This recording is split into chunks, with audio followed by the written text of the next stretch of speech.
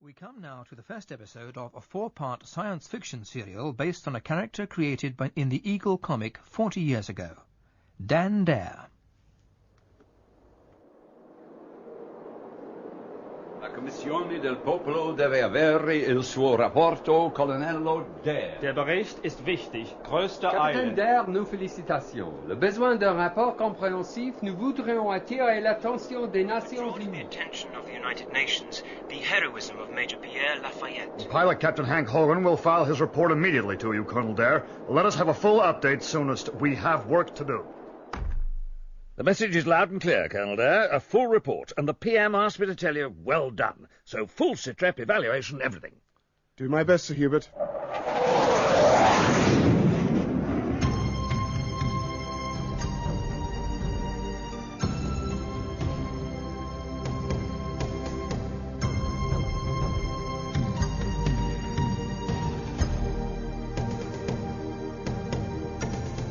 Dan Dare, pilot of the future.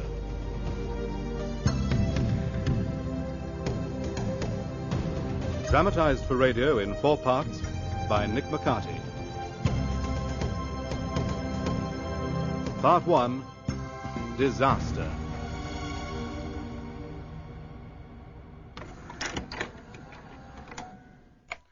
Tape coded AK37RBG1. This is the official log and report of the Ranger mission.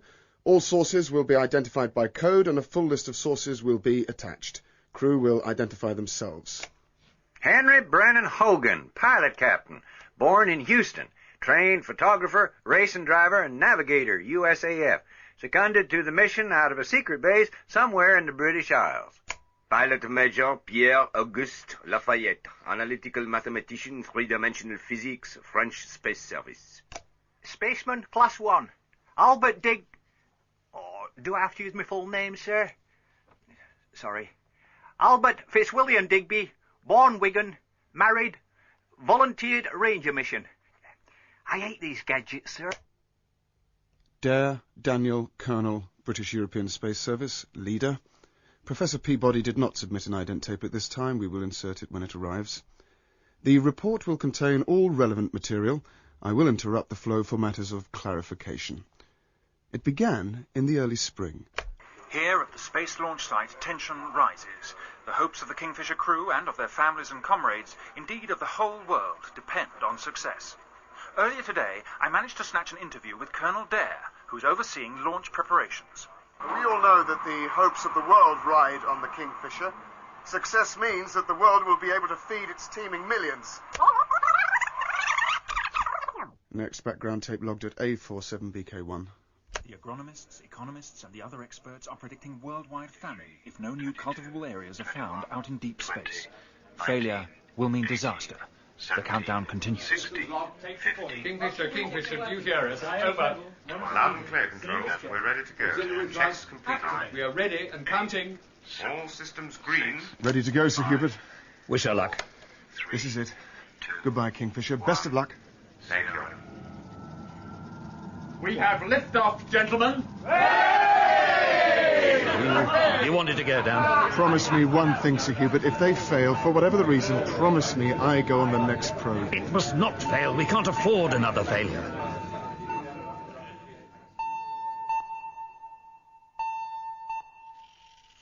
A week later, Digby was serving up my breakfast. Shall I turn the ticker news off, sir? Breakfast is ready. Good chap. Don't tell me bacon, eggs, hot toast. No, but them vitamin blocks again. Queer doing it, sir. Vitamin blocks. I tell you, my Auntie Anastasia had 40 fits. She'll be having them too, Digby. Nay, sir, not up in Lancashire. Still a few pigs hidden in the back, no doubt, and a few hens left a-laying. Hey, I could ask her to send a dozen. No, thank you, Digby. I'd rather not know about your formidable aunt's black market activities. Just thought happening to cheer you up, sir. You've had a face like Fortum since Kingfisher left. No one's been to Venus before, have they, sir? Digby! Colonel Dare's residence. Colonel Dare to report to headquarters immediately. My cap, Digby! Hurry, man! Get the jeep jets! I don't know what the hurry is, I'm sure. At any moment, Kingfisher will be arriving at the point where the other ships disappear, Digby. So step on it!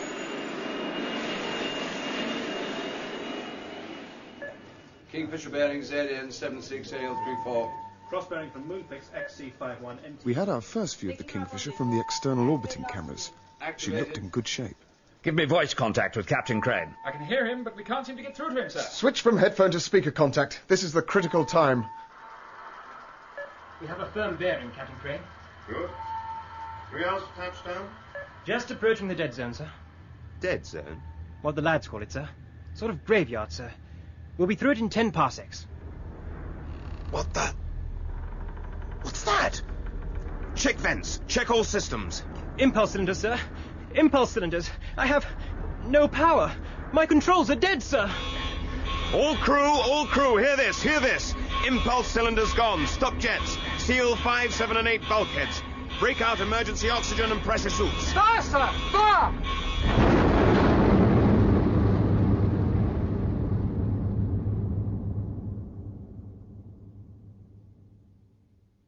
Kingfisher's mission ended there, in the graveyard 3 hours from Venus. The usual emergency meetings happened, of course. I was piloting the jeep jet to the first of them when the beginnings of an idea struck me. Ironical, it seems to me, sir. Ready, Digby? Step on it, Dan. Sir.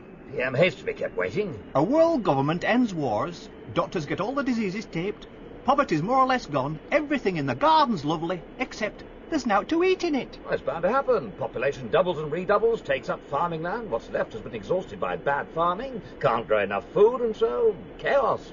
That's why Venus was so important, possible farming land. I think I know what happened to Kingfisher, sir. Huh? This new class of ship works off impulse wave engines. So? These waves, bounced off the moon, are picked up by the in-flight airships. Yes? Picked up by the cylinders. Well, go on. Say a shield were erected to prevent those rays getting to the ship. Well, they wouldn't have a chance. But who? How? Where? Don't know until we go and see. Do I, Sir Hubert? Go, Dan. Go, Sir Hubert. We have a plan, Prime Minister. We need money and manpower, and we need permission. And courage. Oh, very well, carry on, gentlemen. Well, no need to wait on ceremony. Carry on. Old-fashioned rocket ships. Rockets went out with the Ark, Sir Hubert. Dreadful things. Build one, soonest, understand? And 3 two-man shuttles to Colonel Dare's design. It's important it has no impulse methodology. No impulse? Mad, Colonel. Rebuild one of the early models. Down here at Space HQ, there is a scene of frantic activity as Colonel Dare supervises the rebuilding of a spaceship that seems to have come from the old museum in London. This may be the last hope for the world. There have been riots in Jakarta and on the western seaboard of America. A news blackout... We are running out of time. She's ready for testing. 3 months from start to finish. I hear you got a new crew joining. Is there no way to keep a secret here? Not about the Ranger. No, sir.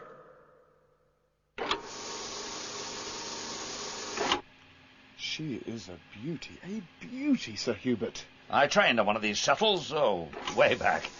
You want to give the personal rocket vehicle a trial run? I cleared it with control. Ignition. Adjust the throttle. And away we go. Tally-ho!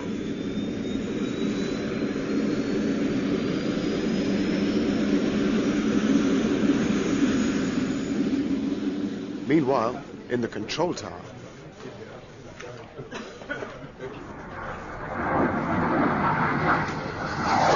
Well, I'll be gall darned if I ever saw anything like that outside of Houston Museum. Man, amazing. I've never in my life. To think men risk their lives in such bone shakers. You two for Colonel Dare? That's right. He around? He must be laughing fit to bust seeing that old crate doing a fly past. Happen he might. He'll see you on the landing area.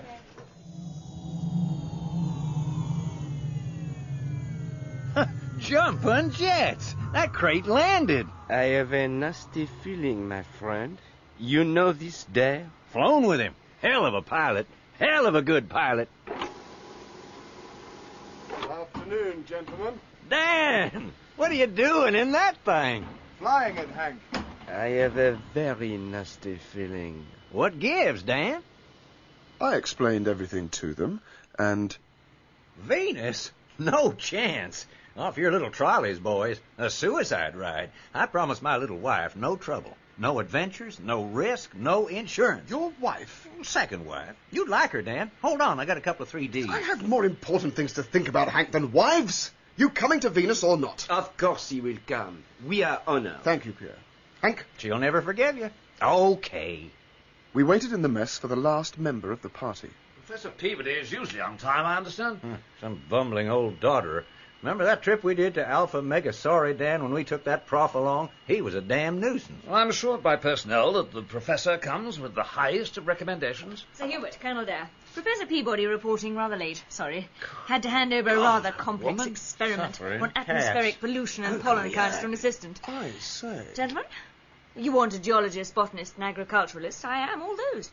You wish to check my credentials? No, merci, mademoiselle. It is that we are discussing a dangerous, near enough suicidal flight, and we had no thoughts of women on such a mission. We are sure you are a good scientist. Women in space. Damn it all. PM's private line. I am also a qualified space pilot. What do you do in your spare time, Prof? I'm a world expert on orchids. Oh. Prime Minister, Professor Peabody has just arrived. An order? From the cabinet? Oh, yes, sir, of course, sir. Women! Bah! A week later, we were ready to leave for the planet Venus. Systems locked. Hank, okay? 7, 4, 3, 0 and holding. Hi, Colonel. All going well. Basic check's nearly done. Pierre? All doors and hatches sealed, absorbers regraded, takeoff procedures counting down. Run on, chaps. Where's the professor? Telling Sir Hubert some home truths. I flatly refuse. Oh, I'm younger, I am fitter, and I have been flying more recently, Sir Hubert. Your flying log is, if you want the truth, out of date. It can't be. I checked your accreditation. You know the rules, sir. I fly the shuttle when the time comes. Places for takeoff. Places for takeoff. Places for takeoff. Check all systems. All off hold. All systems go. Retroactors in place. 7, 4, activated. Good luck.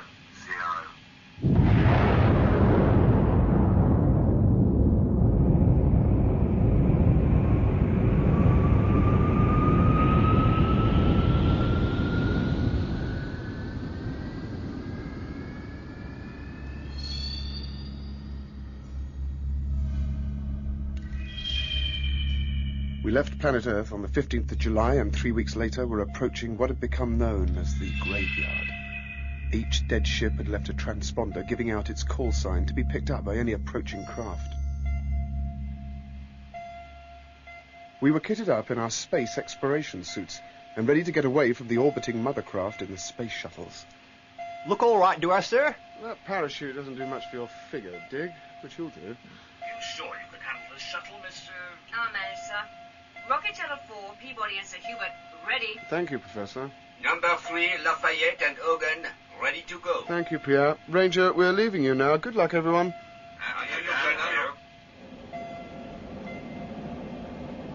We approached what was left of Kingfisher. It lay about 50 parsecs to 15 degrees of our course, a mass of twisted tubes, buckled metal plates, lying like a great whale in the huge wheel of space. The plan was simple, direct, and required only cold nerve, courage, and heroism. It was not something any Frenchman would have turned away from, of course. Colonel Dare insisted that he should be the one to take the first risk, to go through the shield. It was a bit warm in the shuttle as the Colonel put his foot down. I thought Up and my auntie would have a bit of a turn if you could see me now. E.R. Arthur, she'd say. By Ecky Thump. Near the danger zone now, Dig. 3 and 4, this is your leader. We're going in now. Good luck, sir. It was all going well. Past the hulk of Kingfisher and leaving her transponders behind. The radio, sir. Blown up. I should have remembered. The radio works on impulse waves. We can't even warn the others. There's fire, sir. And the plate's all down one side are buckled and straining. Hold on, Dick. Hold on. Sir, atmosphere warning. We've hit the air round Venus, sir. Yippee, we can bail out of the old Keitel altogether while we slow down. seemed to be in a spot of trouble at this time. Fort to command ship. Colonel Dare has a malfunction. Over. Hey, Dan! Come in, Dan! Sir Hubert to Major Lafayette. Hold your station. Sit rep soonest. Oh, do me a damn stiff upper lip about it. He's out of control. Come there. Come in, please. Come in. Down there. Come in. Tell that old stuffed shirt we're going in after. That old stuffed shirt will tell you when and if you do anything. Repeat, hold your station. Seem to be on fire again, sir. Happen we're in a spot of bother. You're a tonic, Digby. Anyone tell you? My auntie once said... Later. If that fire reaches us, we're dead anyway. Fasten helmets. You ready to abandon ship? Right, sir. Got your PG pistol, sir. No time to pack anything else, sir. Here goes. Jump, Digby! Right. Suspended from our parachutes, we activated our personal black boxes so that everything would be recorded.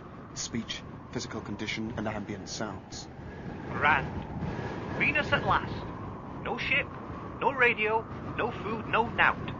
Why I ever joined the space fleet, I'll never know. I lost sight of Digby as he drifted towards the craggy mountains to the west. I was coming in too fast, thinner atmosphere. Directly below was a lake. Get rid of the chute! Quick, quick! Here we go! Here we... Water. Felt like water. Looked like purple soup. And fish, so it sustained life. That was something.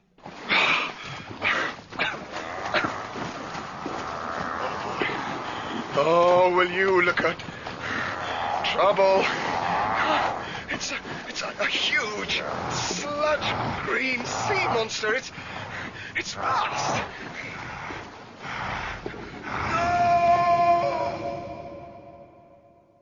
Meanwhile... Pierre, this is very dangerous. We knew the danger when we volunteered, Sir Hubert. There has been no contact. We must go into the zone. He's not going to let us. 10 minutes, Pierre. You have 10 minutes and then we will follow. Keep radio channels open at all times. Atta boy! Here comes the cavalry. Rockets on maximum check. En avant!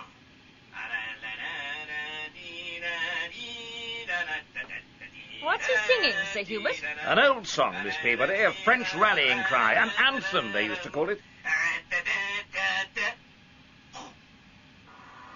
What? Pierre! Come in, Pierre! I'd stopped just before entering the zone. I knew suddenly what the problem was. The radio, Hank! What? Help me! What the hell are you doing? We need the radio, for heaven's sake, man. It will kill us. It works off impulse rays, just like the new ships. We have to jettison it. Good man. Oh, you're an old rattler, you are. A real genius. You better warn Sir Hubert. Where are you? Pierre. Ship 3 to Le Control, over. Where the blue blazes? The radio, sir. The radio works off impulse rays. We have to remove it before we go through the barrier. Over. Oh, well done, Pierre. Very good. Jettison the radio and good luck. We will follow you down. Out. Meanwhile... Hey, that were a right welcome for Colonel Dare and no mistake. Up the top of a cliff and looking out, I could see and I could hear. Why, it was chilling, that noise. Nasty, messy place, Venus. Funny water. The colour of me Auntie Anastasia's favourite antimacassar. Like mud at Wigan on a wet day. Captain Dare was out there in the middle of the lake, giving that thing a right hammering. No way to welcome guests, you refugee from Loch Ness. I'll have to put you to sleep, old friend. Thank heaven Dig remembered the paralyzing pistol. Now, get ashore and sort out the mess.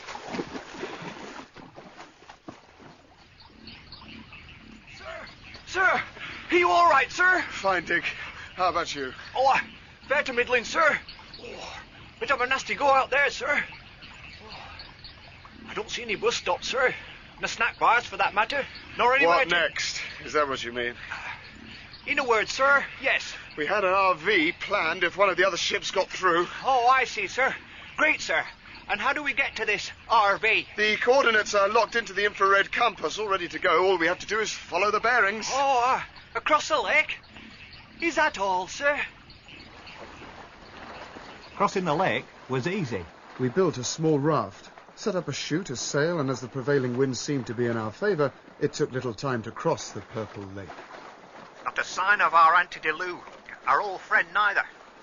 Time for shut-eye? Trust you, dig. A completely unexplored planet, and what do? Go to sleep. I'm conserving energy, as it happens. Eventually we arrived on the far side of the lake. The atmosphere was dangerous, but we were breathing through the intake converters in our helmets. We had removed our spacesuits. Land ho, we're there. Strange, towering cliff and pillars of shining red stone. Caves and terraces of black basaltic rocks carved by millions of years of sea and wind action. Shanks's pony now, Dick. I don't like the look of this gully, sir. No, them boulders up there. Look out, sir! You think we wanted here, sir? Just keep an eye open. Yes, sir. We climbed through the rocks and away from the lake until... Look at that, sir. It's carved, sir. A huge pillar. Never natural light, Colonel. And look, there's a cave behind it, sir. Like it was a gateway or something. We'll take a look, Dick. Careful now.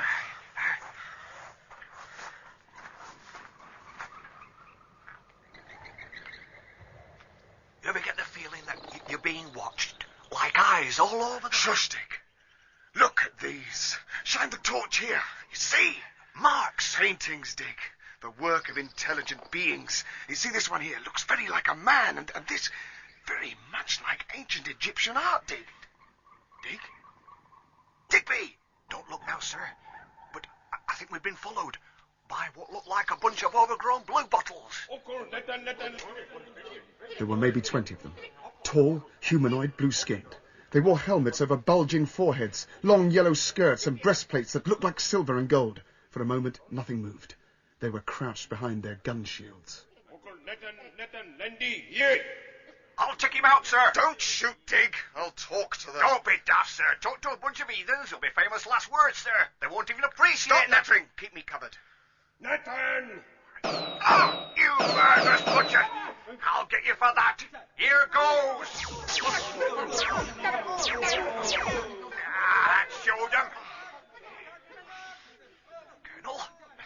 Colonel Dare. I'm all right, Digby. Just stunned. We looked over at the figures paralysed by Digby. They were virtually human, but I saw no point in waiting to do further research on these hostile blue men. We walked out of the caves and saw across the valley a vast transporter. It was lit by strobing lights and little winking bulbs. Wow! Like Blackpool, South Shore when I was a kiddie. And we walked right into the trap. Look out, Digby, behind you on the ledge! Oh, hey! Get off, you great blue horror! Get off, sir! Give up, Dig! Don't fight without numbers! We were marched across the valley to the flashing transporter. They stuck us on top. It climbed to a great cliff and then turned on full power and headed straight for the purple lake. What happens if the brakes fail, sir? Hang on.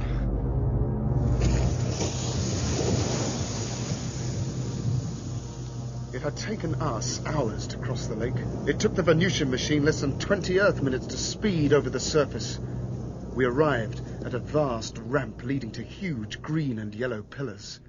Domes glinted under the watery light of the sun. The whole city, for it was a city, hummed.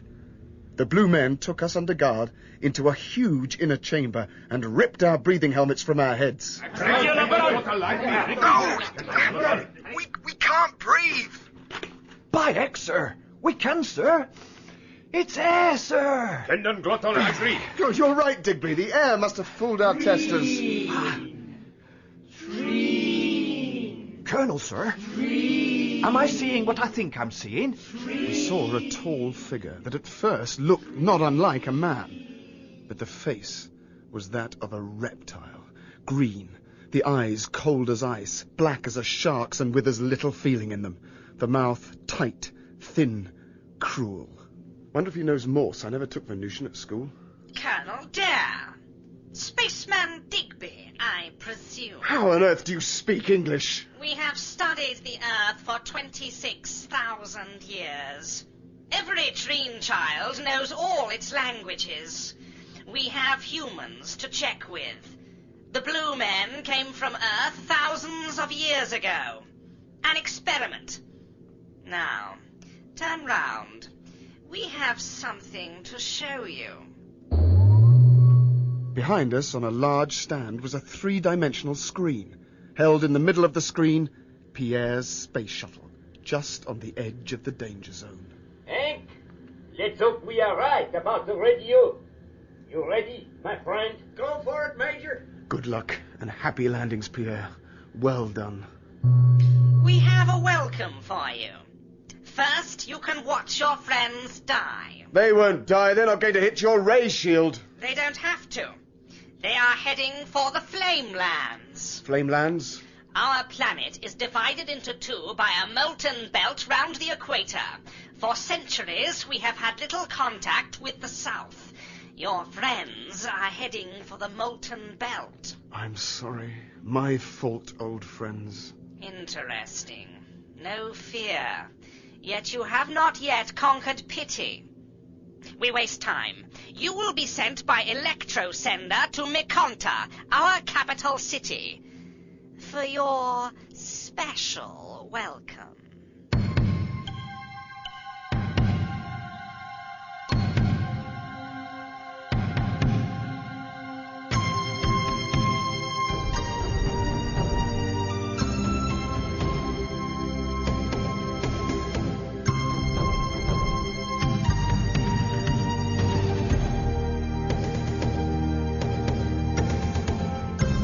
Part 1 of Dan Dare, Pilot of the Future, dramatized for radio in 4 parts by Nick McCarty. Mick Ford was Dan Dare, Terence Alexander Sir Hubert, Donald G. Digby, Zela Clarke Professor Peabody, William Roberts Hank, and Sean Barrett Pierre.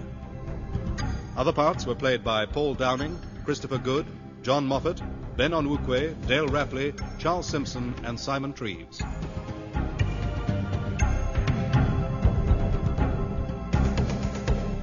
The music was composed and played by Wilfredo Acosta.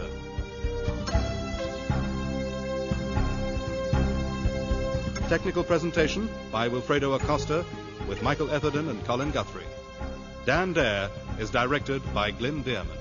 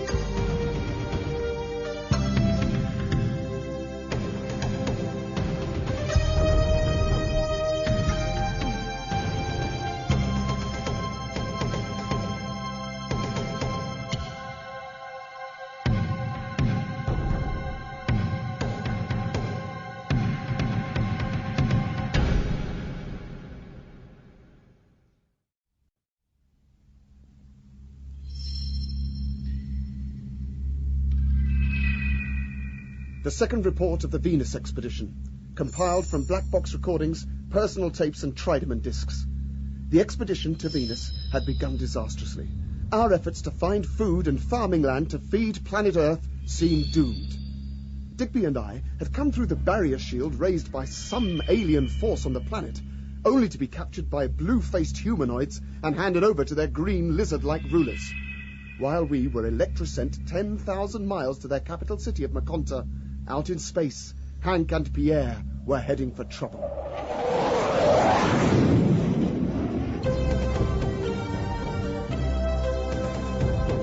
Dan Dare, Pilot of the Future, dramatized for radio in 4 parts by Nick McCarty. Part 2, Divided We Fall.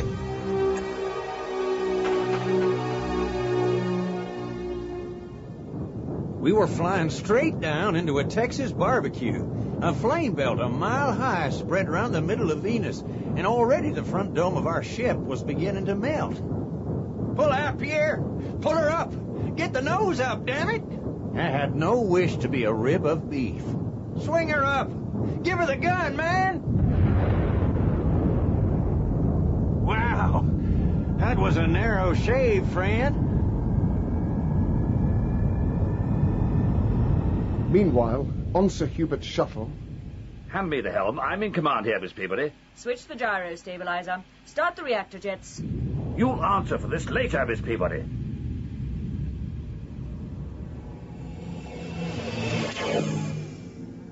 On Venus, Digby and I were looking over the glass domes and walkways of the huge mechanical city of Maconta. Buzzing sky scooters, roadways and electrosender tubes crisscrossed the city. My orders are to take you to the director of the Earth Research Center. Orders? Whose orders? You will go by flying chairs. The city's internal transport. How can we? Daft, I call it. Daft. Daft. When? Now. These flying chairs are controlled by thought impulses, hardly suitable for such puny brains as yours. I will direct all three. You will get on. Why, Colonel, I never thought I'd see the day. Ooh, whoops. Hey, look at this, sir. No arms, eh?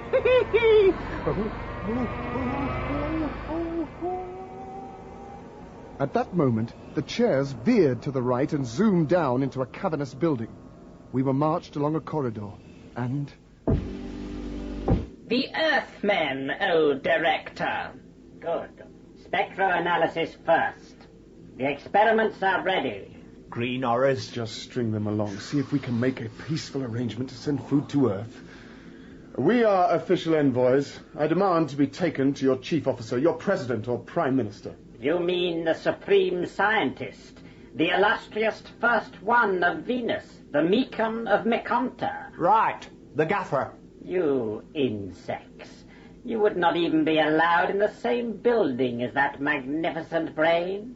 Master, a third rocket is about to land on the northern fringe of the Flamelands. We have no need of any more specimens. Fasten them to the slide and give the first injection. One is a woman, oh Master. A woman? That will be interesting. We will watch them as they crash, monitor the sound waves and the brain pattern from our specimens. Patch it through. Hurry. We can't pull out. I can't pull her out, Sir Hubert. I can't control. I'm sorry I said some harsh things, Miss Peabody. You're a damn brave woman. Maybe we'll come through, and if we don't, we gave it our best shot. Hold tight!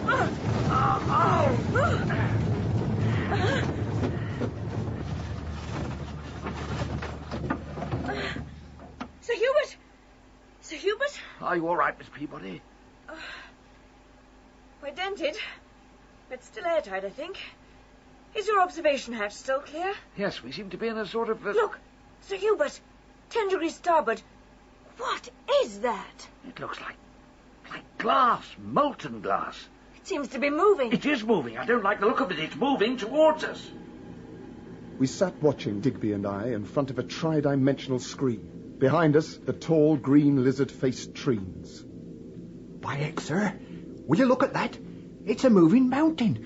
It's coming closer to them. Don't let them see your concern, Digby. These green-faced so-and-sos will love that. Love, Colonel?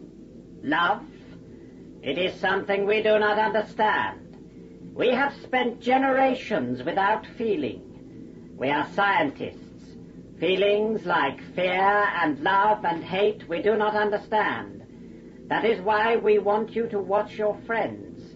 They are going to die. We will observe you as you watch them on the screen. Is it pity that we are registering on your thought patterns, or fear? What are you doing, Sir Hubert? Fasten your helmet, Miss Peabody. I'm going out to recce. Wait here for me. I'm coming with you. You will not leave the ship. That's an order, Miss Peabody. Good luck, sir. Chin up, eh? That's it. Now then, I'll check the outer structure. Fins retracted and undamaged. Shield shows signs of overheat on entry. Check the jets, Sir Hubert. I have emergency state on each of my control panels. It's damned hot out here. Right, jets. Both clogged. It's as if they've been sealed. It's a sort of hardened plastic, almost glass. Could we use the jets to get clear? Miss Peabody, if we use the jets, the whole ship would explode. Hold on. Oh, my God! Oh no! No! Sir Hubert? Sir Hubert! We are registering something here. Anger. You could stop this. You could help them. Save them. Why? I do not understand. They are at great risk. They could die. We shall learn much if we let them die. They have no hope of surviving. If I could get out of this chair, I'd show you what we think of that where I come from. There's a lady there in danger. I'm sinking, Miss Peabody! I'm sinking into... Miss Peabody, help me! Help me! Hold on, sir! Catch this rope! It's tied off to the hatch frame. Haul yourself out, sir! Pull! Thank you, Miss Peabody. Well done. Now we have little choice. If we try to lift off, we will blow ourselves to bits. If we stay, we will either suffocate as we sink or roast from the heat. Oh, don't look now, sir, but that glass mountain is moving towards us. What? Meanwhile, I had to find a way to persuade the experimenter to let us rescue them. You're supposed to have the good ideas, sir. How can I? They have no understanding of pity. To them, it's just another experiment. How right you are, Colonel. We could use two for dissection if we had them all. Dissection? Very well. Colonel, you're anxious to rescue them. Do it, and we will be able to advance our knowledge even more. Come along, Colonel. You have little time. We can't do it, sir. If we rescue the Prof and Sir Hubert, we take them out of the frying pan into the fire, so to speak. We can't let them fry, Digby. You will go by telesender, Colonel. Happen it was us that was in the fire now. There were several long tubes against one wall, and they were sort of pulsing with light. You will step into your tube. Here, chum, you'll not see me in one of them things. There is no need to tremble, spaceman. Who said that about trembling? I just like my feet on terra firma. Digby, get in your tube. You will simply be disintegrated in the tube. I don't think I want... Transmitted by radio and reassembled in a similar tube at your destination. It's all very well for you, son. Up and I'm not built for radio waves and transmitting and such. Digby, remember, they are sinking into that boiling glass mountain. Aye, and I'm about to too. Here, don't shock me, you great twit. Here, don't get me wires crossed. What's that funny noise, sir? I don't like this. I don't know what's going on here.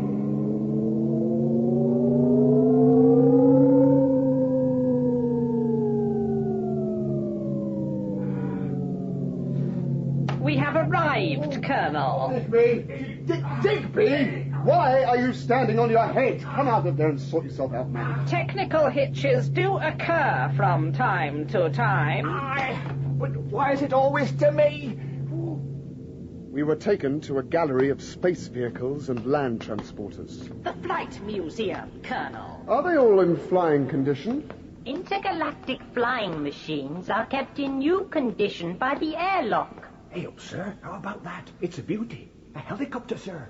Perfect. It might do the trick, Dig. Jet-propelled copter, obsolete for 1,000 years. We took it. They fitted fluorine sprays to neutralize the silicon mountain. Digby clambered aboard first, and we had our next surprise. Who the old lad are you when you're at home? I am Sunda, your pilot. Try no silly tricks. We are ready to go. Stand by. We headed due south out of the huge hangar, up out of a volcanic crater and fast towards the Flamelands. A race against time. Meanwhile... Professor, have you ever seen anything, heard of anything like this glass mountain? Never, Sir Hubert. Anything in its way just gets sucked under. Still, while there's life, there's hope. You're a very brave woman. Sir Hubert. I've never had much experience with females, tell the truth. Damn good show, if you see what I mean. Damn good show. Meanwhile, as we headed due south with Sondar at the controls, Digby had a thought. Sir, him being about 10% taller than us, with the gravity differential, it should make us about the same percent stronger. Know what I mean, sir? Shush, Dick. Hold your horses. We have to get the others out of trouble first. Just watch how he handles the ship. I'll try and make friends. Fat chance, sir. My Auntie Anastasia would have had a word for him, sir. Uppity, sir. Uppity. I can try. We haven't been properly introduced yet. I know who you are, Colonel. I told you my name is Sondar, and you will obey my orders. I see you are extending your hand to me. We have always thought shaking hands illogical. An old custom, a friendly gesture. Usually employed by businessmen and politicians when they are about to cheat one another. Sit down, Colonel Dare. Any luck, sir? He's about as friendly as a frisky stoat. We are approaching the silicon mass now. Sir, look, sir. Where that outsized mint humbug's leaking over the sand, sir. Poking out, sir. It's the ship.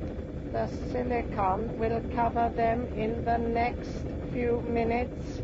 You have little time to get them. You seem concerned all of a sudden. Our experimenter wants to use them.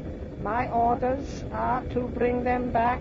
Yours to obey me. We will see what our fluorine spray guns can do. We looped round the edge of the advancing mass, and Sondar hit the firing button. The fluorine seemed to fill the charged atmosphere below with a fine mist and released the death grip of the silicon mass. Below us, waving up from the rocket, were... It's them! They're alive! We have done it, Digby! Damn good show! Aye, happen it is. Just one thing, Colonel Dare, sir. They're on a sinking rocket surrounded by some hot liquid stuff, and we're up here. Rope ladder. Part of the kit. I checked before we left. All we have to do is to pay it out to them. We winched down the ladder, and Sondar held the copter steady as a rock as the Professor and Sir Hubert clambered on board. By all that's wonderful. Where the dickens? You can open your helmets. Everything's laid on, including air. Welcome aboard. Thank you, Colonel. Just in time. Oh, golly, Dig, you've no idea how glad I am to see your happy, smiling face. Well, it's not exactly Freedom Hall, as you might say, miss. Oh, why? You might even say you're out of the fire and into the frying pan, in a manner of speaking. What are you talking about? Him, sir, at the controls. And his little friends back home, sir. Call themselves trees. What did you mean about the frying pan? Not the sort of tact, Digby. His friends, boffins, run wild, quite inhuman. They have no emotions at all. Then are we... prisoners, sir. Just for the moment. At least the trees think so. So what do we do about it? Now you and Miss Peabody are here as reinforcements, I'm going to take executive action. Do nothing so foolish. Your intentions are quite clear to me. Your thought processes clearly transmitted. You are quite powerless. Quite powerless. I don't think so, chum. I'm sorry about this. Oh, well done, sir. Here, down we go. Ladies undies, kitchenware. Controls, Digby, give Sir Hubert a hand and drag our tree friend out of the way. Right, sir. Very well. Let's get out of here fast. How is he? Coming round, I think. I'd like a crack at him, sir. Sorry, Dick. You take over the controls while I keep an eye on him. Right, sir. And change course, old boy. We're probably flying on an automatic radar beam controlled by the trees in Maconta. Aye, aye, sir.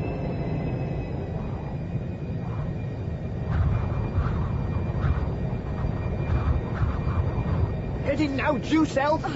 The wind's getting up, sir. Dirty weather. Change bearing, due west. Will do, sir. It's a twister, Dan. A huge tornado force on the starboard bow. Ahead, Dan. Another tornado. It's moving across us.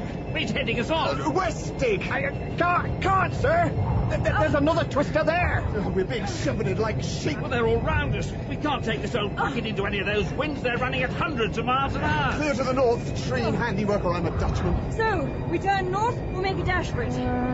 Your train friend's away, Dan. Ask him which we should do. Sonda, can you hear me? Yes, I hear you. You want to know which way to head? Yes. They want us back at headquarters for experiments. Us? You as well? I was afraid when the ship was in danger. I displayed emotion. Unscientific. They will want to trace my fall. We're in the same boat. That does not matter. I will be proud to serve Treen Research. I'll give the research program a miss, I think. Head due south, Dick, into the tornado barrier. Here we go! Professor! We're being sucked in, sir. I can't hold her. I can't. We're going down. I'm gone.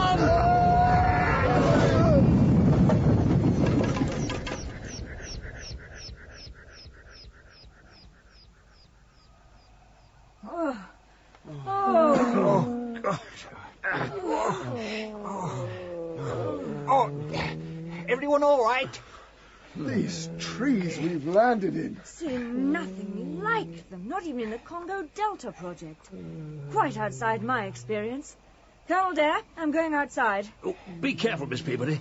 I'll be fine. Jungles are nothing to worry about. The branches are like rubber. Soft. Fantastically strong. Oh, it's like landing on a mattress. We were very lucky. Call this luck, sir.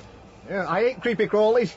Up and I'll stay in the helicopter if you don't mind. I have never seen a jungle. I will expand my information. Very useful. Science is knowledge. Knowledge is science. Oh, happen it may be. Oh, the hammers of hell. That's the biggest, creepiest. What is it? I don't know. But I think I'd rather be in the open than trapped in here with it. After me, Digby. What's so funny, sir? You three exiting double quick. Well, there was a thing in there, see? It come in through the hatches. Sondar, we're in this together. I want no trouble from you. They will have us marked down. They will be sending guards to take us back. Then we won't hang about here. You all fit? Yeah. Sir Hubert, Prof, have you any weapons with you? We have our paralysing pistols, that's all. Right. Dig, got the infrared compass? Yes, sir. We needed to make the rendezvous with Hank and Pierre. If they're still alive. If they manage to crash outside the flame belt, they will be. Take more than a green tadpole dressed in a copper wire corset to finish off Hank and Pierre. And it can't be hotter in the flame belt than it is here. It is 690 degrees and 90% humidity here. The flame belt has no humidity and a temperature of 2,000 degrees. Come on. I know one thing. They give a few pounds for this weather in Wigan Wakes Week. Hey up! Wait for me! Meanwhile, back on Earth. This is the International Headline News, brought to you courtesy of the mineral drink that cuts down hunger while it alleviates thirst. The fate of the 3 shuttle rockets from the mothership Ranger is still not known. They cut off all radio contact in order to get through the shield round the planet Venus. There is still no news of space veteran Sir Hubert Guest. Radio silence blanket stares rockets as Mothership Ranger returns to Earth. Interviewed in her West Street home, Mrs. Digby, wife of Albert Digby, spaceman first class, said, "He's got true Lancashire grit. The lad'll be back. He'd best be. He's got me and 5 kids to be responsible for." Across the world, tension mounts. Rioting is reported in Peking. Ration cards were not delivered to 5 million people. Emergency measures are being taken to preserve strategic supplies of food around the world. Senator Hartwell of North England called for a UN inquiry into the activities of Vitamin Eats Incorporated. He accused them of using inferior quality food rations in America and Europe will be cut to rebuild reserves. That's enough of that. I've heard enough to last me a lifetime. And what did you mean about our Albert having a responsibility? Ah, well, he does anti-Anastasia, he does. I told his mother when he married you. I told him when he brought you round. I said then you were not right. He's got adventure in his soul as our Albert. I'm proud of the lad. And you are. But he still has me and the kiddies to feed. And he has. And you know as well as I do that our Albert's sitting somewhere with his feet up and a nice bacon sarnie or a chip butty to hand. He's had the luck of the Digby's all his life. I know Albert Fitzwilliam. He'll be snoring in peace and comfort, I'll be bound.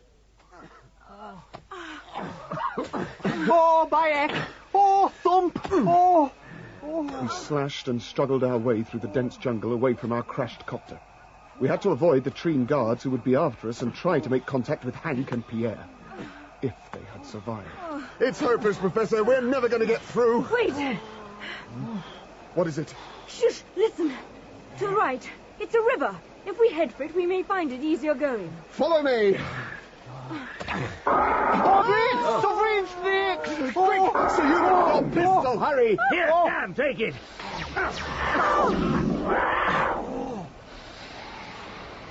Have you ever seen anything like it? It's the biggest snake. It must be 30 metres long and at My head. family has this thing about worms. I never went fishing as a kid because of them. And look at that. Oh, I feel a bit woozy. Anyone seen Sondar? Oh, over here, under this fallen tree. You're right, Sondar, you can come out now. It's safe. Oh, frightened again, were you? Bit of a washout for a train, you. But, oopsie-daisy. Oh. I do not understand why you save me. We do not understand unscientific actions. Sondar, you may have forgotten it on Venus, but there are other things in life besides applied science, and we may need your help. We must get to the Professor's River and across it if we can. So, come on, hurry! Sir, look, sir. What the? The Zombs! The what? The guards have brought the Zombs with them. Zombs tear their targets to pieces. They are trained to destroy. Now you can be afraid. Oh, Bayek! Then let's hurry!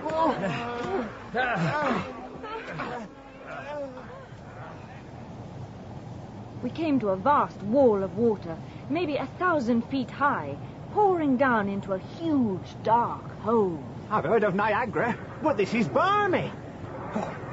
Those zombies are getting closer. Digby, stop chatting and get on. We have to climb those falls, all right? Aye, sir. No time like the present. Might as well get going.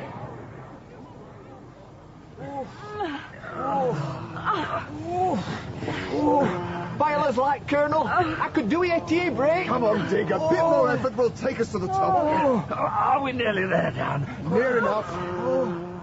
The old boy was feeling his age, and Dig is no greyhound. If only I knew where the Treens were. The Zombs are getting closer. Hurry, Dig! Sir Hubert, you all right? Don't worry about me. We reached the top of the falls and had time to see below us a vast open stretch of pale green water, an inland sea, and then... Dan, behind you! Jumping jets! Blimey, dozens of them, green so-and-sos. They were standing looking down at us from the rim of the falls. It is useless to fight. Sondar, you will be most interesting for our scientists. A stream with emotion. Fatal. Straight at him, gang! Come on, the fleet!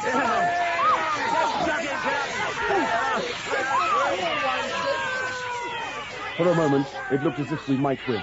But then Digby got in the way of a gun that sprayed him with a sort of plastic balloon. You all right, Digby? And the Treens released a Zomb from its leash. I faced the fat fly. 2 serrated tusks on its forehead. It was like a cross between a Rottweiler, an Alsatian, and a dingo. I rolled with the animals. It sprang for my throat and hoofed it over the edge of the falls. Sondar, giving as good as he got, was eventually covered with a plastic balloon.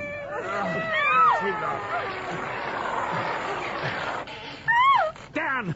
The Professor! Out of my firing line! I KO'd the Treen who was menacing Professor Peabody. He fell backwards and Sir Hubert's stun gun took me full in the chest. Dan! Oh, my hat! Dan, get back from the edge! Dan! He fell, twisting and turning as he went, paralyzed, into the white, foaming water below the fall. It was all over then. The Treens cocooned us all in eggs of clear plastic and prepared to take us away. It is unfortunate we lost Colonel Dare, but he will never return. Take them. This is Sir Hubert Guest's diary tape for the file and report to the UN. I had killed Dan, I knew that. So when they led us away in our plastic bubbles to the city of Maconta, I was not really taking much in. Digby was kind. You couldn't help it, sir. Dan would feel no pain. I wish I could say the same for our prospects. Digby, the professor.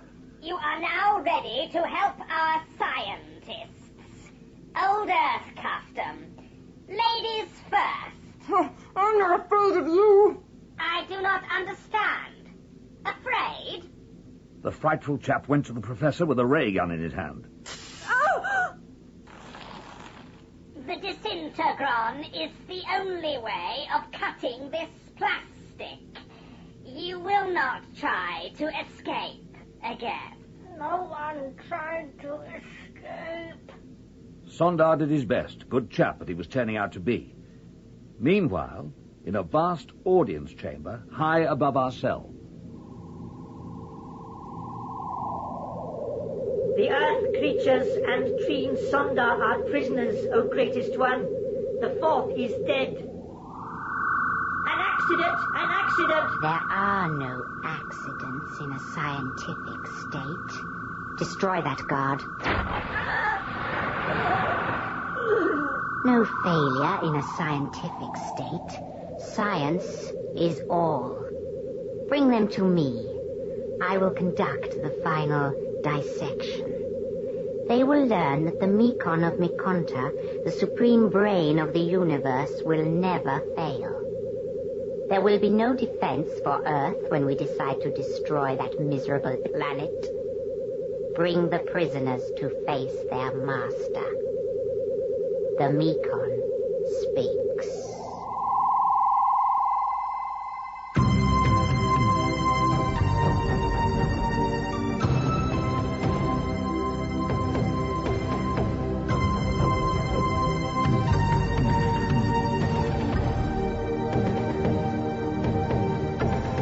In Part 2 of Dan Dare, Pilot of the Future, dramatized for radio in 4 parts by Nick McCarty, Mick Ford was Dan Dare, Terence Alexander, Sir Hubert, Donald G. Digby, Zela Clarke, Professor Peabody, William Roberts, Hank, and Richard Pierce, the Mekon. David Googe was Sondar, Margaret Courtney, Aunt Anastasia, and Shirley Dixon, Mrs. Digby. Other parts were played by Vincent Brimble, Paul Downing, Stephen Garlick, Dale Rapley, and Danny Schiller.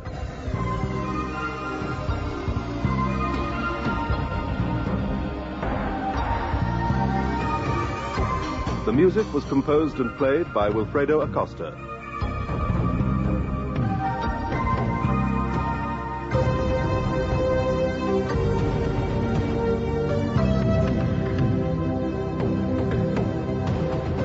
Technical presentation by Wilfredo Acosta with Mike Etherden and Colin Guthrie. Dan Dare is directed by Glyn Dearman.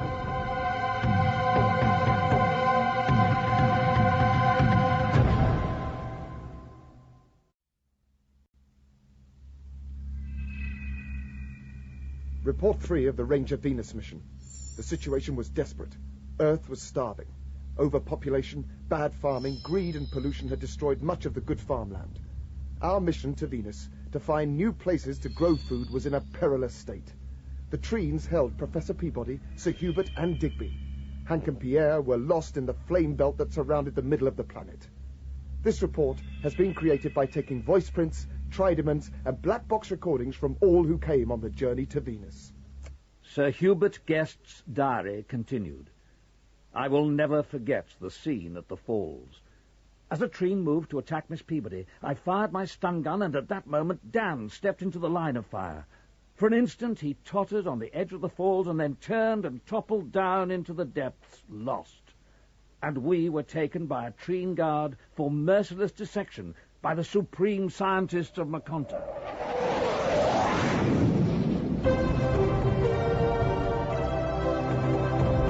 Dan Dare, Pilot of the Future.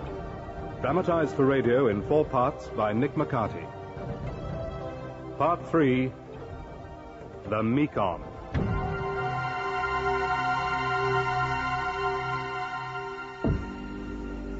In here. We demand to be treated under the rules of the Geneva Convention. There is no convention here, Sir Hubert. Forget it, Sir Hubert. That was based on care and concern. These treens neither know nor care. I understand you are trying to insult me. It will not work. You should be honoured to be going to the presence of the Mekong himself. Honoured? Why? He may have you dissected, oh fat one.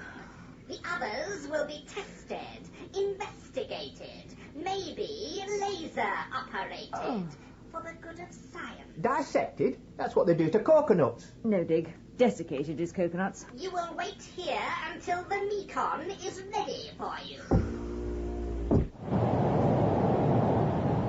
Meanwhile, under the swirling waters of the falls, I was still able to think, but not able to move my body. The waters churned and whirled and finally threw me into a long tunnel. I had to break surface or I would drown. Thank heavens I can move again. The paralysis is wearing off. I must stay on the surface. It's so dark in this tunnel. So dark and cold. I must have passed out.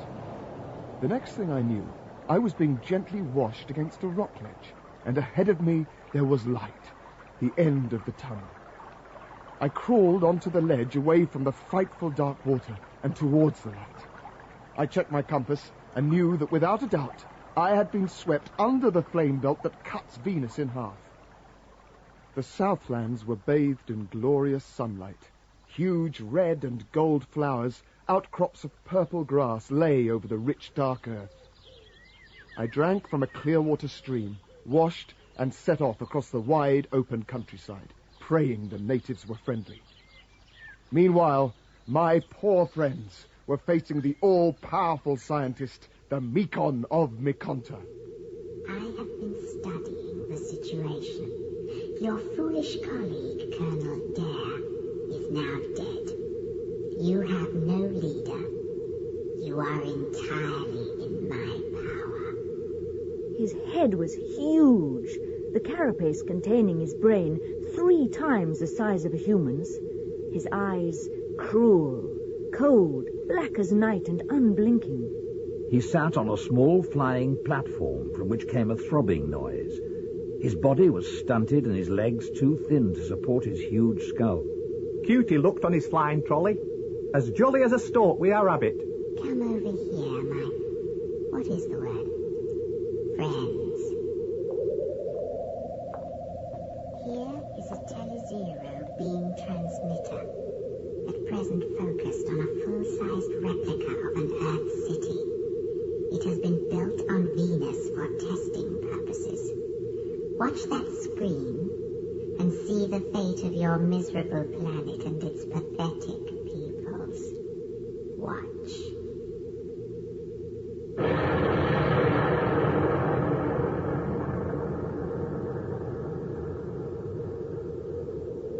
There's nothing left of the place. Nothing. Dust. People, whole populations will die. Yes, dust also. You can devastate the world too, of course, with your puny little bombs. This, our supreme weapon, can destroy the world or a single house from space stations 1,000,000 miles from any of your weapons. Every part of the Earth is defenseless. At my mercy. But what's the use? No train can go there after such a... Show them.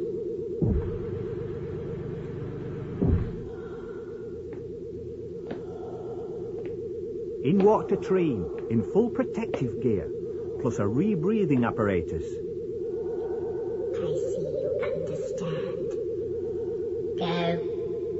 I tell you something for nothing. They'll be wild about him in Wigan. Very clever indeed. Naturally. Now, we are going to use you. You will be useful in the final stages before we invade planet Earth. Invade? We need to know the extreme limits of human resistance. Then we shall extract your brains for further study. Sonda, you intrigue us. A Treen who has somehow mutated wrongly. We have looked into your parentage, your history. It is not clear yet how the mistakes can have happened. We will later personally direct your dissection with the laser scalpels. I am at the command of science, Omicron.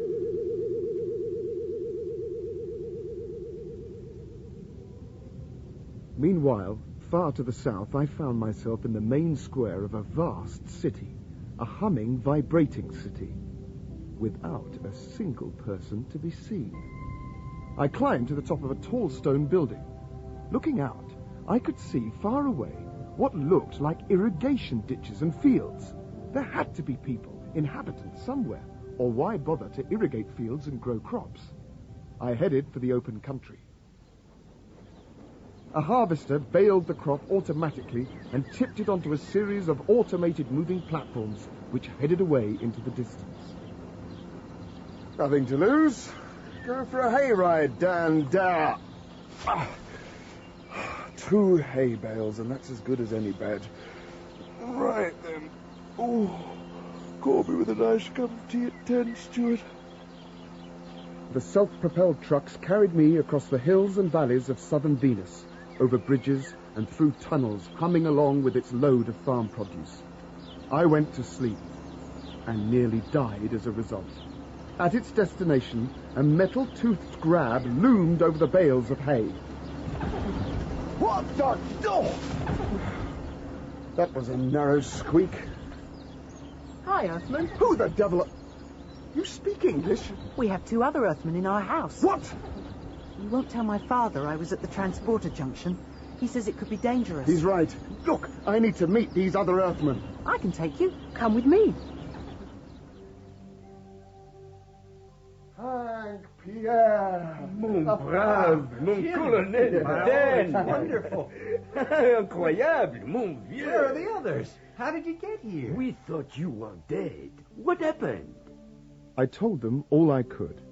Hank and Pierre had crash-landed just south of the flame belt, and even as we spoke, their shuttle was being repaired. They introduced me to Volstar. He was a leader amongst these trusting and generous people called Therons. They were like us, apart from their deep desire for gentleness. Aggression for them did not exist. We had despaired of you and your friends, knowing that you had landed in the north among Treens. We have not been in contact with the Treens for centuries. The flame belt has kept us apart. We are worried to find you have managed to pass through the flame belt. Our defenses against the Treens will not stand up to their sophisticated weapons. I didn't come through the flame belt, Volstar. Then I came under it. Howling hyenas. Under? How? I was carried by a subterranean river. It is very important that you meet with our leaders. As soon as possible. I understand the situation on your home planet is desperate, Colonel Dare. We need help. We need space to grow food for Earth. Here, perhaps. That will be for our Parliament to decide. You will be seeing our President, of course. We must hurry. I have 2 urgent tasks. Fix up a supply of food for Earth and rescue my friends from Lecompte. 3, Colonel. We have heard via our radio satellites that the Mekon plans to destroy Earth. Certainly. Someone has to get back to your mother ship to warn your planet. Your shuttle rocket, Pierre? We'll be ready in a few days. These guys may have given up living in cities or being ruled by machines, but they sure know their way around with a monkey wrench. Volstar, I must talk to your president now. My house is already traveling towards him. Your house is what? Since we gave up cities as unsuitable for man to live in, we have houses that will move where we want them to. It's more convenient. At the moment, we are traveling at around 800 of your Earth miles an hour. The air bubble that surrounds us ensures no discomfort. And while we traveled, Volstar told me something of the tragedy of Venus, of Earth, and of Atlantis. He told of the Theron attempts to pacify the Treen reptiles beyond the flame belt. When the gentle Therons realized that all the Treens cared for was power and science, they left them to their fate. The Therons explored space, found planet Earth, and discovered a landlocked valley, the center of Earth's civilization, Atlantis. Tragically, the Treens followed them and systematically transshipped the Atlanteans back to Venus, where their descendants have been slaves ever since. The remaining Atlanteans, blaming the Therons, sabotaged their remaining spaceships. They smashed the housing over the atomic reactor engines. The result was catastrophe. The end wall of the valley collapsed as the Atlantic Ocean engulfed Atlantis, destroyed a civilization, and created the Mediterranean. A people destroyed, save for the sad prisoners of the Treens whose descendants are the blue slaves of Maconta. Meanwhile, in space... This is Mothership Ranger calling Earth. Come in, Earth. Over. Will it take long, Sparks? No, sir. I put it on boost. Do you think we might get back by Christmas, sir? I had sort of promised my kids a trip. If they say stay, we stay, Sparks. Just think about the Colonel and the rest down there on Venus. You think they're still alive, sir? This is Earth. Do you read, Ranger? Over. We read and have message. Stand by to receive.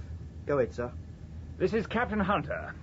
There is no sign nor sound from the Dare expedition. Rations aboard are low. Can only remain in orbit one more Earth month. Orders, please. Over. What about the others, sir? You know the score, Sparks. No place to spend Christmas Eve, is it? 150 million miles from home.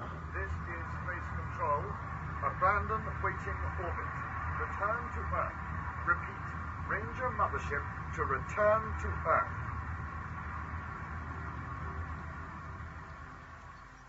Meanwhile, in the beautiful tree-filled courtyard of the Therons' president's house, I tried to persuade the old man to help me go back into the north to rescue Digby and the other crew members. Naturally, we grieve for your friends, but there is little we can do to help. I can't just sit and grieve. These people rely on me. You cannot pass through the barrier erected by the Treens over the Flameland. And you'll do nothing? Hey, come on, man. Don't get too heavy. We have achieved the perfect life here. Happiness and peace for our children. We mean to keep it. And the rest can go hang. The Treens are planning to attack Earth, and you just sit back and enjoy your music. Great. Mon ami. Pity is fine. Grief, too. But if you let the Treens commit crimes you are able to stop, then they become your crimes, too. You sit here and read poetry and smell flowers while our Earth children are starving to death.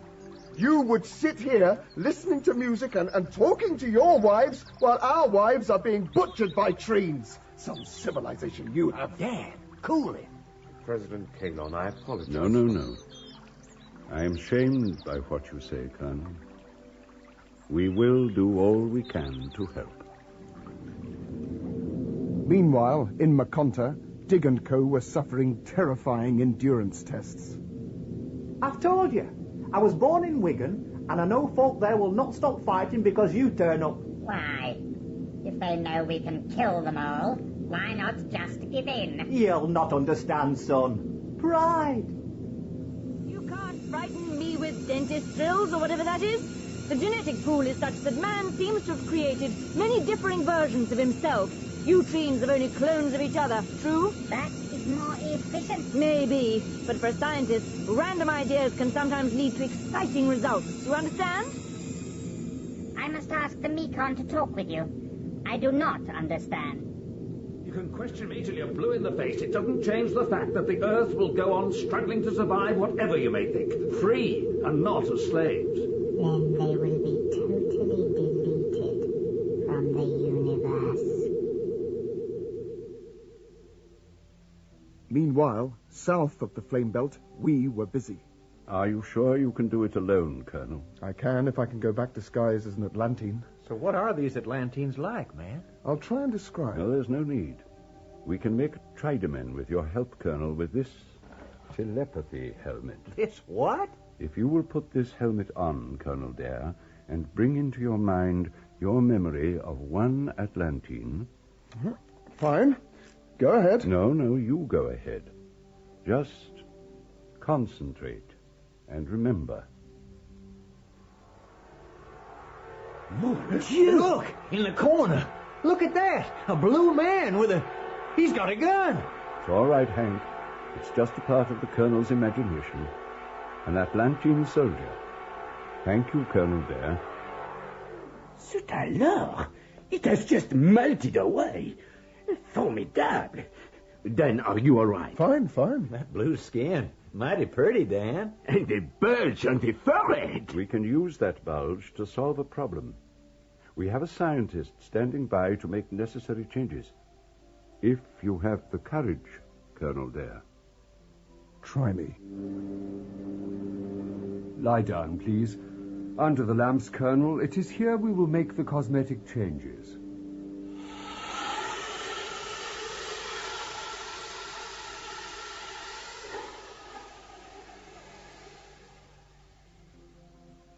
When we saw the Colonel next, he was a changed man. Different clothes, different skin, blue as sky.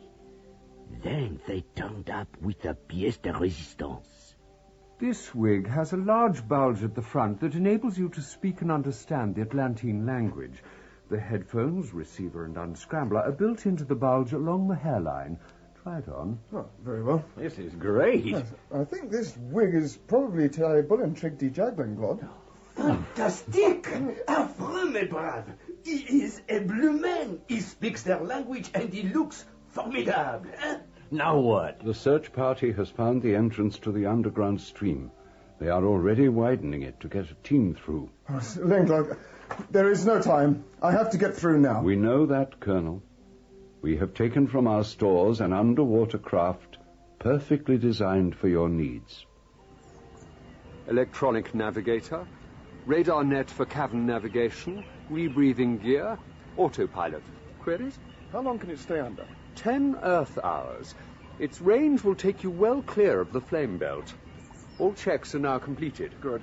Is the slipway clear? All clear and ready to go, Colonel Dare. You have your personal breathing apparatus on board. Right. Before you go, Colonel, we have this weapon to offer you. Treen technology depends on magnetism. This is a demagnetizing gun. It has not been tried on trees, but we felt it might work. It is the best we are able to do. Thank you, Mr. President. Au revoir, mon brave. See you all in Piccadilly. I don't mind admitting that for a limey, Colonel Dare had guts. He locked himself in that submarine-type contraption as if he was going for a spin down the Delaware. Good luck!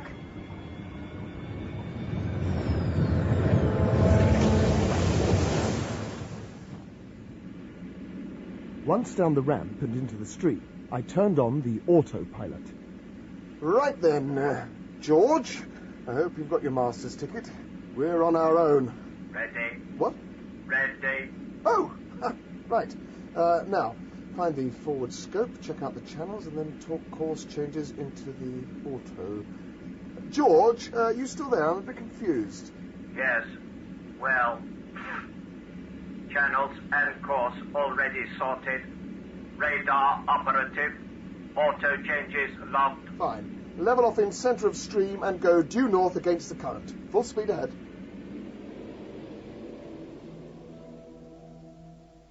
Hank, Pierre, I've just heard that your shuttle is repaired and ready for firing. Great!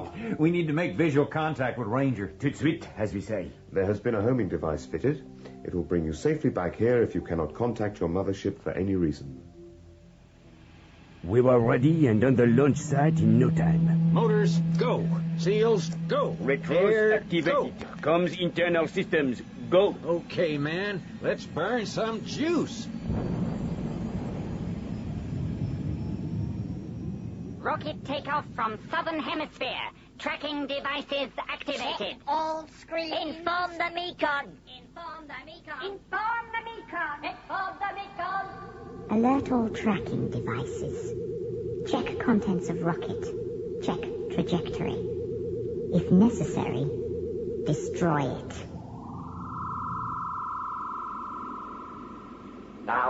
under flame belt.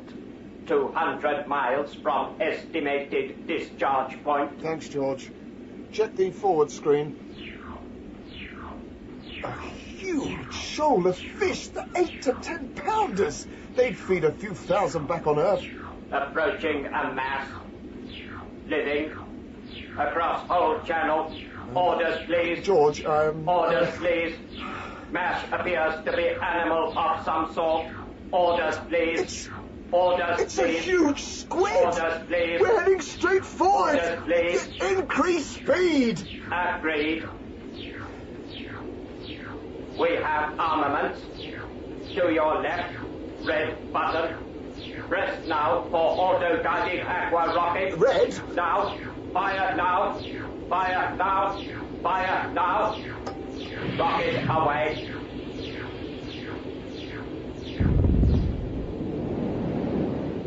All clear. Reducing speed to safety level through debris. Stay on auto. Hours later, we emerged from the tunnel. Now hear this. Now hear this. Steady, George. Up periscope.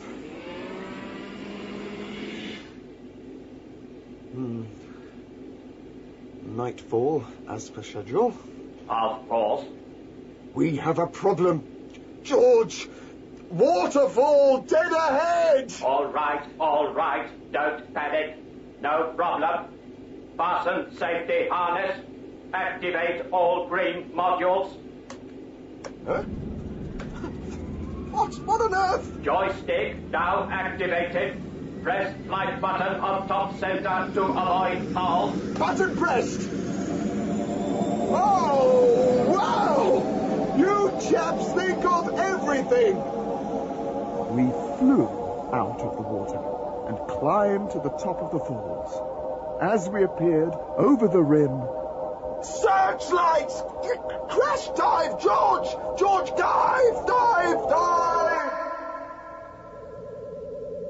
Continue tracking the rocket.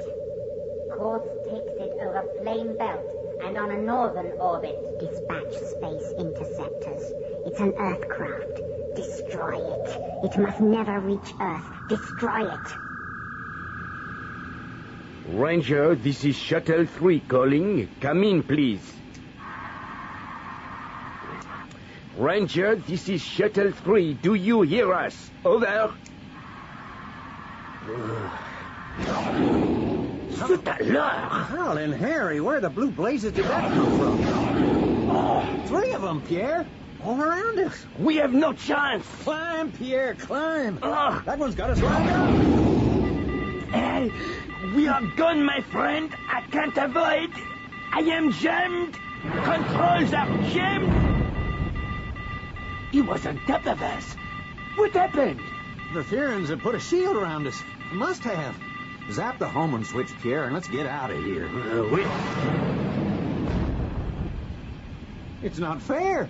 They just crash into our shield and boom! The last one's heading for home. When that ship returns, execute the pilot. I said no Earth rocket was to escape. This is aggression. There is no truce with the Therons. We are at war. Meanwhile, under the water, I left the craft on the floor of the lake and, using my personal rebreather, made my way to the surface.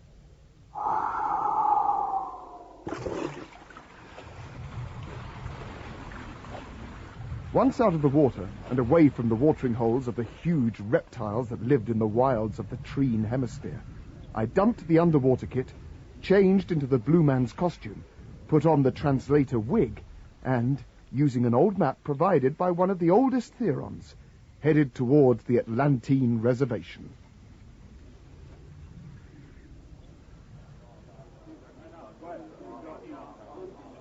Down below me in the dark night lay the sparkling lights of a small Atlantine village. Here we go. I'll switch on the translator and see if I can get by as an Atlantine serf. I crept closer to the center of the village. An angry meeting was going on. Amazingly, I could understand everything the Blue Atlantines were saying. The younger men were facing what was clearly the village council. One of the young men was speaking, angrily.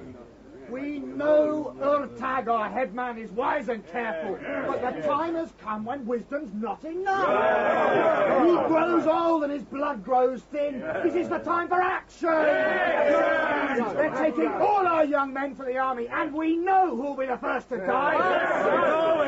Our men die for trees. We have no quarrel with the men beyond the Flameland. If we must die, let it be as free men, not as slaves for trees. Our faces be ground into the dust.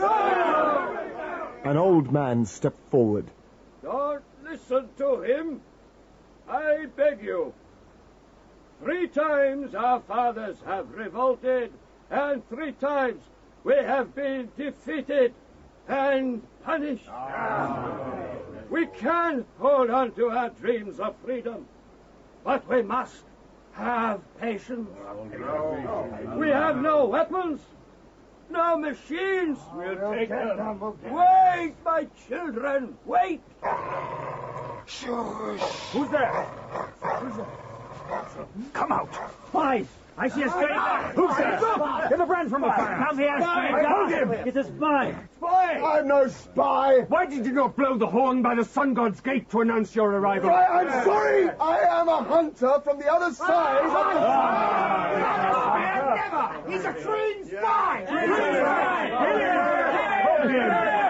Wait, children, wait! If he tells the Treens about this meeting, we're done for. On the execution tree! No one is lynching me! Take that! Come on, man! I don't want to fight you, but... No,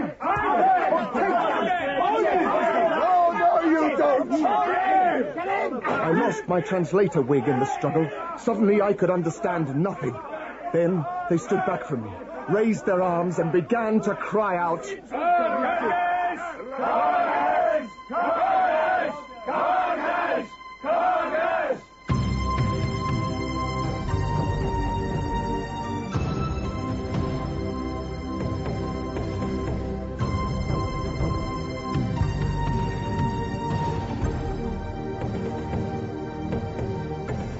In Part 3 of Dan Dare, Pilot of the Future, dramatized for radio in 4 parts by Nick McCarty, Mick Ford was Dan Dare, Terence Alexander, Sir Hubert, Donald G. Digby, Zela Clarke, Professor Peabody, William Roberts, Hank, and Richard Pierce, the Mekon. David Googe was Sondar, Ben Onwukwe Volstar, and John Moffat Kalon. Other parts were played by Vincent Brimble, Christopher Good, Brian Miller, Dale Rapley, Danny Schiller, Charles Simpson, and Simon Treves. The music was composed and played by Wilfredo Acosta. Technical presentation by Wilfredo Acosta with Michael Etherden and Colin Guthrie.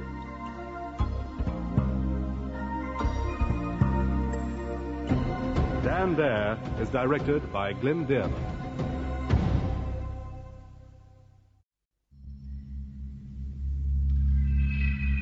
Report 4 from the Ranger Venus mission.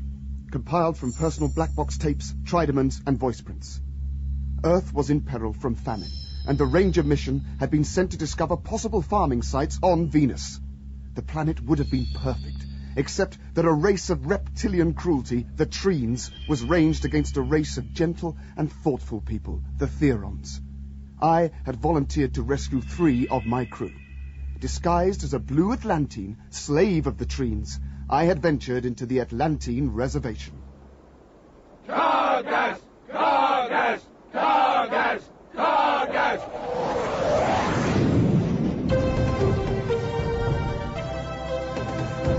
Dan Dare, Pilot of the Future. Dramatized for radio in 4 parts by Nick McCarty. Part 4, Battle Stations. The Atlantines raised their arms in salute. One of them returned to me my wig with the built-in translator, which I had to wear to understand their speech. Stranger, forgive us. You are welcome here. We have things to show you, things to explain. Come, We went into a long and old stone building. You see here an ancient hero, dead many centuries. A forgotten art was practiced then to preserve the body.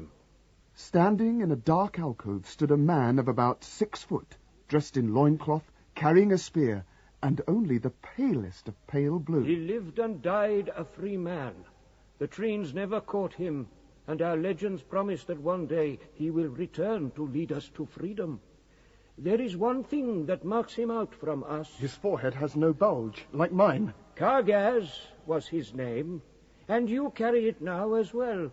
He was old Earthstock, as you must be. I am. Tell me no more. For us, you are Kargaz.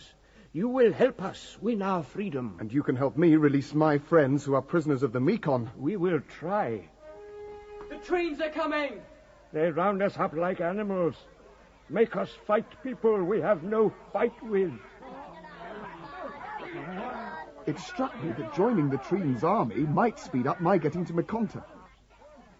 Meanwhile, in the Mekon's audience chamber... Remove the shield over the flame belt. Yes, Send reconnaissance planes over Theron land. Yes, Omicron. Make the reflector spacecraft ready for takeoff. Prepare for war. Treen stormtroopers marched us Atlanteans to the nearest police post, and from there we were herded into electro centers.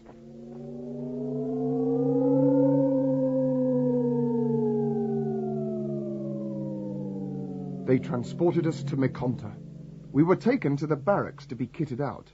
An old sergeant major spotted me when I was first ready and waiting. Hello? Who's this then? You there! Stand up when I talk to you, you horrible little man!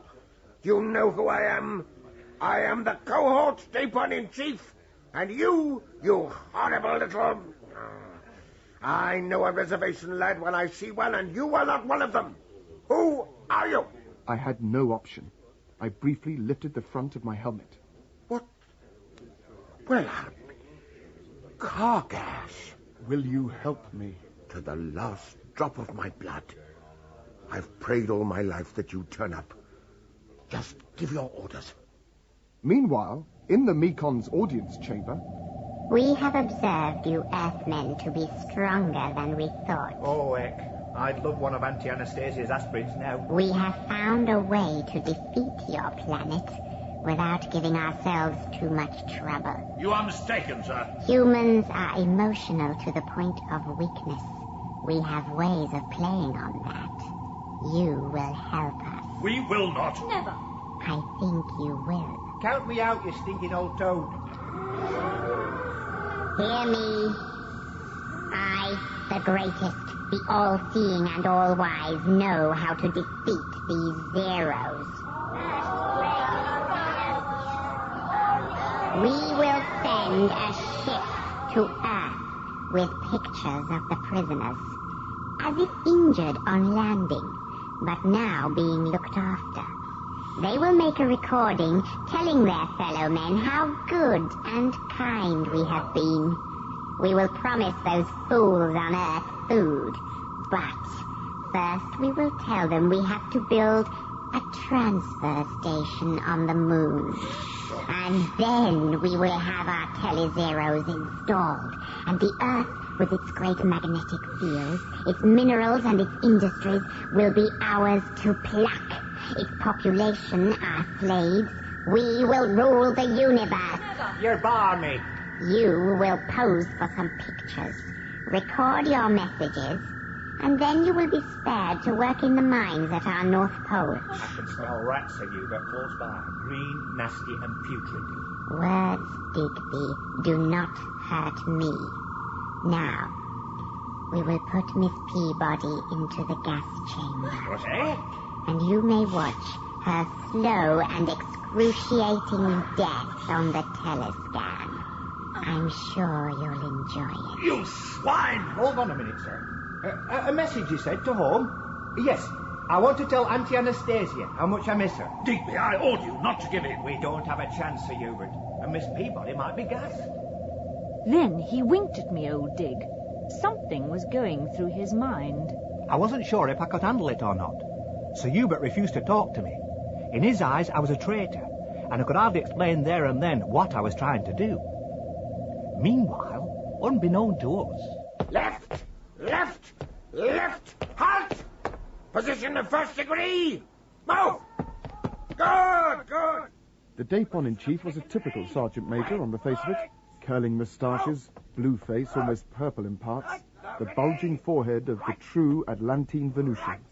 His priestly forefathers had taught him English. I did my best. While the old boy drilled me, his son checked the whereabouts of Sir Hubert, Digby, and Miss Peabody. Position of alert! Good! We'll make a soldier of you yet! Father, I've found the Earth prisoners. They're done for, I'm afraid. Having heard what his son had to say, the old boy charged across the parade ground and assembled his men. On the double! I will call you Dan, your Earth name. The Treens will have you locked up double quick if they hear the name Gargas. Now, if they take your people to the pole, as my son says they will, they'll never be got out of the mines, never. But the Treens will want an escort for them, eh? Now, fact one. You have recorded the message for your Earth parents? It's not my parents, Meekon. Me auntie. I've got it written down here. Let me see. I've done what I was asked. I've told them that the others were not yet well enough to send a message. But they were being well cared for. I did everything you wanted. Yes, I can see you have. I like the intimate touches. Enjoyed the day out in where? Sunnymouth. Seaside place. Yes. Add his message to the photographs. Yes, Omega. Commander, First Army, you are ready? Yes, Omicron. As soon as I land on Earth with the messages, I will report back by teleview. Good. Bring in the prisoners and prepare special escort for them. The others came in from their cell. No one spoke to me. It seemed as if they hated me. You have been saved by the actions of your fat friend here. You will not die. Digby, how could you? We have no wish to betray our Earth. You will be sent under guard to the North Polar mines and live a few miserable years there. Never let it be said that the Mekon does not keep his word. Special escort reporting for duty, Omicron. Take these away. Standing right beside me was a tall, blue-faced man I could have sworn I knew. Then he winked at me. Dan! Colonel, sir. Escort, take them. We're not moving. Very well. You have disobeyed the Mekon. That is enough. I'll waste no more time. Kill them! I flicked the safety catch off the weapon I carried. Ready, Bluebirds? Now! I blasted the floating platform from under the big-headed Mekon. He fell to the ground and hadn't the strength to get up. I grabbed him and put my gun to his head. One move, and I'll kill him. Run out the train guard. Lock him up in that room at the end. If it is secure, there is no time for explanations. Dapon, you know the way around this insect's fun palace. Get us out of here, quick. This way. We ran out of the chamber and along a steel-lined corridor. No one tried to stop us. Nothing moved. We turned a corner and then...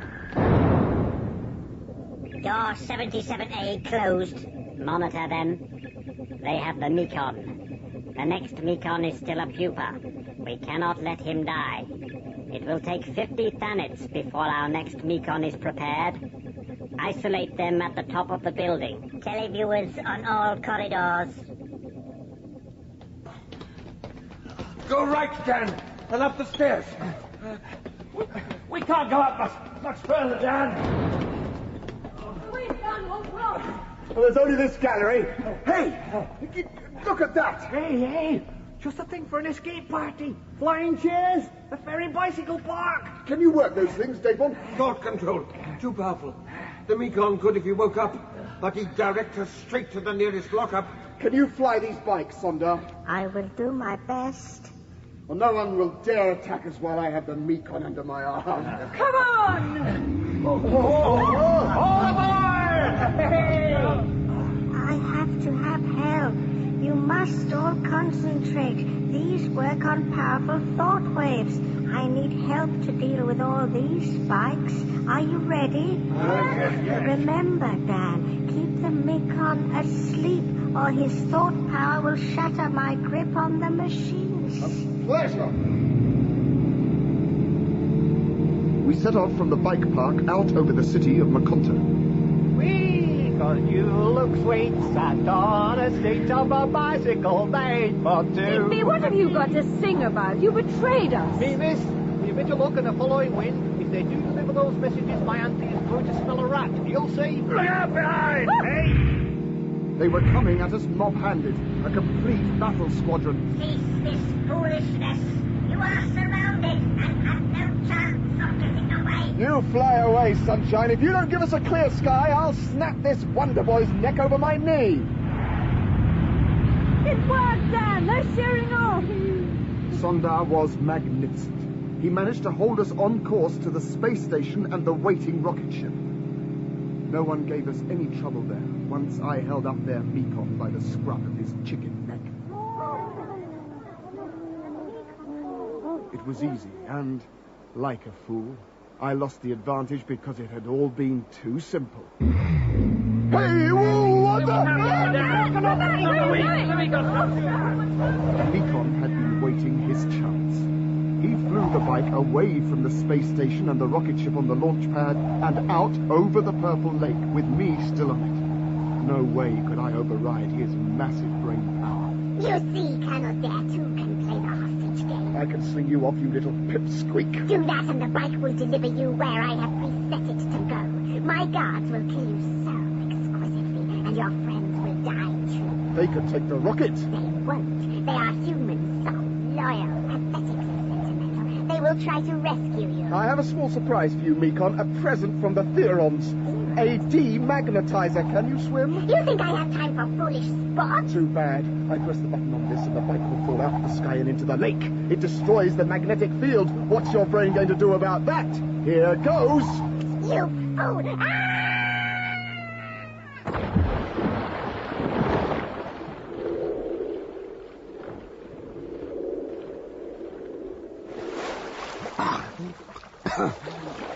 It works! It cut the motors great! The Mekon fast, or you will drown! They picked up the little insect and then turned for me.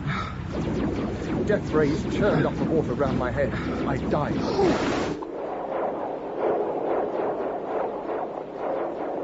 It was time to use the Theoron demagnetizer again.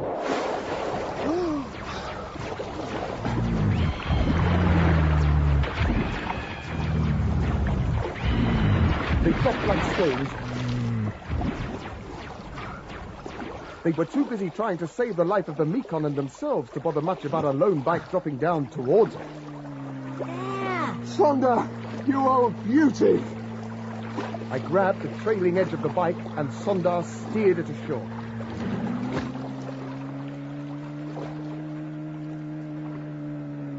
Oh, well done, Sondar. Very well done, old chap. Now, come on, my party. They'll be after us double quick, so into the spaceship. Chop, chop. Sondar said he could pilot the Tele-Zero reflector ship. It was the Mekon's secret weapon against the Theorons, and a major coup to capture one. Meanwhile, south of the flame belt, Hank and Pierre were itching for action. Mon Dieu! It is time we did something, Hank. We cannot just sit here. President Kalon, any news of Dan? Nothing. His submarine is still on the riverbed sending out transponder signals. No more. You got any spare fighters, Mr. President? I can spare none. None even to escort you all back to Earth. We have to try all our rays on the Treens. They have nothing as protection against them. Mr. President, we have word that there is a Tele-Zero reflector ship in the Treen fleet. It can deflect all our weapons. If they use that against us... Screen 7, sir. Yes? A Tele-Zero reflector ship is preparing to leave Nakonta, sir. We have to destroy it. At any cost. Meanwhile, we were battened down in the Tele-Zero reflector ship on the launch gantry. The Mekon was throwing everything he could at us. Cable systems in go condition. Thank you, Sondar. Activator circuits. Release pads. All circuits holding. As fast as you can, Sondar. Scientific control is necessary at all times in launch mode. They cannot hurt us through the Tele-Zero screen, Colonel. Absorbers off. Blue code number? 4 red. What? 4 man on the red panel. What on earth? They're attacking the supports. We have no time for checks. Button black code 1 on purple panel. Check. Fired.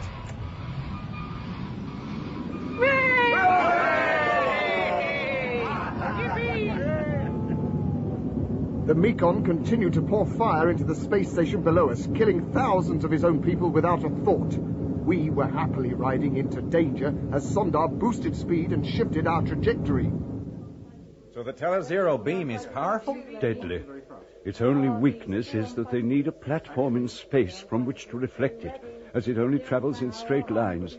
But the Telezero ship, that, gentlemen, is probably indestructible. We are in great danger. Somehow we must blast it out of the sky. Fighters away, sir. Meanwhile, we began to prepare for the attack we knew would come from the trees. They, after all, had the Telezero weapons capable of doing the business. Battle stations, everyone. Best of luck. Do what you can, Sondar. I will. Here they come. Treen fighters dead astern. Pilot Officer Nagel reporting to Theron President. Treen fighters attacking Telezero ship. Treen fighters? Fighting their own people? Pull the other leg. Hey, hold on, no. Here, my friend, are you thinking what I'm thinking? Dan! Right! Dan Dare. Got to be, don't you see? They are fighting to stop their ship leaving, and who would take it? Dan Dare. Come on, then. Come and get it. I'm running out of ammo. Just take one out for me, Sir Hubert. Hit in rear section. No leaks. Small panel ripped and buckled. No protection there from Telezero rays. Evasive turn to right. Look, there are planes. Different planes and closing fast. What are they, Dan?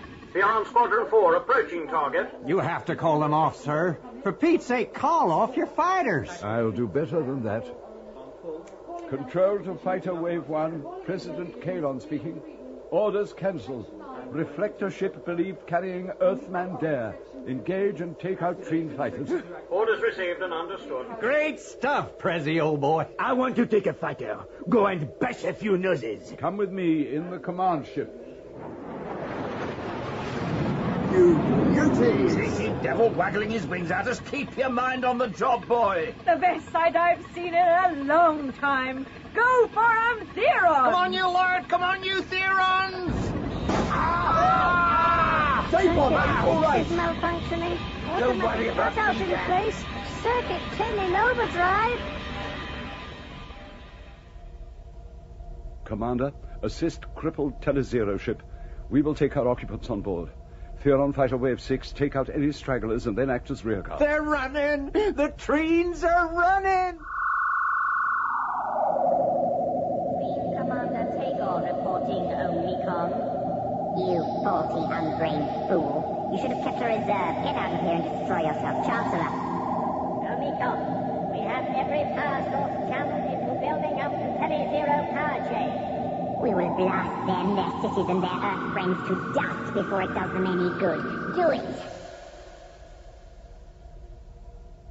Meanwhile, in the Theron Space Command vehicle... Where's the Dapon? He stayed in the Telezero ship when we abandoned it. He took over the controls from Sondar. That is so. But he was wounded, badly wounded. Look on screen 2. What is he doing? He's turning the reflector ship. He's realigning it. Oh, no, he can't. Contact him. Make contact. All contact cut. He knows, as we do, that the Telezero ray comes from one source, and he is going to destroy it. But he's such a nice old buffer. Dapon pulled the reflector ship on course and threw the wrecked machine straight at the building housing the Telezero transmitters.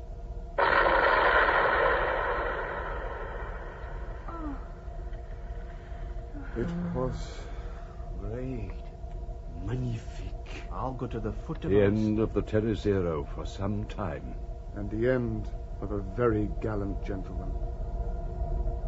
Dapon's brave action meant that the Treens would be no threat for many years to come. We Therons owe you a deep debt, Colonel Dare. We understand that planet Earth has grave problems. We agree to help feed the people of the Earth on one condition. You said nothing about conditions before, Mr. President. We will work on transporting food from southern Venus to Earth, providing there is a guarantee from the people of Earth that they will promise to take better care of the resources they have left. Time could run out again if they do not, and even our supplies are finite. We will need that promise. I think, Mr. President, that there will be no problem with that. Then please join in the Theron feast we have prepared for you. No vitamin pills, Digby, I promise you. By heck, will you look at that spread, eh? Mr. President, sir, an urgent message from Control. Gentlemen, I am sorry to say there is a problem. The Treens are reported to have sent a battle fleet on a heading 87 degrees by 52. Direction, Earth. The Treen's first warship and reconnaissance flight headed across space for Earth, while Theron experts struggled to get a ship ready to take us home. We were too late.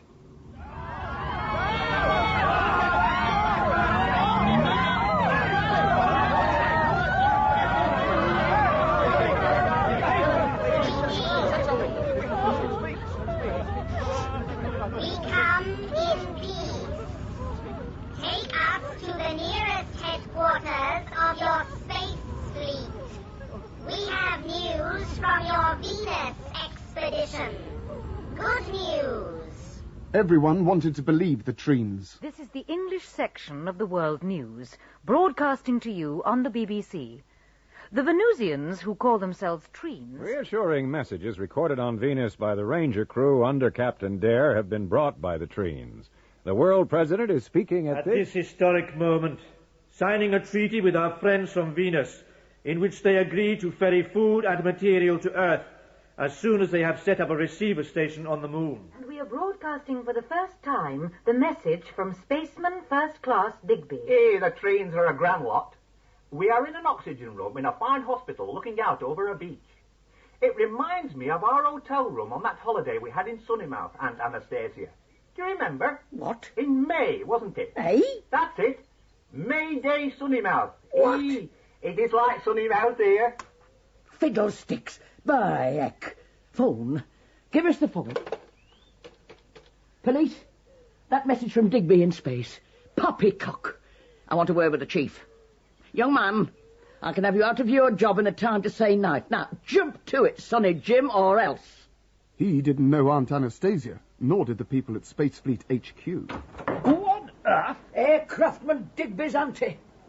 You the manager? I am Colonel O'Reilly, Supreme Commander. The message from my Albert was a fake, was a warning. The Treens, or whoever they are deceiving you. Now, madam, I hardly think you could know. I brought Albert Fitzwilliam Digby up from the age of 5. He was only once in Sunnymouth, in October, not May, and he hates the place like poison. Have a newspaper cutting will tell you why here. Mistaken identity, Albert Fitzwilliam Digby of West Bank, Wigan, released from custody, held for a week as man police have been searching for.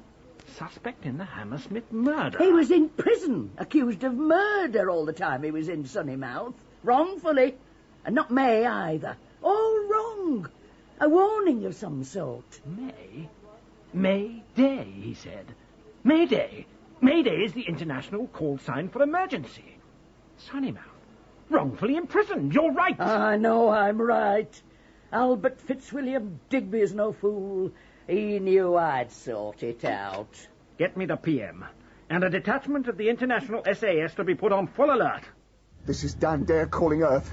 This is Dare calling Earth. Are you receiving me? Over. Oh, you, Stig. We'll just have to try and speed this old ship up somehow. No chance of that, sir. Dan Dare. Who's that? This Huh? is Earth. Listen, what? World President speaking. We have just eliminated the Treen menace. Eh? Thanks to you and your man Digby. Hey! Congratulate him on his warning.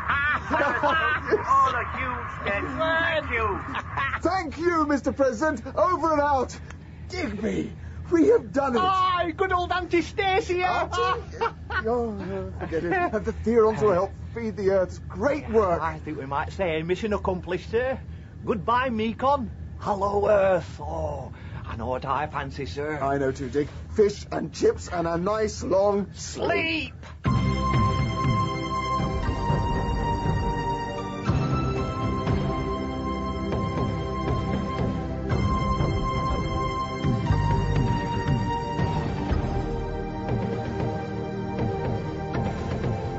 In the final part of Dan Dare, Pilot of the Future, dramatized for radio by Nick McCarty, Mick Ford was Dan Dare, Terence Alexander Sir Hubert, Donald G. Digby, Zela Clarke, Professor Peabody, William Roberts Hank, Sean Barrett Pierre, and Richard Pierce, the Mekong.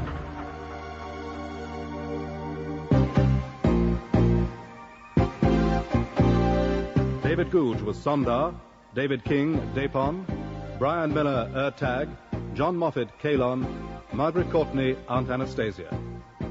Other parts were played by Vincent Brimble, Tara Dominic, Andrew Downer, Elizabeth Mansfield, Dale Rapley, and Danny Schiller.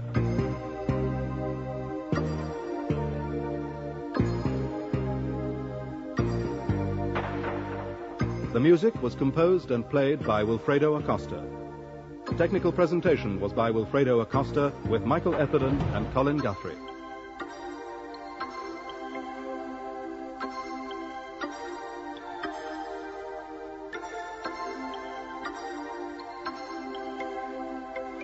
Dan Dare was directed by Glyn Dearman.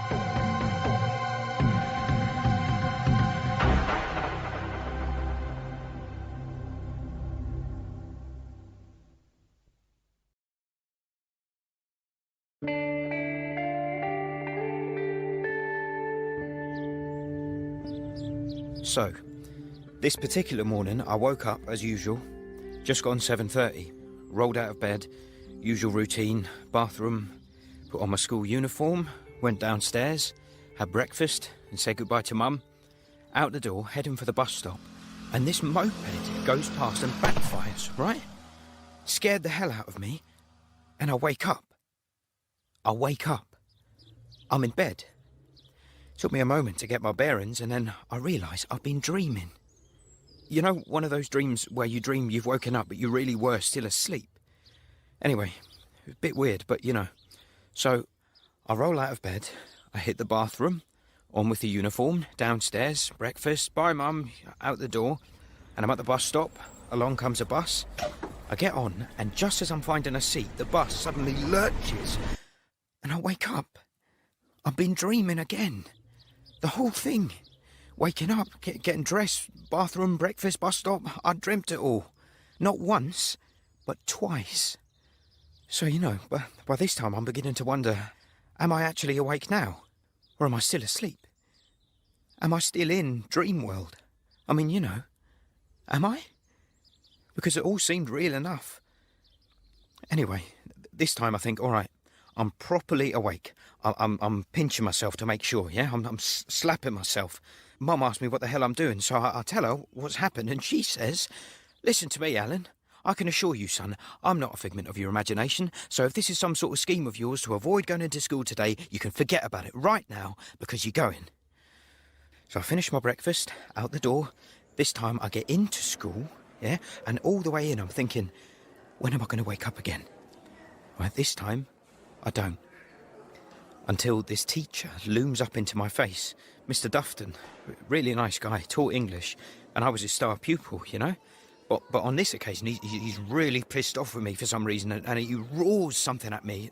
But I can't remember what. It was something like, "Alan!" And I wake up again. I'm still in bed. I've been dreaming. And it happens again. 4th time, and again. Up, out of bed, down the stairs, into school, first lesson, second lesson, you know, morning break, I start to relax, and then bam, someone screams, and I'm awake again. Back in my bed. Again. And it really wasn't until the sun started to go down that evening that I began to believe that I really was, really awake. Hell of a day. And the thing is, here I am, years later, a grown man. I'm still not 100% sure.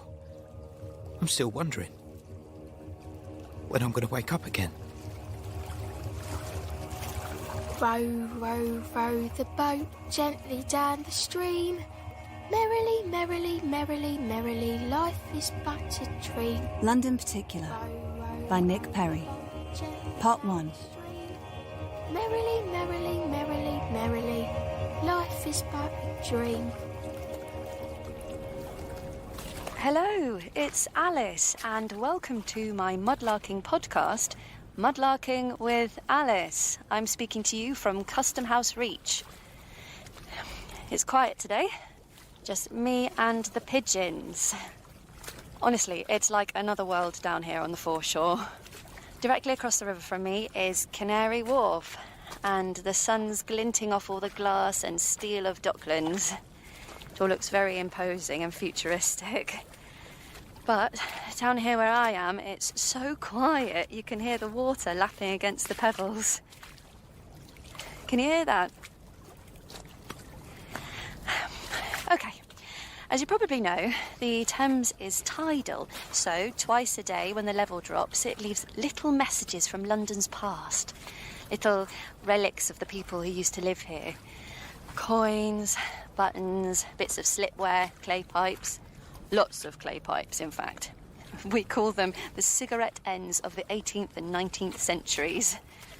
Bottle stoppers, toy soldiers, bullets, fishing weights.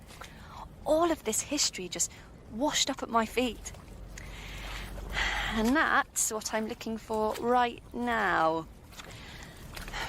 You have to get your eye in. It can take a minute or two.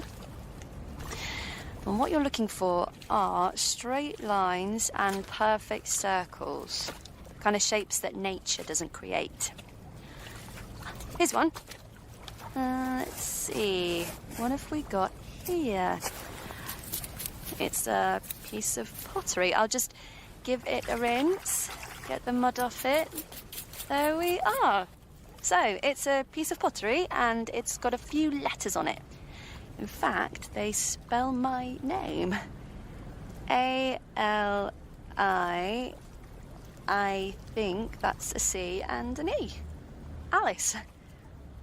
I found quite a few like that recently. Probably rejects from a workshop or factory, which would all have been dumped at the same time.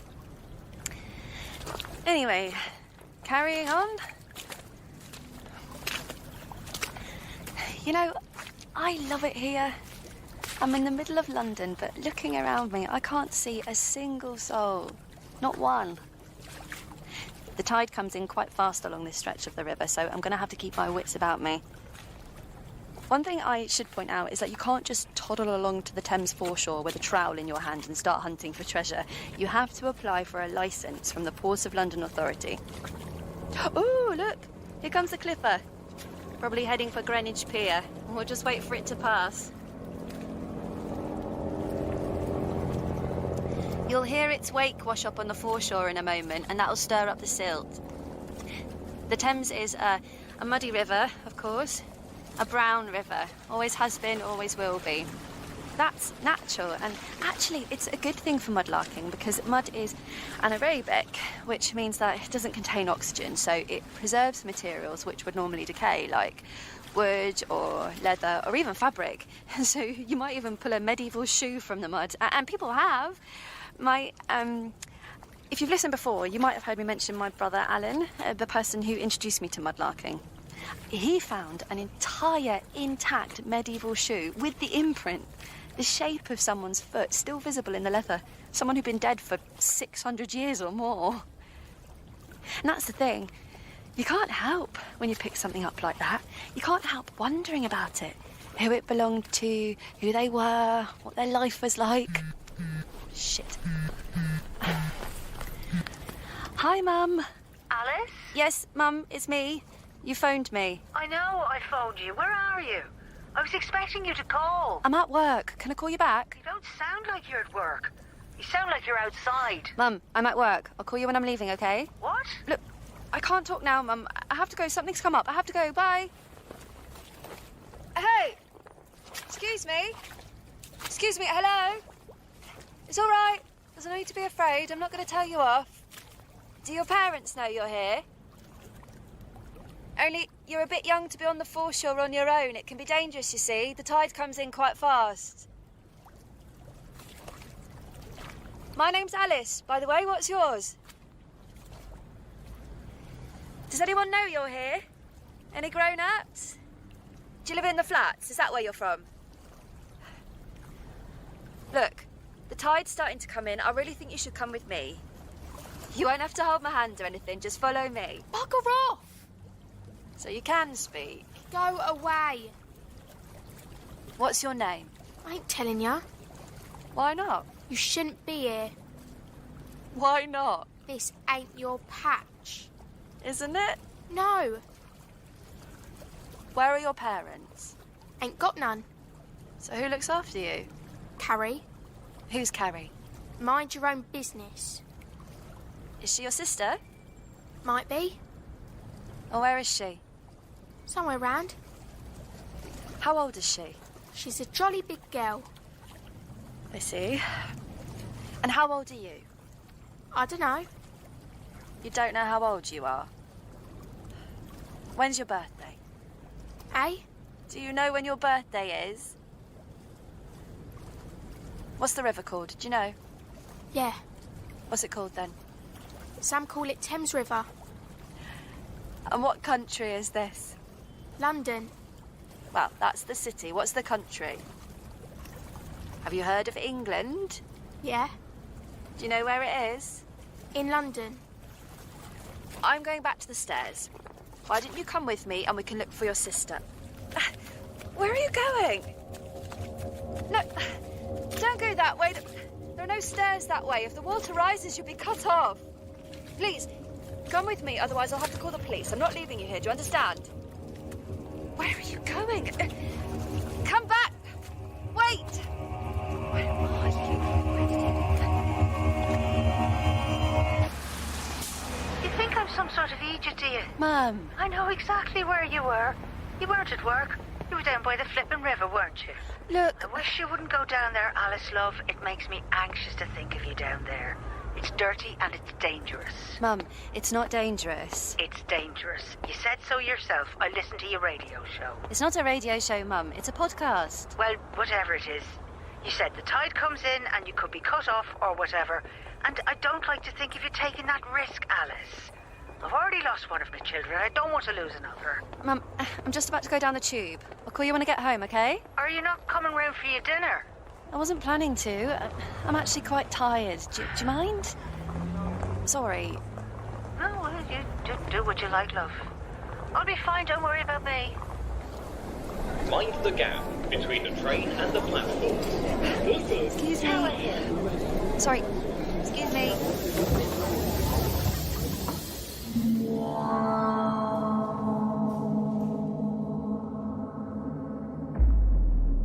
You know that feeling when you go on holiday or you stay around a friend's house and you wake up in the morning and for the first few seconds you can't work out where the hell you are?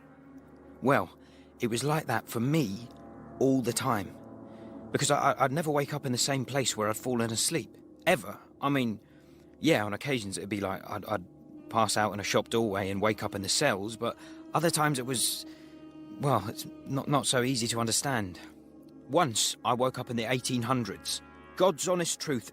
Everyone wandering around in big hats and long dresses. There's horses and carts all over the shop.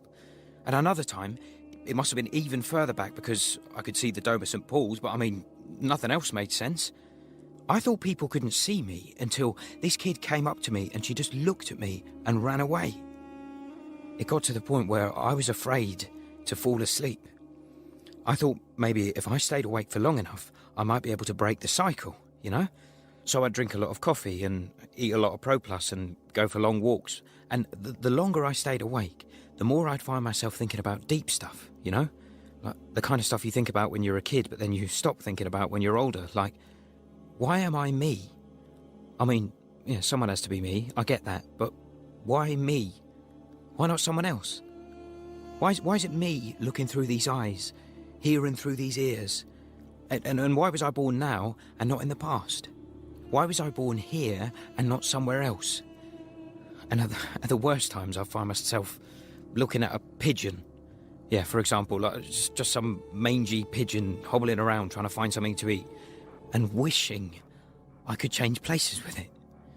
You lucky pigeon, I'd be thinking. You're so lucky to be a pigeon. That's how desperate I was at that time.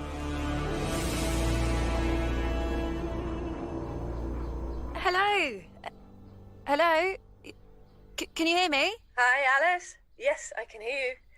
I think we're all here now. Dorian, unmute yourself. Can you hear us, Dorian? We can't hear you. Unmute yourself. Remember the little microphone picture at the bottom of the screen? Yeah, click on that. Oh, sorry, yes, I always seem to forget. Apologies. Okay. Well, I think that's everyone. So if I could just call the meeting to order. All right, folks. Firstly, welcome, Alice. Thanks. Hi, Alice. Oh, Hello. Hiya. I'll just introduce you to the group. This is Jackie. Hi. Dorian. Yes, hi. Simon. Hiya. Stefania. Hello. Kalichi. Yo. Hello. And I'm Lizzie. So, Alice, perhaps you'd like to say a few words about yourself to kick things off. Sure. I'm Alice. I work at the British Museum. Nothing fancy, just one of those bods that wanders around with a walkie-talkie. And my hobby is mudlarking, which is basically just looking for historical artefacts washed up by the river. And I do a podcast about it, which is listened to by not very many people. So that's me in a nutshell. Right. Well, as you know, we saw your post online. Yes. In fact, it was Jackie who spotted it. It caught her eye because she's doing some work on the Circle Line anomaly. Yeah. Just trawling through, looking for any kind of anecdotes that might be relevant. So, Alice, perhaps you could just recap the salient points of your story before we get onto the bigger picture, as it were? Okay. Well, it wasn't last week, but the week before, and I was travelling home on the Circle Line around lunchtime. I'd been on the foreshore at Custom House that morning recording my podcast, and everything seemed normal, apart from a slightly odd encounter with a feral child. But anyway, the train went through a couple of stops, and then somewhere between Temple and Embankment, that's where it happened, this thing that I wrote about, we went through this, well, a station that I've never seen before, although I must have travelled along that stretch of tunnel literally hundreds of times. And that was Savoy Station? Yes, Savoy. I found out it's a ghost station. I mean, the station's real enough, it's just been closed for decades, put into mothballs. Since 1949? I believe so, yes. It's still there, you just don't usually see it because it's in complete darkness, but on this occasion, for some reason, I did see it, and, look, I've started the story in the wrong place. I should explain.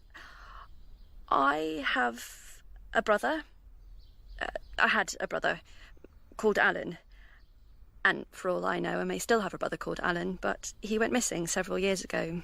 He had various issues, and we found out he was living on the streets. And, well, anyway, we did what we could, but in the end, we just lost track of him. And no one had seen him for more than 5 years. Not a word, not a trace, nothing on the bank cards, nothing on the phone, no proof of life, as the police say. So, of course, we all thought, I mean, yes, you hold on to hope, it's only human nature, but at the same time, you have to come to terms with the fact that after 5 years, 5 years, 3 months, and 10 days to be exact. I mean, I think I'd reconciled myself pretty much to the idea that he was dead until I saw him that day 2 weeks ago, standing on the platform of Savoy Station. And you're sure it was him? Yep. But, how can you be sure? I mean, if you think about... Lizzie, I think you've frozen. Can you hear me, Lizzie? Oh, hang on. Everyone seems to have frozen. Is that me? Maybe it's just me. Hello? Is anybody there? Oh, no, you're still here. Sorry. I didn't notice you before. Hello? Can you hear me? I'm Alice. I don't think Lizzie mentioned your name. Hello? Can you hear me? Sorry, the sound is really distorted. I can't make out what you're saying. I'm really sorry. Maybe you could try logging out and logging back in again. What do you think? Oh, hang on. It's all right. They're back. Hi, Lizzie. Lizzie, can you hear me? Hi. Sorry, I don't know what happened there. Everything just froze. That's okay. Everyone disappeared except Dave. Who? It is Dave, isn't it? It says Dave under at the bottom of your window thing. Ah, here they all are. Everyone's back. Yep. Yep. Hello. Alice, who's this Dave you mentioned? He's on the screen now. Can't you see him? I think he's having a problem with his sound. The guy with glasses. There's no one called Dave on this group. Have we been hacked? I thought this thing was supposed to be secure. Excuse me, whoever you are, could you bloody well sod off and mind your own business? Is he still there? Yes. Take a screenshot. Alice, take a screenshot. Do you know how to do that? He's gone. That was weird. What did he look like? Old bloke, sort of scrawny, long hair, denim jacket, round glasses, like some kind of 60s reject. I'm not happy about this. I mean, what's the point of it if anyone can just hack into our room? It's not safe. We'd be better off meeting down the pub. Fine by me. Shall we adjourn at the usual place? Say an hour? Yeah, cool. See you there. See you there. Okay, bye. Bye-bye. Bye. This is much better. Cheers, everyone. Cheers. Cheers. So, Alice, you were saying? I asked you how you could be sure this apparition was your brother. Because he looked at me, directly at me, into my eyes, and I could tell he was as shocked to see me as I was to see him. And then the train I was on disappeared into a tunnel, and that was it. Did anyone else see it? I don't know. I mean, did anyone react at all? Not that I noticed. I mean, the whole thing happened so fast, really, it just flashed by. And you didn't say anything? I mean, like, bloody hell, did anyone just see what I saw? On the tube? Ah, no, well, that's fair. So, what did you do afterwards? I got off at Embankment and jumped on the next train back, but whatever I'd seen, it wasn't there anymore. I had my face pressed to the window every inch of the way, but there was nothing to see, nothing. Just darkness. Did you speak to anyone about it? Yeah, I spoke to the staff at Temple and they said to call London Underground, which I did, but they clearly thought I was a nutter, which I don't blame them for. They said the station's sealed. Sometimes maintenance workers use it, supplies are kept there. But they wouldn't have been there while the day service was running. What do you think, Jackie? Jackie works on the Underground. Oh, really? What do you do? I'm a maintenance engineer. I work nights mainly. There's something like 20 or 30 ghost stations on the network. Sometimes they're used for filming. Sometimes the police or the army use them for training. They're amazing places. They've still got all the old posters on the walls.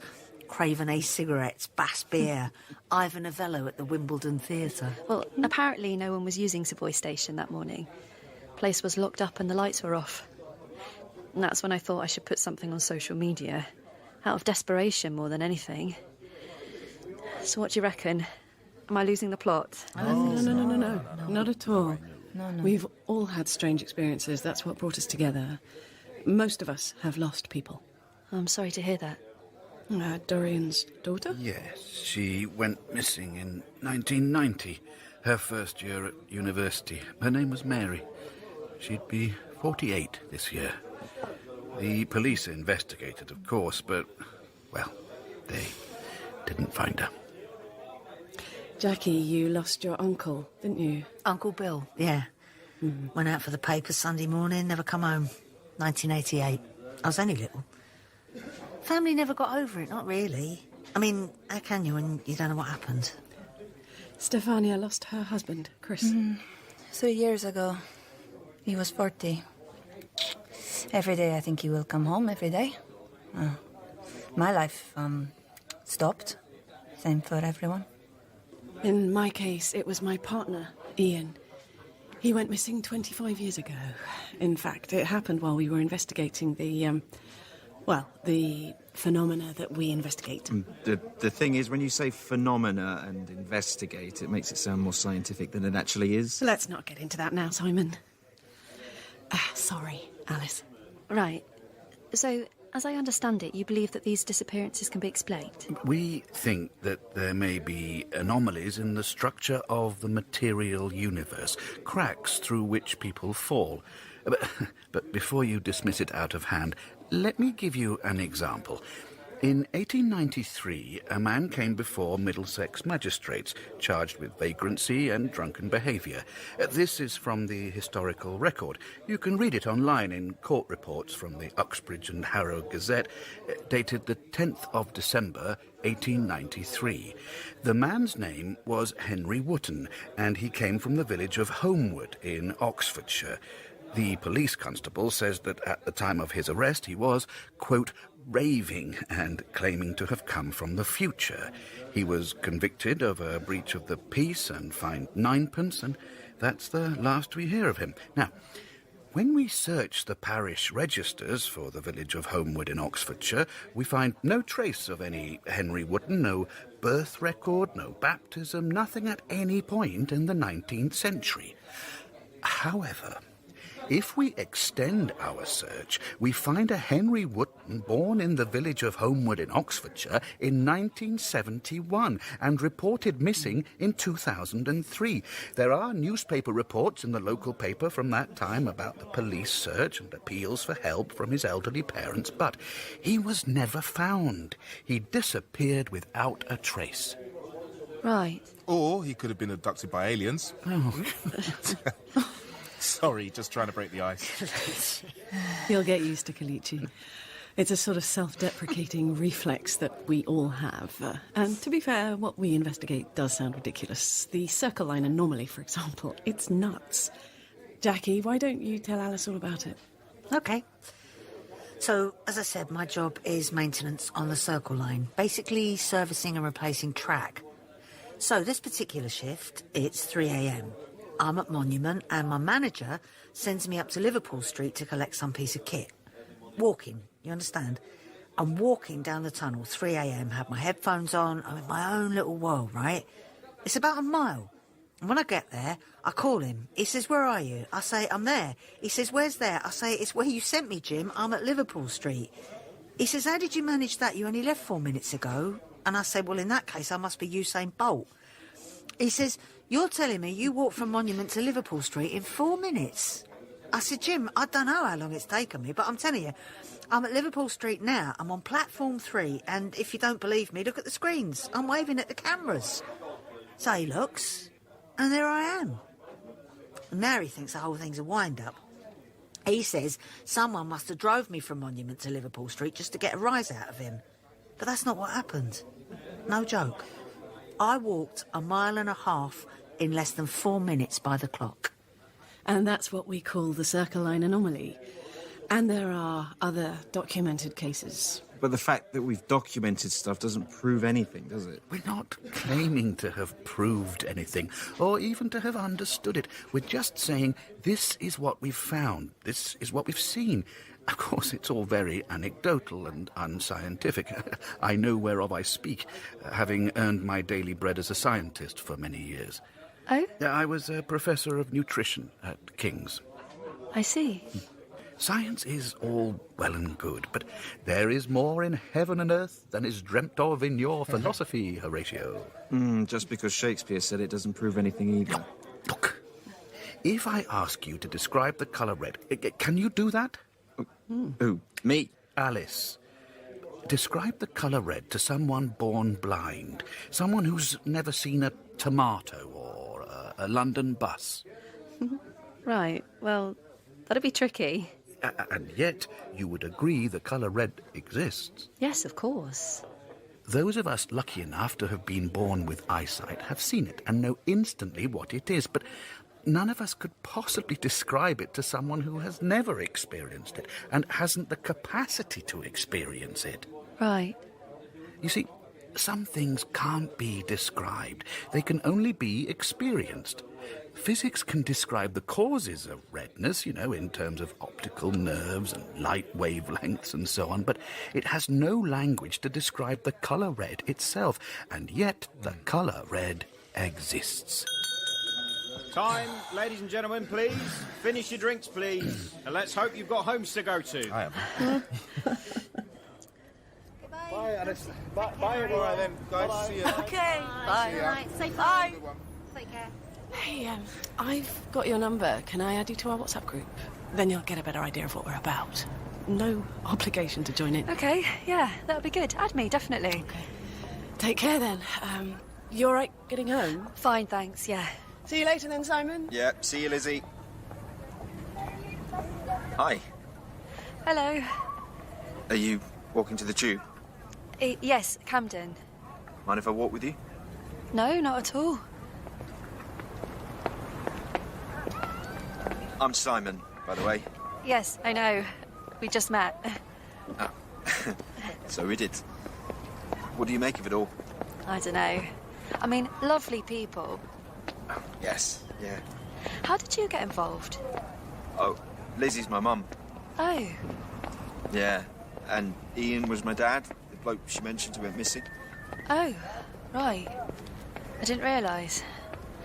So... I never knew him. He went missing before I was born. To be honest, I think this whole obsession came from Lizzie trying to rationalise him buggering off or falling down a manhole or whatever happened to him. Poor old Dorian's the same. Apparently his daughter almost certainly committed suicide, but they didn't find her body, so he won't accept it. So why are you involved? If you think it's all crap? I don't. I'm just not sure. So tell me about your feral child. My what? Oh, right. It was just some random kid that was playing on the foreshore. It's not a safe place for kids to be, really. So what happened? Well, I was mudlarking up by Custom House and I saw this boy, all alone, no adult in sight. So I told him he shouldn't be there and he just gave me a mouthful and then he disappeared, skittered off and I lost sight of him. Ended up spending the next 2 hours waiting for the police. They said they'd be in touch, but I haven't heard anything since. Just hope the little git's all right. You should be careful.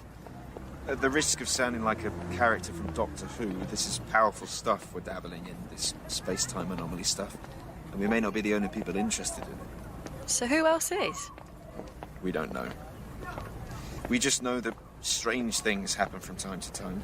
And when they do, anything you're not sure of, be on your guard. Anything out of place.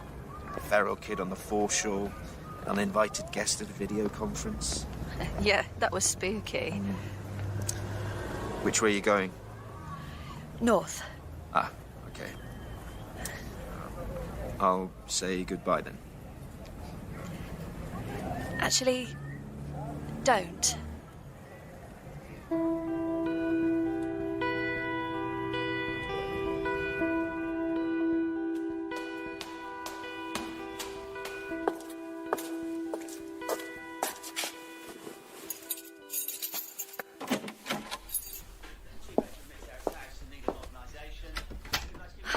Hi, Mum. And where were you last night? I stayed with Jill. Who? My friend from work. You haven't met her. You could have phoned. Mum, I'm 29. I've got my own flat. I cross the road by myself. I even go to the dentist by myself. It isn't reasonable to expect me to phone you every time I move from one location to another. I've no idea what you're talking about. I'm just saying I'm not 16 anymore. I like to know where you are. You're a female on your own in London. So are you. I don't go traipsing round bars. I don't go traipsing round bars. You were in one last night. The gardener's Packy Boyle saw you. Jesus. Well, if you knew I was in the gardener's, why are you mithering me now? I'm your mother, mother's mither. That's where the word comes from. And if it isn't, it should be. Think of me once in a while, would you? I've done your washing. Oh, Mum, I told you to leave it. Well, I did it anyway. I was fed up seeing it lying all over the place. I'm perfectly capable of doing my own washing. Then why'd you bring it here? Because you like me to. And you've got a tumble dryer. Like you too. Put the kettle on while you're in there, would you? So, anything strange or exciting? I've had a letter. The council want to move me. They say it's a 3-bedroom flat and there's only me living in it. Well, I'm not going. Where is it? On the worktop. I'm not going anywhere, do you hear me? I'm staying put. They'd have to drag me out kicking and screaming, and even then I'd camp out on the landing. Mum. What if he comes home? What if he comes home looking for me and I'm not here? That's his room in there. There's no way I'm letting any stranger move in here and sleep in it. I told him, over my dead body. Not now, not next year, not until the day I'm carried out of here feet first in a box. Never. Jesus, I'd be afraid to go to the shops now in case they try to slip in while I'm out. They do that, you know, I know they do. I doubt if the council would do that, Mum. A private landlord, maybe. Oh, no, they're sneaky. I don't trust them. 30 years I've been here, 30 years. This is my home, and this is my son's home. And my daughter's home, too. Thanks for the name check. Well, you know what I mean, anyway. Yeah, I know what you mean. Do you want me to phone the council for you? Well, I already phoned them. Oh, you did? But I hung up on them, so, yeah, you better phone them, love. I'll only lose my rag again. OK. So, who's this Jill from work? I never heard you mention her before. She's just someone from work.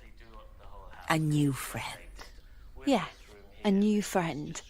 Well, that's good. You should have lots of friends at your age.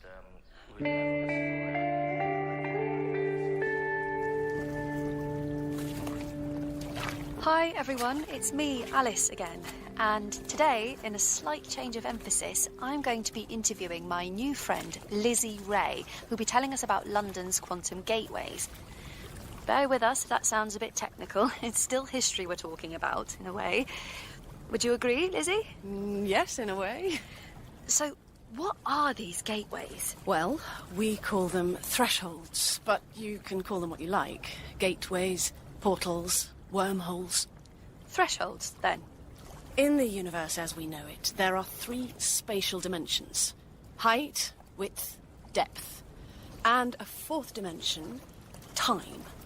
We can move in any direction in any dimension, except for time. Now, the second law of thermodynamics tells us that the physical universe and everything in it is dying. Gradually, but inexorably. Relentlessly and always. It started with the Big Bang, and since that massive explosion of energy, everything's been slowing down. The teapot cools, the broken plate stays broken. Everything put together falls apart, in the words of Simon and Garfunkel. I don't think that was Simon and Garfunkel. I think it was just Simon. All right. Don't worry, I'll edit that. I love his stuff. The point is, the universe we live in is barreling unstoppably towards heat death. You know, in a few billion years. In other words, time marches on. But there are anomalies. Okay. And that's what these gateways or thresholds seem to be. Exceptions to the rule. We don't know how, and we don't know why. We only know they're there. We're like dogs sitting on the backseat of a car. The car gets us from the house to the park, but we have no idea how. Because we're dogs. Okay? Gotcha. I gather you've been seeing a bit of Simon. Pardon? Simon, my son? Oh, yes. Yes, I have. He's obviously made a great impression on you. Sorry, I was focusing on barreling towards heat death. Do you mind? Mind? No, of course not. I really like you, Alice, that's the thing. You see, I don't want to be disloyal to my own son, but I'm not sure how good a boyfriend he might turn out to be. He can be moody. Well, that's okay, because I can be moody too. A bit distant, I've been told. Due to an unhealthy preoccupation with my brother's disappearance. And it's true, I suppose. I am a bit stuck. But until I find out what happened to him, I'm not sure I can ever properly move on in life. So, I suppose we all have baggage, don't we? I suppose so. I was just thinking, my brother, he used to say... Well, he used to say a lot of weird stuff, but one thing he said quite a lot was that he was scared to fall asleep in case he woke up in the past. I told him not to be ridiculous, but he was insistent. Of course, he just nodded and smiled because you never knew if he was taking his meds or not, but now I'm not so sure. If you're saying he disappeared and then came back to tell you about it, we don't think that could happen. No one who's disappeared has ever been seen again. So maybe it was the meds? Yes. What happened to Ian? He left me a note. A note? It was the early days when he was just a lone nutcase documenting the anomalies. It took over his life, and curiosity got the better of him, I suppose. On the 25th of September, 1996, to be precise. Did he know you were pregnant? Oh. Simon told you? Yeah. Well, yes, he did know. And you're sure he didn't just run off? Well, there's running off, and there's disappearing without a trace. I mean, just vanishing from the face of the earth. People don't do that. My brother did. Yeah. It's so peaceful here, isn't it? I want to show you something. It's back at my flat. Paraphernalia never hides your broken bone. Got a box full of this stuff. All bits and pieces I've picked up on the foreshore. What do you think? What is it? It's slipware. The clay's been treated in a particular way and decorated. I started finding these about 6 months ago. What do you notice about them? They've got your name on. Or parts of your name. Which is a bit of a coincidence, isn't it? Whereabouts did you find them? Down by Custom House. There's a bend in the river there. They all seem to be deposited by the current in roughly the same place. And they're old, are they? I've been told about 70 years. Well, maybe someone's trying to send you a message. Do you really think so? Or trying to spook you. Are you feeling spooked? A little. Perhaps it's a warning. Well, if it's a warning, it'd be helpful if they just spelled out the warning. Maybe they couldn't. I should pay attention to anything out of the ordinary, according to Simon. Listen, I was speaking to the others. How would you like to come on a field trip? Sure. What would it involve? Checking out a location where unusual activity's been reported. A potential threshold. But don't worry, it's all very unscientific. We'll go there and just poke around. Take selfies, go to the pub. Sure, okay. I'll be up for that. Where is it? Savoy Station. I saw you, Alice. I'm sure it was you. I was standing on the platform at Savoy Station and a train came through and I looked and there you were. And you were looking back at me. You saw me, I know you did. I looked in your eyes and I could tell. And then you were gone. I nearly jumped onto the tracks and ran after the train, but I didn't. I ran up the steps to the street and I ran down the street to Embankment and people were shouting at me because I was bumping into them and they wouldn't let me in at Embankment without a ticket, so I just lost it.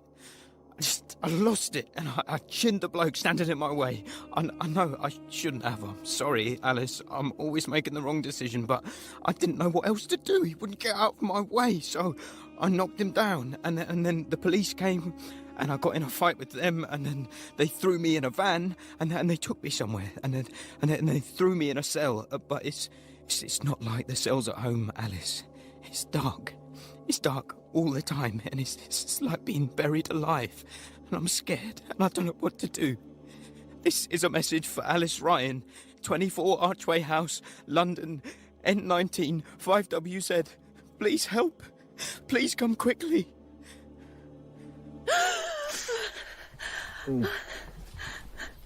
Alice. Hey, what is it? Are you all right? Yeah. It's okay. I was dreaming. Such a horrible, horrible dream. Hey, come here. Lie down. It was horrible. Shh. What was horrible about it? Tell me. My brother's lost, and I don't know how to find him.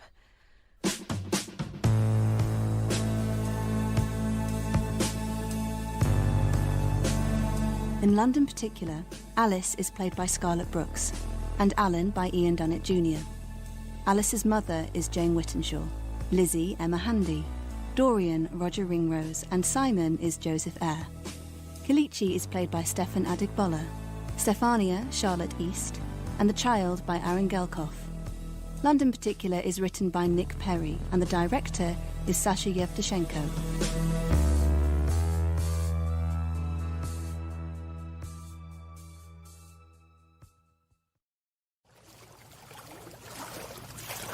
Row, row, row the boat gently down the stream. Merrily, merrily, merrily, merrily, life is but a dream. London Particular by Nick Perry. Part 2. Merrily, merrily, merrily, merrily, life is but a dream. Look, Alice, over here. What is it?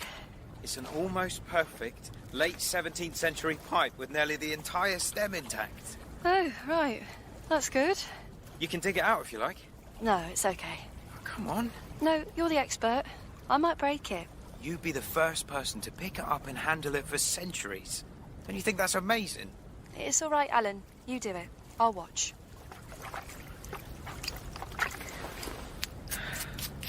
There. Very nice. Yeah, well, I think it is anyway. I know you do. And that's why I love you. It's off. I'm sorry. I know you're only trying to get me enthused. Just thought it might be something we could do together occasionally. Ah, you mean like in the olden days? The days of yore, way back when? Sod off. In a galaxy far, far away. I was thinking of those holidays when we used to go exploring rock pools. You remember that? No. You've mentioned it before and I couldn't remember it then either. I think you're imagining it, Als. No, it definitely happened. Dad was still alive, so I'd say I was about 11. And you would have been about 14. I wasn't exploring rock pools at 14, Alan. Sounds like something you read in a puffin book. I'm serious. It was on Seal Beach, at the rocky end, by the chapel. We would have been staying in the bungalow with Auntie Eileen. I probably did get the idea from a puffin book, to be fair. I mean, it's hardly the kind of thing Mum and Dad would have suggested, is it? No. Well, obviously it was so traumatic I've blanked it out completely. What did we find in these rock pools? I don't know. Crabs, I suppose. Seaweed. Jellyfish. Yeah, here we go. Look, another pipe stem. Another one? They were the cigarette ends of the 18th and 19th centuries. You get a couple of smokes out of them and then they'd break and you'd throw them away. There must be millions of them scattered about the place. Well, fair enough, but I can't quite see myself trudging down here on a cold winter's morning to collect bits of crap that people threw away 200 years ago. It's not all crap. Some of it ends up in museums. I hate museums. Really? What else do you hate? Right now, just museums. Blimey, you're in a good mood. So glad I asked you down here. I thought we were going for coffee. Eventually. Walk first, then coffee. What's wrong with museums, anyway? They're full of inanimate objects and middle-class families dragging their kids around pretending they're interested in stuff that no one uses anymore. Well, at least we were spared that. Yeah. Sorry, is this what this feels like? Me dragging you round? No. I'm having fun, Alan. You know, there was a time when mudlarking wasn't just a hobby for middle-class people. Back in the olden golden days, people made a living from it. Not just round the docks. In fact, all the way up the river from Vauxhall Bridge to Woolwich. Round here, you'd see mainly kids and old women up to their knees in the water, scrabbling around for things to sell. They'd make pennies from picking up coal and wood. Yeah, bits of coal that fell off the barges, they'd fish them out of the river and sell them.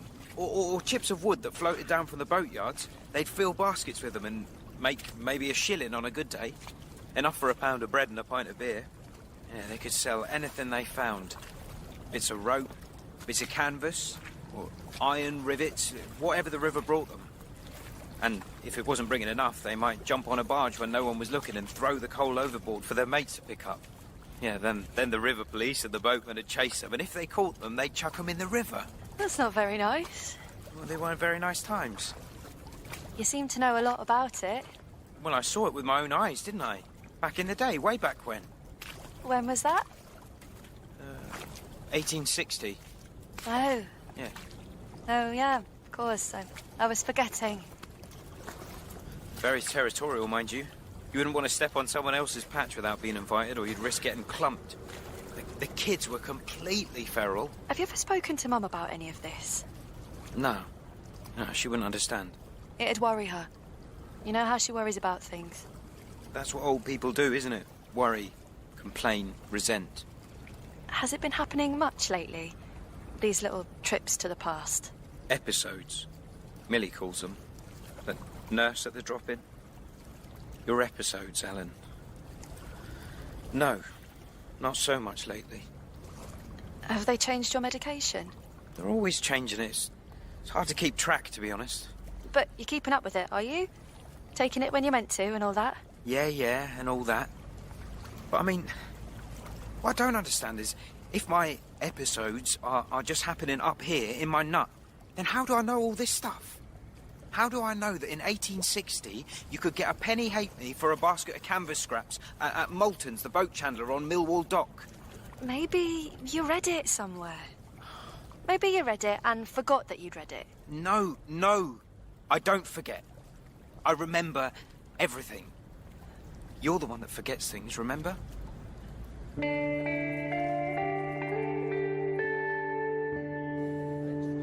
Hello, it's Alice again, and welcome to my podcast, which is going to be a bit different today, to say the least. I'm speaking to you from outside Savoy Underground Station, which is on the Circle line between Temple and Embankment. It's a station that most of you won't have seen or even heard of before, and that's because it's been closed since 1949. But it's here. It exists. The frontage is gone, but it's been here all the time. And now I'm standing on the pavement outside. Doing? I'm recording my podcast. Are you mad? What we're doing is illegal. I could lose my job. And you're going to go blaring it round the internet? Sorry, Jackie, I didn't really think... Switch it off. Okay. Everybody, switch your phones off, okay? Okay. All right. Now listen. Gather round, gather. In a minute, we're going in.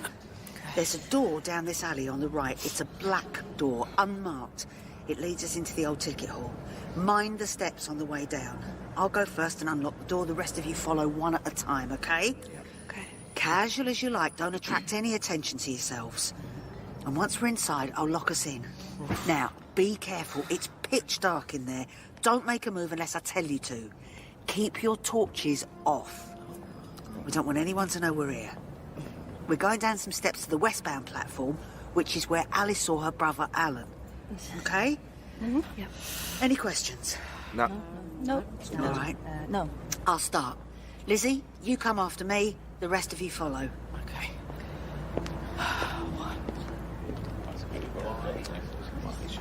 Hi. Hi. Did you get my message? Oh, yes. I'll leave you two lovebirds to it then. Ignore her. I just wanted to apologise. I had some work to finish. That's fine. I was pretty tired anyway. On my feet all day. Yeah. Right, I'm next. Okay, I'll follow you. Count to 10. Sure. Do you need help? With what? Counting to 10. No, it's all right. That should be it. I'll go now. Why don't we all go? What are we doing standing out here in the cold? Jackie said we should... Well, I'm going anyway. Oh, wait for me. Okay, is everyone here? Yeah. Yep. All right, good. Now, just follow my voice. Follow my voice, okay? We're going to the top of the emergency stairs. Oh, this is ridiculous. I can't even see my hand in front of my face. What are we doing here? It seemed like a good idea at the time. Sorry. Right. I'm at the top of the stairs. Just feel for the edge of the step with your feet. Feel with your feet, okay? Seriously, what exactly is the plan? Simon, focus. Sorry, focusing. I'll turn my torch on halfway down. Let's roll.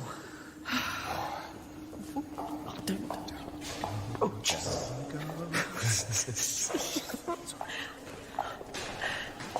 I had a weird experience on the Circle Line once. Yeah. I was going home one night, it was late, I'd had a few, there was just me in the carriage, and I don't know. I must have nodded off for a minute. And I woke up just as we were leaving the next station, and I noticed in the window opposite the reflection of a person sitting next to me. Shortish bloke, with his head down.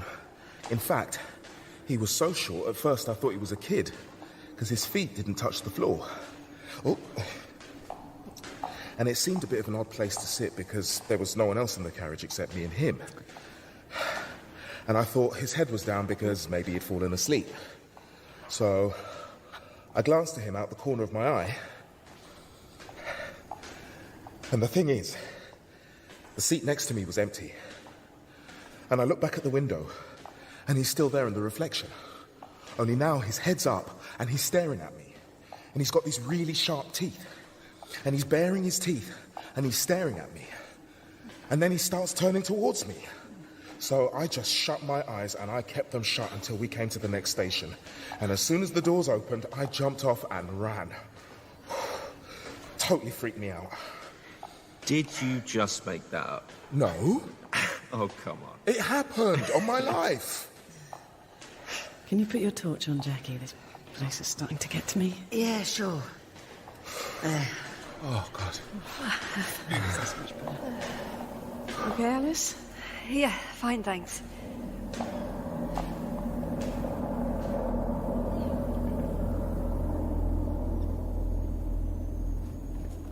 Okay. We're here. You can turn your phones on, turn your torches on. This is the westbound platform. Wow. Look at this. There's an advert for Bentley's. 250 quid. This is amazing. It's like a museum. A time capsule. Oi, you lot, come over here. Mind the platform edge. Have a look. Down there. See? Under the rails. Oh, my God. It's swarming. It's like that every night when the traction current's switched off. The mice and rats come out to play. It's a whole other world down here, isn't it? Down here, it's 150 years worth of history. Layers of dust and soot and ballast and cables. You ever wondered why there's so many cables along the tunnel walls? It's because any time they put up a new cable, they aren't allowed to touch any of the old ones, because no one really knows what any of the old cables actually do. If they cut a cable in Kennington, the lights might go out in Harrow and Wealdstone, so they just leave them. Layer on layer for 150 years. It's mad. I love it. What was that? What? Shh. I can't hear any. Shh, shh, shh. Torches off. It's probably nothing, but I think we should head into one of the service tunnels for a bit. Keep your torches off and follow me. Come on. Now, in we go. Come on. Right. We all here? Unfortunately. Yeah. Yes. Alice. Where's Alice? I thought she was with you. Me? No. Isn't she with you? Evidently not. Oh. I'll go back. No, wait. We'll give it a minute, then I'll go. And don't worry, she can't have gone far.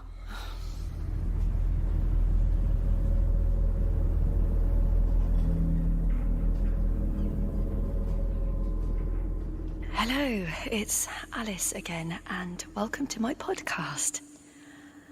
I'm speaking to you from Savoy Underground Station. It's a station that most of you won't have seen or even heard of before. And that's because it's been closed since 1949. I'm now standing on the westbound platform in complete darkness. I won't tell you how I got here. It's all a bit hush-hush. And a train is approaching. My goodness. It's a red train. A dark red train. And it seems to be empty. The lights are off. It's going quite slowly. It's stopped. And I'm getting on. Am I? Yes, I'm getting on. It's okay. It's okay. The carriage is empty. The whole train seems to be empty. I'll just sit down and see what happens.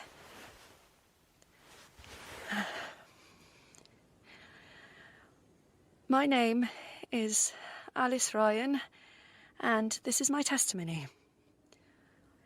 It's 3:07 in the morning on the 11th of December 2020. And the doors are closing. Oh, here we go. The train's starting to move. Oh, that's better. The lights have come on. This carriage is definitely empty. I can see my reflection in the window opposite. What is it? What is that? What is that? What is that?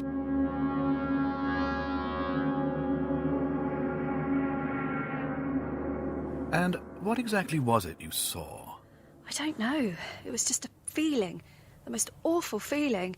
Like waking up from a nightmare and not being able to remember anything about it, but still being filled with the most awful dread. And that feeling crossing over into the waking world. Dread? Yes, of what was about to happen. And what did happen?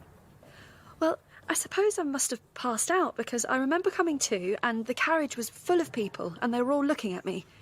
And there was a woman next to me who was holding my hand and talking to me. And I thought for a moment it must be New Year's Eve, because everyone was in fancy dress, which I now realise they weren't. It's just that it was 1945 and they were dressed normally. For 1945, I mean. And what about you?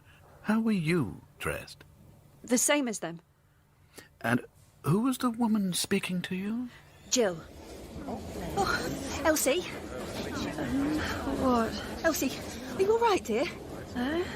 Passed out. Are you all right? Well, yes, I'm fine. Oh, thank goodness for that. Oh, you gave me such an awful fright. She's white as a sheet. I've got some smelling salts. That should bring her round. Oh. Try pinching her cheeks. What good would that do? I'm only trying to be helpful. Would you like some of my smelling salts? Oh, thank you. You're very kind, but I think we shall manage, won't we, Elsie? Why do you keep calling me Elsie? My name's Alice. No, it's not Elsie. It's Elsie. It's Alice. Oh, not this again. Who are you? I'm Jill. Jill? That's right, lovey. I'm sorry, Jill, but I don't think I know you. Don't be silly, Elsie. How could you not know me? Please, stop calling me Elsie. Oh, don't pay her any attention. She's confused. Here, have a look in my compact. Who do you see? Alice. Oh. She says Alice. She's not Alice. She's Elsie. Listen to me, Elsie. We were just sitting here having a chat, and you seemed to fall asleep, love. And then I got worried because I couldn't wake you up. How long was I asleep for? Oh, not long, maybe a minute. Not even that. Are you feeling better now?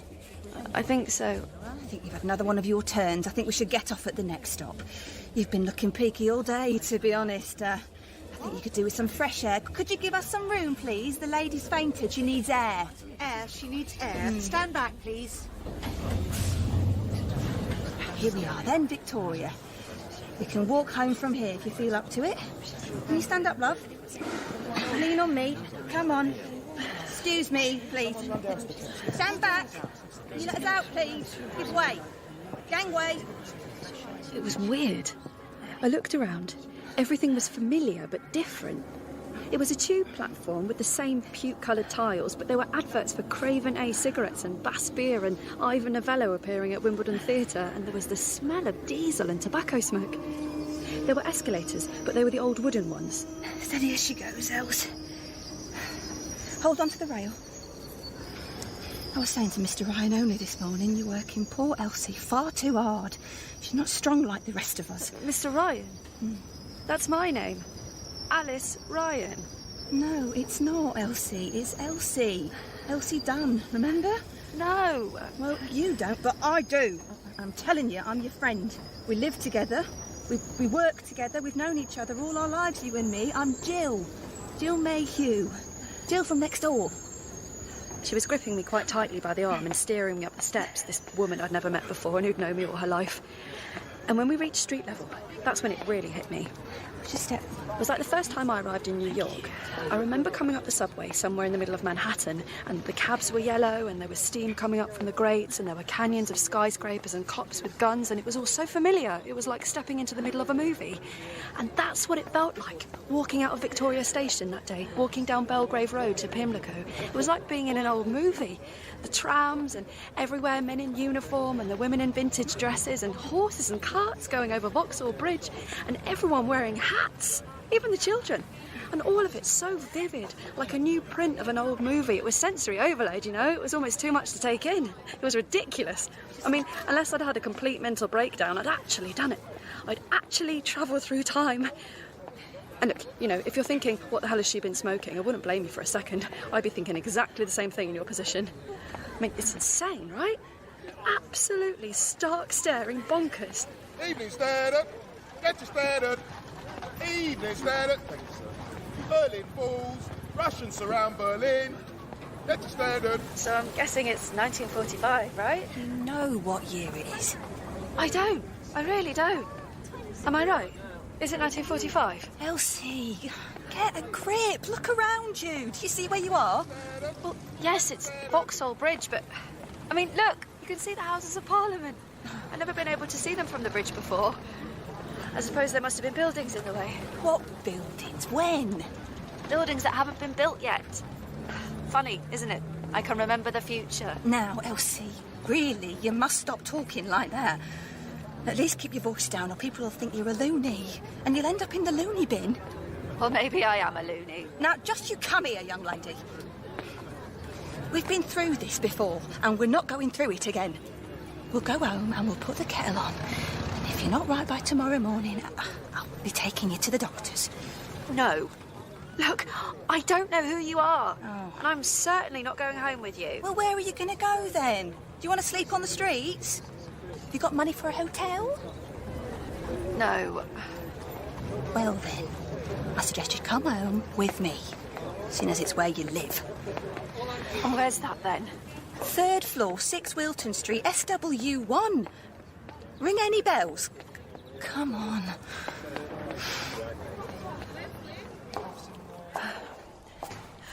What did you mean about it happening before? Did I lose my memory? You went missing. The police found you in Brockwell Park, all bloody and bedraggled. I'm just glad I was with you this time. Lord alone knows what would have happened if you'd have been on your own.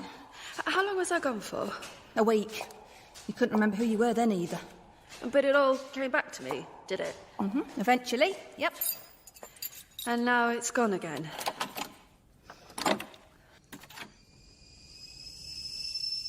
Let's see if you can remember how many sugars you take. I don't take sugar. Yes, you do. How many?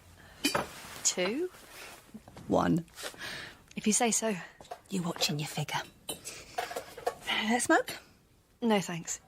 Why not? I don't. Yes, you do. No, I've never smoked. They're bad for you. No, don't be ridiculous. They give you cancer. What a horrible thing to say. It's true. Elsie, why are you being like this? I was really looking forward to a smoke and now I won't be able to enjoy it. Look, I have to tell you, Jill, right? I have to tell you, Jill, that whoever you think I am, I'm not. I'm really sorry. I don't mean to be rude, but you've made a mistake. My name isn't Elsie. There's your tea. 2 sugars. Now, get it down, yeah? It'll do you good. Thanks. How is it? Fine. Ah, there you go, you see. Let me tell you about myself. My name is Alice Ryan, and I'm 29 years old. I was born on the 1st of December, 1991. Oh, you mustn't say that, Else. It's upsetting. You know it isn't true. It can't be. I live in Tufnell Park. I have a brother called Alan. My father died 15 years ago. He was a labourer, and my mother is a dinner lady. These are all facts. Shall I go on? My father and mother had a volatile marriage, which involved a lot of alcohol and violence and policemen knocking at the door and trips to the hospital. And as a result, my brother and I became very close. And that's why I'm here. Because, unfortunately, as he grew older, he began to have problems of his own with drink and drugs and mental health. In particular, a delusion that whenever he fell asleep, he would go back in time, which, of course, I didn't take seriously. No one did. And now I'm beginning to feel the way he must have felt. Can you hear yourself, Elsie? You sound like a raving lunatic. Then tell me, who am I? You're Elsie Dunn. East End born and bred. Our mothers were like sisters. We lived next door most of our lives, 33 and 35, rope walk, mile end the odd side of the street. They put us in cots next to each other in the maternity ward. Are you pulling my leg, Else? Do you really not remember anything? It's your life, dear. How could you forget it all just like that? Where's my family now? Long gone, love. Sorry to have to break it to you, but I suppose if you can't remember them, it won't affect you all that much. What happened to them? Oh, let's not talk about it now, eh? Why not? If I tell you too much, then you'll know everything before you've had a chance to remember it, won't you? Let's put the wireless on, shall we?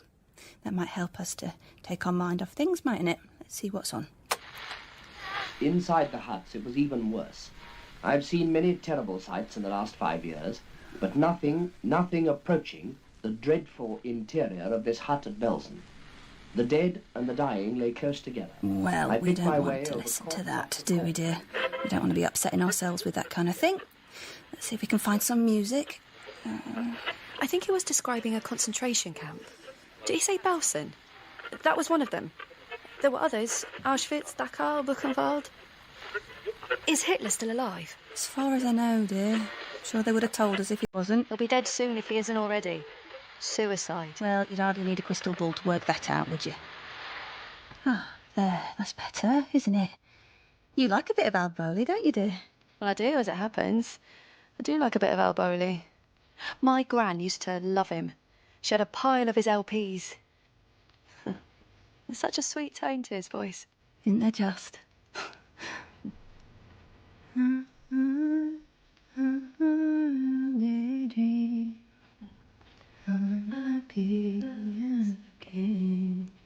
Oh, God. This is mad. I tell you what else. I think we should meet up with the rest of the gang. Do you feel up to it? It's bound to bring you out of it, jog your memory, sort of thing. Well, sure. Why not? I'd love to meet the gang. Give Connie a call. Back in a tick. We'll meet them down the King's Arms.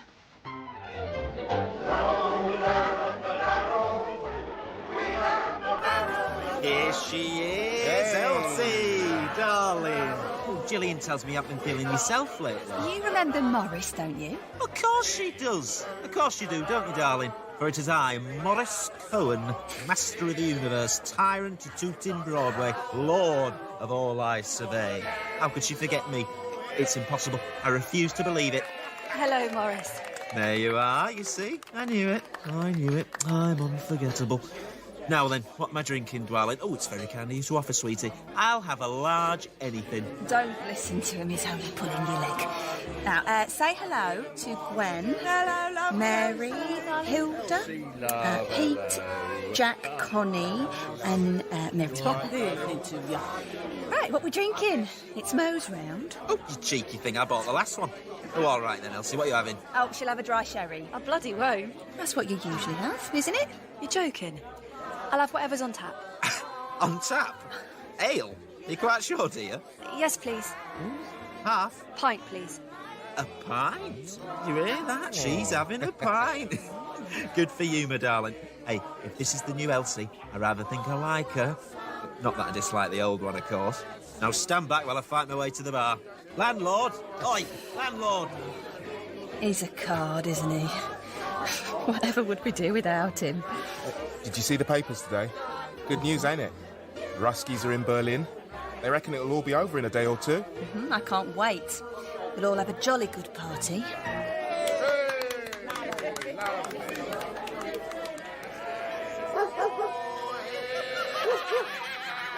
So, Elsie, dear girl, Gillian tells us you have news from the future. What's it got in store for us? We're dying to know. Leave her alone, Mo. Don't tease the poor girl. All I'm saying is, if she could tell me who's going to win Grand National, I'd be a friend for life. I suppose we could all hold hands and have a séance. Oh, don't be ridiculous, Jack. Séances are for dead people. Elsie's going to tell us our fortunes. The Americans are going to drop an atom bomb on Japan. An atom bomb? What's that when it's at home? It's a very, very, very, very, very, very, very big bomb. How big? Very big. And they'll say to Japan, surrender or we'll drop another one. And the Japanese will say, get stuffed. And the Americans will drop another one. And the Japanese will say, point taken. And that'll be it. Game over. Wishful thinking, I'm afraid. I mean, no one's going to be impressed by a bomb the size of an atom. How big's an atom, then? Not very big at all. Invisible to the naked eye. Wait and see. And then you'll know. Because I told you so. Come on, Elsie. Good night, everyone. Good night, ta-da.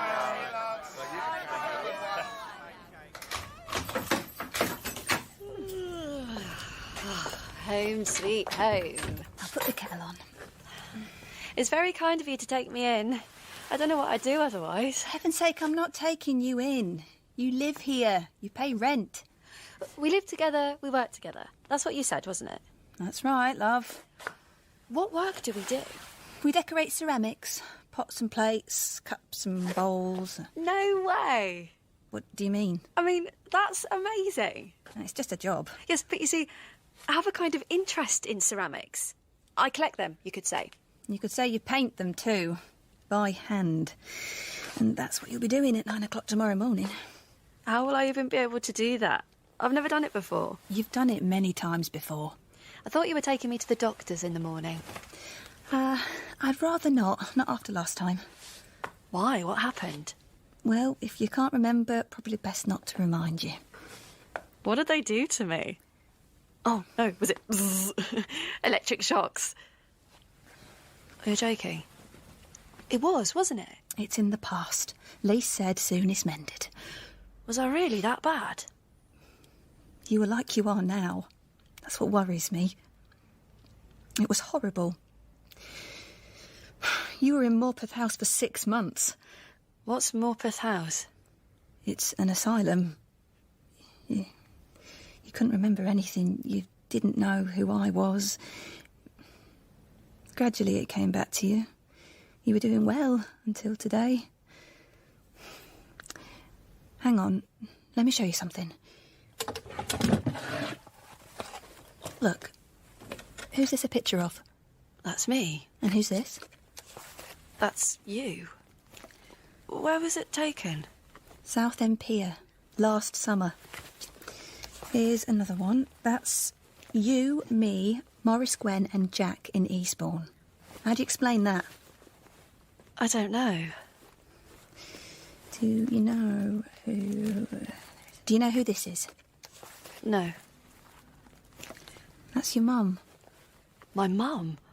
Let me see. This one's your dad, and this is your brother. I've got a brother? Had one. Michael. What happened to him? He died, love. They all did. What happened? A bomb. The bloody Nazis flattened half the street. The odd numbers. But how did we survive? We decided to sleep down the tube station that night. There was a bloke I fancied. You really don't remember? No. Well, you'd better remember how to paint ceramics by tomorrow morning, because if you make a hash of it, I won't be the only one who will know something's wrong.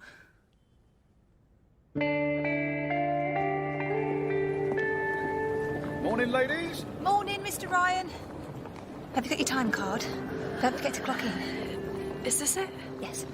Ryan Ceramics Limited? Yes. What is it? Oh, come on, follow me. This is your bench. This is where you sit, and that's where I sit. Those are your brushes, and here's the underglaze. Do you know what this is? A plate? An unglazed plate. It's called a biscuit. When it comes back from the kiln, it looks like this. See? This is what you paint. Here's your colour chart. I'll start and you just copy me, all right? I don't know. You should be able to do it in your sleep, Elsie. You've been on this pattern for the past 4 months. Now, come on. Are you ready, Elsie? What's this? I told you. It's your colour chart. I'm painting the name Alice. Nursery wear, Mr. Ryan calls it. It's a very popular line. Cups and plates for the nursery. All decorated with the child's name. Pretty, aren't they? It was Mr. Ryan's idea. He had a set made of his children, and then he thought he would... Are you all right, dear? I don't know. What is it, Els? These are the plates I found, with my name on them. What do you mean? No, listen. These are the plates I found on the foreshore at Custom House Reach. This is my name on the rim of the plate. Alice. But that's not your name. How is this possible? How is this even possible? Elsie, don't make a scene. For the last time, my name is not Elsie. Why won't you tell me the truth? Something is going on. I know it. What bloody hell is it? What is this? Els. If you don't tell me, I'll smash the bloody lot. Els. Alice! Ryan! It's all right. I'll sweep up. She's just a bit upset. I'm sorry she's not been at all well. Leave it to me. I'll just get a broom.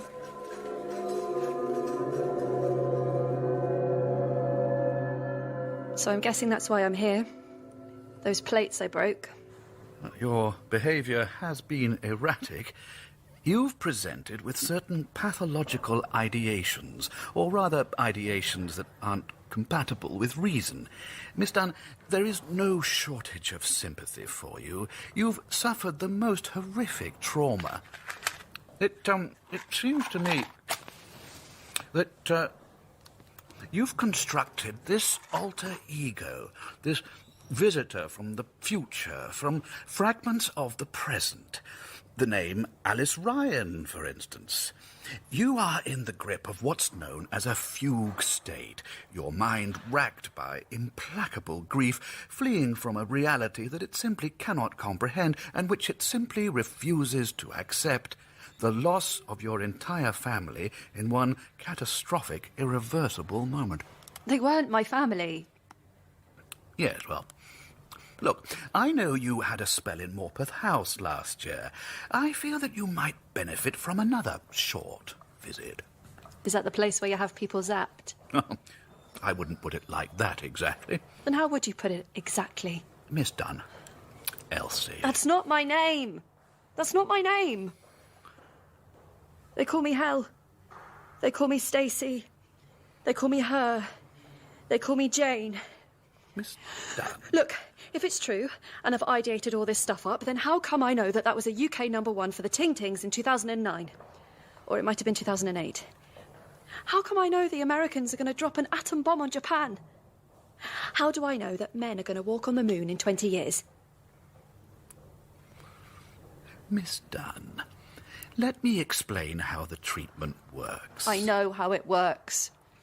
You attach electrodes to my skull and zap me. It sounds a lot worse than it is. And it's effective. It relieves patients from all kinds of psychological malaise, from depression to delusion. Nobody knows why or how, but it does. It's as if we're throwing all the pieces of a person's psyche up into the air like confetti, and when it comes down to earth, somehow the person is changed. All right, Elsie. Just relax. We're going to look after you. There's nothing to worry about. You won't feel any pain. We're just going to slip this over your head. Up. Keep still. That's a good girl. Everyone ready? Stand clear. So it's 120 for 100 milliseconds. That's it. Thank you.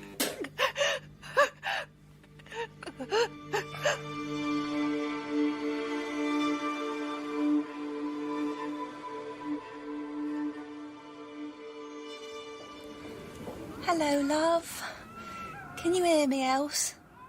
You all right, dear? Oh, there's nothing to worry about. You're in hospital. I said you might feel a bit confused at first and you might not remember who you were, but you'll soon be back to normal. Then you can come home. That'll be nice, won't it? Everyone sends their love. Mo and Jack and Miri and Hilda and Mary and Gwen and Pete and Connie. I can't wait to see you, Else. So you just rest. All right, you take your time. Take it easy and get better. I'll come back and see you again next week. All right.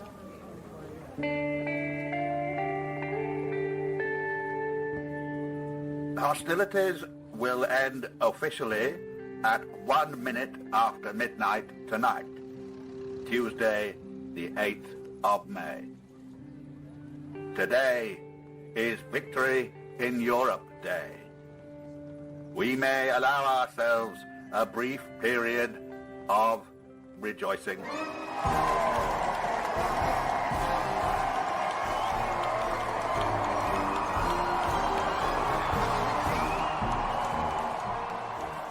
Everyone's here. Hello, my darling. Now then, Elsie, you come in then? Depends where you're going. Trafalgar Square. There'll be too many people. Come on, it's VE Day.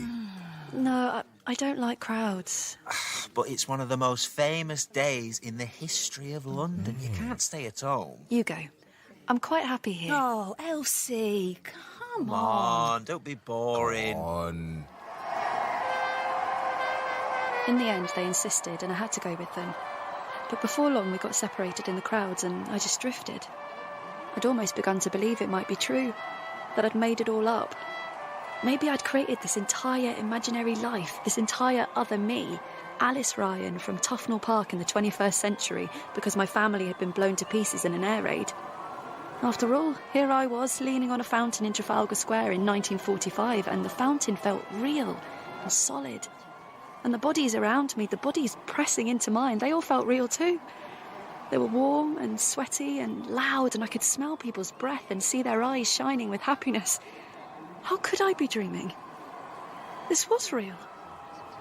I was Elsie Dunn, and this was my life. And that's when I saw a man walking through the crowd wearing a Tommy Hilfiger sweatshirt. Hey! Hey! Excuse me? He was walking really fast with his head down, bumping into people, bouncing off them. He didn't seem to be part of whatever was going on, the joy, the celebration. He was charting his own course, it was clear. No one else noticed him, only me. He glanced up once when I shouted at him the first time, then carried on walking. I did my best to keep up with him, but people kept getting in my way. Hello? Excuse me? I lost him going down Whitehall. The crowds closed in behind him and I couldn't see him anymore. A sailor grabbed me and tried to kiss me, so I kneed him in the balls. And I was about to give up when suddenly there he was, at the entrance to Westminster Tube Station. Spare some change, please. You spare some change, mister? Hi. Sorry. Could I have a word, please? Yeah, what? Can you tell me where you got that shirt? That sweatshirt you're wearing? Someone give it me. Can you spare some change, please, miss? Who? What's it to you? Well, my brother had a shirt like that. No, I didn't nick it, if that's what you mean. No, I didn't mean that. It was given me, all right, at the Sally Army. You spare some change, please, mister? And where's that? The soup kitchen on Greek Street. Can you take me there? Look, here's a shilling, and I'll give you another one if you take me there. Come on, then. What are you waiting for? Let's go.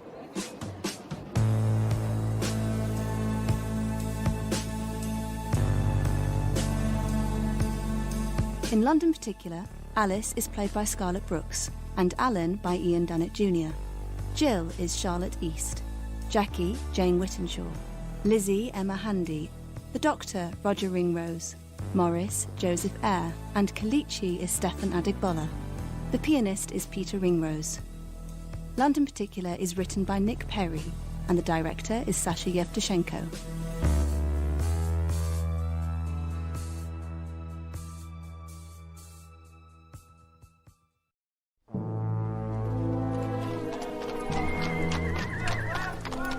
Smog. Smog everywhere. Up your nose, in your ear, down your throat, in your hair, between your teeth, condensing on your glasses. A real pea super, so thick you could almost eat it with a spoon. A London Particular, as they used to call it, in the olden days, the days of yore, way back when. The smoke from a million chimney stacks tumbling down the roof tiles, curling round the houses and folding itself into the fog. Smog up the river, smog down the river, smog lying draped over London like a lumpy duvet, smog creeping up from the estuary, rolling down the sleeping streets, slipping through cracks in the window frames and under the locked front doors. Smog in the cradle, smog in the bedroom, tickling your lungs and clogging your nostril from Lincoln's Inn Fields to Shepherd's Bush Green, from Chertsey Marshes to Wanstead Flats.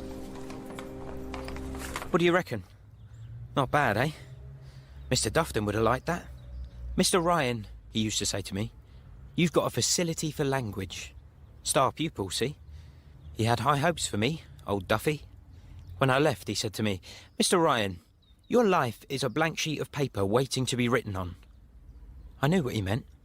He meant anything was possible. Well, not anymore. Not when you're hearing voices and you're on a blister pack of antipsychotics a day with half an aspirin for good luck. And you've got a little habit and you're hanging around with the wrong sort of people and you're kipping on the wrong sort of people's sofas. Into your lungs an air that kills from yon brick chimney blows. Gases and particulates are going up your nose. London particulates. Nah, that blank sheet of paper's all screwed up and stained. Dad made sure of that, didn't he? What the hell are you doing with your nose in that book? You've had your nose in it all day. What's so interesting about it? Let me have a look at it. Give it here. Bleak House. What the hell's that meant to mean, Bleak House? What do you want to be reading that for? Oh, is it clever, is it? You think you're smart, do you? Is that what you think, you wee clouster? Giving it the big one?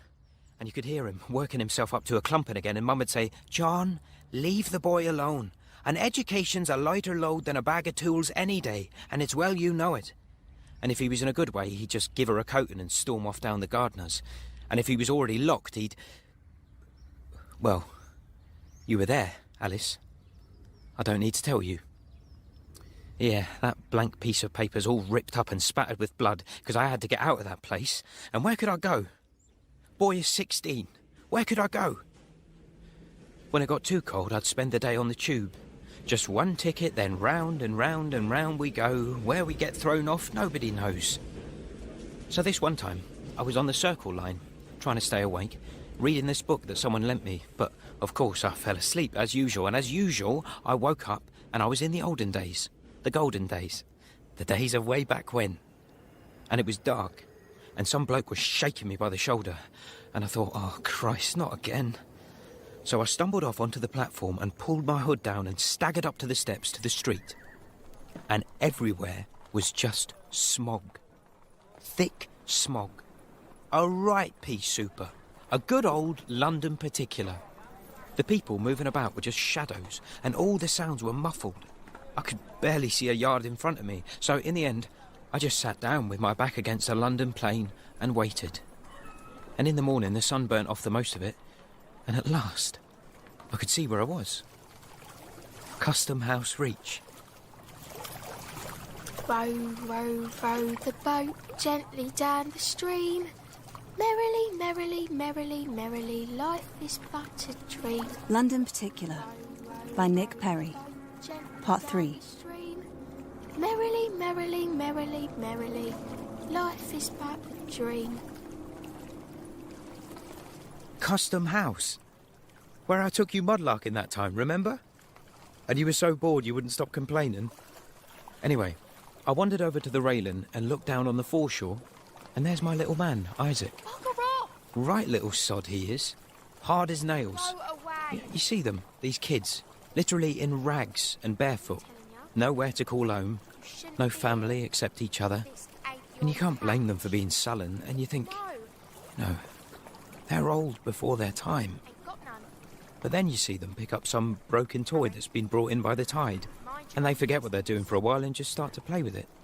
And you realise they're just kids after all. And there's Isaac. Honestly, the hardest 7-year-old you will ever meet. I've seen him cussing out coppers and boatmen, cudgel in his hand, offering them out. No word of a lie. And there he is, all on his own on the foreshore, playing pretend the way ordinary kids do, rabbiting away to himself. I didn't want to embarrass him, so I left him to it and pushed off. And later on, I saw him in the pub, and we had a very interesting conversation.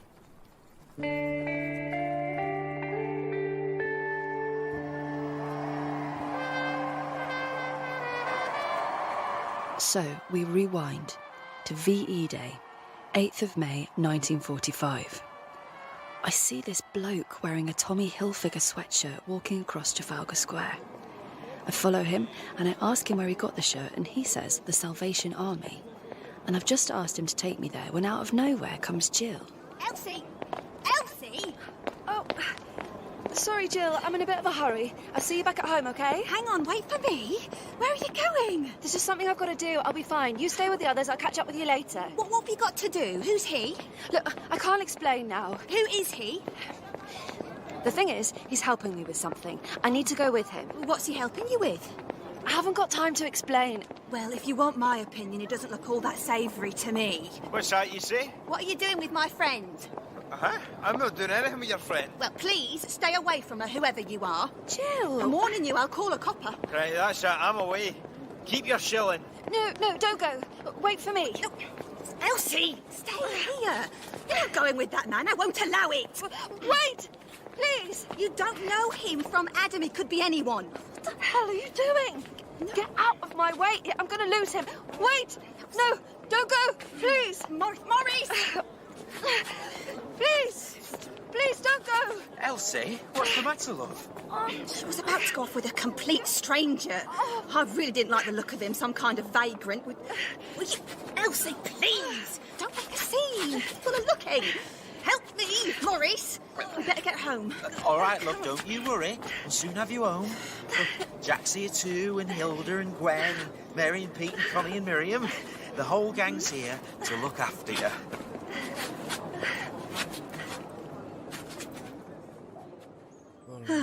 We couldn't let you go, love. Not after what happened last time. I know you don't remember, and it's probably a good thing, but when they found you in Brockwell Park all bloody and bedraggled, well, take it from us. You didn't want to go through that again. There were vagrants involved that time too. Vagrants, weren't they? That's right, Jack. Yeah, nasty, filthy people.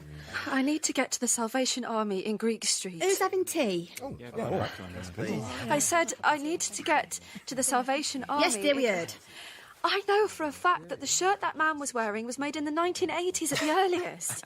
Elsie, dear, how is it possible for anything made in the 1980s to exist in the year of our Lord, 1945? Who said they wanted tea? What was that? Oh, I'll have tea. What was what? That ping. I heard a ping. Tea for me, please. Oh, I didn't hear anything. That's the sound my phone makes when I get a text. It came from over there. I didn't hear anything either. Did anyone else hear anything? No. Well, you must have imagined it, dear. No one else heard it, whatever it was. It came from your bag. Jill, please give me your bag. Oh, you might as well give it to her, Jill. Maurice, Just give it to her. This is my phone. What are you doing with my phone? Why didn't you take the battery out? I'm talking to you, Jill. It's an iPhone. You can't take the battery out. Well, at least you could have turned the bloody thing off. I thought I had done. Those little buttons can be confusing, to be fair. Yes, they are a bit fiddly. I'll give you fiddly in a minute. Christ on a bike. So what do we do now? Excuse me? What What's going on? Mind you, I would have thought the battery would have drained by now. I mean, how long's it been on? It's an iPhone 11. I read somewhere they've made massive improvements to the battery life. Why even hang on to it? You should have just chucked it in the river. I kept it in case. In case of what? The unexpected. Well, that went well, didn't it? Who was the text from? Virgin. They're going to call me to make sure I'm on the best deal. May I see? How on earth did a text get through from 2020? Maybe a temporal leak. Radio waves last forever, don't they? Hang on. This thing's almost fully charged. That can't be right. Jill, have you been charging it? Well, so what if I have? Why the hell would you do that? I was playing Turtle Blast. It's very addictive. Turtle Blast? I miss my games, all right? Sorry, excuse me. Would someone very much mind telling me what the hell is going on? Jill's dropped a clanger, that's what's going on. Oh. Jill has blown the actual gaff. Do you seriously mean to tell me that you had me locked up in a psychiatric hospital and put me through electric shock treatment, and it's all just some will kind you of a just game? shut up, woman! I'm trying to think. What are we going to do, Morris? Well, we haven't got a choice, have we? Thanks to the brilliance of Miss Mayhew. Jack, are you fit? Yep. Come on, you. Let's go. What's happening? We're going for a little drive. Oh, Morris, do you have to? Unless you've got a better idea. Huh? Where are we going? Epping Forest. Why? It's lovely this time of year. There's primroses.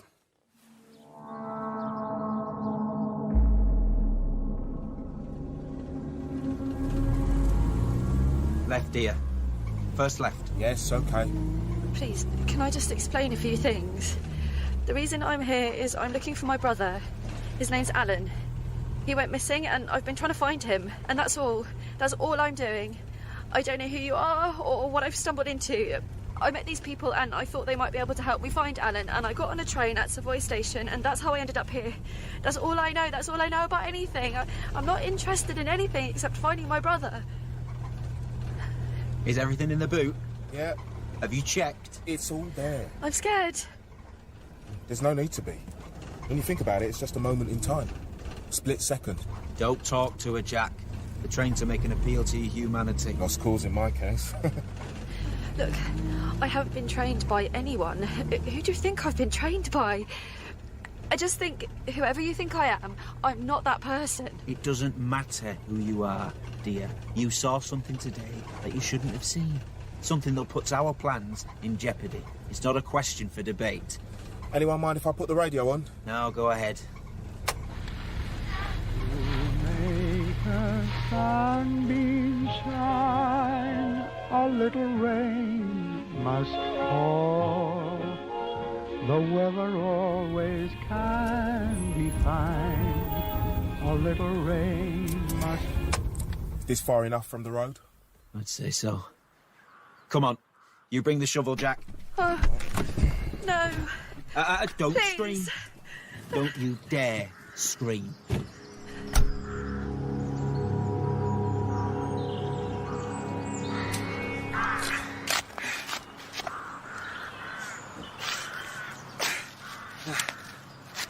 Jack. Yeah? Take over for a bit. Okie doke. Here, give me the gun. I'll hold your jacket.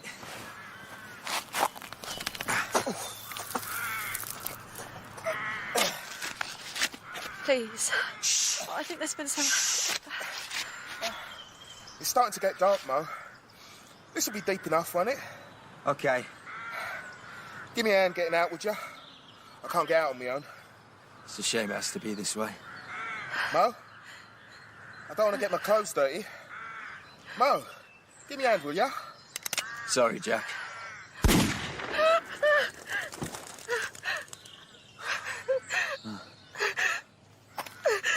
Right. Now's not the time for crying.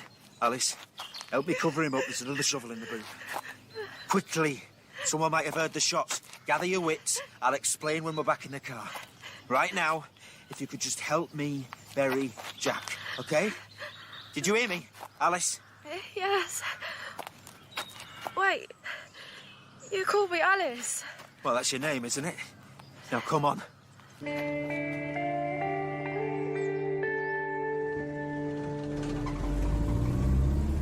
You OK? Yes, I think so. Thanks. How do you know who I am? Oh, we've met before, Alice. You won't remember, but there'll be plenty of time for explanations. God, I genuinely thought I was going to die. You're okay. He's still here. Yes. I'm sorry about Jack. He was a nice enough chap, but he was a Nazi. They all are, of course. You mean the gang? Yes, the gang. Jack, Jill, all the rest. The Mosley's lot. British Union of Fascists. They've been helping the Nazis throughout the war. My God. I mean, they seem so happy this morning. They're out celebrating with everyone else. Right.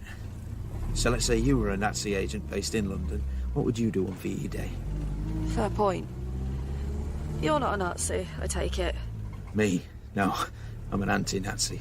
I'm rent-a-mob. I'm a bleeding heart do-gooder. Thanks. You saved my life. No worries. You were very convincing, buddy, by the way. Do you think so? Scared the bejesus out of me. My time at RADA was not wasted. So I'm definitely not Elsie. No. They were gaslighting you. You know what that means when you keep on at someone until they believe the sun's the moon?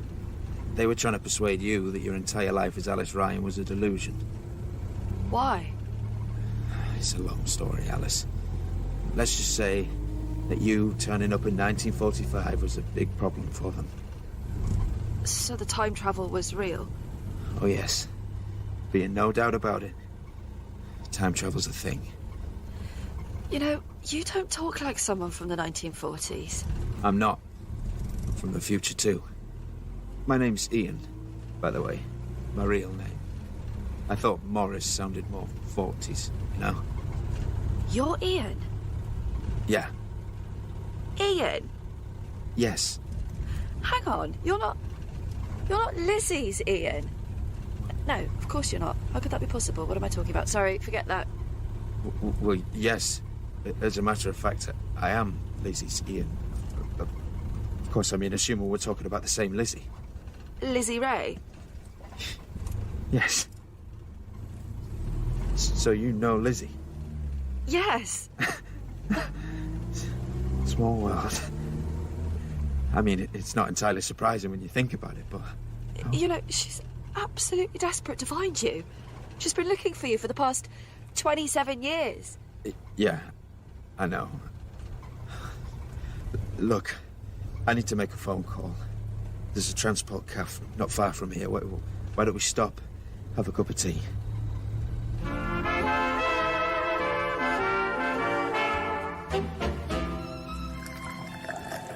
So what was this big problem I caused by turning up in 1945? I'd rather not talk about it here. Let's just say you upset their plans. Can't you be more specific? Maybe later. There's a bloke over there who's been staring at us since we came in. Is there? Where? You don't look. He wouldn't stare if he was a spy, would he? He'd sneak a look. Are you always this jumpy? Alice. I'll stare back at him, then he'll stop. Alice! Told you, he stopped. Look, if you can't tell me, can you at least give me a clue? All right. Look. The thing is, the ability to travel through time is a kind of superpower, right? I mean, we've all seen Back to the Future. I haven't. What? Or Star Wars, or When Harry Met Sally. What I mean is, if you knew everything that was going to happen tomorrow, all the sports results, all the share prices, all the natural disasters... I get it. If you're in the stock market, or you want to bet on a horse race... Exactly. You're ahead of the game. Information is power, right? People would kill for that kind of advantage, and they do, as you nearly found out. I still don't know what I'm supposed to have done. You stepped across a threshold. That's what you did. All I remember is getting on a train. You understand how the thresholds work, right? Not really. It's okay. No one does. They seem to be some kind of naturally occurring phenomenon, like geysers in Iceland. They're just there, right? In underground tunnels, in back gardens, in attics, in cellars, in the middle of the woods, in ditches, in motorway service stations. Nobody knows who first discovered them or when. For as long as anyone can remember, there has been a struggle between the good guys, me, and the self-serving arseholes, them, for control of them. So Jill and the gang? Arseholes, yeah. Jill's from the East End, that much is true. She was born in the 1980s. The house she lived in had a big back garden, backing onto Tower Hamlets Cemetery. Now, Jill was an only child, and she had an imaginary friend who lived in the bushes at the bottom of the garden. And... Am I going too fast for you? No. One day, she went to the bottom of the garden to play with her imaginary friend and didn't come back. What happened? Nobody knows. She just vanished. You can read the reports in the local paper. Distraught parents, appeals for witnesses, the usual stuff. Meanwhile, back in the 1920s, a little girl calling herself Jill Mayhew was found wandering the streets near Mile End Road. She ended up being adopted by a couple who happened to be Mosleyites, and the rest, as they say, is history. You know you have a son called Simon, who's 26? Yes. Sorry, I shouldn't have just blurted it out like that. So you do know? Mm-mm. How? I've seen him. How is that possible? I've been back. Sorry, you mean you can go back? Well, it takes it out here, but you can, yes. But Lizzie says it wasn't possible. She said no one who disappeared had ever returned. That she knows of. Right. So, like, I could go back? You'll have to. As soon as they find out about Jack, they'll be looking for you. Oh, that is such a relief. I've been so worried about my mum. I usually call her every day. She'll be going spare. Actually, now that I come to think of it, we should really be making a move. Well, wait, so Lizzie doesn't know you've been back? No. How many times have you been back? Far too many. Really hammers your immune system. Lizzie told me you'd just gone, vamoosh, left a note, and that was the last she heard from you. It's true. I thought it better for everyone if I kept my distance. But you've seen Simon? Oh, yes. Several times. From a distance, obviously. Look, I don't want to dwell on it, but I did what I thought was right. It was right to fight Franco. It was right to fight Mosley. It was right to fight Hitler. And I just have access to this really cool way of doing it. Who did you phone just now? The War Department. They want us to go in, so finish your tea.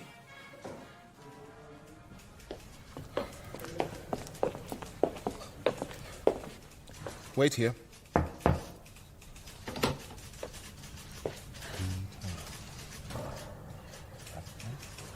The Prime Minister will see you now. Who? Just do as he says.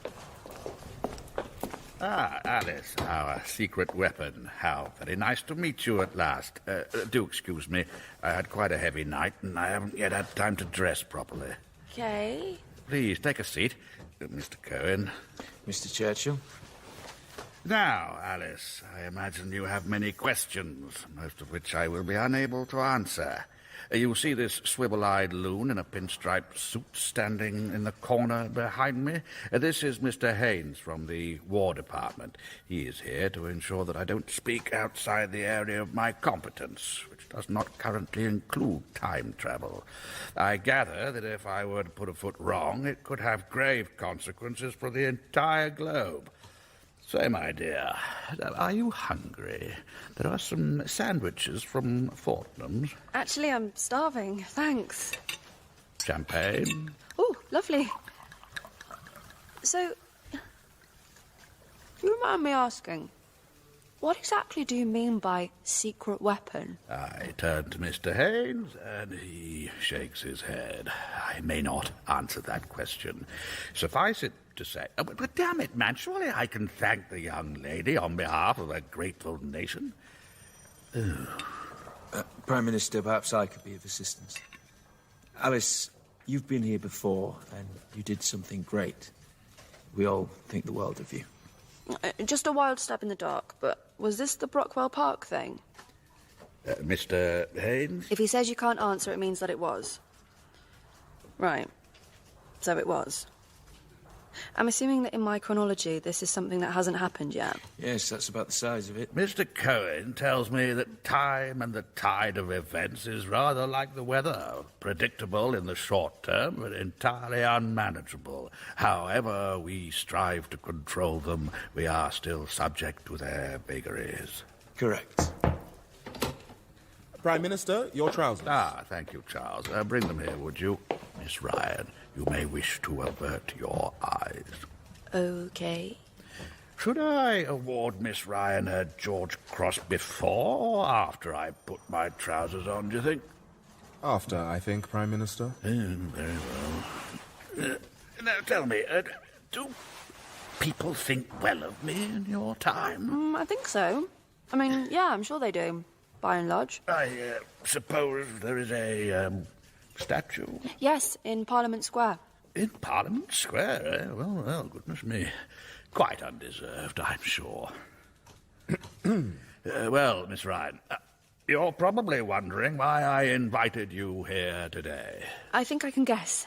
It gives me great pleasure to award you the George Cross for gallantry in the face of the enemy. Oh, thanks. That's amazing.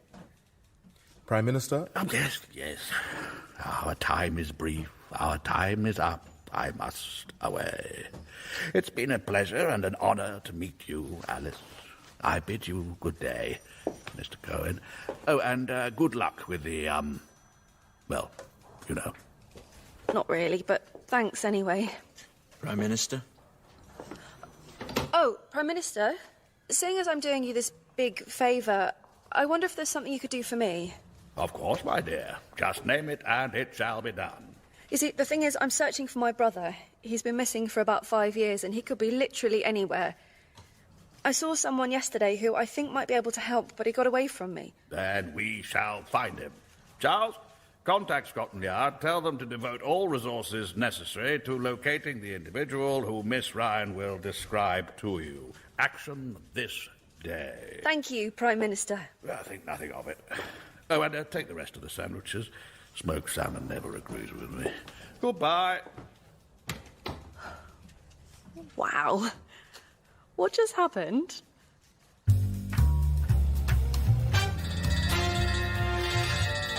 Approximately 5'6", 30 years old, dark hair, a vagrant or tramp, wearing a distinctive pullover in red, white and blue, and speaks with a Scottish accent.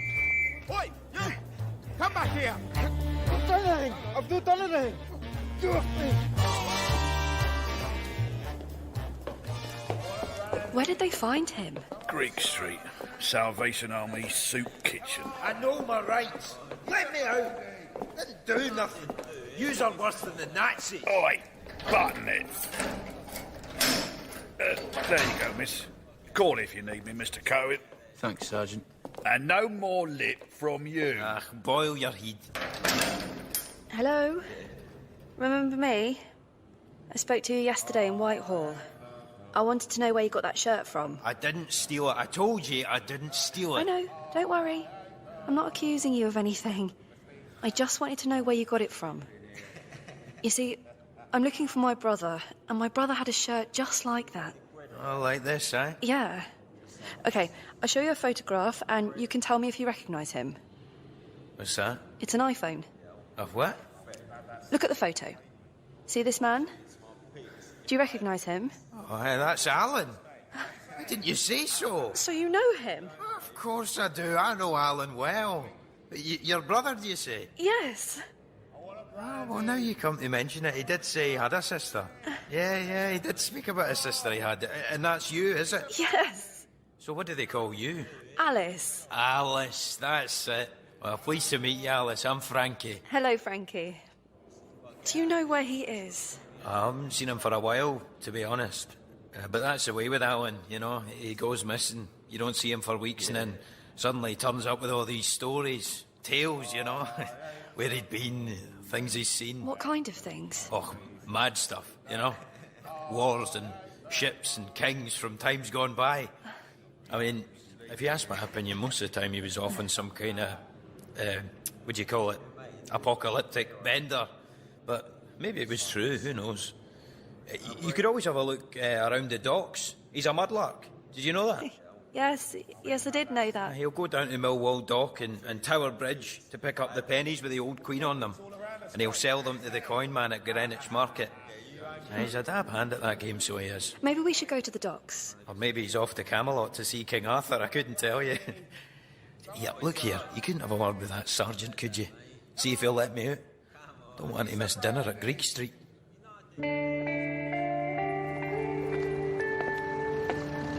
Will you come with me to the docks? There's no time, Alice. We need to get you home. But I don't want to go home. Not if there's a chance of finding Alan. I'll look for him. You go home to your mother. You said she'd be worried about you. You have no idea if Alan's at the docks or in the court of King Arthur right now. Come on, you've got a train to catch. They'll be wondering where me and Jack have got to. This is a dangerous place for you to be. For you, too. Come on. Taxi. Savoy Station. A single to 2020, please. What? A single to Tooting Broadway. Thanks. So what should I do? Just wait on the platform? There's a train after the last train. About 3 hours after. That's the one you want. I'll come down with you. Keep you company.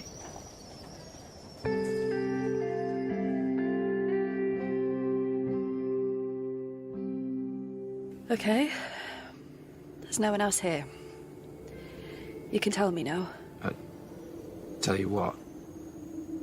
About this thing that I'm going to do. This thing that you and Winston Churchill just mysteriously referred to. The Brockwell Park thing. Oh. I'd better not. Why not?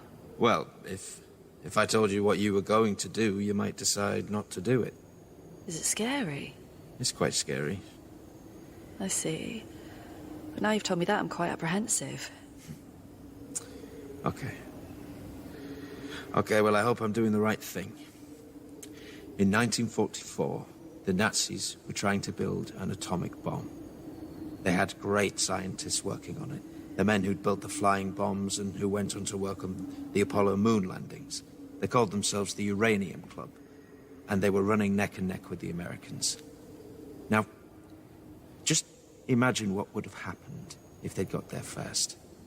One bomb, and the war would have been over. But then, suddenly, for some reason, they stopped. They abandoned the project. No one knows why. But I know why. And Mr. Churchill knows why. It was because of you, Alice. Okay. You see, the Nazis had agents inside the Manhattan Project. Spies? Yes. They were stealing plans from the Americans. The plans they stole were brought to London and handed over to intermediaries who passed them on to the Nazis. And that's where you came in. You identified a key intermediary and you tried to alert the authorities. But the problem was you sounded like a nutter. Well, it's not difficult to sound like a nutter when you've come from the future, but sometimes you get to the point where you've just got to, put it out there. And when nobody took you seriously, you had to go it alone. You knew that a microfilm was going to be handed over on a particular day in Brockwell Park. What you didn't know was that there were Nazi agents in the park that day, sitting around a bonfire pretending to be winos and vagrants. You managed to stop the handover. You and a little old lady and a man walking his dog. Some school kids chased the spies down the street and cornered them. The police arrived eventually, but not before the Nazis had got to you. So that was the scary part, was it? Yes. Sorry. But on the plus side, the German atom bomb project ground to a halt, and we won the war. Are you okay? Yeah. What will you do if you find Alan? How will you let me know? I'll send you a note. How will you do that? I'll use a postbox. A postbox? Like a time capsule. I could put a note in a jam jar and bury the jam jar. It's got to be somewhere you know won't be disturbed between 1945 and 2020. The British Museum? If you like. Yeah, I'll work there. There's a room, the Arbuthnot Library. It's right at the top. No one ever goes in there. The staff use it when they want to have a breather. Level 3, room 13. At the top of the stairs, turn left and keep going.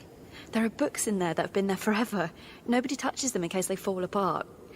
There's one on the end of a row somewhere called The Memoirs of a Naval Officer by a Naval Officer. That's easy to remember. I'll go and check when I get back. Good. And what about Lizzie? Have you got a message for her before I go? You won't mention that you've seen me. All right. But you know she's been waiting for you for an awfully long time. Yes. Anyway, it's not my business, really. Right. Right. Is this it? Looks like it. Will you be okay? I'll be fine. Are you sure? As sure as I can be. But aren't they going to be looking for you too? Yeah, but I've been doing this for years. Trust me, I'm a pro. Goodbye then. It's a shame you couldn't have stayed a bit longer. It's been really nice being able to be myself for a change. Yeah, it would have been nice. Anyway, I'll see you, Alice. Yeah. See you.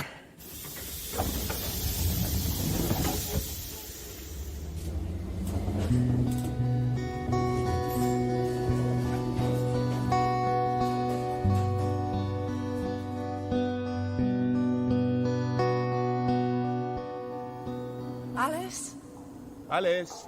Alice, where are you? I'm here. Can you see me? Oh.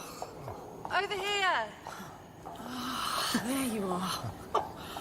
We thought we'd lost you. Did you hear that noise? No. What noise? Well, we thought we heard something, so we hid in the service tunnel. Then we realised we'd managed to leave you behind. Sorry. Don't worry, I was fine. I got distracted by those old theatre posters. I didn't even realise anything was happening. OK, shall we convene for the team selfie? Huh? Come on, everyone. Squidge in. Right, smile. Yeah, that's it. Lovely. And if anyone puts this online, I'll have their guts for garters. Remember, I could lose my job if this got out. Don't worry, Jackie. Your secret's safe with us. Listen, I'm not joking. You OK, love? You seem a bit wobbly. No, I'm fine. Actually, can I get a signal down here? I'd really like to phone my mum.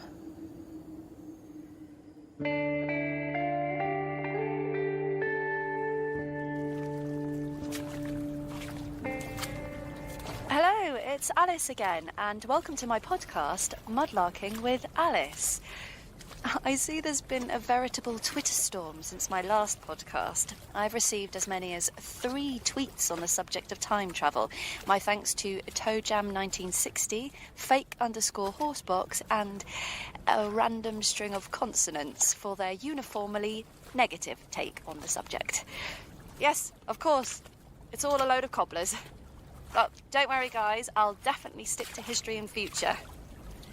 So today, I'm back at Custom House Reach to see what the river has to offer. Oh, not again. Hello? Hiya! Don't run away, it's only me, remember? I'm Alice. I told you before about being down here, didn't I? You shouldn't be here on your own, it's dangerous. I'll go and get him. What? He's in the pub. Who is? Alan. Alan? Stay there, don't move. What do you mean, Alan? Wait, I'll come with you. No, he said to stay. OK. I waited for what seemed like a very long time. Eons passed. Then Mum phoned. Hi, Mum. Can I phone you back? Are you okay, love? Yes, I'm fine, I'm fine. Are you okay? Oh, yes, I'm okay. I just wanted to make sure you were okay. Is anything wrong, Mum? There's a letter from the council. What does it say? I don't know. I haven't opened it yet. I think it might be about them rehousing me. Are you coming round later? I tell you what, I'll come round and we'll open the letter, OK? Thanks, love. I'll see you later then. OK, bye, Mum. Bye. Love you, Mum. And then the kid came back. Alone. Alice? Alice? Where is she? There. Where is he? There. Can't you see? No. Look, if you're taking the piss... piss... Are you sure? She's there. There. I can't see anyone. There. Who are you talking to? Wait, tell her to speak. Say something. What? Hear that? No. Wait a moment. You mean she's there? Yes, idiot. Okay. Ask her, does she remember the olden I don't understand. golden days? Is this a game we're playing? Shut up! Sorry. You be quiet. You talk. Does she remember the olden golden days? The what? Olden? Olden. Golden? Golden. Oh my God. Say, the days of yore. Days of yore. Way back when. What? Way back when. Say it. Way back when. Shit. She said a bad word. Wait, tell her I've been waiting for her. I knew she'd come back. He said you'd come. No, I knew she would. Tell her I knew she'd come. He knew you'd come. Yes. Although she did take her time about it. Took my time though, didn't I? We got there in the end. But Isaac, tell her your name. My name's Isaac. Hello, Isaac. Tell her you're a mudlark. She knows. Tell him he'll never guess what I do for a living now. She says you'll never guess, what my job is. What her job is. What? What? I work in the British Museum. The what? British. British. Mew. Mew. Zeum. Zeum. The British Museum? She works in the British Museum, but she hates museums. Tell her she hates museums. You hate museums. I know. But I missed you. She was sad. I hope she's not going to say she felt closer to me in the British Museum. And going that to would be museums made me feel closer to you. That's what she said. Can you hear her? No. I just had a horrible feeling that's what she was going to say next. That'll live with me, that will. What's she going to say now? I don't know, I'm not a mind reader. Oh, it'll be something to do with Mum, probably. Tell him Mum's okay. Mum's okay. She's wearing her knees out praying for him. She's praying. When isn't she? She wants him to come home. Wants you to come home. No. Yeah, wait, tell her... I just wanted to tell her I'm okay. He's okay. I knew she would be worried about me, and I didn't want her to worry. Doesn't want you to worry. But really, I'm fine. He's fine. Yeah, it's all good. All good. I'm tired. Can I stop now? In a minute. What, tell Alice that you're tired. I'm tired. Are you, love? Well, maybe we better stop then. It's hard work concentrating, isn't it? Maybe I could come back sometime. She can come back? Yes. Okay. He says yeah. But before I come back, there's something I have to do. I have to save the world. She has to save the world. Well, if anyone's going to do it, it'll be you, Alice. I always knew you had it in you. I don't know how to say it. It doesn't matter. The words don't matter. I know what he meant.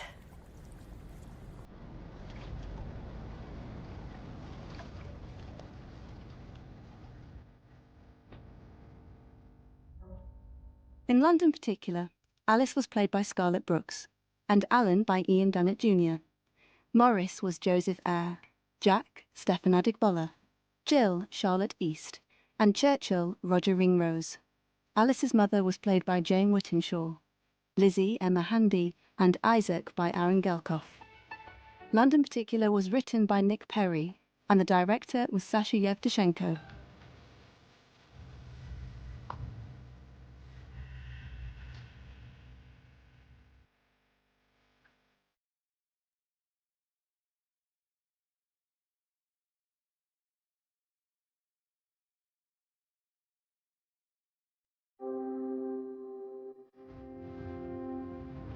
So on this particular day, I was taking a fag break in my special place. I call it the Crow's Nest, right at the top of the cathedral. Not many people can get up there. It's basically an inspection platform for the maintenance staff. Anyway, the security guys, they know I'm a tour guide, so they don't mind me being there. You go up to the Whispering Gallery, then there's a door marked private, and it's 55 steps above that. I mean, it's a long way to go for a fag break, but I'm telling you, it's worth it for the view. And the peace and quiet. If you want some peace and quiet in the middle of London, what do, right? You go up. So I'm basically perched on the dome of St. Paul's Cathedral, and I can see all the way over to Crystal Palace to my left, and Ali Pali to the north, and down there, in front of me, there's the river, the Eye, the parks, the bridges, the whole bloody anthill. I mean, it's dizzying. You need a head for heights up there, I'm telling you. Especially when the wind catches the platform. Whoa. And the light's coming in low from the west, and it's a bit squally, and there's some moisture in the air, late afternoon. Anyway, this particular day, the day I'm talking about, something about the way the light caught the buildings below me, I don't know. For a moment, it was like I got a glimpse of another city. A ghost city, sort of superimposed on the real city. Appearing, then disappearing, kind of shimmering. I don't know how to describe it exactly, but I got the impression of beautiful white houses and pillars, colonnades, and wide streets. Boulevards, I suppose you could call them. Not very London looking, if you know what I mean. And all just flickering, like it was being projected onto the real buildings. That's the best way I could describe it. And then, it was gone. And that was it. How long did it last? Not long. Just a few seconds. I mean, I know it doesn't sound like much. Do you take drugs, Mike? Madam nicotine, that's about it. No analgesics, depressants, stimulants or hallucinogens? Not lately, no. No prescription drugs? No, look, I saw what I saw. I mean, I thought weird shit was your kind of area. It very much is, Mike, but we still have to ask the questions. Mike, do you know about Sir Christopher Wren's plans for rebuilding the City of London in the 1660s after the Great Fire? Yeah, of course. Like I say, I'm a tour guide. I know my subject. So you'd have seen the plans he drew up? Yeah, I have. Yeah. Very similar to the scene you described, wouldn't you say? The boulevards, the Palladian architecture. That's right. Is it possible that you were somehow projecting your memory of those plans onto the scene below? Like I imagined it? Yes. In a way, what do you think? I don't know. I mean, that's why I'm here, right? To get your take on it. I mean, you're the experts. I wouldn't go that far. We wouldn't call ourselves experts, Mike. We just collect people's stories and try to make sense of them. Right. You said just then it doesn't sound like much. Well, it doesn't, does it? So, why did you get in touch with us, if you didn't think much of it? Was there something else, Mike? Some other detail? Well, there was something else, as it happens, which I sort of dismissed at the time, because, well, it was out the corner of my eye, so I couldn't be 100% sure, but as I was looking down and seeing whatever it was I was seeing, there was this whole bunch of these birds, small birds, swifts, maybe starlings, I don't know. Anyway, a whole flurry of them. They shot past me, and suddenly they're gone. 20 birds, 40, too many to count. One moment they're there, the next moment, honestly, it was like they'd just gone behind a curtain. Row, row, row the boat gently down the stream. Merrily, merrily, merrily, merrily, life is but a dream. London Particular by Nick Perry. Gently down the stream. Merrily, merrily, merrily, merrily, life is but a dream. So, what do you reckon? I reckon he's on his break, he's nodded off and had a flashback to those plans Dorian was talking about. The city that never was. You'd know if you were sleeping, though, wouldn't you? Well, not necessarily. You can dream you're awake. Yeah, sometimes I'm convinced I've been awake all night, but in the morning, Wendy says I haven't stopped snoring from the moment my head touched the pillow. Or maybe she just dreamt you were snoring. Well, yes, that is also a possibility. So what are we saying? Was it a dream or a hallucination? Or could it be an actual possible quantum threshold? I think a field trip may be called for. To the dome of St Paul's Cathedral? We've been to stupider places. Yeah, I'd like to see those disappearing birds. But, I mean, how are we going to get up there without being noticed? Mike's a tour guide. We can be his tour party. Well, I think we'd be better off observing from street level with a decent pair of binoculars. I haven't got a head for heights. I can't even stand on a chair to change a light bulb. Come on, Dorian, where's it get up and go? Well, I think you know the answer to that one. Look, I really must dash. I told Wendy I'd be home by 9. We're working our way through another of her interminable box sets. Shall we reconvene at the Bull and Gate on Sunday? Yeah, I'll be there. Yeah? At the usual time? Yep. See you later, Dorian. I'll see you Night. Go home safe. Thank you. Have you actually ever met Wendy? No. You? No. Hmm. So, how's Alice? Alice? Yeah, how is she? I don't know. I haven't seen her for a while. Have you? Me? No. Oh, well, actually, I'll tell a lie. I did see her last week, but only from a distance, and she didn't see me. Well, I haven't even seen her from a distance, so... yeah. I heard she started doing her podcast thing again. All right. Oh, you know, the mudlarking thing. Yeah. I mean, she might well have done. So aren't you two, What? No. Oh, sorry. I thought you were. No, not really, no. I haven't seen her since, well, our last field trip. What, Savoy Station? Yeah. Right.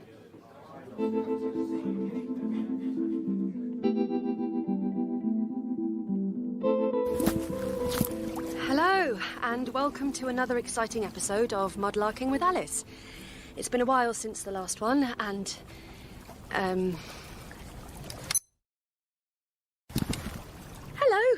and welcome to a new episode of Mudlarking with Alice, with me, Alice. Well, anyway, blah, blah, blah. Look, it's me again, and I am speaking to you from the Thames foreshore near... where am I? Limehouse, and I thought I might tell you about a funny thing that happened to me recently while I was mudlarking.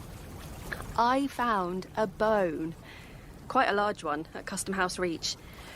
It was a few weeks ago, and it was at low tide, and just breaking the surface of the water, I saw what I at first thought was the joint of an animal's leg bone, like a horse or something. But when I pulled it out of the silt and held it up, well, at that point I could see it was human, a femur. A thigh bone, and I had hold of it just below the hip joint, and I thought it must be old because it was heavily stained, a sort of dark burnt wood colour. And I must admit, I felt quite shaken. I mean, it's not every day you find a human body part in the Thames, and I just stood there for a minute wondering what on earth I should do with it. I mean, I couldn't just sling it into my rucksack and carry on as if nothing had happened. So I thought I'd better take it to the police. Which is when I discovered there aren't any police stations anymore. I hadn't realised. Honestly, I lead such a sheltered life. So I went online and filled in a form, and a couple of days later, a very nice WPC turned up at my flat and took it away. And yesterday, they phoned me to say I was right. It definitely was a human thigh bone, and they'd had it carbon dated, and it was more than 5,000 years old. Can you believe that? My God, that's like 3,000 years BC. I checked, and that's more or less when the Stone Age was coming to an end. The area where London is now would have just been an uninhabited, swampy marsh. Well, the bloke on the phone said as no crime had been committed, the bone belonged to me because I'd found it. And he asked me to come and pick it up, if I wouldn't mind. Which I did a bit, but, I mean, what else could I do? What was I supposed to do with it anyway? They couldn't tell if it was a man or a woman or what age they'd been or what they died of, but whoever they were, this bit of them was now my property. I'd become, by default, their next of kin. So, the question is, should I give it a decent burial, or should I hand it into a museum so they can study it, or put it in a drawer or something? Anyway, if you've got any ideas, maybe you could contact me, or suggestions for what I should call it. I feel I should call it something. Maybe I shouldn't, I don't know. But anyway, not Boney McBoneface, obviously, but something, you know, respectful and appropriate. Look, I'm sorry if I sound a bit, you know, off. The thing is, I thought I was doing quite well, but I've just discovered this feature that lets you know how many people are still listening at the end of each episode, and it's really quite dispiriting. It's one, if you must know. One person. At least it's consistently one person, but it is still one. And as this is the end of the episode, it's you. So, I'd just like to say thanks for staying with me to the bitter end. Mum. Or whoever you are. So, this is me, Alice, at Limehouse Basin, signing off, possibly for the last time. I started doing this podcast in memory of my brother, Alan, who disappeared just over 5 years ago and hasn't been seen or heard from since. I say in memory of. I have no idea if he's dead or alive, so I do it partly in hope that he's out there somewhere. Partly as a sort of beacon. A light to guide him home, should he need it. Should he want it. And to be honest, I don't know that he does. Oh, that's nice. Did you hear that? I got a toot from a flat-top barge. It's the Linden Lee. How nice. And a wave. That's cheered me up. Hello!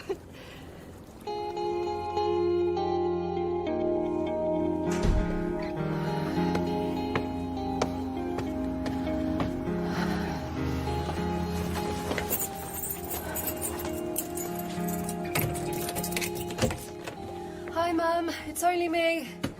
Put the kettle on when you're out there, will you, know? Okay. Your washing's in the blue bag. Mum, I told you not to do it. Well, I was tired looking at it, so I thought I'd do it anyway. Jesus. So don't forget to take it with you. I won't. Oh, by the way, I'm just after speaking to your brother. What? I said I'm just after speaking to your brother. My brother? Yes. What do you mean? He called me. He did what? Your brother just called me. Out of the blue. Imagine that. After all this time. Now, wasn't that a nice surprise?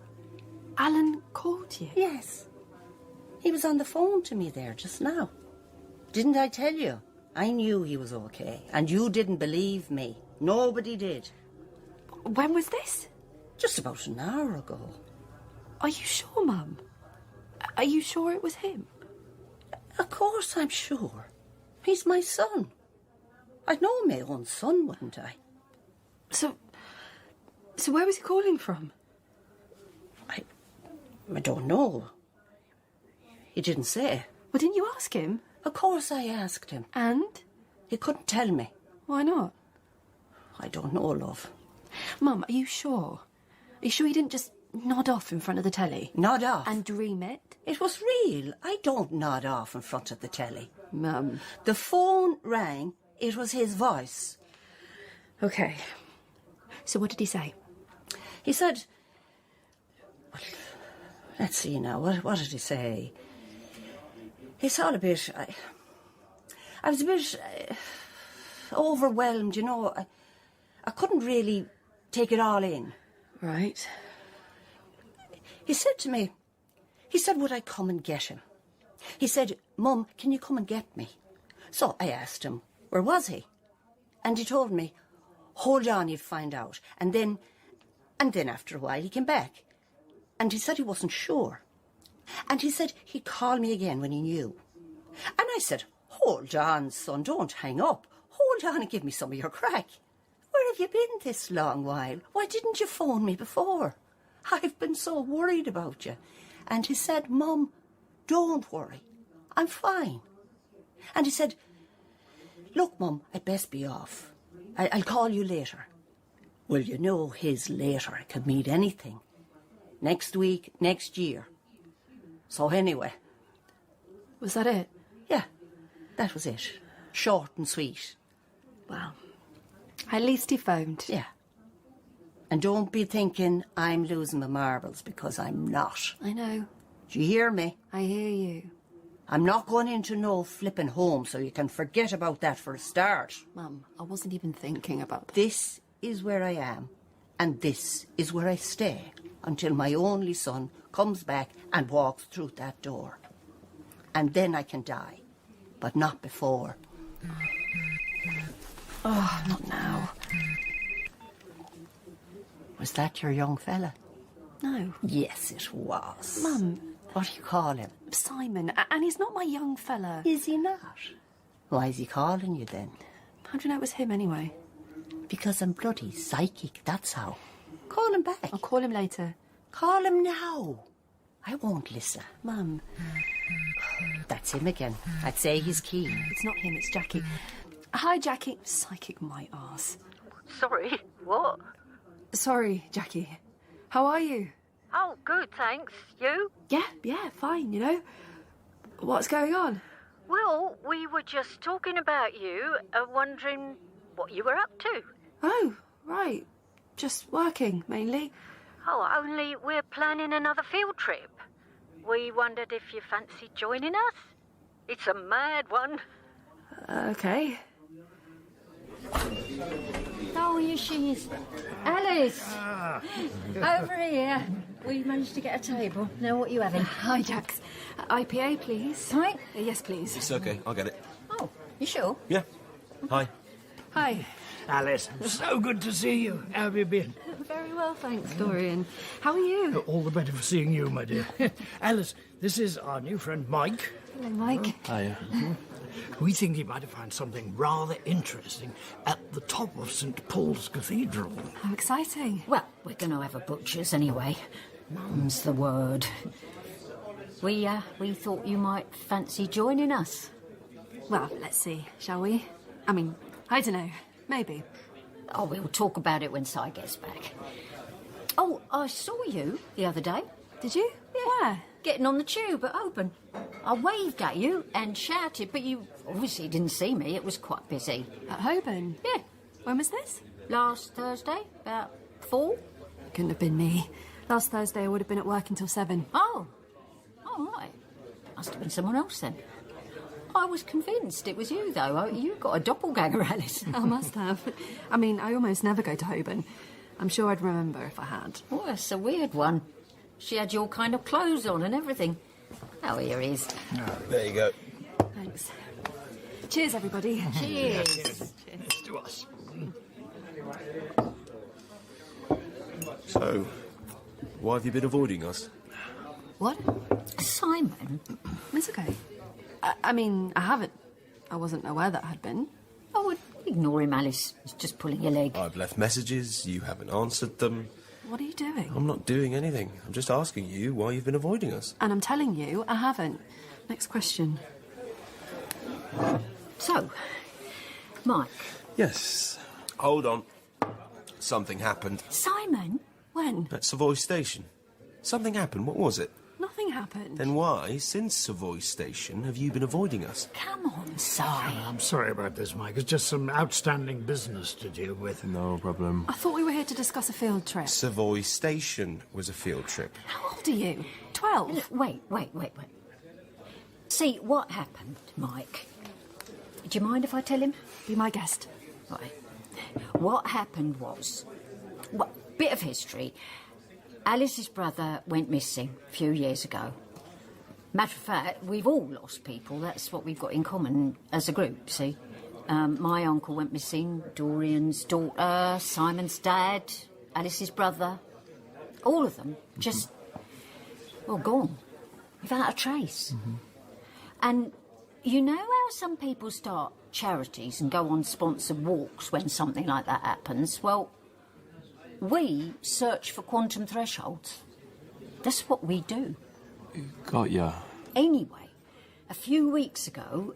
Well, go on, you tell him, Alice. No, you carry on. OK. Well, you know what a ghost station is, Mike? Yeah, one of those old tube stations that's been shut down, right? Correct. I believe there's about 40 on the network. Oh, impressive. Like I said, I'm a tour guide, a mine of useless information. Right. So, Alice is on the tube a few months ago, and it goes through this ghost station. It's Savoy Station on the district line. You wouldn't normally see it because it's sealed and all the lights are off, but on this occasion, Alice sees someone standing on the platform. And it's her brother. Wow. So he's alive? Well, that's a moot point. The train keeps going and Alice gets off at the next station, goes back.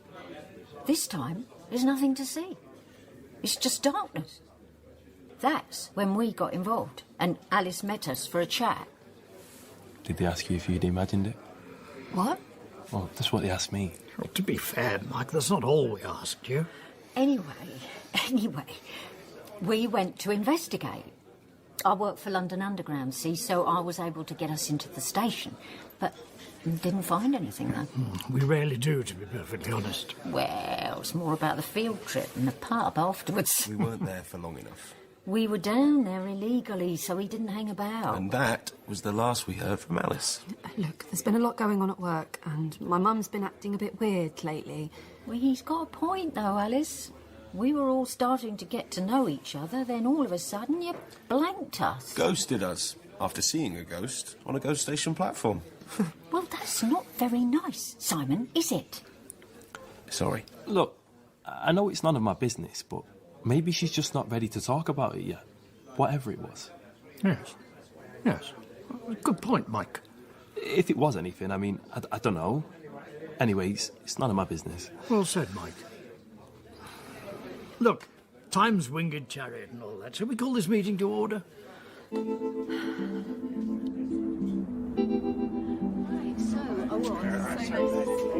You getting the 134? Not if you are. Okay, look, I'm sorry. That was really tactless. Yeah. Don't worry about it.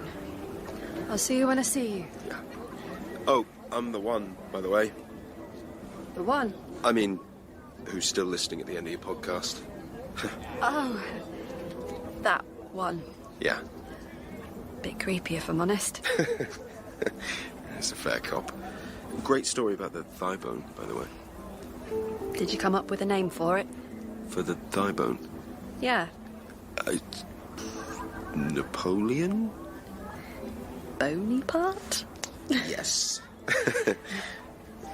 So I'll see you at St. Paul's then. Yeah, I'll be there.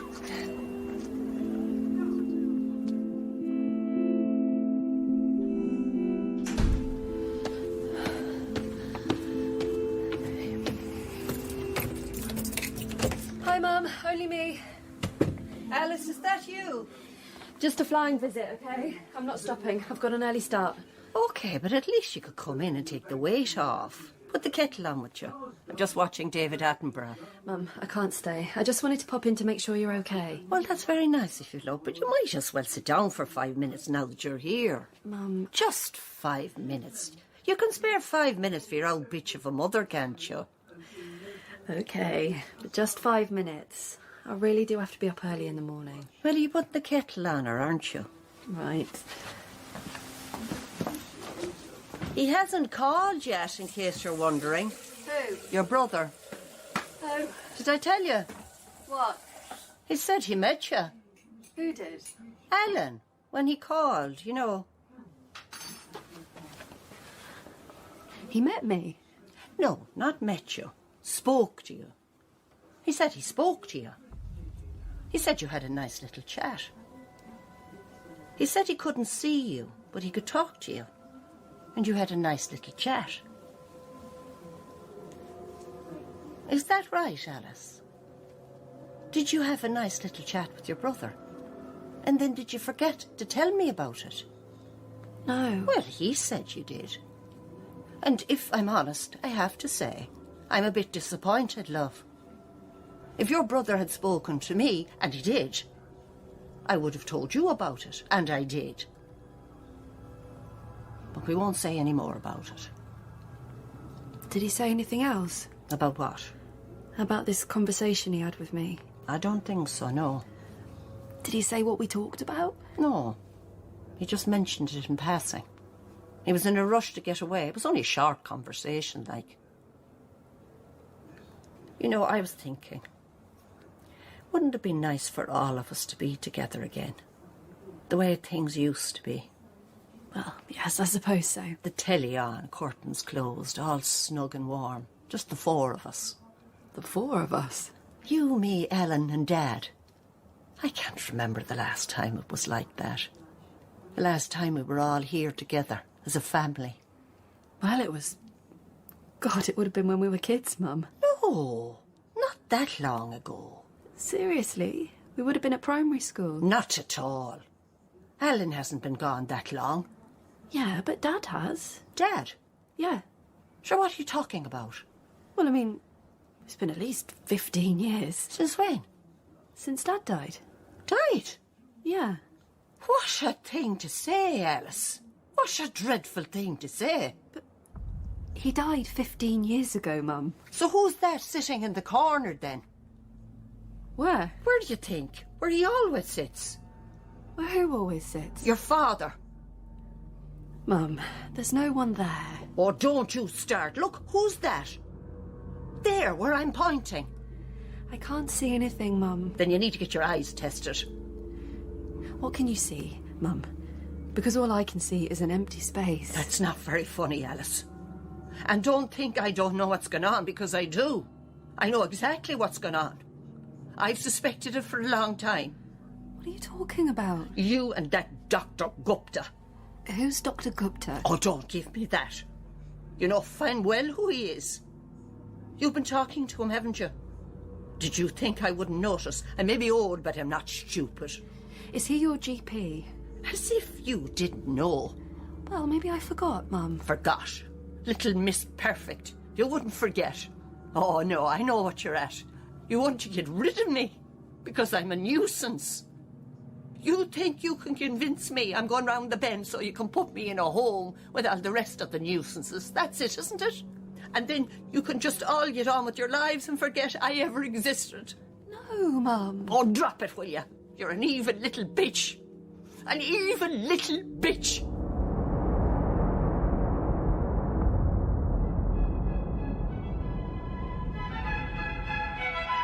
Courtyard surgery. Hello. I wonder if I can make an appointment to speak to Dr. Gupta. Certainly. Could you give me your date of birth, please? Oh, right. The thing is, I'm not one of his patients. I'm sorry? I'm not calling for myself. It's about my mother. Your mother? Yes. I'm concerned about her. She's been behaving rather strangely. Is she there? Is she there with you? No. Are you an authorised person? A what? Has she given us permission to speak to you about her? Well, no, I don't think so. Then I'm afraid we can't speak to you about her. But I'm her daughter. Yes, I understand, but we can't speak to you about her without a permission. If you can ask her to give her permission, then we can speak. But she would never do that. Then what you can do is you can write a letter to Dr. Gupta and put everything you want to say in the letter. Okay, but how long will that take? She lives alone and I'm concerned about her safety. You can write to Dr. Gupta about your concerns. I'm sorry, but I have to take the next call. Our address is on the website, okay? Okay, thanks.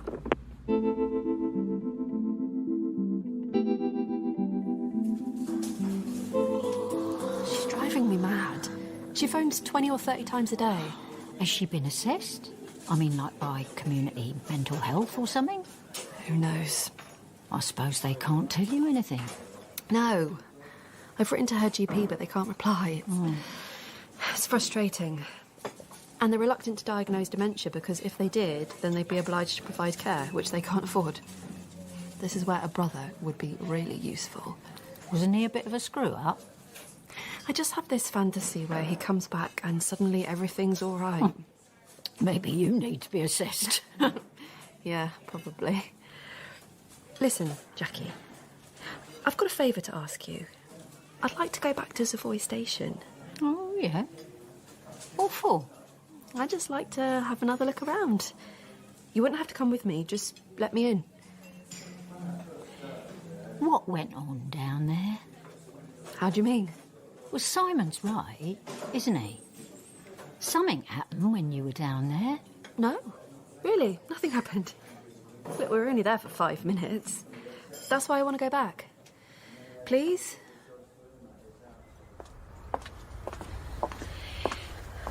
Right. Synchronised watches. You are joking. Yes, I am joking. Has your phone got plenty of charge? 98%. Oh, great. I'll open up. Now, you remember how to get down to the platforms? Yep. I'll hang about in Mackie D's until 3 a.m. That gives you a good hour. And if anyone finds you down there, don't split on me, right? Right.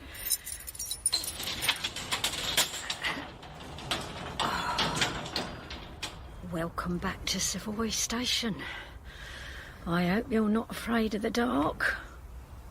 Have fun. Thanks, Jackie.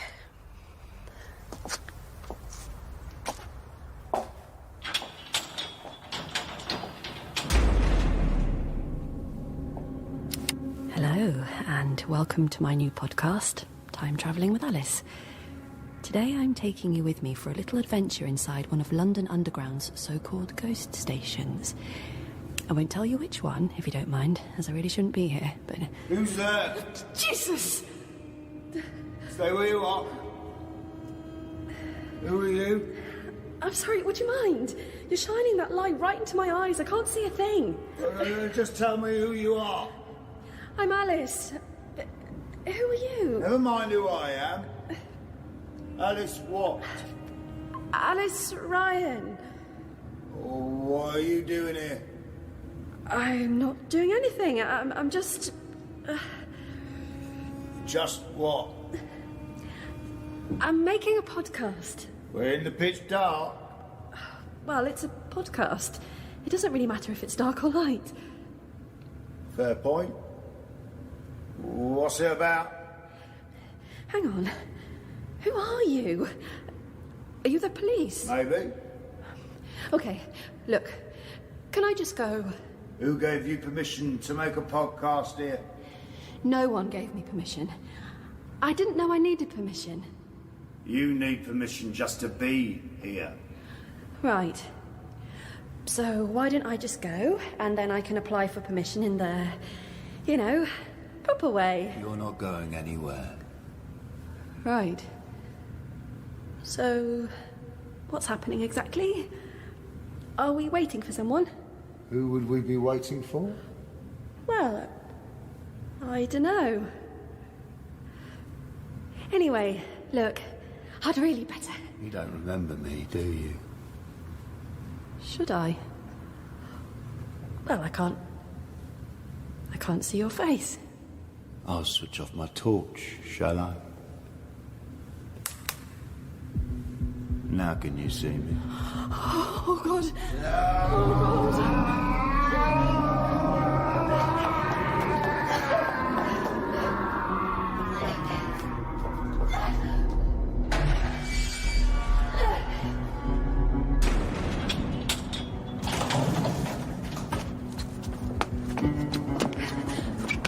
Oi! Sorry.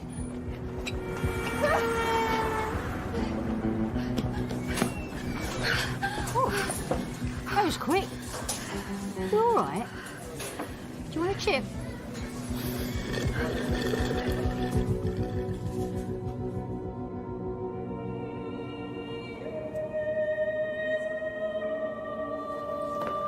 Oh, hi, Mike.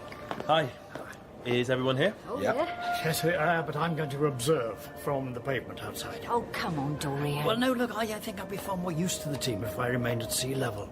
I've brought my earphones so I can communicate with you while holding my binoculars. Oh, right. That's the theory, anyway.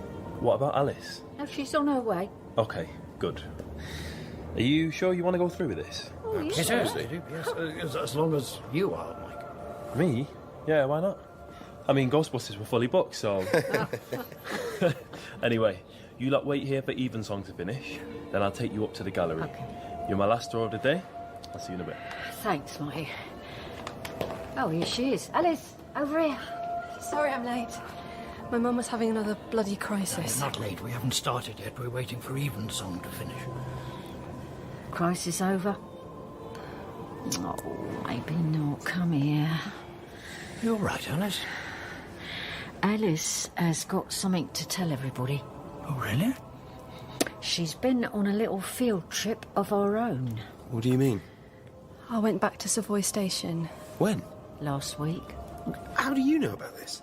Well, someone had to let her in. So why did you go back? You said nothing happened. Okay, I've been wondering how to tell you this. I knew I'd have to, at some point. Tell us what? when we were down there, you all wandered off at one point, and I was on my own. Oh, it was you that wandered off, mate. Everyone else was following me like they were supposed to. Okay, but anyway, when I was on my own, there was this train. I don't remember a train. Oh, do I? Look, let her speak. It was a red train, like the old ones used to be. The lights were off. It was empty. Completely empty as far as I could see. And it came to the platform, and it stopped, and the doors opened, and I got on. I recorded this on my phone. And a train is approaching. My goodness. It's a dark red train, and it seems to be empty. The lights are off. And I'm getting on.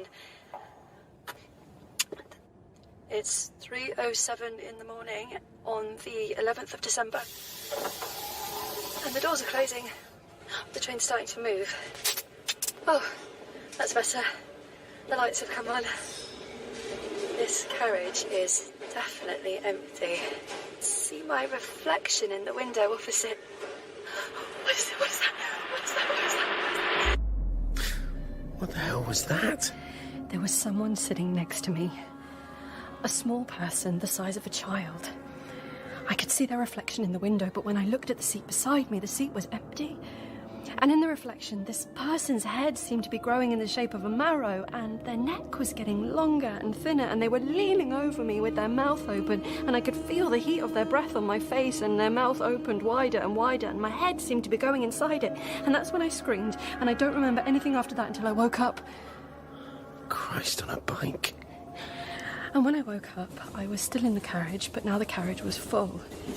And at first I thought everyone was going to a fancy dress party because they were all wearing vintage clothes. But then I realised literally everyone on the train was dressed like that. And there were a lot of people smoking cigarettes and pipes like it was completely normal to smoke on the tube. And that's when it started to dawn on me. Oh, my goodness. Tell them the date, Alice. Well, I found out afterwards it was 1945. She did it? You mean to say she did it? Hang on a bloody minute. You're telling us after all the years we've spent documenting anomalies, all the night out in the golden rain searching like fools for quantum thresholds. You turn up out of the blue. And after just one Zoom meeting, one bloody field trip, actually, she did it. I know. Just lucky, I guess. Bloody lucky, if you ask me. She reckons she was there for nearly 6 months. For us, it was no more than 5 minutes. It's positively Einsteinian. Oh, isn't it? You're going to have to tell us everything that happened. We need to get this down. You realise this is quite unprecedented. Nothing like this has ever happened before in the entire history of humanity. Well, that we know of. Yes, that we know of. Okay, folks, let's go. We're going to take this staircase. Follow me. Do we have to do this now? Can't it wait? I mean, this is just vast. We're here now, Dorian. We might as well do it. Are you coming or not? I agree. We might not get a second chance. We're coming. I'm going outside. I'll give you a test call as soon as I'm in position.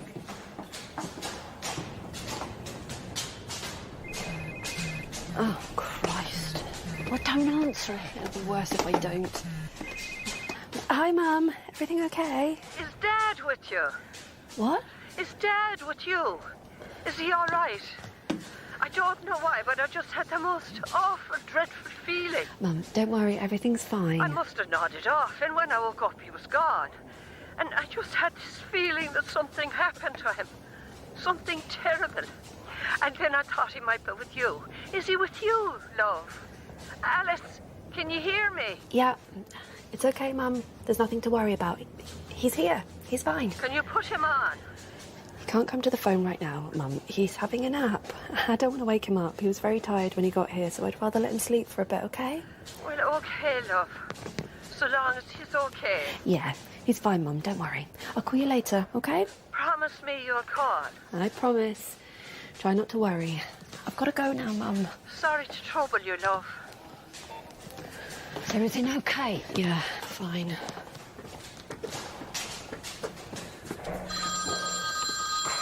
It's Dorian. Hi, Dorian. Oh, good, it works. can you hear me? Yes, I can hear you. I'm at the corner of Creed Lane and Ludgate Hill. You probably can't see me, but I can see the dome. Okay. I'll stay on the line, shall I? Yeah, stay on the line. We're nearly there. Right. Can you all see me? Yeah. Welcome to the world-famous Whispering Gallery of St. Paul's Cathedral. We're now 112 feet above the cathedral floor, and from here we can see stunning views of the interior of the dome and the great city of London beyond. If you stand at one side of the gallery and whisper, someone standing at the other side will be able to hear you perfectly, even though they're 100 feet away. Wow. This effect is caused by sound waves bouncing off the dome and back down to the other end of the gallery. The gallery was designed by Sir Christopher Wren, the famous architect who rebuilt St. Paul's Cathedral after the Great Fire of London in 1666. Okay, the coast is clear. This is the door. Quick. Switch it off, Alice. You can call her back. Just switch it off, love. 2 minutes, okay? Okay. Right. So down there, that's where I saw the white buildings and the boulevards. Wow. Awesome. It was good job Dorian didn't come. He'd have had kids. Whoa! Steady! Is this platform meant to have this many people on it? Probably not. So where are we looking? Right down there. Ludgate Hill. Yeah, only much wider and straighter. Did you see that? What? Well, 2 birds.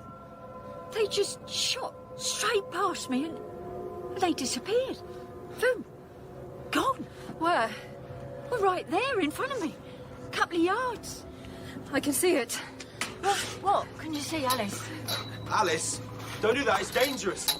Get away from me! Simon, what's she doing? Alice, be careful. Oh, my God. It's okay. Come on, you've been silly. Come on. I can see it. Be Come careful. from the end, Alice! Don't let her jump! Grab her, Simon! Someone grab her! Oh, good God.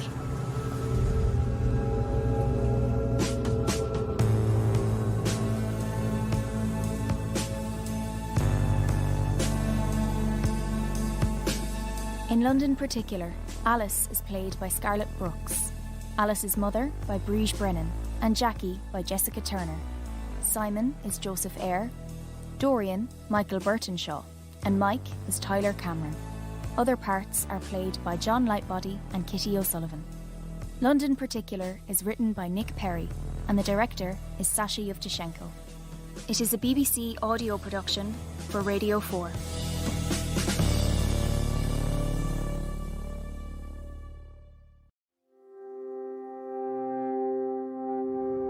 Down there, that's where I saw the white buildings and the boulevards. Wow. Awesome. Whoa! Steady! Is this platform meant to have this many people on it? Probably not. Did you see that? What? Well, 2 birds. They just shot straight past me and they disappeared. Boom. Gone. Where? Well, right there in front of me. A couple of yards. I can see it. What can you see, Alice? Alice, don't do that. It's dangerous. Get away from me! Simon, what's she doing? Alice, be careful. Oh, my God. It's okay. You've been silly. Come on. I can see it. Don't let her jump! Grab her, Simon! Someone grab her! Oh, good God. Row, row, row the boat gently down the stream. Merrily, merrily, merrily, merrily, life is but a dream. London Particular Row, row, row the by boat Nick Perry. gently down the stream. Merrily, merrily, merrily, merrily, life is but a dream.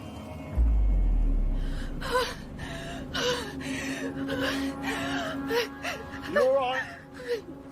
Miss? Can you hear me? You okay? I think so. Here, I'll give you a hand. Thanks. I think I banged my knee. You banged more than your knee. You were spark out for a moment there. Yeah. Be careful. We're high up.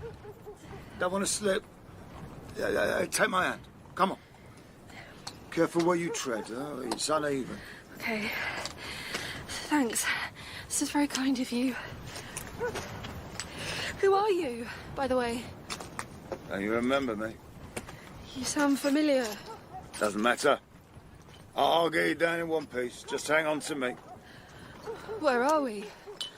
It's so dark. We're on the roof, miss. We're coming up to a door.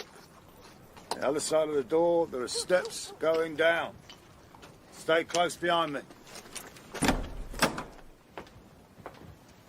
Couldn't you at least give me a clue? About what? About who you are? Oh, right. Well, my name's Colin. Colin. Yeah. Not that it matters. Now, be careful going down. Now, you put your hands on my shoulders. It's the blind leading the blind, this is. Hang on. I know who you are. I met you at Savoy Station, in the ticket hall, in the pitch dark. You gave me the fright of my life. Yeah, sorry about that. There's nothing personal. Sometimes it's necessary. But I still don't know who you are. Well, like I said, it doesn't matter. I'm an international man of mystery. I'm your guardian angel. I'm here because the lady loves milk tray. Seriously? I'm being serious. My name's Colin. My job is to escort you from the premises, and that's all you need to know. All right? Where are we? What is this place? Do you remember what you just did? I think I jumped off the dome of St. Paul's Cathedral. Right. Then you're probably somewhere in the vicinity of St. Paul's Cathedral. And I'm not dead. Apparently not. You're an interesting man, Colin. If you say so, miss. OK. This is as far as I go. Wait. Look, I don't know whether you know, but my brother is lost somewhere in this maze. I would really, really appreciate some help finding him and... Well, you seem to know your way around. Sorry, no can do. If you could just point me in the right direction. That would be above my pay grade. But I don't even know where to start. Just start. Hope for the best. Vaya con Dios and all that. Right. Thanks. Go on, hop it. I've got to lock up. Oh, by the way... Never mind. Ugh. What is that dreadful smell? Don't look at me. Jesus! Evening. Hello. Did I give you a fright? Sorry, I didn't see you there. It's so dark. Oh, I like your what's it? My what? What you're wearing.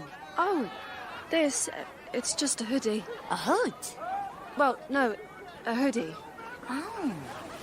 Oh, it's soft. What's that fastening? This? It's well, it's a zip, you see? Oh, do that again.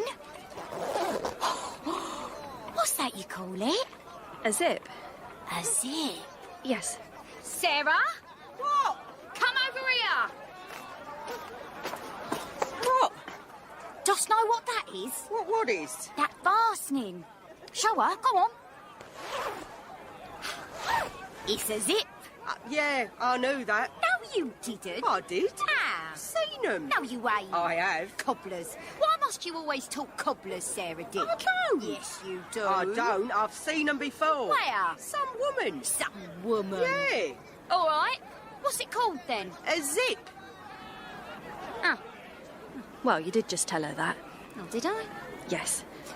Well, anyway, she's lying. She ain't never seen them before. She's always spinning a yarn, that one. Here, I like your breeches. Oh, thanks. Yeah, aren't one of them roaring girls? From up Shoreditch. Yeah, that's what she is, ain't she? A roaring girl, all done up like a man. Oh. Who's this then? Hello. Done up like a man, is she? Let's have a look. Yeah, you leave her be. I ain't even touched her. Yeah, but you will. So why don't you just bugger off? Well, don't you tell me what to do, Mrs. Dick. See this, Mr. Dick? I'll cut yours off if you don't do as I say, and you know I ain't joking. Cut it off while you slumber, and that's a promise. All right. I was just having a laugh. Jesus, woman. Yeah, keep walking, mister. That's it. Walk away. Devil take the day I'm married, that prat. I told you he was a wrong one. Yeah. And what's your name, then? Alice. Well, you better come with us, Alice. You won't last 5 minutes out here. Come on. OK. Oh, what? Yes, I'll do that. Whatever you say. I wouldn't go in very far with you. No, but hobby horses and mermaids. That's what them are. Give it a rest, witless. Come along, milady. Pay him no heed. He'd serve you worse than the worst of women, and that ain't us. Don't you worry. We'll look after you. Won't we, Sarah? Yeah, we'll look after you. Come on. What's a hobby horse? He means a drag. What's a drab? Don't you know? Well, I can probably guess. Yeah, and what do you guess? Is it a person of ill repute? A person of ill repute? A person of ill repute? Here, are you a person of ill repute, Mrs. Bundle? I am indeed, Mrs. Dick. And bugger me if you ain't too. Send for the priest to anoint my repute, for it is ill and may die presently. Where are we going? Just down here. It's quite dark. Well, it's night, isn't it? Do you live down here? We don't live anywhere, ducks. Oh. So where are we going then? Well, what's the matter? Don't you trust us? No, it's not that. What is it then? Nothing. It's nothing. It's just... What is that dreadful smell? Well, I can't smell nothing. Can you, Debs? Maybe it's us. No, it's not you. It's everywhere. Ah, then maybe 'tis the smell of death. Oh, yeah, we're used to it. We can't smell it no more. Death? Yeah, there is a lot of it about. Why's that then?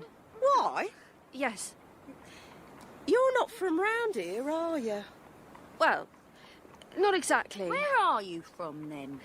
Actually, I'm not really sure. I suppose I must be lost. You suppose? Yes. You don't know much, do you? No, Well, lost your memory, have you? Yeah, I think I must have. You see, I had a bit of a fall and I think I might have bumped my head. Maybe she dropped out of the sky. Is that what happened? Did you drop out of the sky, milady? Aye. Shh, listen. Where's it coming from? St Margaret? No, closer. St Pete's, then. Come on, we better get down there. Well, what about her? Well, leave her. We can't leave her here. Not looking like that. They'd eat her alive. All right, come on, you. Come with us. Where are we going? To church.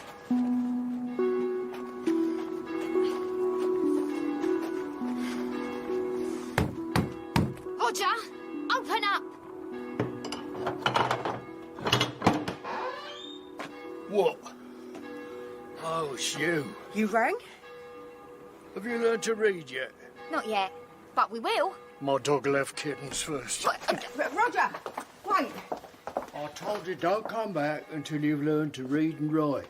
I don't want no more mistakes on that bill of mortality. You did that, but... No, you'll make this parish a laughing stock if we have any more mistakes like last time. The king is evil. Oh, that's what they said. The king's evil. How was we supposed to know? It's called the king's evil because the king can cure the evil. Well, we didn't cure it that time because the poor woman died of it. Well, anyway, I won't be sending you again. Oh, it's... No, I want no more sharp words from the chief clerk or I may lose my stipend. No, but we can spell it out. We know enough that if we put our two heads together, we can write it up letter by letter. It just give us the address. Not this time. I'm sending Abigail Stock. Oh, Abigail Stock? That sack of potatoes. She can read and write. Roger, you cold heart, how could you? Have we not served you well? I told you. I need searchers as can read and write. Well, Abigail Stock won't be stirring for a good few hours yet. She does love her bed. Yeah, and her bottle. I can wait. I can read, if it helps. And write. Then. Who's this? What on earth does she think she looks like? This is Alice. She's a friend of ours. Didn't know you could read. Well, I can. Yeah, that's handy. Very handy. I expect you're glad we brung her now, ain't you? Oh, shut up. Now, Roger, if you would just lend her your ink pot and scratcher thing, you know, the... pen. That's the one. Then we'll be on our way, soon as you give us the address. All right, Rog? Spell for me something. I don't have a pen. Out loud. Leviticus. Leviticus. That's close enough. Well, no, actually, that's correct. Get a change of clothes. There's plenty in the vestry. I'm not having someone dressed like a mad woman conducting the public work of this parish. Don't you worry about that, Roger. We'll get her looking respectable. Now, what's the address?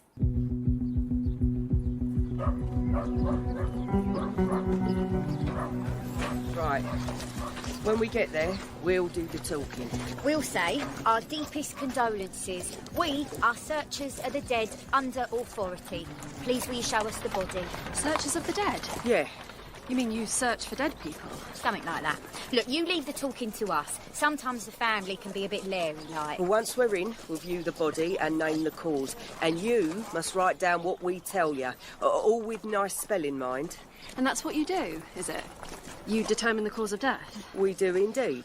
Sounds a bit grim. It's a living. Well, beggars can't be choosers. I doubt if you'd know much about that, though, would you?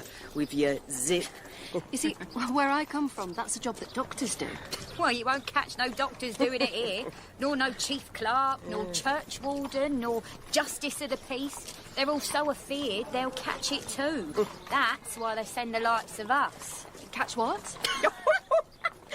Catch what? Maybe she really did drop out of the sky. Plague, milady. Maybe they don't have it where you come from, but they certainly have it here. Bubonic plague. Excuse me. Excuse me. We're looking for Francis Hubert, maker of periwigs. Frenchie? Shot on the corner. They ain't strung him up yet. They better not have strung him up. What would they string him up for? He makes wigs. Well, what's wrong with that? Nothing. Just where he gets the hair from. Well, where's that then? People has died from plague. He cuts it off them and makes it into wigs. Well, that's what they say, anyway. And how do they know he does that? He's French. Were you thinking of stringing him up? Nah. You better not be, or I'll make sure you're strung up too. You and your gossiping friends with you. Come on, ladies. Wait, who do you think you are talking to me like that? Wait, come back here. That's all we need, a bloody mob. Who do you think you are? My grandmother was French.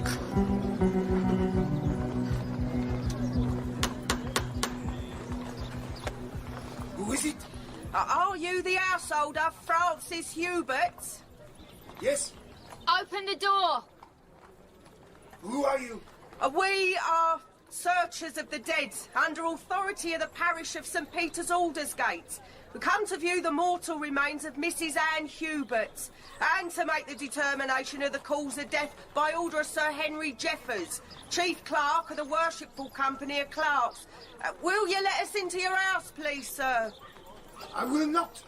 We are searchers of the dead, sir. We have authority to enter your house and to name the plague if we find it. Please. My children are sleeping. Oh, we won't disturb your children. Now, we've come to view the body. Désolé, please, leave. If we leave, we will come back with constables of the parish who will break your door down. What did he say? Let me try. Monsieur, nous sommes trois femmes, très agréables. Nous sommes ici pour voir ta femme. Mais si nous ne pouvons pas entrer ta maison, les hommes will... the men will come. Les gros hommes, avec les grands sticks. Vous comprenez? Quoi? Oh. Look, just open the door, mate. Stop mucking about. Tell him to stop mucking about. Monsieur, s'il vous plaît. You can speak French. She's full of surprises, this one. I expect you're glad we brung her now. Qui parle français? C'est moi, monsieur. This one may come. Not you, not you. Oh, I've had enough of this. Come on, we haven't got all day, right? Stand back. Non, arrête, non. Attendez, départ, maintenant. Désolé, monsieur. Right, where is the poor lady? Through here, is it? Attendez. Oh, pretty woman. Bless her. Isn't she such a pretty woman? Our condolences, monsieur. Oh, oui. Dépêchez-vous. Now, my lady, take up your scratcher, write down this. Her name, Anne Hubert, a married woman, mother of 2. Age about 30. You got that? Yeah. This pen is rubbish. And today's date, August the 21st, in the year of our Lord 1666. Now I move on to the determination. Now you see here, the buboes, just here on the neck. Yeah. Raise her arms, Debs. Yeah. See here, under the arm? Yes. Buboes in the underarms. Now that's a sure sign of the plague. I'm not sure how to spell buboes. B-U-B-O-E-S. That looks about right. Hence bubonic, I suppose. Don't ask me. But perhaps it is a consumption. No, there is blackening and ulceration of the skin here. She was a lot of coughing from the phlegm. I think it was a consumption. You don't get buboes when it's consumption, mister. And you don't get skin ulcers neither. Now, this is the plainest sight of bubonic plague I ever saw. I know it is inconvenient to you, but we are obliged to name this house a plague house. Mon Dieu. To be sealed for 40 days and 40 nights, which declaration you will faithfully observe against punishment by pillory and corporal pain. I will mark the door so that your neighbours may know it. And may the Lord God Almighty have mercy on you and your little ones. But how will I live? I have a business to make. I must feed my children. The parish will help if it can. We can only do what we can do. We took an oath on the Holy Bible, and we are obliged to make a true report. I beg you, for my children, please. Dear me, I can't abide a man that weeps. Let's get out of here, come on. Wait. Monsieur, s'il vous plaît, calmez-vous. Tes enfants, ils connaissent que leur mère est morte? Oui, mais ils sont si jeunes. Ils ne comprenaient pas. Où sont-ils? À l'étage. May I visit them? Puis-je visiter les enfants? No. No! Why not? You will bring the plague to them. I don't have the plague, as far as I know. I just want to make sure they're all right. Vous leur donnerez la peste. I told you, didn't I? They can get leery. Now, you sit there, matey.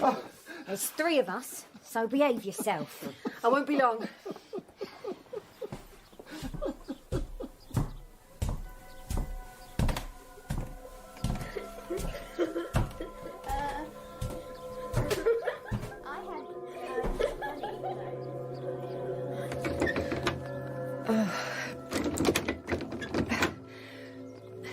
Hello? My name is Alice. Your father said I could speak to you. Is the door locked? Can you open it from the inside? Hello? Is anyone there? Is no one there? Yes. Ah, so there is someone there. No. There's no one there? No. No, yes. Yesterday, upon the stair, I met a man who wasn't there. He wasn't there again today. Oh, how I wish he'd go away. I wish you'd go away. Shh. I promise I'll go just as soon as I know you're all right. We're not all right. Our mother's dead. I know. I'm sorry. My name is Alice. You said that already. What are your names? I'm Kate, and he's John. Ah, I've got a brother too. He's called Alan. Is your brother younger or older? He's younger. Just like me and my brother then. How much younger is he? 3 years. John's 3 years younger than me. Worse luck, I wish I was older. Can you open this door? No. Who has the key? Papa. Why does he lock you in? For our own good, of course. To protect us. How long have you been in there? Since Mama got sick. Wouldn't you like to come out and play? No, it's too dangerous. It must get lonely in there. No, we have friends. What friends? Other children. In there? Yes. I can't hear them. They're not here now. Where are they? In the cupboard. What are they doing there? Hiding. What are they hiding from? You. Me? Yes. They'll come back when you've gone. They don't like it when other people come here. How many of them are there? Quite a few. What games do you play? Murder, dead man, funerals. Oh, that sounds like fun. Butterfly game. The what game? Say that again. The butterfly game. The butterfly game? Yes. Do you know it? Well, I do know a game called the butterfly game. How does it go? I used to play it when I was a child. It's a storytelling game. Yes, you start. But it can't be the same one. Well, you do your one. OK, well, it starts with... Welcome to the butterfly game. And as always, we begin with a story. I know a man who lives in the jungle. His name is Tarzan. She knows it. And then what happens? One night he was walking out in the jungle. How do you know this? And then he takes turns. Everyone takes turns telling a bit of the story. How on earth could you possibly know this? Do you even know who Tarzan is? No. There are only 2 people in the world who know what that game is. Me and my brother. Because we invented it lying in our bunk beds in the summer of 1994 because our parents always sent us to bed before it got dark and we couldn't sleep because it was still light outside. And it's called the butterfly game. Do you know why it's called the butterfly game? No, of course you don't. It's called the butterfly game because the wallpaper in our bedroom at 109 Elman Road had butterflies on it. It's just not possible that you know it too. It's just not possible. Well, we do. How do you know it? Lots of children know it. What children? The children you play with? The children in the cupboard? Yes. Did they say who taught them? Oh. I'll be back in a minute. I better see what's going on. Bring the fella out, come on! Bring him outside! Quiet yourselves! There's children asleep. Well, bring him out here then. We only want to have a word with him. Then why are you swinging a cudgel? What's going on? Stay inside. A bunch of idiots, that's all. I take exception to that. Now hold your peace and tell us what's the matter. I'll tell you what the matter is. This wig he made for my master. Look at it. Full of nits. Look. Crawling with them. My master wants his money back. I didn't make this wig. It is not mine. You're a bloody liar. The wigs I make are from horsehair. This is not horsehair. This is from a goat. Right, Frenchie, who asked for your opinion? We know what your game is. You're not a wig maker. You're a thief and a spy. You make your wigs from those that died from the plague. The Lord alone knows what anyone might catch from them. All right, lads, you made your point. Now leave these people alone. We're searchers of the dead. We're here on official business, and if you don't bugger off now, we'll call the constables on you. Close the door, Deb. Squirrel, close the door. Stand back. Is there a back way out of here? Yes. Oh, well, let's wait for the sexton to come for the body, then we shall go with him for safe passage. Monsieur, will you please unlock the room your children are in? Where is the key? Monsieur, why have you locked them in there? Speak to me. Locked who in where? His children are locked in a room at the top of the stairs. No. Have you lost your mind? Locking your children inside a plague house? Why won't you speak? He's afraid to. He's got nothing to say for himself, have you? What's he doing? Here's the key. Take it. Thanks. We'll come with you. No. Wait there with him. I won't be a minute. Kate? John? Don't be frightened. It's Alice. I'm just going to open the door.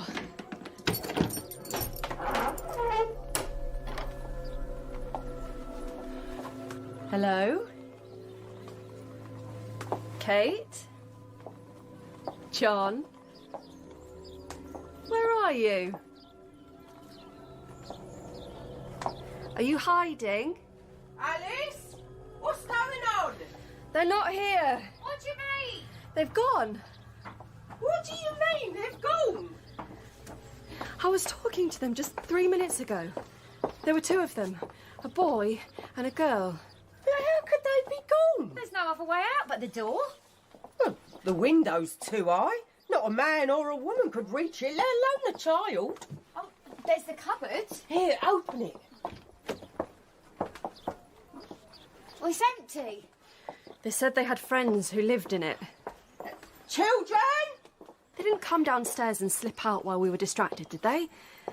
They couldn't have. The door to this room was locked. What was that? Monsieur? Alice! Alice, wait! He's gone. Well, which way did he go? I don't know. Is there a back way? Well, I never did. That is a peculiar turn of events. Well, we shall have to wait upon the sexton now. We can't leave the poor lady alone. God knows what might happen to her in this place. There were 3 men came out of the west, their fortunes for to try. And these 3 men made a solemn vow, John Barleycorn must die. They've ploughed, they've sown, they've harrowed him in, through clods at Barley's head. And these 3 men made a solemn vow, John Barleycorn was dead. Oh, look who's here. Just keep walking. Hello, Mrs. Dick. Hello, Mr. Dick. Where have you been? I've been looking for you. Ain't see you in a week or 2. Anywhere you ain't, that's where I've been. Well, why's that then? Hello? Who's this? Keep your distance. That's Alice. You've met her once before. Did I? Hello. I usually remember a pretty face. Have you no shame, Dan Dick? Making up to another woman directly in front of your married wife? Well, seeing as how you've been avoiding me... I told you to keep your distance. I told you before what the penalty is. Now, get out of our way. We've got work to attend to. I was just having a laugh. Can't a fella have a laugh these days? Jesus. I told you he was a wrong un. Yeah. We are searchers of the dead, under authority of the parish of St. Peter's Aldersgate, come to view the mortal remains of Mr. and Mrs. George Keeling, and to make determination of the cause of death by order of Sir Henry Jeffers, Chief Clerk of the Worshipful Company of Clarks. Will you let us into your house, please, madam? September the 3rd, in the year of our Lord, 1666. Here we see the buboes on the neck and the buboes under the arms. Blackening and ulceration of the skin. Excuse me.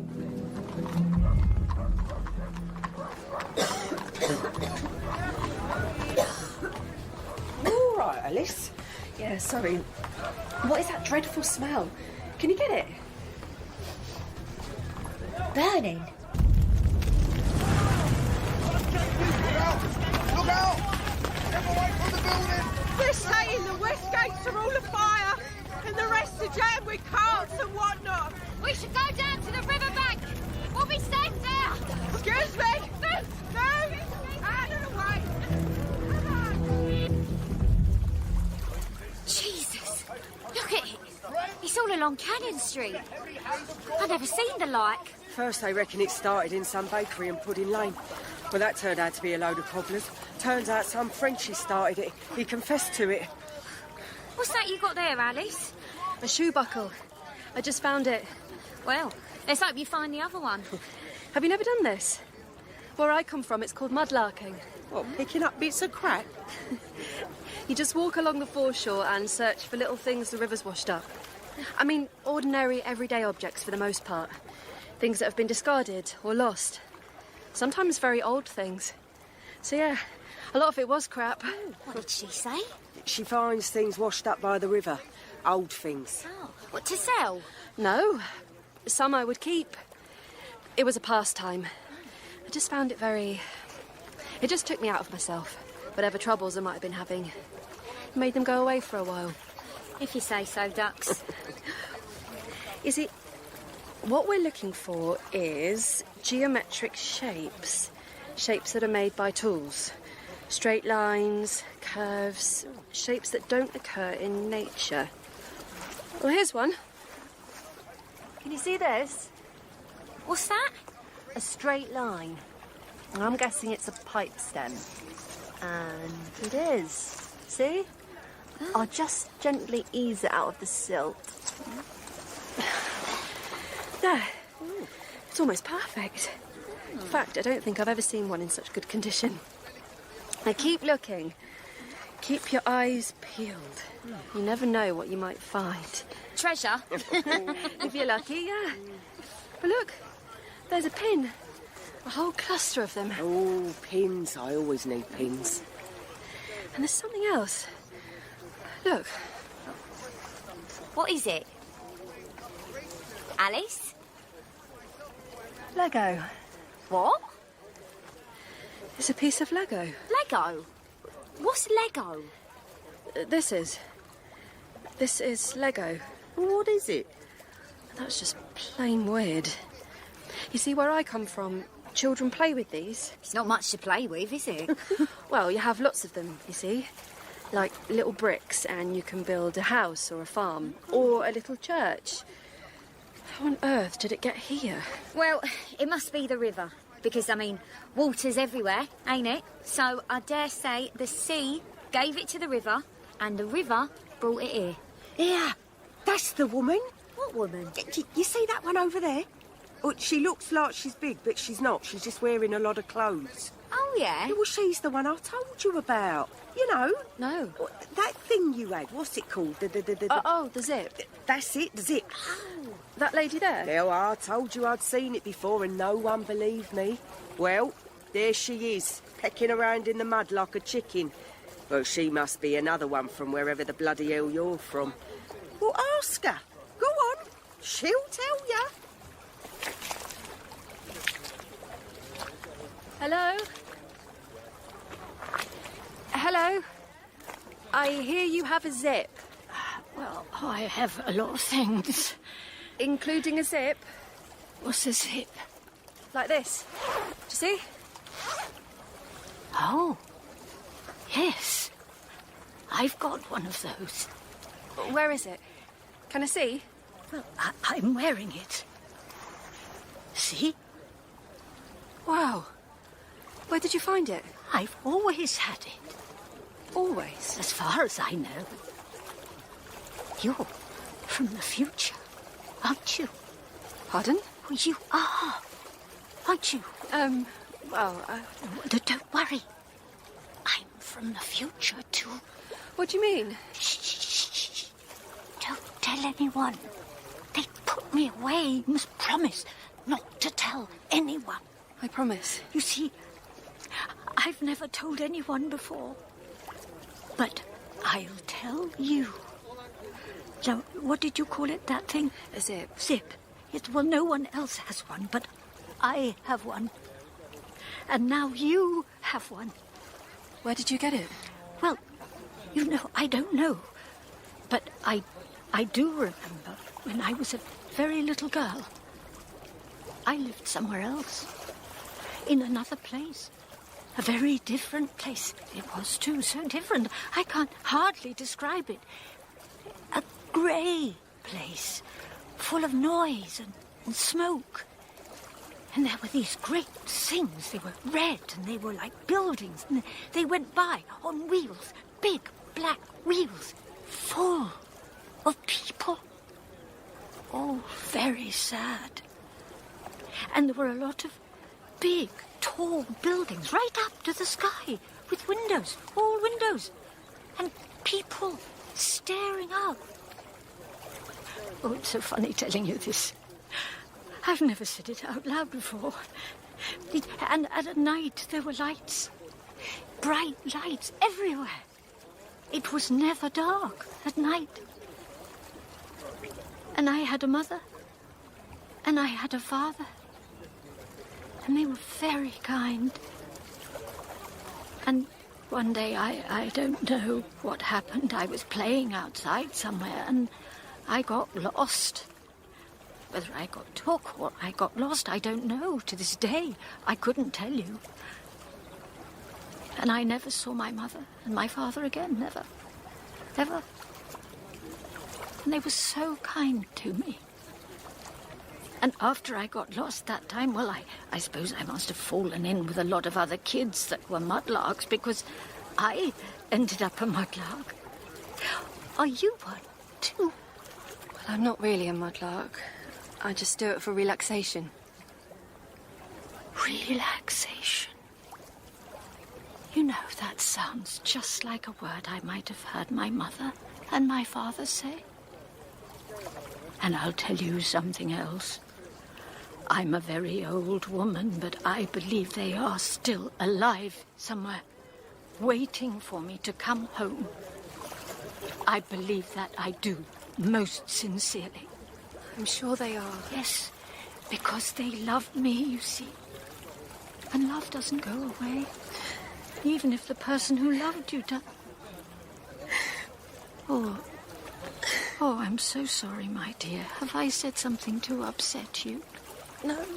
Oh, but I think I have. I'm so sorry. You mustn't listen to me. I'm just a silly old woman. You're not. But we must be careful who we talk to and what we say, because they'll put you in a bedlam if you're not careful. And you don't want to be there. I promise you. Oh, I'd better get going. The tide's coming in. Bye-bye. Lovely lady.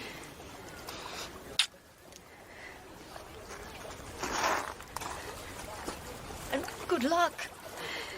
Bye. Do you believe me now? What's the matter? Jesus, St. Paul's is on fire! Oh.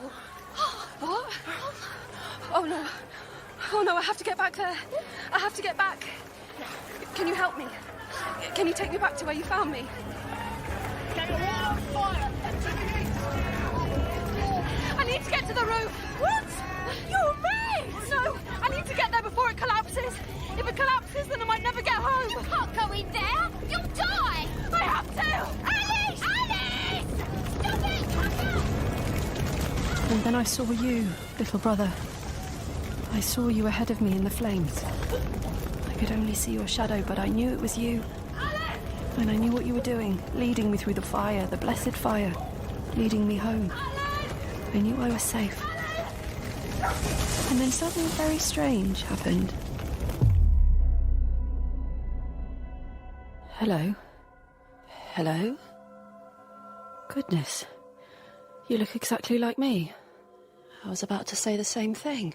I mean, it's astonishing. Exactly like me. Yes. It's like looking in a mirror. And you sound like me too. Yes. And you sound like me. How extraordinary. Well, they say everyone has a double. I must be yours. Yes. And I must be yours. Do you live in London? Yes. So do I. What's your favourite colour? I don't have one. What about you? Me neither. Well, there you go then.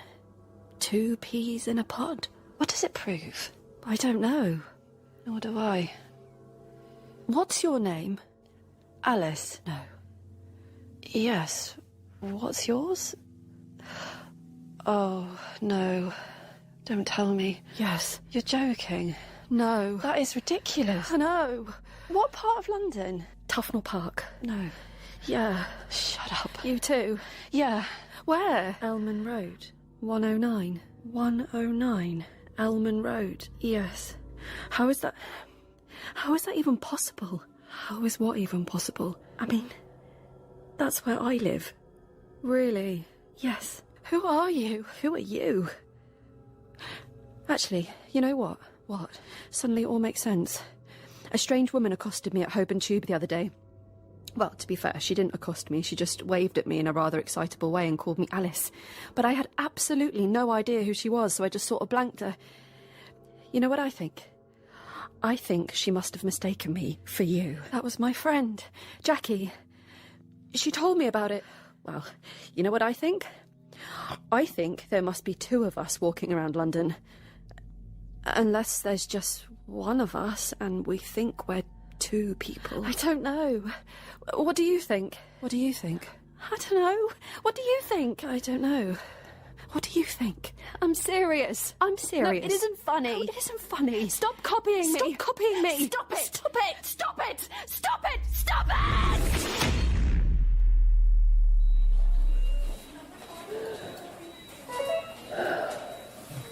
Alice? Alice? Can you hear me? My name's Jill, and I'm a nurse. You're going to be all right, Alice. You're in hospital, but you're going to be okay. Don't worry. Just sleep.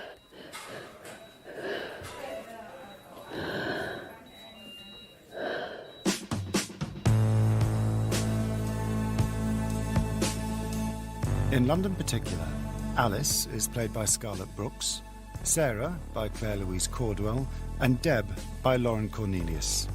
Francois is John Lightbody, the bag lady, Jessica Turner, the church warden, Michael Burtonshaw. Dan is played by Don Gillet, Kate by Mabel Cresswell, and John, Bertie Cresswell. Other parts are played by Josh Brown-Jones and Kitty O'Sullivan. John Barleycorn was performed by Ian Dunnett Jr. London Particular is written by Nick Perry, and the director is Sasha Yevtushenko.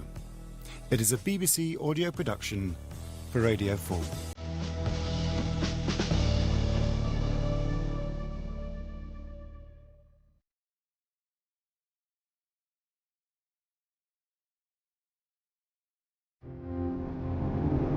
Hello, this is the guard speaking. This is a Central Line train terminating at Ealing Broadway. We are now approaching Holborn Station.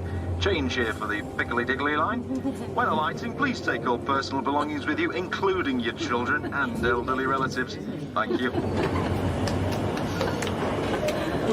As I think I've mentioned to you before, I work at the British Museum. Excuse me, please. Sorry, excuse me. If you're travelling to the British Museum, there are 4 tube stops you can use. Goode Street, Russell Square, Tottenham Court Road and Holborn. I never get off at Holborn, ever. It's the furthest away from work.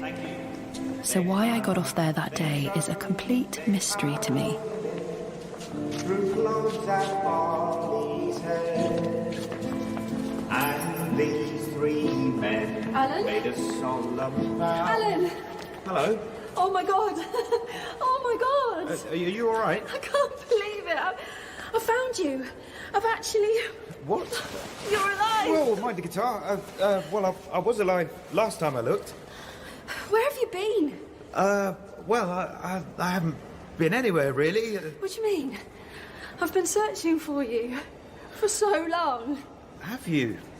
Look, I'm really sorry, but I think you might have the wrong person. No. Oh, thank you. Have a nice day. Well, where do I know you from? I'm Alice. Nice to meet you, Alice. Look, I've only got another 20 minutes in this spot. So... I'm your sister. My sister? Yes. Well, then you've definitely got the wrong person. I mean, I don't have a sister. Yes, you do. I'm your sister. Well, I think I'd know if I had a sister, wouldn't I? Okay. Your name is Alan, right? Yeah. Alan Ryan. Yes. You grew up at 109 Elman Road, Tufnell Park. Your mum's name is Jean. Hang on, how do you know that? Because she's my mum too. She was born on the 26th of June, 1951, right? Right. How would I know that if I'm not who I say I am? I don't know, but so I'm confused. Do you mean... you've just discovered that you're my stepsister or half-sister or something? No. I mean, I'm your actual sister. We grew up together. At 109 Elman Road in Tufnell Park. We shared a room when we were kids. Did we? The wallpaper had butterflies on it. Right. 5 years ago, you went missing, and I haven't seen or heard from you since. No one has. Until this moment. I see. But I think I would have remembered something like that, wouldn't I? Going missing for 5 years or having a sister? I mean, what do you mean I went missing? I mean, you disappeared. Just like that? Yes. You used to disappear a lot, but you usually turned up at some point, only this time you didn't. You've been living rough and we lost track of you and... Well, That was 5 years ago. And I've been looking for you ever since. And now, at long last, I've found you. And you don't know who I am. You genuinely don't know who I am, do you? I'm sorry, Alice. How is this possible? I don't understand. It's like some kind of a bad dream. Maybe it is. I mean, life's a dream, isn't it, Alice? Is it? Is that all it is? Row, row, row the boat gently down the stream. Merrily, merrily, merrily, merrily, life is but a dream. London Particular Row, row, row by the Nick boat Perry. Gently down the stream. Merrily, merrily, merrily, merrily, life is but a dream. Alan?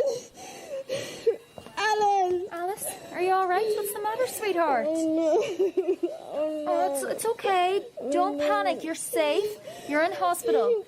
I'm a nurse. I'm here to look after you. My name's Jill. Oh, dear. Have you been dreaming, sweetheart? All right. Well, it was just a dream, Alice. Try not to worry about it, lovey. Just relax. Try to sleep. Shh. Just relax. Yeah. Hi, Toby. It's Jill in 3. She's come round a bit agitated. I'm going to up the dosage by 2 mil, okay? Yeah, fine. It's okay, Alice. It's okay.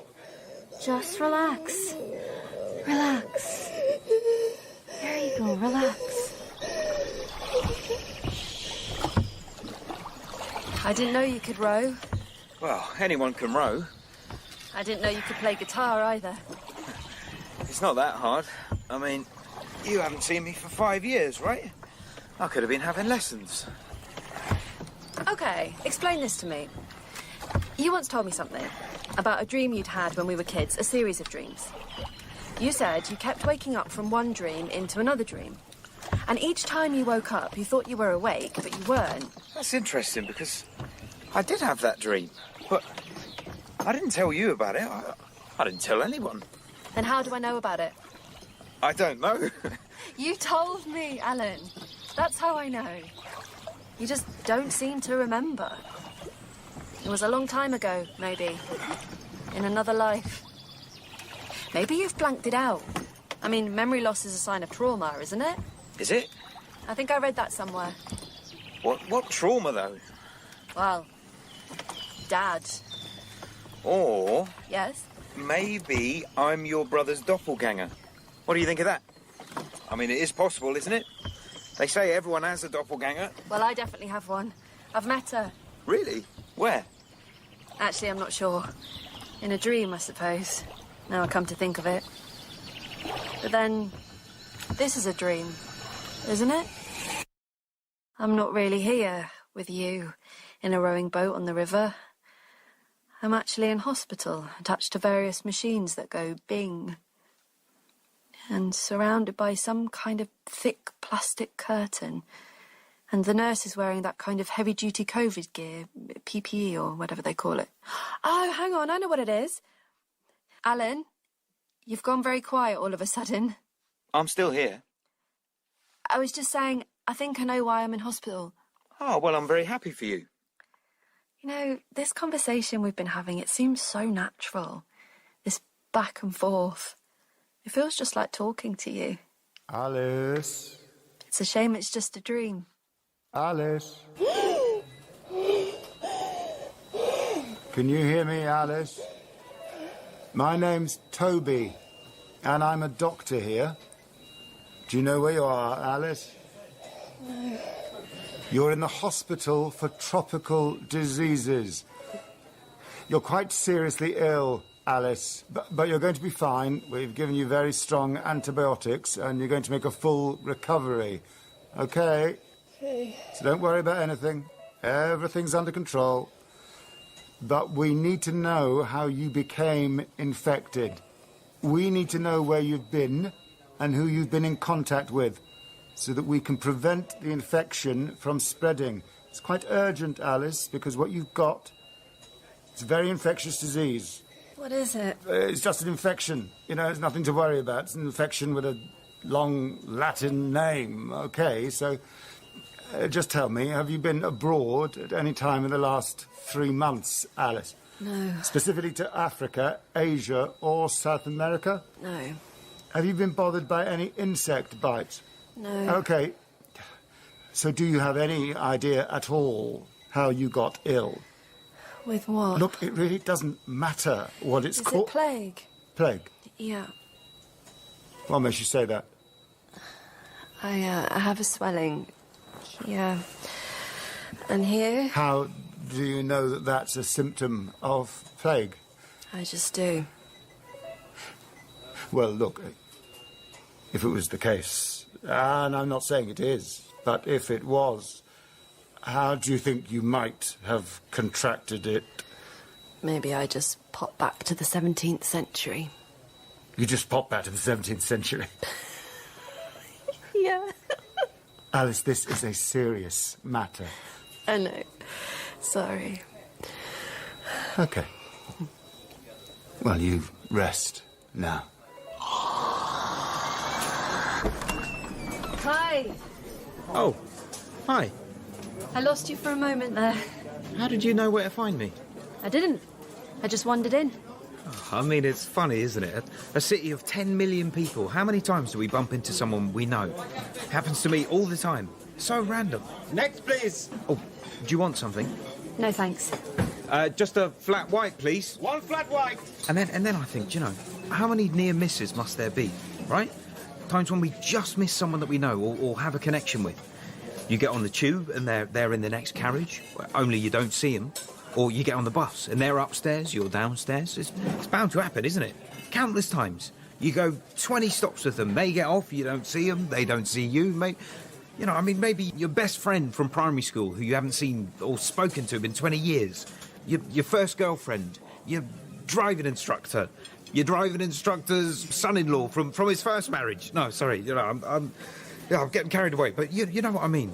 Someone you didn't even know existed, a sister you didn't even know you had, just a few feet away from you.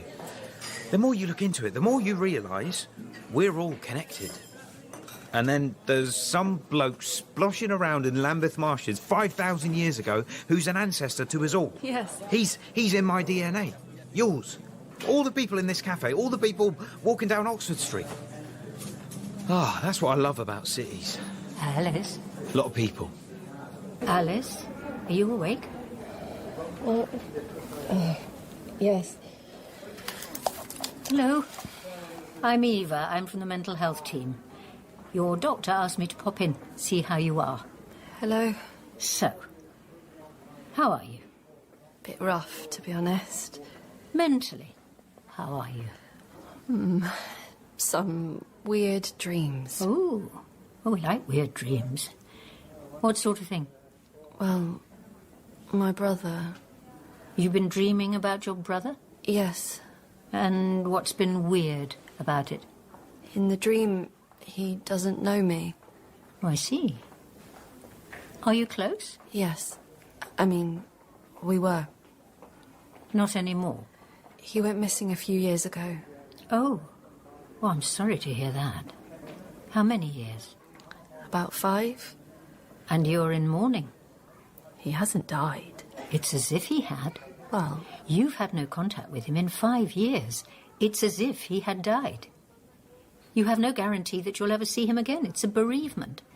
I'd expect you to process that in the same way as if he had died. It's perfectly normal, Alice.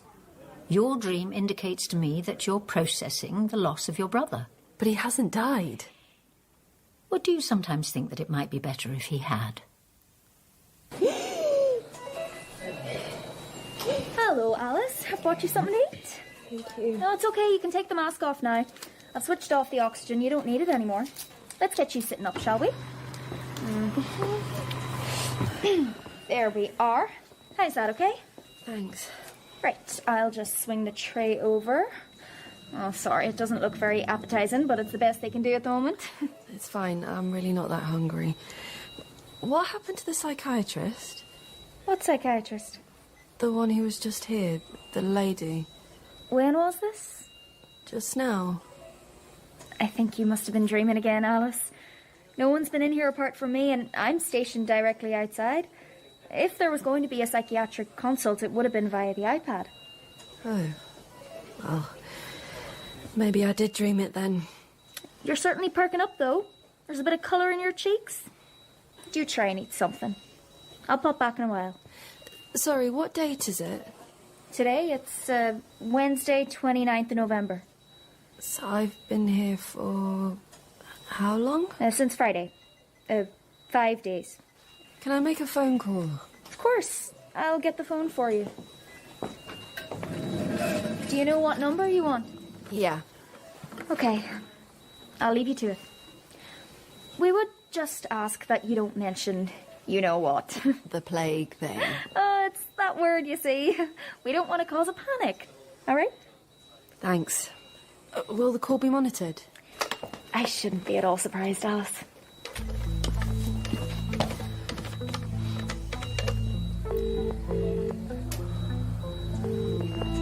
Please leave your message after the tone. Mum, it's me. Sorry, you've probably been trying to call me. I just wanted to let you know I'm okay. I've just lost my phone. I'll call you again later. Bye. Love you. Bye.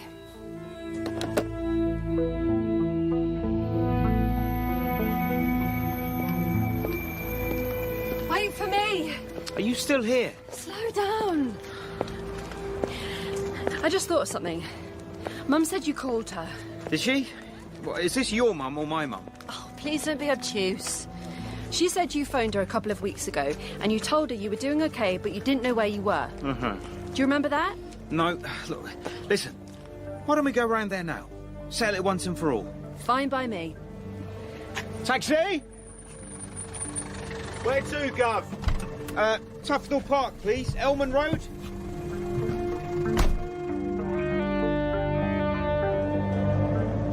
Actually, now I think about it, it'll probably just freak her out if we both turn up in the middle of the night. Oh, why is that then? She's been acting really weird lately. Like she's got some kind of dementia. Last time I saw her, she thought Dad was sitting in his chair watching TV. And when I told her he'd been dead 15 years, she got really upset. Right. Whereabouts? Oh, just, anywhere here will do. Yeah, thanks, mate.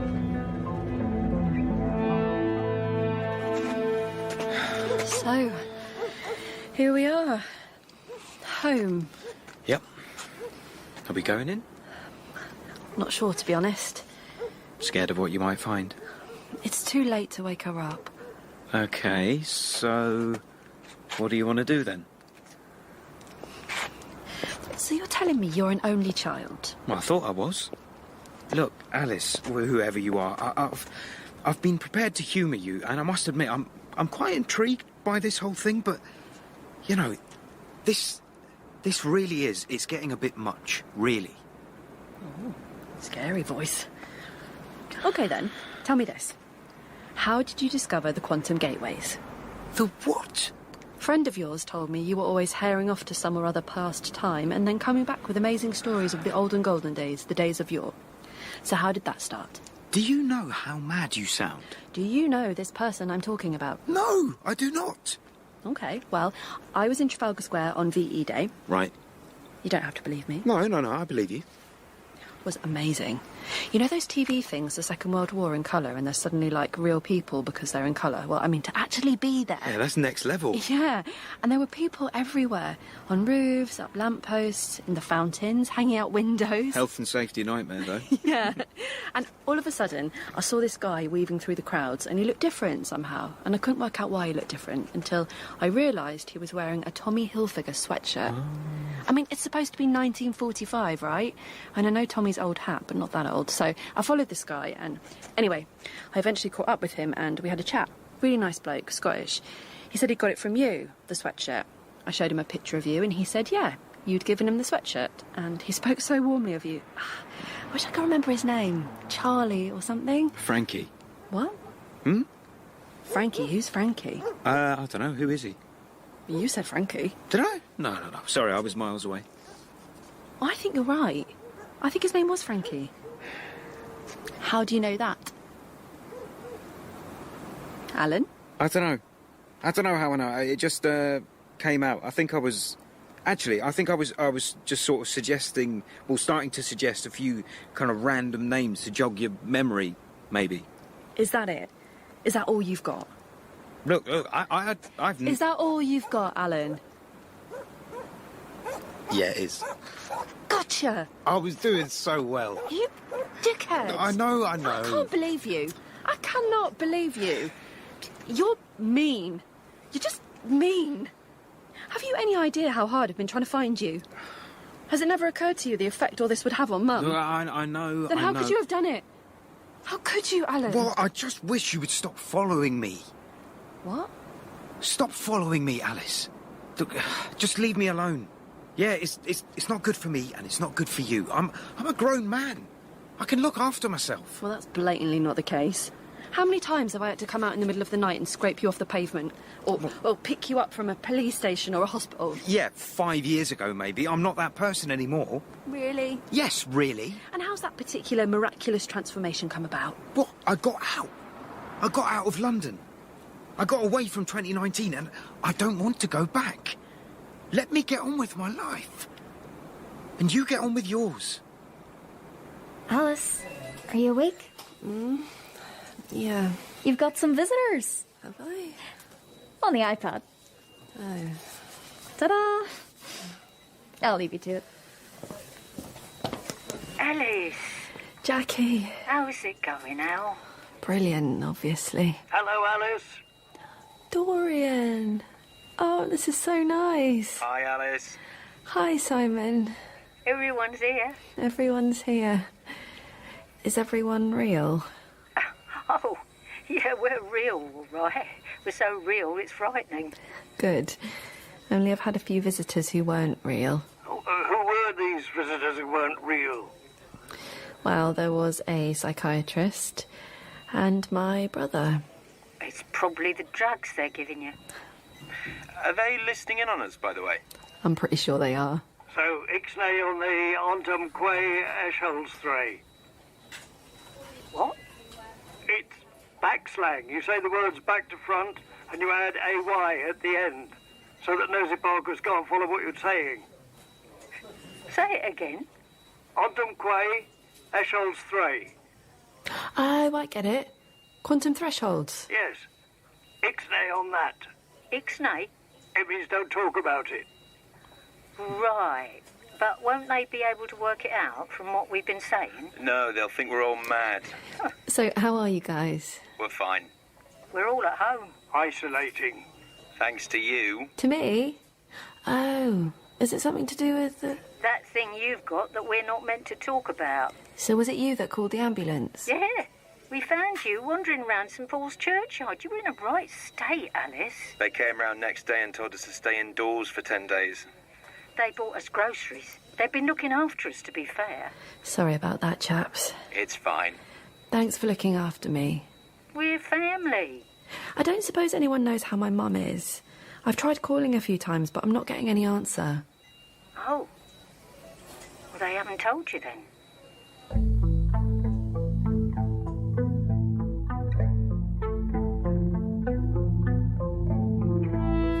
So, there was a fire. Apparently a neighbour smelled burning, and there was smoke coming out of your mum's flat. They had to get the fire brigade to break the door down. Oh, my God. She put on some potato croquettes in the oven and gone back into the living room, and presumably she fell asleep on the sofa, because that's where they found her. They think it might have been a TIA, a mini stroke, you know. I see. And where is she now? She's in the Whittington, the Crosby ward. I'm told she hasn't recovered consciousness yet, but apart from that, she's okay physically. Right. That's good. You're in hospital yourself, I gather? Yes. But I'm hoping to get out in a day or two. Right. Well, look, try not to worry. Your mum should be fine. I've got your number now, so I'll let you know if anything happens. Your friends brought some clothes in for you.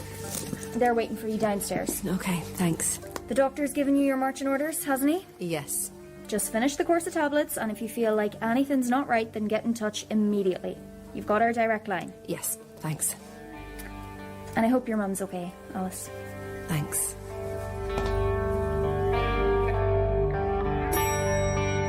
Oh, there she is. Hey! Alice, were you allowed to hug? I don't see why not. Oh, come here. I brought the car, so... Hello. So, now you can tell us all about it. All about what? Well, about what happened. You were on that inspection platform with us, hanging off the side of St. Paul's, and then you jumped. And you just... Alice, you just disappeared. I was watching from street level. It was absolutely petrifying. I thought you were going to, splat. Yeah, before you jumped, you said, I can see it, or something? Did I? It's all a bit vague, to be honest. So what could you see? I think I could see the parapet. Of the old St. Paul's, I suppose. I didn't know what it was at the time, but I just thought, just do it. So I did. A literal leap of faith. What happened to the tour guide bloke? Oh, he freaked out. Not a happy bunny. We haven't seen him since. Yes, it was quite rude, actually. Do you need a hand with your stuff? No, it's all right. Thanks. Okay. So, Yeah. by the way, if you want a lift to see your mum... It's or- okay, thanks. It's just 10 minutes on the bus. Right. Well, anyway, the offer's there. Anytime. Thanks, Simon. No worries. Okay, you guys. I'm going to tell you everything, I promise. Give me a bit of space. I just need to go home and rest and get my head straight. Yeah, of course. Yeah, that's fine. You take your time, Alice.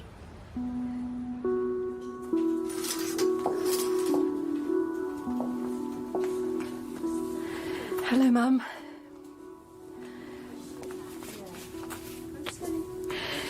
I've brought you some bits and pieces. Some apples. Some of your sweets. And there's your TV, quick. Have they got a TV in here? Oh, you got one there. Do you want me to turn it on? There you go. That's better. It's hammer time, Mum. Better than sitting in silence, isn't it? So how are you feeling? Is there anything you need? Anything I can bring in for you? I've been to the flat. Everything's fine, so you don't have to worry. You must have been wondering what had become of me. Well, actually, I've been a bit under the weather myself. Nothing to worry about, though. I didn't know where my phone was, so I couldn't call you, and by the time I did call you, you must have been in here. Anyway, I'm here now. Hopefully you'll be well enough to get out soon. Just as soon as you wake up.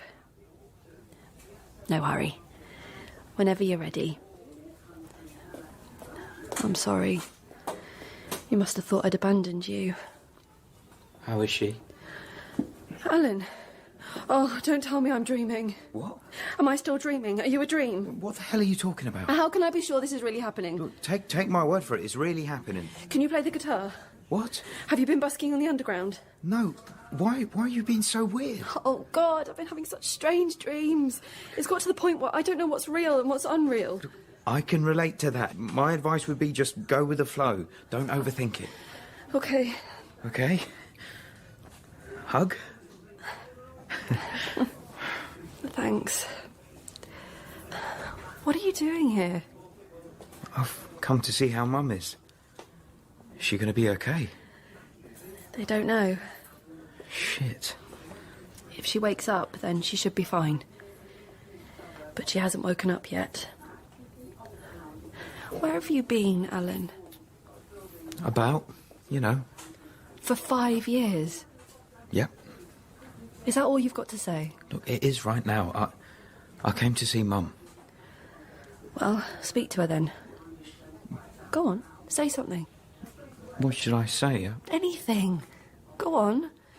They said she can hear us. She might wake up if she hears your voice.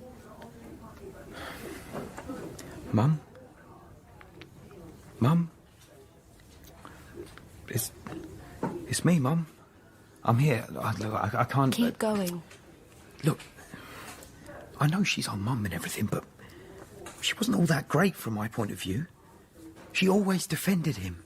She always told me not to provoke him, or not to annoy him, not to use big words in front of him, not to read books in front of him, not to make sarcastic comments or roll my eyes or sigh impatiently, not to contradict him, not to disobey him. In other words, Alice, she wanted me to disappear. So I did. I found a way to disappear completely and never come back. And do you know what? I'm happy.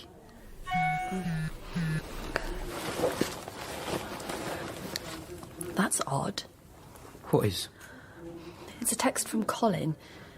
Savoy Station, ASAP. Colin. Who's Colin? He's the shape-shifting man-beast I met at Savoy Station. How'd he get my number?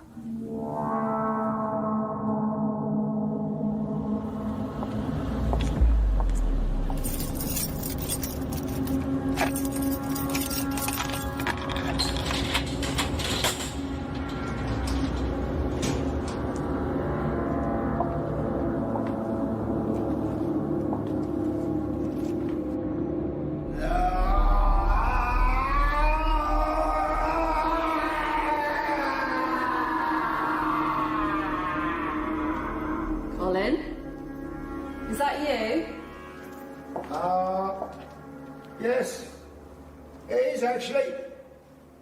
Is that my young friend from the overground? Well, it's Alice, if that's who you mean. Alice, yes. That's exactly what I mean. Sorry about the roaring, but you can't be too careful these days. Terrify first, ask questions afterwards. How are you, Colin? Yeah, I'm fine, thanks, miss. No, you do know you're trespassing, don't you? I'm afraid I'm going to have to ask you... You called me? Oh, yeah. Oh, so I did. My apologies. It's been a very devil of a day. I've had a message from the underworld. Don't you mean the underground? I think I know what I mean, miss. All right. So what's this message from the underworld? Hang on. I've written it down. Here we are. Fizzle platitude burpee. Beg your pardon? Fizzle platitude burpee. What does that mean? Well, don't ask me. I'm just the messenger. Fizzle what? Platitude burpee. Fizzle platitude burpee? Yeah. Is it a riddle? I suppose it must be. Oh, God, I hate riddles. Who gave you this message? Oh, I'm afraid I'm not at liberty to disclose my sources. Why not? Sorry, miss. Them's the rules. I don't make them. They're just the way they are. But why are they that way? Surely if you wanted to tell someone something, you'd just tell them. You wouldn't ask them to solve a puzzle. Yeah. But where's the fun in that?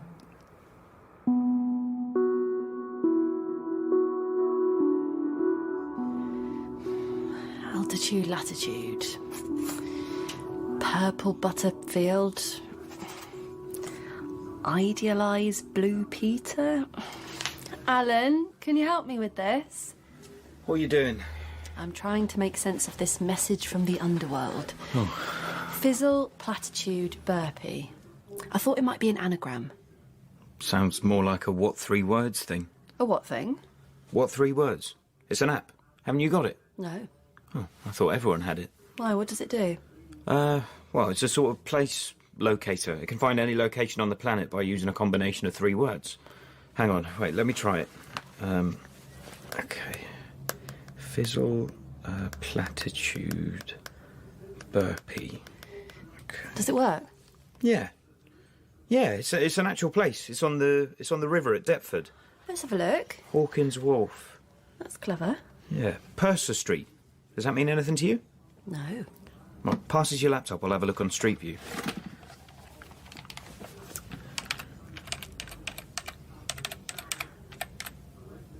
Wow. Creepy looking place. Yeah, everywhere around there is built up, but that part looks completely derelict. Oh, they've blocked it, the bastards. What have they done? Well, whoever lives there or owns it, they don't want anyone looking at it. So you can't see it from the side, you can't see it from above. That's annoying. Then maybe we should get down there. What do you think? Well, it could be a setup.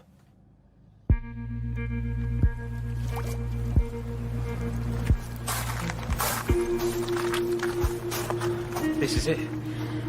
Are you sure this is right? There's nothing here. Well, if there's a container, might as well go and have a look. What do you think?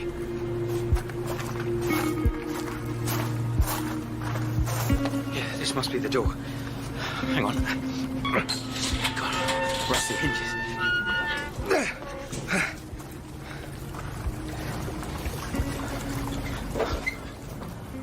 Oh my God.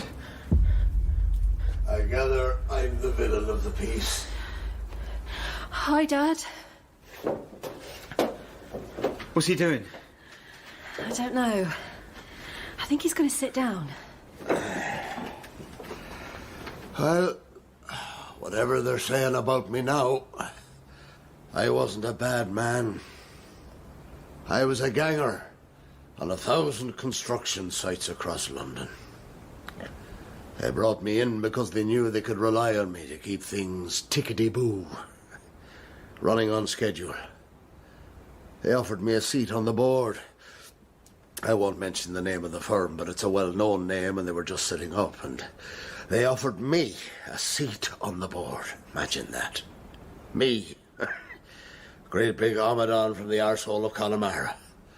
Of course, I said no. Oh, Jesus, I could barely write my own name. What the hell good would I be on the board of anything? I didn't tell Jean, of course, because the money would have been handy. I just... anyway. I'm not a bad man, whatever they're saying about me.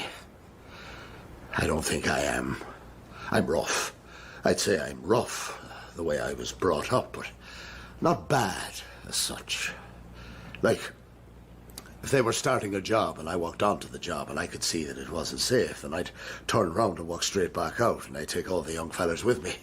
The wet behind the ears ones that wouldn't know any better. Teenagers, you know. Young men with young families. But round them all up and take them with me.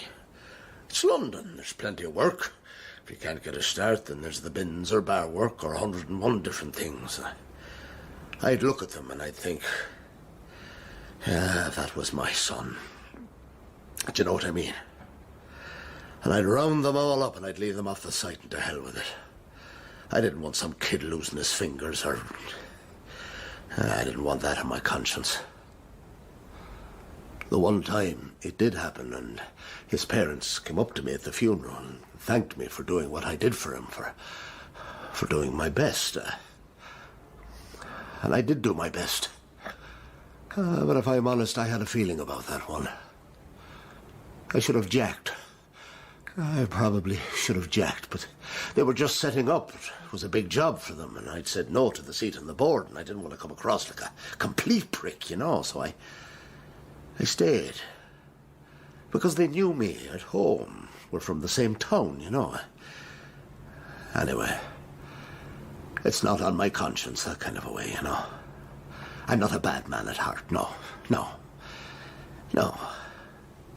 Whatever they're saying about me now, whatever my son might tell you, whatever I did to my son, I did it for his own good. A boy has to learn, has to know how to take it. You're going to get hit sooner or later, whether you like it or not. One day someone's going to come up to you and belt you in some car park or outside some pub or just walking down the street. Sometimes you'll deserve it and sometimes you won't, but it's going to happen, so you better get used to the idea. I wanted to prepare him for that. I wanted to teach him it's nothing to be afraid of, the way I was taught. He get whacked in the face, so what?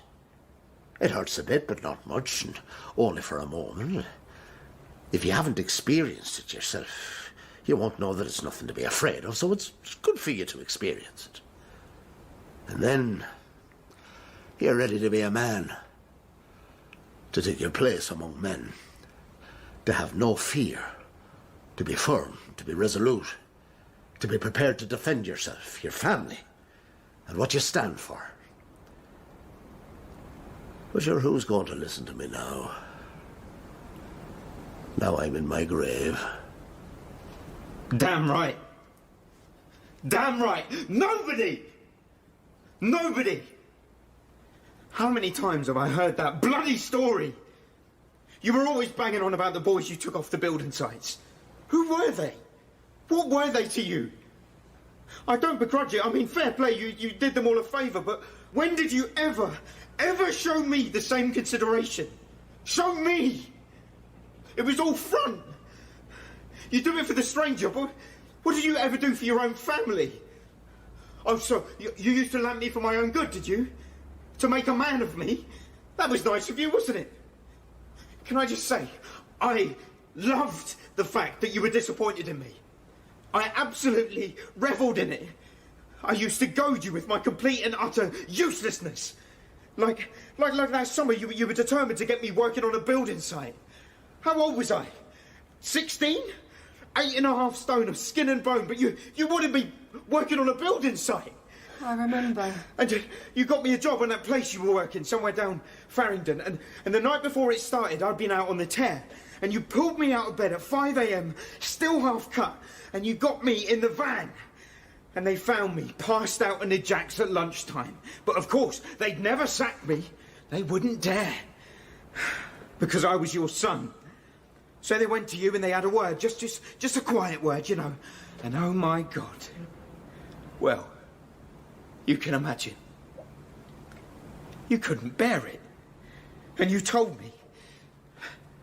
You spoke very quietly. And you said, I'll see you at home. And I knew what was coming. I remember. Well, I better be going, so... Wait, what's he doing now? Keep still. Come on, let's see where he's going. Will I shout something after him? Something rude? What's the point? He's dead. I love you, Dad. I hate you. Nah, you're right. What's the point? That was strange, wasn't it? Just a bit. Where do you think he's going? Home, I suppose. Back to his grave. He'll have a long walk. Yeah. What are you going to do now? I don't know. I don't think I can stay here, Alice. There's too many ghosts. Right. What do you think? Will you let me go? I think I should stop trying to interfere in your business and get on with my own life. You won't come after me? If you don't want me to. Right now, I don't. I've sort of found my métier, I think. Time travel. Yeah. Good for you. Thanks. So, suppose I'll see you when I see you. Love you, bye. Love you, bye. Who's that, Scott Mills? Yeah. There were 3 men came out of the west, their fortunes for to try. And these 3 men... Alan! I've just heard from the hospital. Mum's awake. Nice one. Give her my love.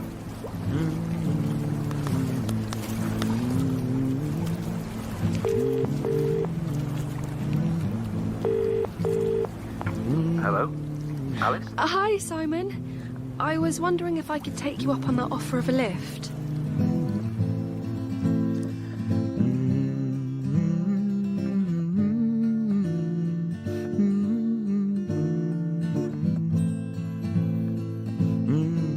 In London Particular, Alice was played by Scarlett Brooks and Alan by Ian Dunnett Jr.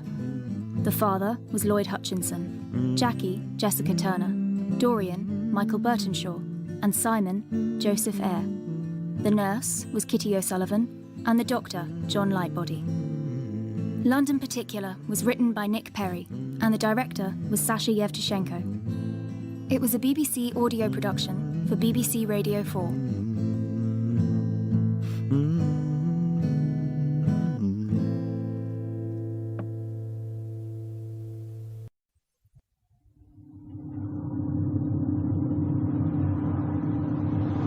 I driving too fast? No, I like speed. You can go faster if you want. Do you realise this is the first time I've ever driven you? You've never let me drive before. Was that in my car?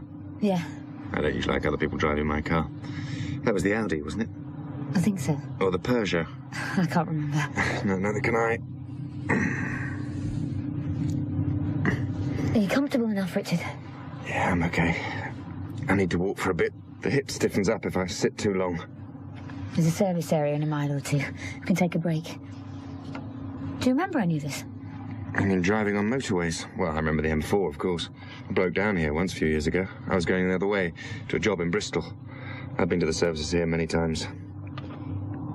I'll know how to find my flat when we get to London. I remember how to cook, how to use a camera, how to brush my teeth, take a bath. Go on. You never talked like this before. About what you can remember. It's not something I give much thought to. Not like that, anyway, making 2 lists. You know, sorting my memories out so that I can remember all these, but none of those. My mind doesn't work that way. I thought the hospital gave you therapy. Not for that. Anyway, what about you? Could you make a list of everything you can remember? Of course not. Well, then. I know you can't remember me. That's not strictly true. Yes, it is. When I walked in, you said you thought I was from a newspaper. That's because you were with the reporter. Yeah, but afterwards too. Well, there are gaps, but I'm learning. It's not easy. Do you want a meal, or should we just have a cup of tea? I'm fairly hungry. Yeah, me too. I'll park as close to the restaurant as I can. Look out! Ah! Sorry!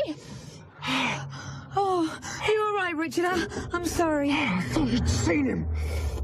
We were talking. I wasn't paying attention. Oh, you were staring straight at him. I was wondering what you were doing. I didn't notice. I thought you must have seen us coming. He saw us, all right. I'm sorry, Richard. Okay. As I helped you out of the car, I couldn't help thinking it was like being with an old man. You leant on your stick as I looked up. Then you leant on me as we went into the restaurant. Yet only a few weeks ago. Of course, it was different then. They told me you were only a few feet away when the bomb went off. You and 8 other people. Although 3 of them weren't even as lucky as you. Until the car bomb, terrorism has always been something that happened to other people. This time it was personal. Happened to the man I loved, whose only crime was to be walking down the wrong street at the wrong moment. Oh, Richard, I've seen the scars. I can't feel your pain, but I've seen the scars. We both know they'll heal, that you'll walk without a stick one day.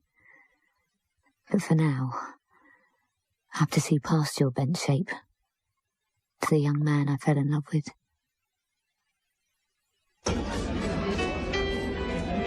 Are you looking forward to being back at your flat? I suppose so. It's been a long time since you were there. Yes, but that's not it. There's a gap. I remember when I bought the place. It had just been modernised, and it was empty. Well, that's how I see it now. You've been living there for some time when I met you. It's all mixed up. The day I moved in is a strong memory. I put the carpets at the back of the van, so they were the last to be unloaded. I had to move all the furniture again so I could get them down. But as you say, I must have been living in the flat for some time. It's all vague now. Perhaps when you see it... You haven't been back there by any chance? While I was in hospital? No. No, I hadn't been to your flat. I was too busy trying to keep my head above water. All the bomb victims had been moved to country hospitals. You were taken to Bath. But it meant every visit to see you was time I wasn't working. There was no time to go to your flat. It doesn't matter. Nothing matters, except that you should remember me and why we fell in love. The only thing that matters about your flat is that it was the first place in which we made love. And it was a place Niall never followed us. Niall. Do you remember him, Richard? How I wish we could all forget Niall.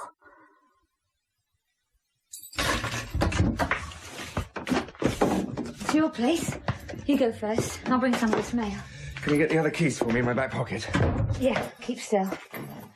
Okay. At the top, you need 2 hands to get the door open. It's a bit stiff. Move to one side, then. God, I never realised how steep these steps were. All right. I can get the door from here. We walked into the flat. I was watching you to see how you reacted. We were often happy here, in this flat at the top of the stairs, in an ordinary house in an ordinary street in West Hampstead. I followed you as you opened the doors to the 3 main rooms, still waiting to see some recognition in your eyes.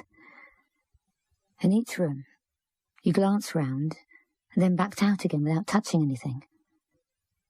We went through into your living room, and I put down a heap of letters I'd picked up. Something's different.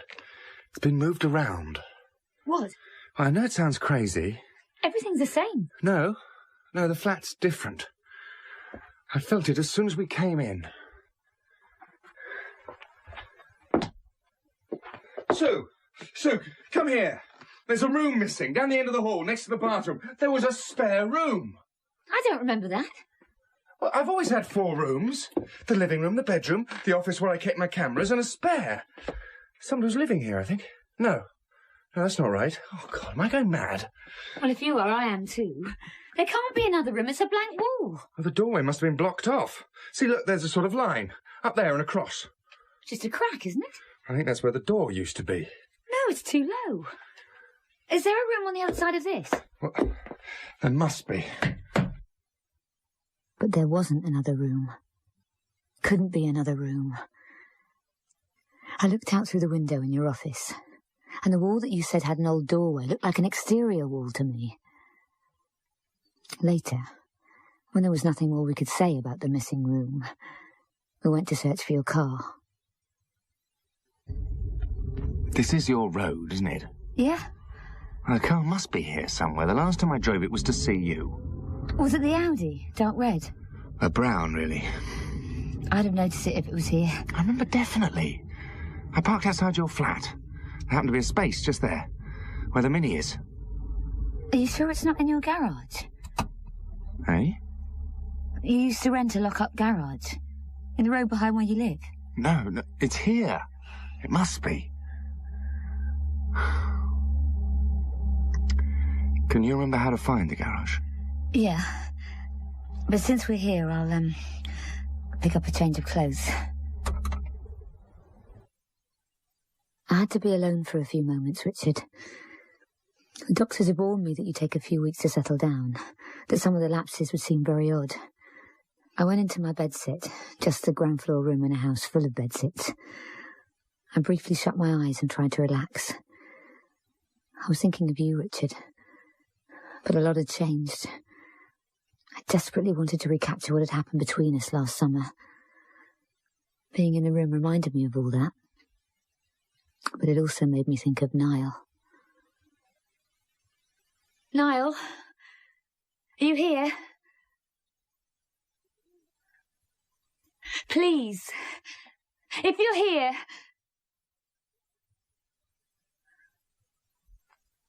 I have to be sure. Cheers. I like being here, close to you, in your place. I always like this room. I like what we do in it. You never did redecorate, though. Said you were going to. Did I? I don't remember that. You said you put up some wallpaper. Paint it a lighter colour. Why? Looks all right to me. Don't you remember any of this? Have we talked about this before? The colour of my walls? You said you got your memory back. I have, but I can't remember every tiny detail. This isn't a detail. But what can it matter, Sue? How many more tiny details have you forgotten? I don't know. I don't care much. When you've been through what I've been through, details don't count for much. For several days, the only detail I cared about was whether I was going to live or not. I'm sorry. And after that, I was told I might not walk again, and even if I did, I might always be with crutches. And even if I felt okay about that, there'd always be the burns. Look, I wish I hadn't started this. Sorry. I'm sorry. I know I'm having trouble with my memory, but not all of it matters. Richard, I'm sorry. I'll shut up about it. Some of it does matter, though. And I need you to help me. I suppose that's what I'm trying to do. Find out what's important and what isn't. All right, but can you tell the difference? Some things matter to me. How we met, for example. When you turned up at the hospital, I thought, I know her. I couldn't go any further. So I could have been some female who decided to march in and claim you. If you want to put it that way, yes.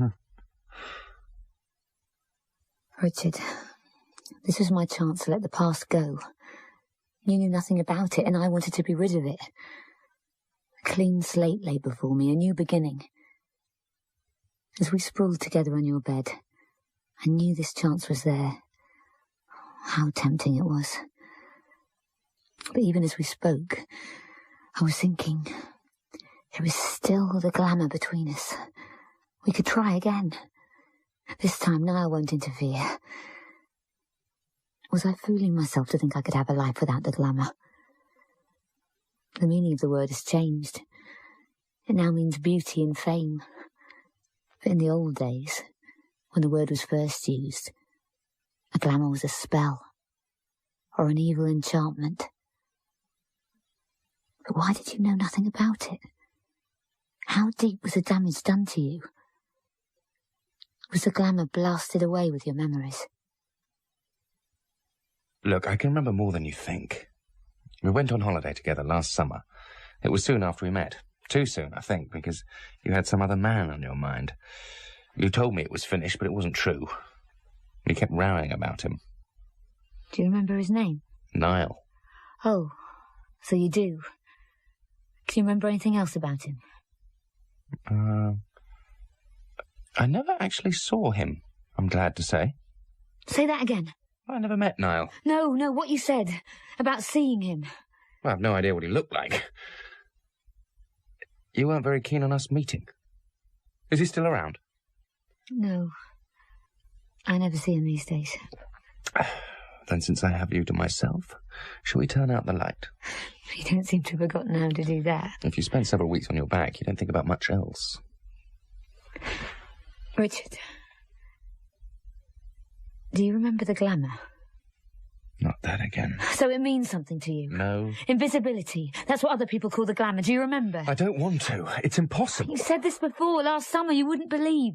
But it's true. Invisible people? You can't be serious. That man today at the motorway services, do you remember? I nearly ran him over. And you thought I hadn't seen him. Well, you were too busy talking. No. I hadn't seen him. You were right. He was someone with a glamour. Come back to bed. No. I've got to show you.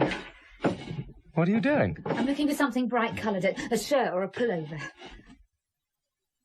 I found what I was looking for in the top drawer of the chest.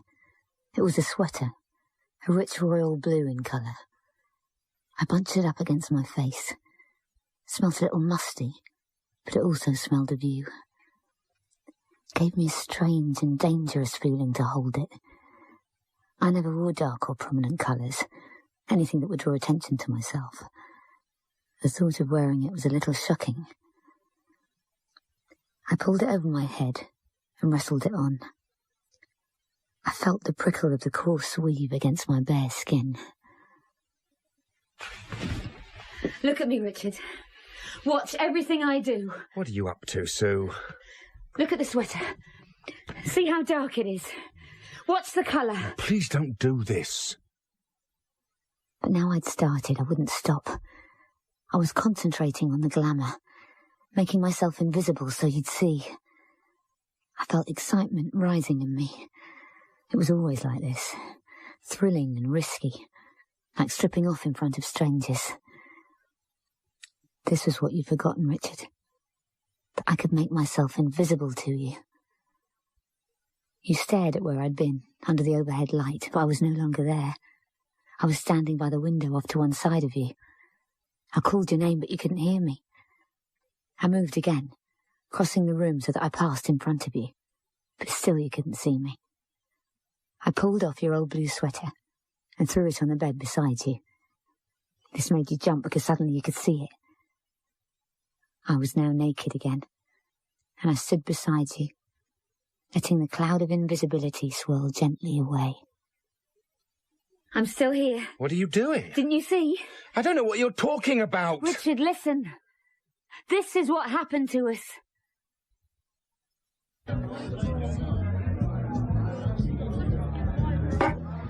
Do you want another drink? I haven't finished this one, Niall. You have another if you want one. Come on, I'm tired of this place. Let's find somewhere else. I like it here. I don't like the beer. And no one's smoking gold wires. Never bothered you before. Steal another brand. I'd like to stay. I know what you're up to. Don't waste your time. There we were, Niall and I. Two ordinary people out for a Saturday night in the pub. Ordinary but invisible people. Stealing drinks from behind the bar. Pinching cigarettes from other people's packets. We sat there at a table in the corner, feeling clever because no one noticed us. Not that there was any point to it, but simply because we could. That's what invisibility meant to us. The freedom not to be noticed. Anyone could see us if they knew where to look, because we were as solid as everyone else. But Niall and I had the glamour. That's what he called it. The glamour was a talent for being unnoticed. And then you were suddenly there in the pub. And both Niall and I knew you were the same. You had the talent too. You were glamorous. He's only half like us. Not the same. Are you jealous, Niall? Not of him. Then why don't we go across and say hello? Because we don't know him and we've nothing to say to him. Anyways, with a girl. That shouldn't make any difference to you. Oh, if you want to make a fool of yourself. But you're always saying we should contact every invisible person we find. Not that one. It's not the same with him. He's only half invisible. That's what I find so interesting. I'll get another round. You look as if you want one. I grabbed both our glasses and before Niall could argue, walked away from the table. I wanted to find out if you could see me. I pushed my way deliberately between you and your girlfriend, forcing you both to step back, shifting position to make way for me. But beyond this, neither of you really noticed me. Niall was right. I could sense the glamour of you, like one animal senses another, and the feel of it was like an electrical charge. But you couldn't see me, like most people couldn't see me. Satisfied for the moment, I went behind the counter of the pub and helped myself to 2 more drinks. The barman was in the middle of serving some other people. I put money in the till and then carried the glasses back to the table. What are you up to, Susan? Just looking.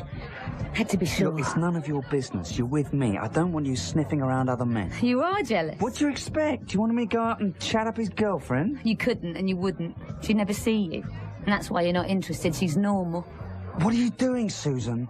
Letting myself be seen. Don't make yourself visible here. I'm going to the ladies.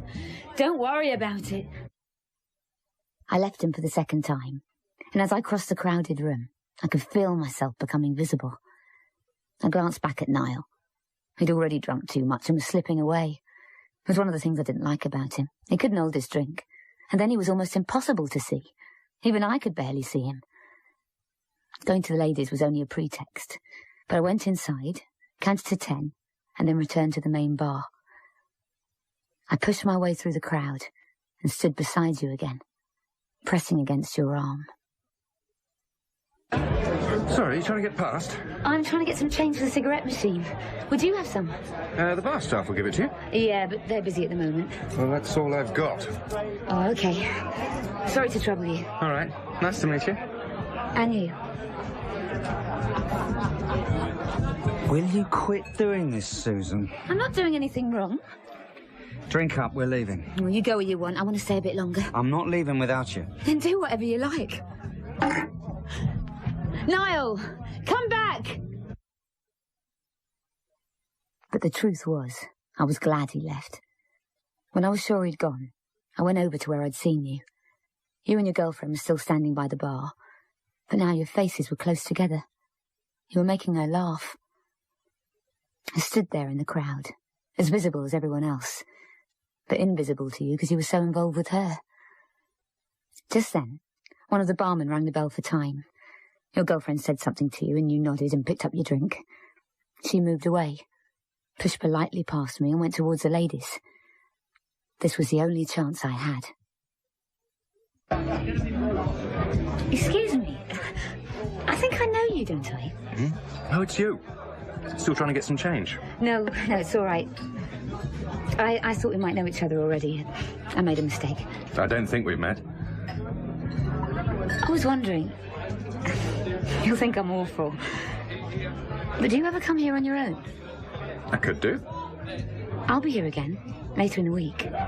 On Wednesday evening. I could be here too. What do you want? I'm curious about you. Do you know why? No. But you will be here. Well, you'll have to wait and see. See? You said see. Do you mean... What's going on? Nothing. I thought you were telling me something. Take no notice. I'm a bit nervous, chatting up a stranger. Ah, is that what you're doing? I think I must be. Well, see you on Wednesday. Now, you said it too. See ya. I backed away from you, blushing and feeling like a fool. If I could have gone back and wiped out everything I said, I would have done so. I went outside and stood in the car park, feeling the night air cold against my back and face. I was running with sweat. I'd acted like a teenager, barging up to you, demanding a date.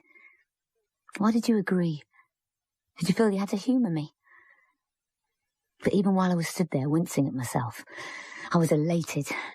You'd looked at me as a normal person. You'd seen me. And you'd said yes. I knew nothing about you, your name, your age, your job, where you lived.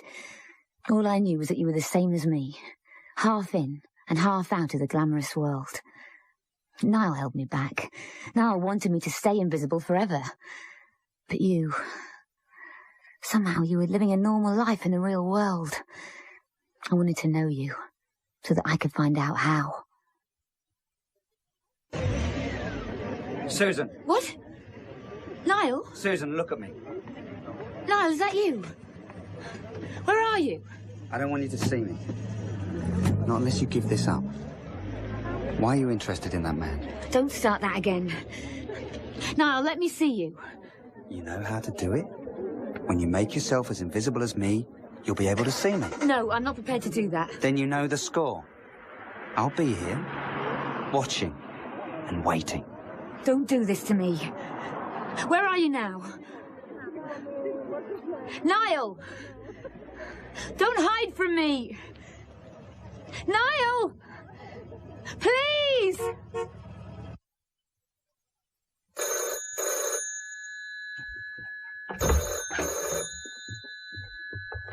Hello? Susan, this is Niall. Where have you been? You really scared me hiding like that. Why did you do that? I thought you'd like to know his name's Richard Gray. What? Your friend in the pub, Richard Gray. No, He works for BBC News, he's a cameraman, he's 28 years old, lives in West Hampstead, and that was his steady girlfriend. Do you want to know her name too? No. No, how the hell do you know this? Are you making it up? You'll find out if you see him again. That's my business. And mine too. Everything you do is my business, which is why I'm ringing. I'm going away for a while. Where to? France. Some friends of mine have a house in the south. I'll be staying with them for a week or two. All right. That's a good idea. Do you want to come with me? You know I've a lot of work to do. You're going to be seeing Richard Gray. I might be. When's that going to be? This evening, isn't it? Back there in the pub? That's what you agreed with him, wasn't it? Niall, were you listening? I might have been. That was the moment when I began to realise what Niall was capable of doing. He boasted to me once that he could make himself so invisible no one at all could see him. Not even other people with a glamour, not even me. I hadn't believed him then. But as I stood there in the hallway, fear ran through me. If he'd meant it, Niall could be anywhere at any time. He must have been standing there when I went up to you in the pub. He must have listened. And how had he found out about you? Your name, where you worked? He must have been following you. What else had he been doing? How long did you say you'd be gone? A couple of weeks, maybe more. I'll call you when I get back. When will that be? Why should you want to know? If I can get to a phone, I'll call you when I arrive. Or send you a postcard. Who are these people you're staying with? I mean, do I know them? Well, you might. Look, I'm going to hang up now. We're leaving in an hour. If you're thinking of interfering, I'll never speak to you again. You've nothing to worry about. You won't see me for a while. Because of Niall, because of his phone call, I was unable to work for the rest of the afternoon. I left home too early and had to hang around. I bought myself a glass of wine and sat alone at a small table beside the door. You arrived a few minutes later and noticed me at once. Oh, there you are. Oh, hello. Can I get you another drink? No, thanks. Not yet. I was wondering if you'd be here. You must think I'm mad, coming up to you like that. What was going on? It was a mistake. I thought I recognised you. You didn't. What was really going on? Well, you know, I wanted to meet you. Don't make me spell it out. I'm still embarrassed about it. Okay, I'm sorry. You don't have to explain. We don't even know each other's names. Pleased to meet you. I'm Sue, Susan Cooley. Richard Gray. Yes. I mean, hello. Do I call you Sue or Susan? Everyone calls me Sue. What about you? Is it always Richard? Yeah, I don't like the short forms like Dick, Rick, Ricky. What about Rich? Ugh, that too. Well, what do you want to do for the rest of the evening? It's up to you. I'm hungry. Have you had a meal yet? It was like my first date all over again. I was 27 and I never had a first date. My invisible life had seen to that, and Niall. We left the pub and went to an Indian restaurant across the road. I found myself able to stay visible without too much effort. It was easier with you there. You kept looking at me. I'd never known anyone who looked at me so often, so frankly. I was used to a more furtive world, where invisible people avoided each other's eyes. The evening slipped by all too quickly. Then we were driving in your car towards my bedsit. I was wondering what to do when we got there.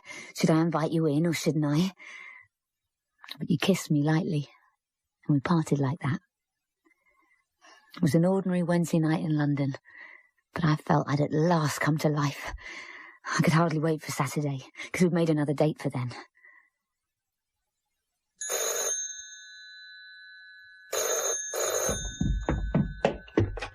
Hello, yes? All right, hold on. Susan, it's for you. Thanks. Hello? How are you, Susan? Oh, it's you. What do you want? I'm about to go out. Yes. Richard Gray again, isn't it? It doesn't matter what I'm doing. Can you call back tomorrow? I want to talk now. This is long distance. I'm lonely, Susan. I want to see you. I thought you were with friends. Where are you? I told you. In the south of France, outside Cassis. You sound very close. Like a local call. It's a good line. I'm missing you. Why don't you just drop everything and come and join me? In France? I've got so much work to do. You said you were going out with Richard Gray. Well... You needn't stay more than a few days. No, I can't afford a holiday. You don't need money. Get on the first train or try flying. We never did that, did we? Walking past the security checks and getting on a plane. This is ridiculous. I can't just drop everything. Susan, I need you. Oh, Niall. I'm sorry. I don't know what to say. Well, you better think of something. Gray's just about to knock on your door. What? Niall, where are you? I keep telling you. I don't believe you. Then why don't you come here and find out for yourself? Niall,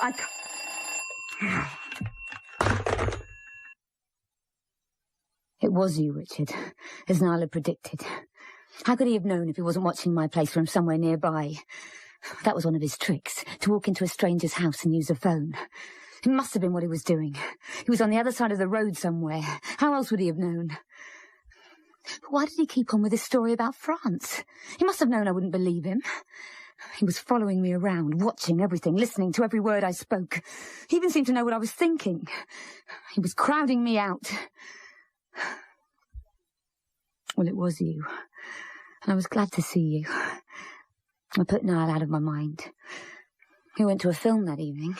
Afterwards, you went with me to my room. We stayed up very late, talking and talking. You left in the end, very properly, very chastely. I felt I was being courted. Everything was new to me. We planned to meet again the next day.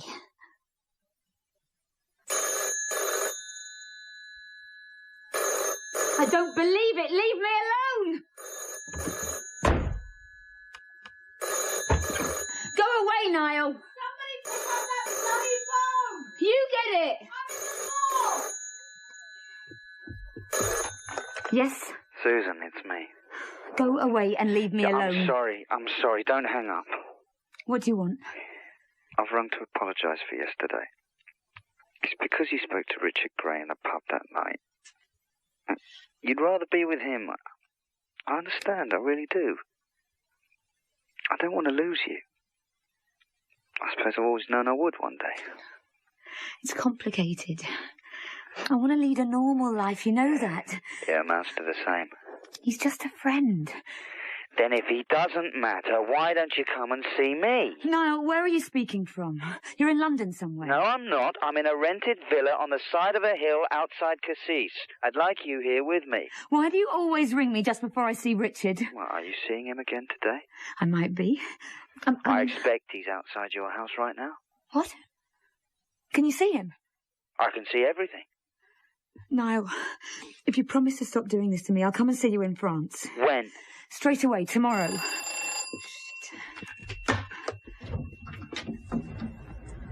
Sorry, I'm a bit early. Would you mind waiting in my room? I'm on the phone. I won't be long. It was someone for the girl upstairs. Don't lie to me, Susan. I know he's there. Tell me where you are in France. If I came, how would I find you? Okay, you get to Marseille somehow. There's a bus from the Hotel de Ville. It goes to Toulon, along the coast road. When you get to Cassis, you walk away from the village, following signs to the Abbey. You'll see the house after about a mile. Why are you making all this up? When will you leave? Tomorrow morning? I'm sorry, I've had enough of this. I'm going to put the phone down Not now. yet, Susan. I've got to go. No. Goodbye now. You were standing there, Richard. A few feet away from me, inside my room. I was dying to see you. But instead I went out of the house and stood at the front. I needed a few moments to myself. I looked across at the houses opposite, knowing that he'd probably been phoning me from one of them. Their windows were blank, reflecting the summer sky. Niall was invisible, Richard. He could be anywhere. He could already have left the house he was in and be standing by me. Was I mad to think these things? Surely it was easier to believe he was in France. But if so, how did he know so much about us? I took one more look at the houses across the road, then turned and went back inside. If Niall was beside me, then he would have followed me into the house, into my room, to be standing silently and invisibly beside us as we kissed. I like this room. How long have you lived here? About a year. It needs a lot of work. You could change the wallpaper for a start. Oh, what's wrong with it? I'm just teasing. I don't get much time for that sort of thing. I'm away from home a lot. Where do you go to? Anywhere. Usually anywhere there's likely to be trouble. That's the business I'm in, filming trouble. Do you work for BBC News? I used to. I'm freelance now. Means the money's irregular, but I can choose the jobs I go on. There's more variety. What sort of jobs would you choose? I like to go abroad. Oh, God. It was Niall. It had to be. He'd left us alone too long. We'd spent the afternoon as planned, walking on Hampstead Heath, and then we came back here to your flat. As soon as I walked in, I felt safe. I thought, Niall isn't here. He wouldn't dare follow us here. We made love for the first time, and afterwards we sprawled untidily in the bedroom, happy together, until the damn telephone rang. That's okay, Mick. No, I understand. Well, I knew it would be difficult. Right. See you. That was about next week. I was supposed to be going to Turkey, but it's been cancelled. Oh, right. You okay, sir? Yeah, fine. So what do you do? I'll pick up something. I usually ring round a few people, find out what's going on. I could take a break. I've been busy recently.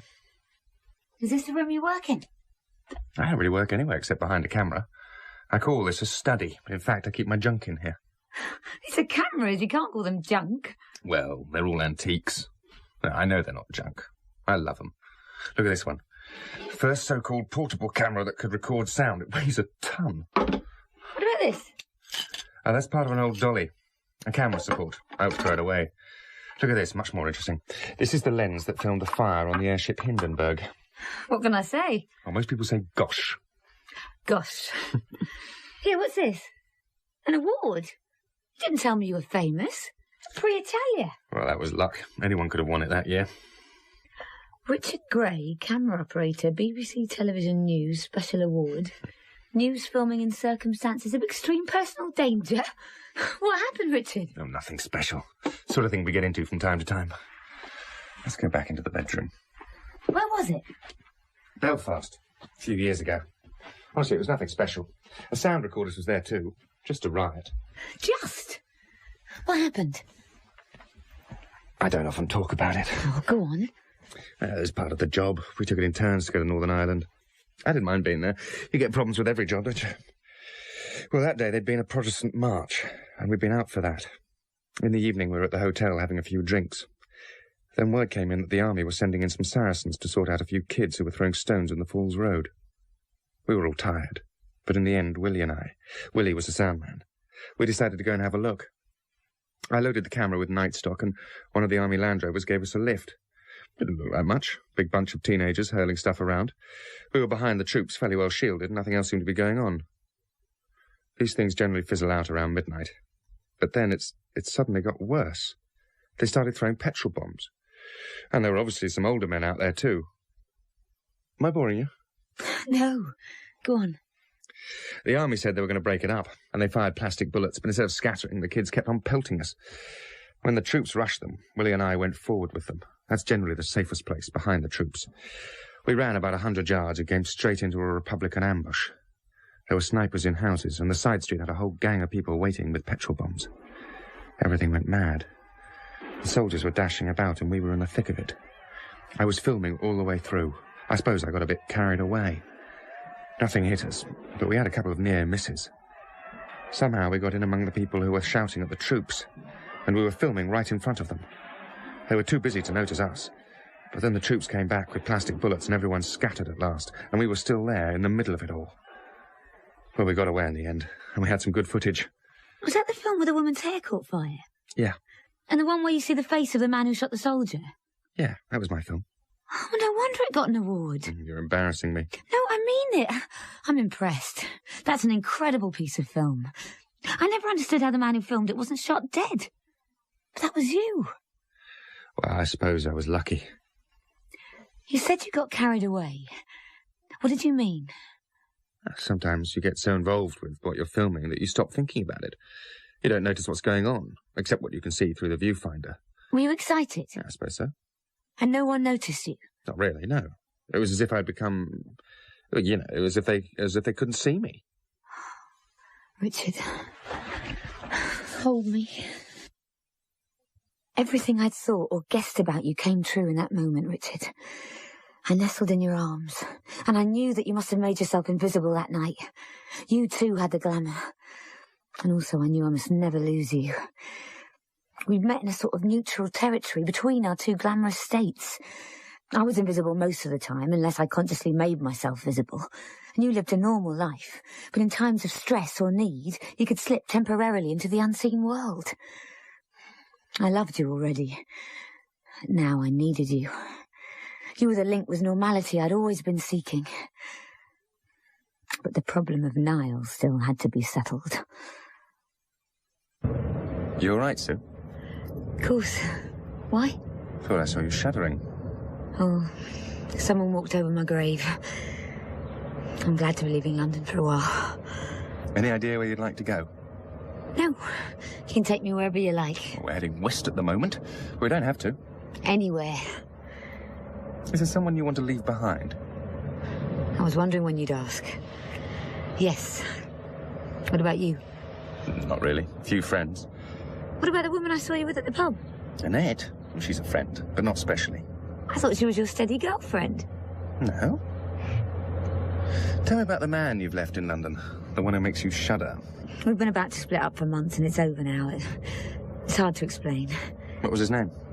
It doesn't matter. Okay. At least I know why you were so keen to get out of London. We've only known each other a week or so. If you feel the way I... Well, you know, I'd like to give us a chance. I don't want Niall... Oh, that's his name. Niall. I don't want him hanging around and interfering anymore. He's capable of almost anything. I know some people in Bristol. and some others in Somerset. Maybe we could stay overnight with them. I should have told you then about Niall. That was my chance and I missed it. But to tell you about him would have meant telling you about the glamour and my invisible life. I didn't want to go into all that. Remember, I was trying to leave it. But as we drove along that sunny morning, I had no idea of what was soon to happen. If I had, I think I might have told you everything then, while I still thought we were alone. Ah! What? What happened? Hi. Put on the light. No, not yet, don't. What's going on? Did you just hit me or drop something on me? You all right? Something hit me. Look, a bar of soap. It landed on my head. Are you crazy? No, look. Would I make this up? Oh, what's that under me? Where? Here, let me. It's the wrapper.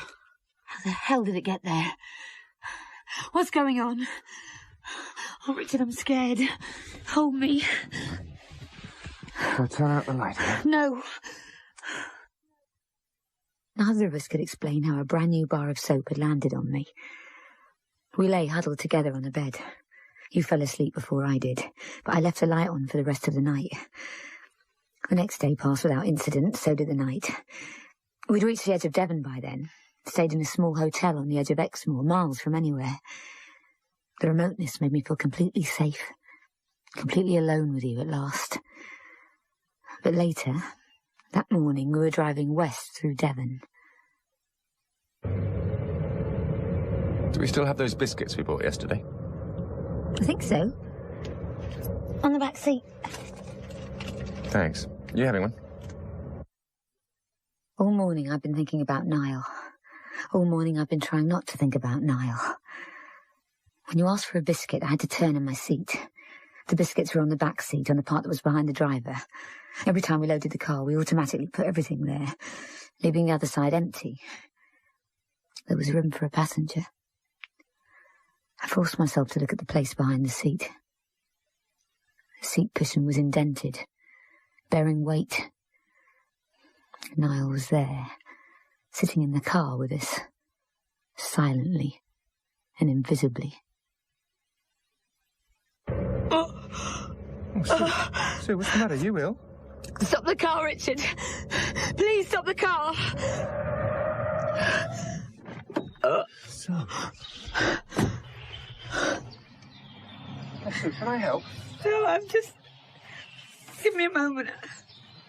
The car's sick. Too much. Sue, get your head down. I'll find some water. This was a moment when I knew I was going to have to tell you. I crouched there in the long grass at the roadside, sick and wretched, knowing that Niall was sitting calmly in the back seat of your car, watching everything I did. This was his revenge, to follow us everywhere, to watch everything we did, and to taunt us from the safety of his invisibility.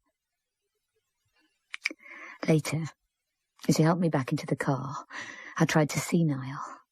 Tried every glamorous trick I knew to let me see where he was. There was a silence there, a dim sense of a human shape. But the sun was glinting against the back window of the car, reflecting from the paintwork. Niall was hidden inside the dazzling light. Are you okay now? Shall I drive on? Yeah, I'm sorry about that. I'll stop somewhere we can park. I need some exercise. Tell him about me, Susan. What? Tell him now. Tell him now. Tonight, as soon as I can. Let go, you're hurting me. What did you say? Richard, please, just drive on. Tell him to stop at a pub. I need a drink. Oh, God. Oh, God.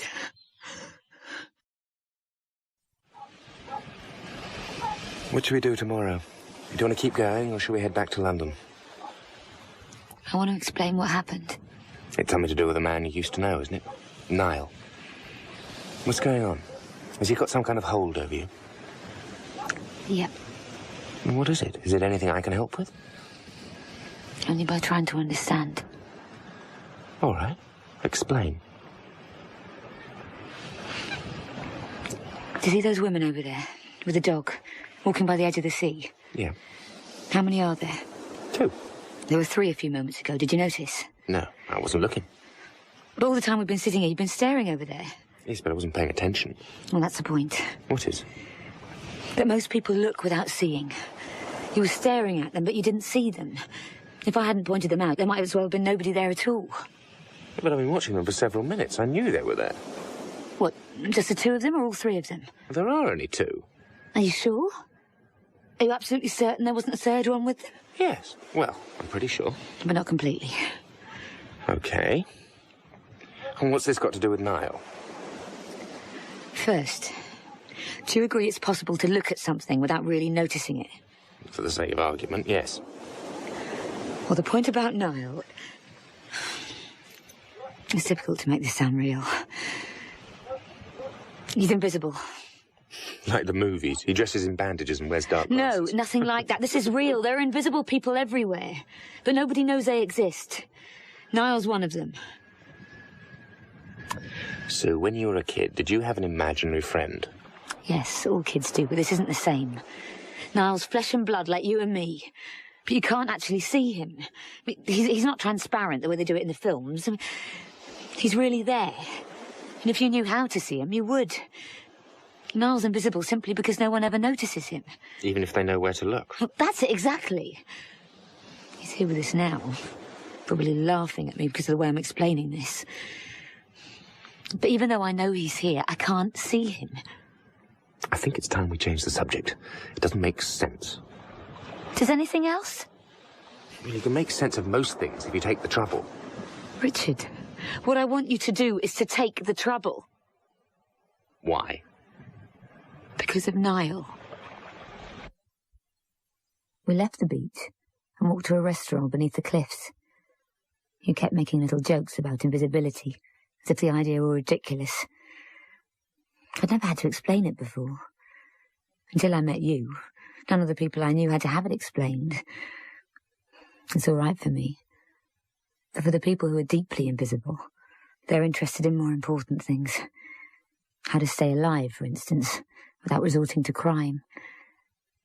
You can't get a job, buy food, find somewhere to live if nobody notices you. For most of us, the novelty of being invisible wore off almost as soon as it started happening, when we were teenagers. After that, staying alive is what you think about. This is why invisible people cling to each other, why Niall was clinging so tenaciously to me. And if I'm honest, why I was holding on to you. Is Niall here with us now? I don't know. Are you, Niall? It means nothing. There you are, then. You've no idea what you can do. Bucking me. Maybe it's you. I'm getting tired of the idea that some ex-boyfriend still has a hold over you. What's going on, Sue? You said you'd explain. I'd rather give you examples. Right, those women on the beach? No, they were a bad example. There were only 2 of them, as you said. Okay, so? Look, imagine you're at a party when you don't know anybody. You're in a room full of strangers. The first thing you think is, there's such a crowd of them and there's only one of me. After a while, you start to notice individuals. Maybe one of the men's drunk and making a lot of noise. One of the women's wearing a low-cut dress. Someone else offers you a drink. Then you speak to somebody, start to relax a little. If this is a real party, I'd have left by now. No. Listen. You get introduced to other people, start to make friends. In the background, there are still a lot of people you don't know. As the evening goes on, you meet more and more people. At the end, you go home. The girl in the low-cut dress. I'm trying to be serious. No. The thing is, everyone at the party's visible to you, but you only start noticing them a few at a time. There'll always be somebody you don't get to, somebody you never notice. How do you know? Well, how do you know you don't? I don't see why that proves anything. You can't prove a negative. But that's how it works. Try something else. You go into a room. There are 10 men and a woman already there. As you walk in, the woman starts dancing, taking off her clothes. As soon as she's naked, you leave the room. Now, why would I leave? No, this isn't real. It's an example. Now, after you leave, how many of the men would you be able to describe? If it's not real, I couldn't describe any of them. No, but think. Well, to be honest, I wouldn't have paid much attention to them. Right. Now, are you sure there were 10? What if there were only 9? Or maybe there was an 11th that you didn't notice at all? Oh, look, I object to this. Why? Well, for a start, it's all made up. And it's based on sex. I'd obviously look more closely at a woman getting undressed than I would at a room full of men. I was trying to come up with a good example. Invisibility's helped by distraction. OK, but I don't see why this proves some people are invisible. He's so bloody thick. What? I said I don't see why this proves anything. Oh, give up, Susan. You're wasting your time. Richard, he's here. Who? He spoke to me. Who? Niall. Me. What, in this room now? Yes. He can't hear me. You wouldn't understand even if he could. I'm trying to explain. What? Well, say everything twice, Susan. He might be able to keep up with us then. Shut up. Look, I can't take much more of this nonsense. Richard, I wasn't talking to you. Make yourself invisible, Susan. I want to talk to you. Niall, keep quiet. Oh, what's going on? It's the only way. He was in my head, speaking into my ear, an insistent, nagging voice distracting me away from you, confusing me. I felt I was going mad, just as you'd said. I couldn't take any more of that, Richard. If I made myself invisible, then at least I'd be able to deal with Niall. I knew I'd be able to make you understand. I let the glamour gather quickly about me, until I knew you couldn't see or hear me anymore. Niall? I'm here. I can't see you. I'm the invisible man, remember? Not to me, you're not. Now I am. Don't play with me. Let me see you so we can talk. This way will do. The only person I could see was you, Richard. Just a few seconds had passed since I'd made myself invisible. But already you were acting as if you'd forgotten me. You acted as if I wasn't there. But not only this, as if I'd never been there at all. As I started trying to talk to Niall, you were putting your legs up on the bed, opening a newspaper we'd bought earlier in the day. I don't think I've ever felt as alone as I did at that moment. I was suspended between the two of you. One I couldn't see, the other who couldn't see me. Niall was taunting me from inside his glamour. And you'd forgotten I was there. See?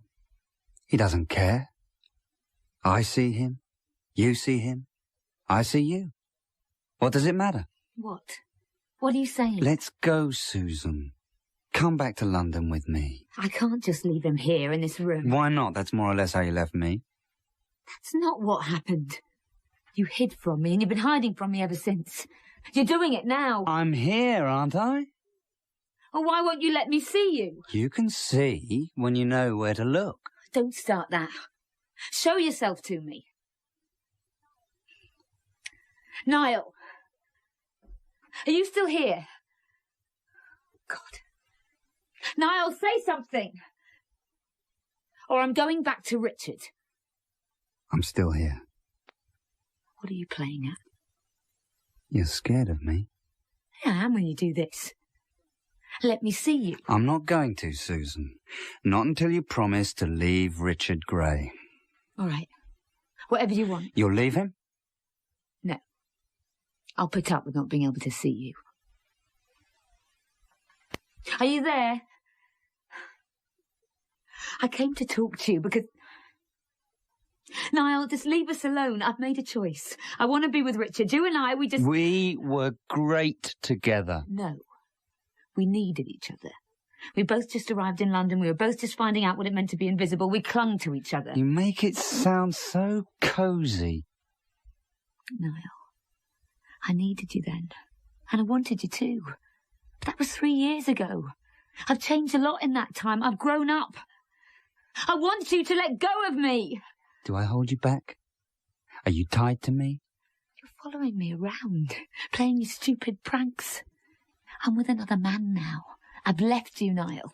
Well, as you know, it's not as easy as that. Will you, for once in your life, do something that isn't completely self-centred? Oh, but you've had your way. You've done everything you want to with Grey.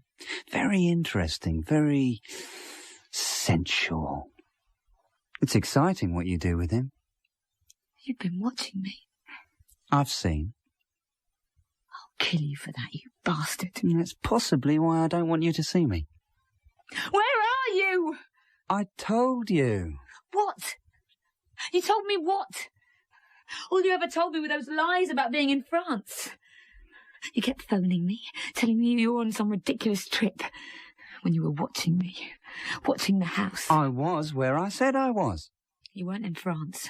I know that, at least. I was in the same place then as I am now. I'm not going to listen to this. Yes, you are. Could you see me then? You were hiding. Can you see me now? You're still hiding. Then I am the same. Do you think I'm here? In this room? Now?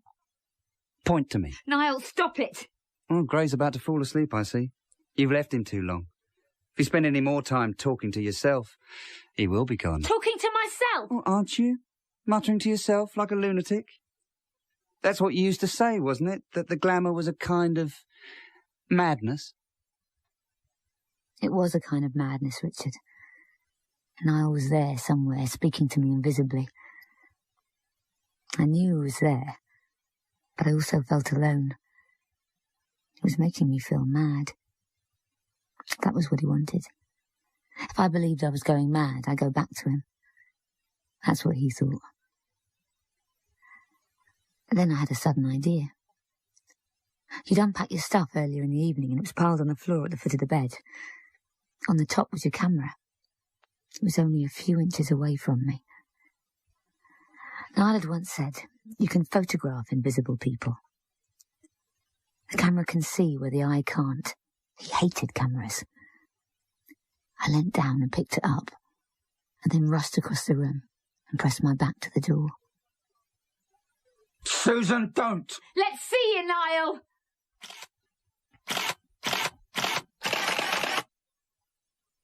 I was so nervous, so rushed that I fired the shots at him without looking through the viewfinder. I got my eye to the lens for the fourth shot. The lens cap was still on. I'm not sure exactly what happened next. There was a rushing movement. Niall shouldered me aside and I stumbled. I fell across the bed on top of you. And the door slammed so hard it swung open again. What the hell are you doing? Oh, I was taking some pictures. What, of me? I thought you'd gone somewhere. Did I fall asleep? I couldn't resist. You all right, Sue? I think so. Yeah, I think so. I think this is everything. Could you hold these letters for me? Please get my other key. It's stuffy in here. Well, shall I open the window? Yeah, all right. Just a crack. Why did you bolt the door as we came in? Did I? Look, I'll get the window open, then I think I'll buzz off home for a while. I thought you said you wanted to talk. Yes, I do. Here, let me put this stuff down. You got the window open, then went back to lock the car. I bolted the door behind you again because even Niall couldn't get through a bolted door without my knowing. I put on some coffee, then leafed through the pile of mail, hoping someone might have sent me some money. There was a letter from my mother, several circulars, a postcard, couple of bills, no cheques. When you returned to the room, you were obviously still worked up. So I turned away from you and watched the coffee machine as the water filtered through. So, look, this isn't working anymore. You and me. It is for me. Well, what the hell's going on? Half the time I'm with you, your mind's on something else. And when it's not, you keep on going with that crap about invisibility. It's not crap. Are you going to start up again, or are you going to listen to me? Sorry. Then there's this ex-boyfriend of yours. You said he was over in the past, done. Now you say he's following us around. Is it finished or isn't it? As far as I'm concerned. But he won't leave me. Then either you put a stop to all this or we've had it. Which is it to be? I'll stop it. I don't want to lose you. That's not the impression I get. Richard, I love you. I don't think that's true anymore. Yes, it is. All right. After today, I don't want to hear any more about him and that stuff about invisibility. But it's real. It matters to me. It matters to you too. No, it doesn't. It's drivel. We both have the glamour, Richard. We're both naturally invisible. Apart from having met you, it's the single most important thing in my life. All right. Do it now. Make yourself invisible. Why? Because I don't believe you. I'm upset at the moment. It's difficult. Then tell me... No. Be quiet a moment. I'm trying. All right. Okay, I've done it. You done what? I'm invisible. Then how come I can still see you? I don't know. Can you? Plain as daylight. I want. Be quiet. Look, we've been driving all day. We're both tired. I'm going to go home and I'll phone you in the morning. You get an early night. Think about what you want. We can't go on like this. Do you agree? Yeah. All right, come here. I'll call you tomorrow. I'll be here.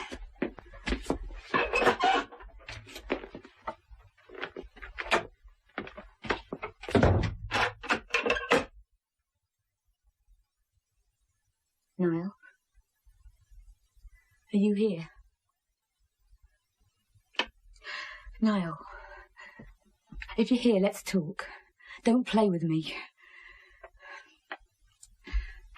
Please. If you're here, say something. I was almost sure he hadn't come into the room, but I wanted to be certain. I poured myself a cup of coffee and sat down on my bed, cradling the cup in my hands. After 5 minutes, the room was still tranquil, the air unmoving, the sun beating down warmly on my back. Niall wasn't there. It was a luxury to be completely alone. I drank the coffee and picked up the mail that had arrived while I was away. A picture postcard was on the top of the pile. It was a photograph of Saint-Tropez. I flipped it over, curious to see who it was from.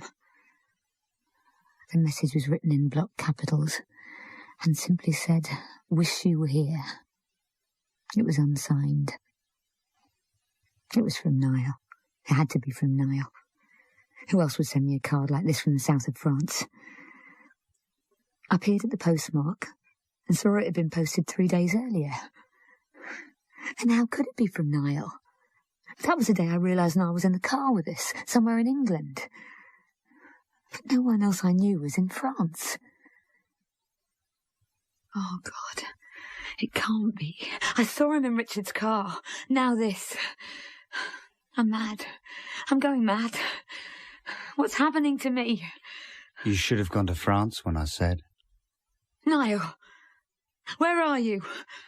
I'm wherever you want me to be.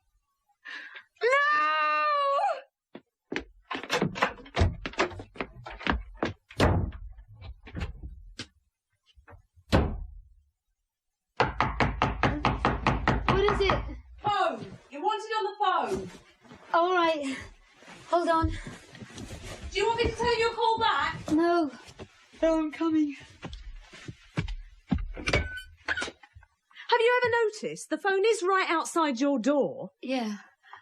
Yeah, I'm sorry. I don't mind coming down for it if you're out, but, if you're in... I'm sorry, OK? What time is it? About 10:15. Thanks.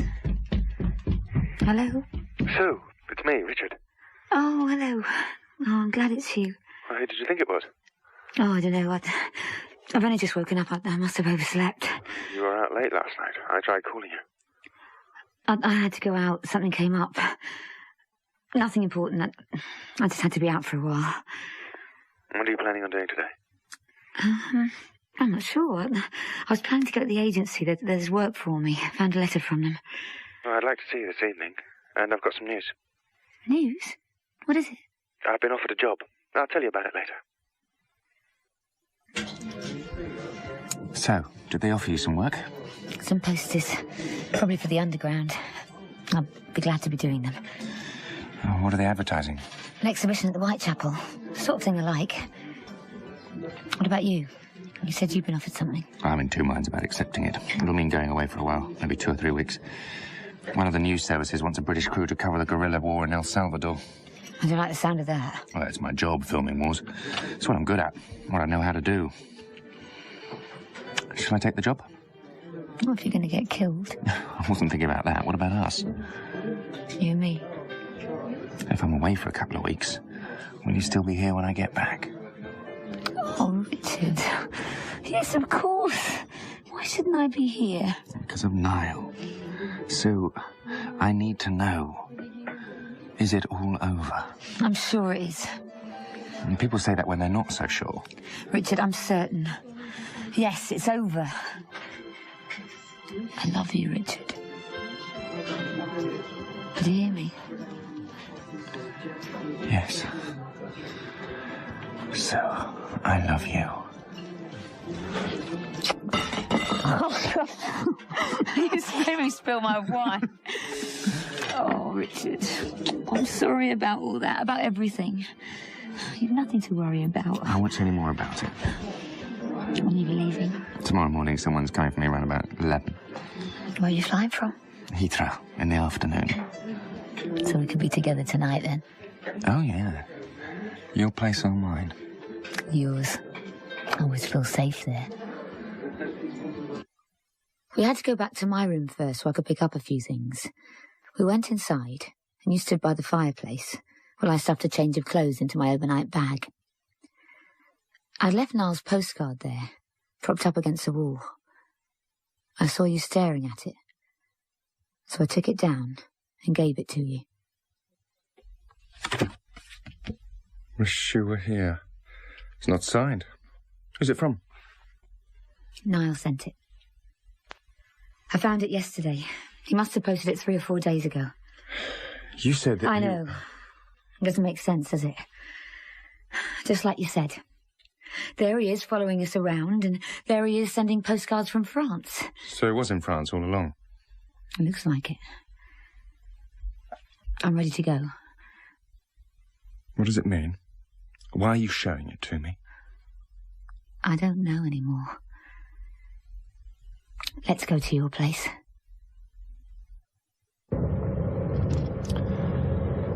It's not really over, is it? The thing is, when you first meet someone, you realise there's almost certainly going to be a lover from the past. It's inevitable. It's happened to me before. But it's always been something I could deal with. You and Niall, this is different. It goes on happening, whatever you say. It was just a picture postcard, Richard. Oh, yes, I know. Then why did you point it out to me? Why does it still matter? Because I told you and you wouldn't understand. You and your invisible lover, the man I've never seen. That's right, Richard. It was our last night together. We made love, and I tried to prove by lovemaking that everything was as I said. But you were upset, and I was tense. And anyway, nothing could be proved by making love. I stayed with you in the morning until your friend came to collect you from the airport. And then I took the underground and went back to my room. 2 days passed peacefully. On the 3rd day, late in the evening, while I was working, my door quietly opened and then closed. When I looked up, no one was there. I'm here, Susan. Oh, God. No, just me. Please, Niall, go away and leave me alone. Only life were as easy as that. Where are you? Here. Beside you. Let me see you. No, you do it. Make yourself able to see. You know how. I don't want to know how anymore. Then you can hardly complain if you can't see me. Niall, it's all over. Just go away and leave me. Susan, I still want you. I miss you and I'm lonely. Can't we at least talk together? Like we used to. I don't want to talk to you if I can't see you. Oh. Suddenly I saw a young man, so familiar, leaning against the side of my desk, looking down anxiously towards me. Niall seemed tired, pale, vulnerable, nervous of what I might do or say. He was holding a lighted gauloise, and the smoke drifted up through his curled fingers, browning them. I realised that I'd been aware of the distinctive smell since the door had opened. Invisibility is just distraction, the talent of making others fail to notice. Susan, can we start again? Niall, it's not possible. Everything is possible if you want it to be. I'm not sure I want... Yes, you do. Please, Susan. Oh. Niall. That's how it happened. He was thousands of miles away, and Niall was there in my room, pleading with me to take him back. He looked so... I can't explain. Niall had changed. He seemed less hostile, more open, more hurt than I'd ever seen him before. There's no excuse for what happened. I can't find an easy way to say it. I decided then and there to go back with him, to give him another chance. And that meant... well, it meant that you and I were finished. I knew I'd have to tell you when you came back, but that was 2 or 3 weeks into the future. Just then, alone with Niall, I was able to put you out of my mind. Oh. Don't leave me again, Susan. I won't. I'm so sorry. I love you. I'm sorry, Niall. Richard, everything then seemed to make sense. What had attracted me to you was my belief that you'd free me from the world of invisibility. You were the way out to what I thought would be a normal life. But while I was with you, I was more involved than ever. We never stood a chance. With Niall, though, everything could be left unstated. He knew me as well as I knew him. I needed that break, Richard.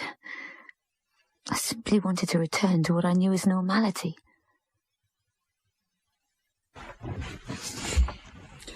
I need a drink. Got anything in? A couple of cans of lager, I think, in the fridge. No, I don't fancy lager. Pass my bag, would you?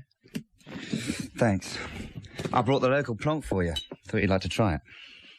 Côte de Provence, 1989. Where's your corkscrew?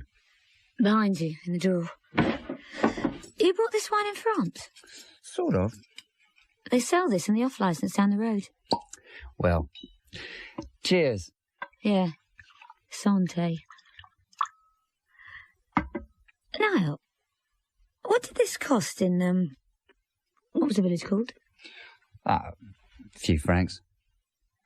You went into a shop and paid for it? Well, you know, I saw it there. Helped myself. The usual. I thought you said you bought it. I never buy anything, you know that. What was the weather like while you were away? Hot. Why do you want to know? Hot and sunny? Mediterranean sun? Yeah. So what? You don't have a suntan? Well, neither do you. I haven't just come back from the south of France. Did I say I had? Yeah. As good as. You sent me a postcard. I did? Well, I must have been missing you. Don't, Niall. Tell me the truth. Were you here in England following me around when I was with Richard? Oh, so that's what you were doing. I thought so. You sounded funny on the phone. You haven't answered. What do you think? What do I think what? Where I was. I don't know. Have some more wine. Niall, answer me. Were you sleeping with him? Oh, it's impossible. Then don't worry about it. It's all over, isn't it? He's gone. I'm here.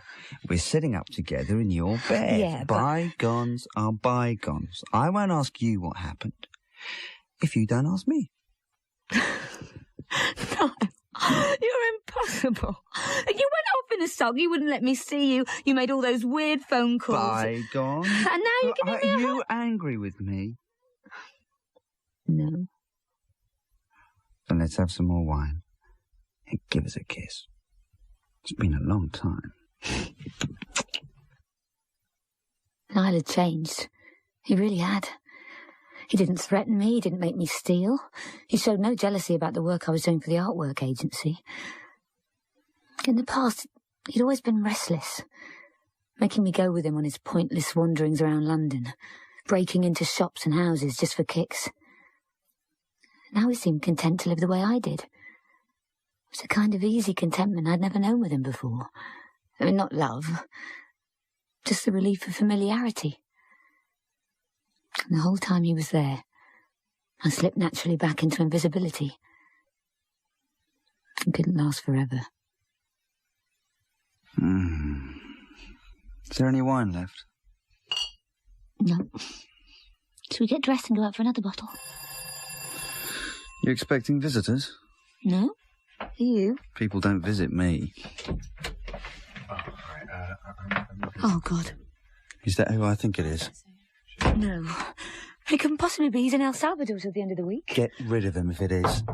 Sue, are you there? Where's my dressing gown? God, you're not going to let him in. I have to see him. I can't shout at him through the door. Sue! I'm coming, hold on. You're making yourself visible. No, I have to. You're not going to do anything, are Get you? rid of him and I'll sit here quietly till he's gone, okay?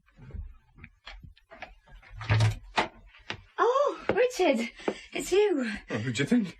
What's going on? Oh, I was in bed, asleep. This time of day? I was working late, having a lie-in. Are you on your own? On my own? Can you see anyone? Oh, don't start that again. Didn't you get the telegram I sent you? No, I never saw it. I tore it up yesterday. What? No, I had no idea. How are you? How was the trip? Have you finished early? Niall's been here, hasn't he? Tell him I'm here now. Richard, let me explain. Oh, don't say anything. You don't have to. I suppose I asked for this. I'm sorry, but it's not what you think. It's exactly what he thinks. But you've seen him, haven't you? While I was away. Yes. Is that all? Yes. I felt... Richard, I felt you were forcing me to choose. Oh, Sue, the hell with this. Why does he keep calling you Sue, Susan? Shut up! Richard, no, not you. I'm sorry. Oh, I've had it up to here. I'm not taking any more of this shit. Goodbye. Richard, look, we have to talk. You talk me to death, lady. Let's hear it, Susan. I can't. Can I see you this evening? No, no more. I'm sorry. That's it. Right then. Bugger off. It's the glamour, Richard. I can't get away from it. Niall won't let me. He's a cretin, Susan. What do you see in him? Shut up, Niall. Is he here? How many times do I have to tell you? Niall has the glamour. He's invisible. This is the most important thing in my life. Yours too. We're all invisible. Get out, Gray. Sue, what's happening? I can hardly see you. Niall's here, isn't he? Where? Where exactly? Here. He's standing next to you. Well, I can't see him. You never will. You aren't able to. I'm here, you stupid bastard. Show me where he is. Let me touch him. He's too quick. Richard, I love you. You want to touch me? Oh! Niall! Oh! No, leave him! Oh! Where the hell is... Get out, Gray! Get the hell out! Richard! I love you! Bastard!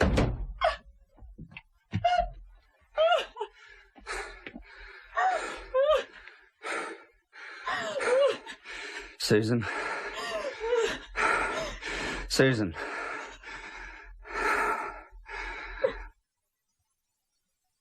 My face was pressed into the pillow.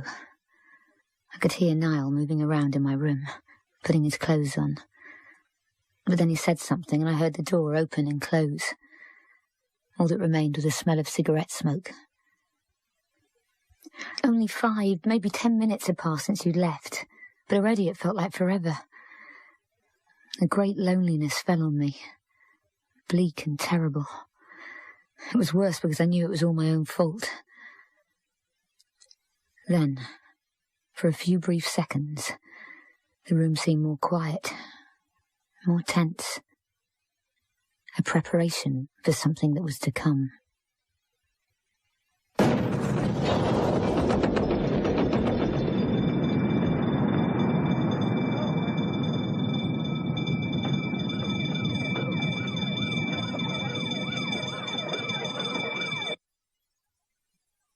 Richard? You still listening? Yes, why? Your eyes were closed. I'm tired. I was listening. I like the sound of your voice. I thought you must have been dozing. No, I'm comfortable. I wasn't comfortable in the hospital. I could never relax, however tired I was. It's different when it's your own bed. What do you think? What? What I just told you, about what happened. Last summer, you, me and Niall, being invisible and everything. I'm not sure. Have you invented any of it? No. All the time you were in hospital, I was going over all that, trying to remember exactly what had happened. Why? Because it's what happened to you, during the part of your life that you can't remember. And it's also what happened to us, you and me. I want to try again. Well, here we are.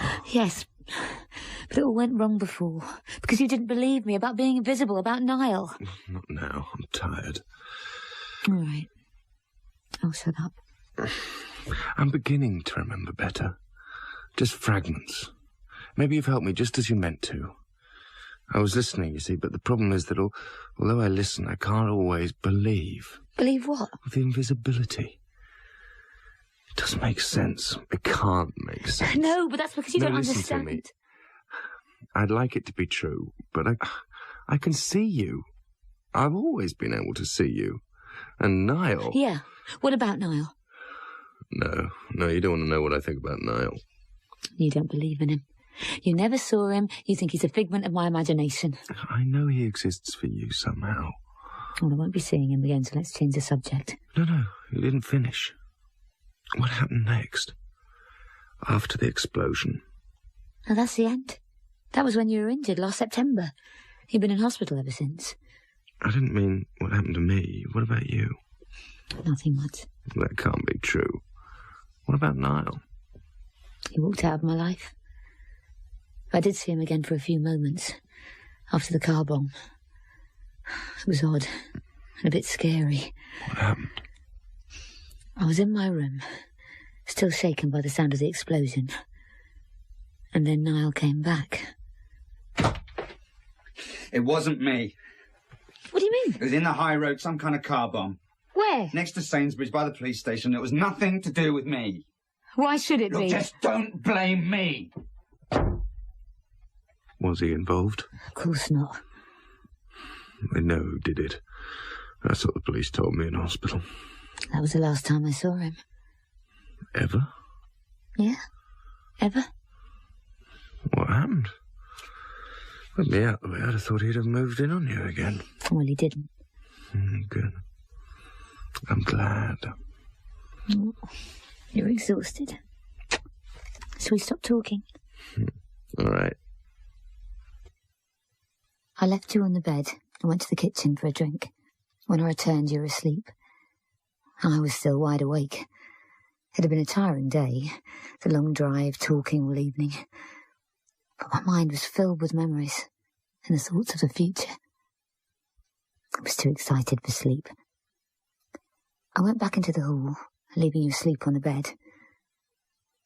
And I remembered what you'd said earlier. Your impression that there had once been an extra room. Slowly, curiously, I walked down the short hall to the other end, where you said that you thought it used to be. Of course, I found it. And the door to the extra room was ajar. There was a light on inside. I touched the door, and it swung open. Come in, Susan. You? What are you doing here? This is where I live. In Richard's flat? Well, that's one way of putting it, yes. On the other hand, you might also say that this is my flat. But I'm not going to quibble. Are you proposing to stay the night? Not with you. With him? Richard's asleep. Well, don't stand out there in the hall. Come on in. I'd rather stay out here. Very symbolic. What do you mean? Well, that's always your preferred position, isn't it? Standing a step or two away from me, ready to dash down a corridor to some other man. That's not fair. Where have you been for the last 3 months? Here. Waiting for you to come to your senses.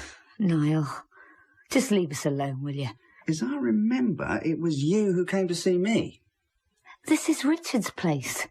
I'd no idea you were here. So you say. Richard said he remembered another room at this end of the hall. I couldn't see it before, so... It was invisible. I couldn't see it, so I wanted to be sure. Where are you going? Back to Richard. He's not there, you know. He never was there. And not literally there. Not ever. Yes, he is. Yes, he is. You know better, Sue. No. No, you're not going to do this to me. Not now. But Niall had sown the seed of doubt. I stopped outside the door of your bedroom, my hand raised to fling it open, but I froze. I looked back down the corridor to the room where Niall had been hiding. He was standing there in the doorway, staring at me with a mocking smile. Well, go on. Go back to Richard. Niall, what have you done? He's not there. You won't be able to find him. Have you made him invisible? He's not there. Invisibility isn't real. It never happened. Coming from you. Believe what you like.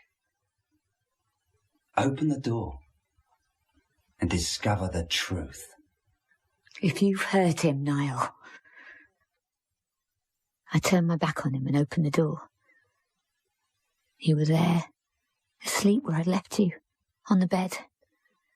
Your head curled down, an arm extended, breathing steadily. I ran in, slamming the door behind me. Richard! Richard, wake up! What? What is it? Oh, I love you, Richard. Oh, I love you so much. Me too. What's happened? It's all right now. I went to check. The other room you said you remembered. What? Don't you remember? This afternoon. You've lost me. What other room are you talking about? Oh, it doesn't matter. It's not there anymore. You woke me up to tell me that. No. To tell you I love you. Get your clothes off then. Come to bed. So at last we slept. I nestled up against you, feeling your heart beating steadily and comfortingly. I drifted off to sleep, but later in the night I woke up because I needed to go to the loo. I pulled on a t-shirt and walked across the darkened room to the door. I must have left the light on in the hall, because I could see the edge of the door outlined by light. I started to tremble, but I was determined not to let Niall or even thoughts of him intimidate me again. I opened the door quickly and went out into the hall. Everything was still. I walked nervously to the far end of the hall, to where Niall's door had been, and looked closely at the wall itself. I ran my hand over the new, smooth plaster. Felt the tiny line that you thought might have been the outline of a door. I tapped the solid wall. No door was there. No door ever had been there. I closed my eyes and leaned thankfully against the wall. It was over. Niall had gone. I would never see him again. After I'd been to the loo, I went happily back to the bedroom. I reached up to switch off the hall light and happened to glance down on the floor. There was a cigarette end there, ground out crudely against the carpet. I picked it up and touched it gingerly. The tobacco of the cigarette was dark and loosely packed. A ghoul was. The black end where the ashes were crushed was still hot. It had been ground out only seconds before. I don't care anymore, Niall. Flipped the horrible thing down the stairs. I switched off the hall light and went back to the warmth of our bed. In The Glamour by Christopher Priest, Tilly Vosborough played Susan, with Nathaniel Parker as Richard and Linus Roache as Niall. The neighbour was Melanie Hudson, and the director was Janet Whittaker.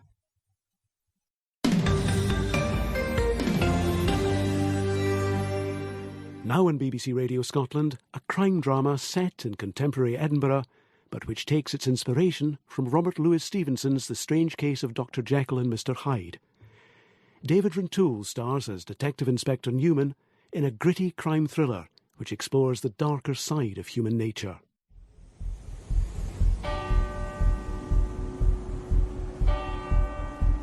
You're filthy,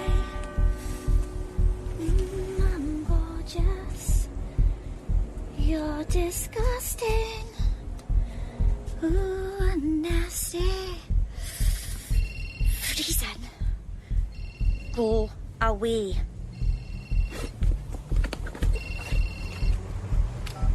What? Yes, fine. Out. Just out.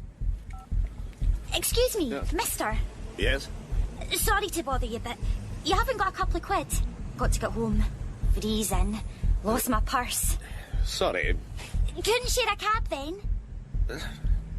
Yes? Where to? Well, me to my place, you to yours. You should be careful, lassie. If you're that concerned, give me my taxi fare. Was just hoping for a bit of neighbourly help. Mister, watch out! Stop that! Leave him! Oh my God. Help!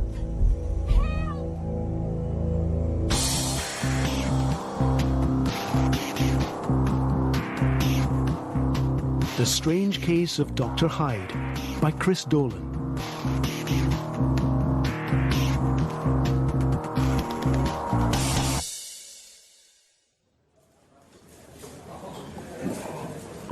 Sir? Detective Sergeant Lanyon, sir. Oh, Lanyon. You picked a hell of a morning to start. So I gather. A murder on my first day. Should have stayed put in Fife. Wouldn't get a chance then to work with the legendary D.I. Newman. Then I'm bound to let you down, son. Everyone knows you're the best D.I. in the shop. First I've heard of it. Just don't try and convert me. Ah, that. Can't you just pass on what I told you? No, it's best coming straight from the witness. I'll take you along to the interview room. Interview room? It's more private in there. It shouldn't take long. I knew I should have kept my trap shut. Not at all. Can't thank you enough, actually. What you saw, it must have been quite upsetting. I'll live. Who'll be seeing me? Sergeant Lanyon. If you just follow me down here. Yeah, I know. Lanyon, is he new? You seem to be quite acquainted with us. Oh, yeah. I'm an old friend.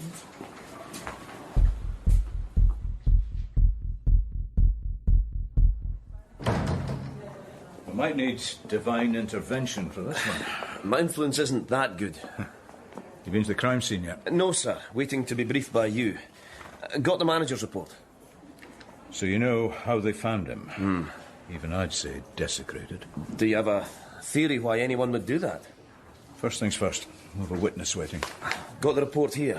Rachel Enfield, 18. No record, but helped with investigations 2 years ago. Nice home, nice family, nice school. She needed a taste of something else. A taste? Supplying skunk in sixth year. Hung out with the wrong crowd.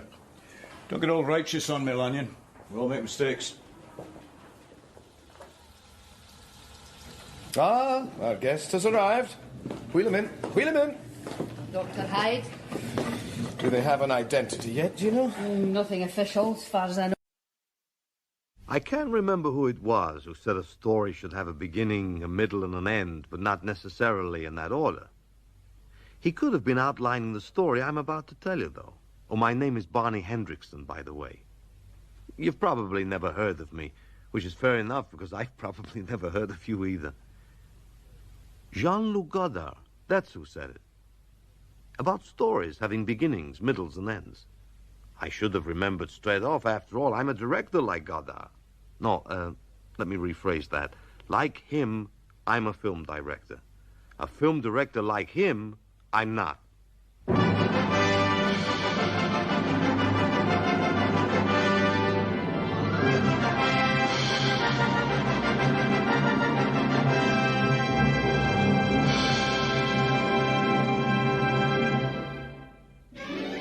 The Technicolour Time Machine, adapted for radio by Chris Boucher from the novel by Harry Harrison, with Lee Montague as Barney Hendrickson, Richard Pearson as Professor Hewitt, John Bay as L.M. Greenspan, David March as Dr. Jens Lynn, and Michael Kilgareth as Otter. The Technicolour Time Machine.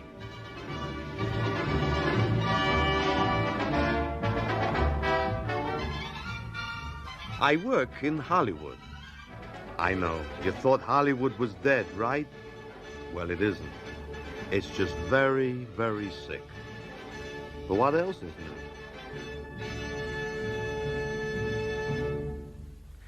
In fact, I work for Climactic Studios, which means I work for L.M. Greenspan since L.M. is Climactic.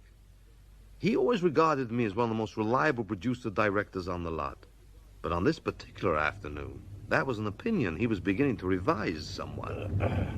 What am I doing here? How did I let myself be talked into this? You are here, LM, because you are a far-sighted, quick-thinking executive. Or, to put it another way, you have to grasp at any straw handy, because if you don't do something fast, Climactic Studios will sink without a trace. Bite your tongue. Or, to put it even another way, you're investing 1 hour of your time in an examination of a project that may mean climactic salvation. Without a trace, he says. Relax, LM. You could rise up from the grave even now. Don't say that. You know how much money we lost on that Dracula movie? Turning it into a martial arts picture was not your best idea ever. It was not my idea. Besides, martial arts was very big at the time. So were motorbikes. With a good stunt coordinator, those motorbike sequences would have worked. Dracula has risen from the grave.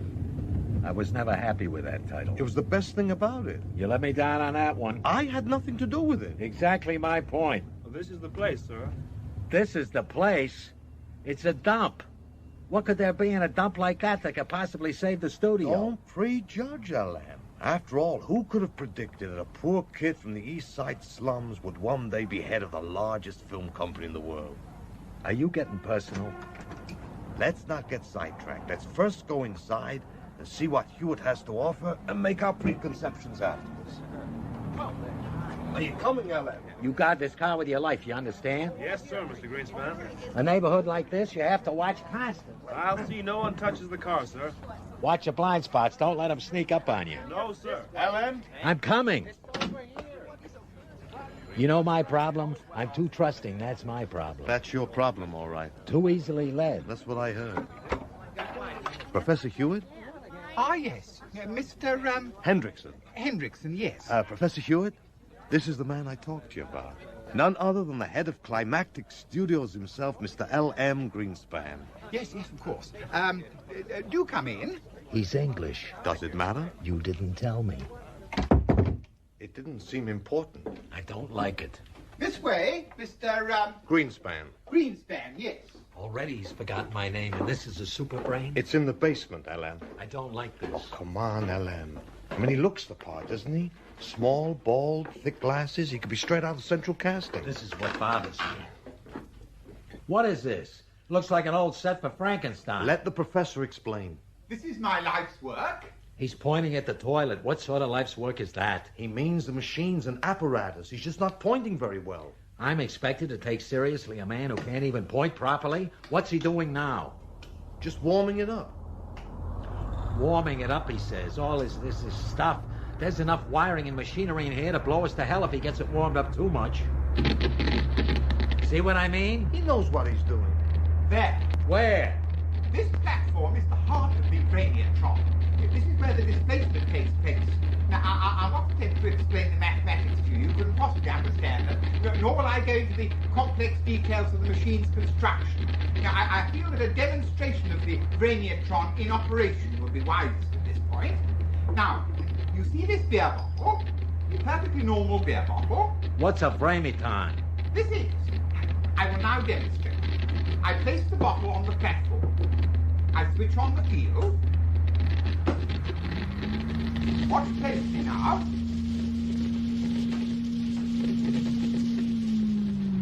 Do you see it? Did you see the displacement? The what? The bottle flickered, LM. You saw the bottle flicker? Dramatic, wasn't it? and here it is on the printout. Look. That bottle travelled back 7 microseconds in time and then returned to the present. Now, in spite of what my enemies say, the machine's a success. My Brainiatron, from Brainier, the Serbo-Croatian for time, in honour of my maternal grandmother, who's from Mali Loshinya, is a workable time machine. A nut. The guy is a nut. Hear him out, LM. The professor has some ideas. It's only because he's been turned down by all the foundations in his request for funds that he will even consider working with us. All he needs is some finance to jazz his machine up. There's one born every minute. Let's go. Just listen to him. Let him show you the one where he sends the beer bottle into the future. This is too impressive to ignore. But there's a temporal barrier in any motion towards the future.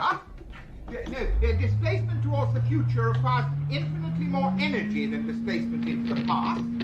However, the effect still operates. You see? So long. And P.S., Barney, you're fired. Looking back, I suppose that was the turning point. The real beginning, maybe. I don't know what did it exactly. God knows I've been fired often enough, so it wasn't that. I was just angry, I guess, angry at myself, the dying company that employed me, the blindness of man, the futility of man, the fact that I was overdrawn at the bank. Anyway, I raced after LM and snatched a Havana cigar out of his mouth. Hey, they cost $5 apiece. We'll have a real demonstration, something you can appreciate. Give it back here. You'll have it back, but it's going to do some time traveling first. Now get that damn beer bottle out of the way. Now watch this, LM. You know, which of these gadgets is the power control unit? Well, this rheostat controls the input, but why? Look, you can't raise the temporal displacement level without burning out the equipment. Stop! You can buy new equipment, but you don't convince LM. You're on the rocks and you know it. Go for broke. But you're destroying my life's work. Stop it! I'm electrocuted!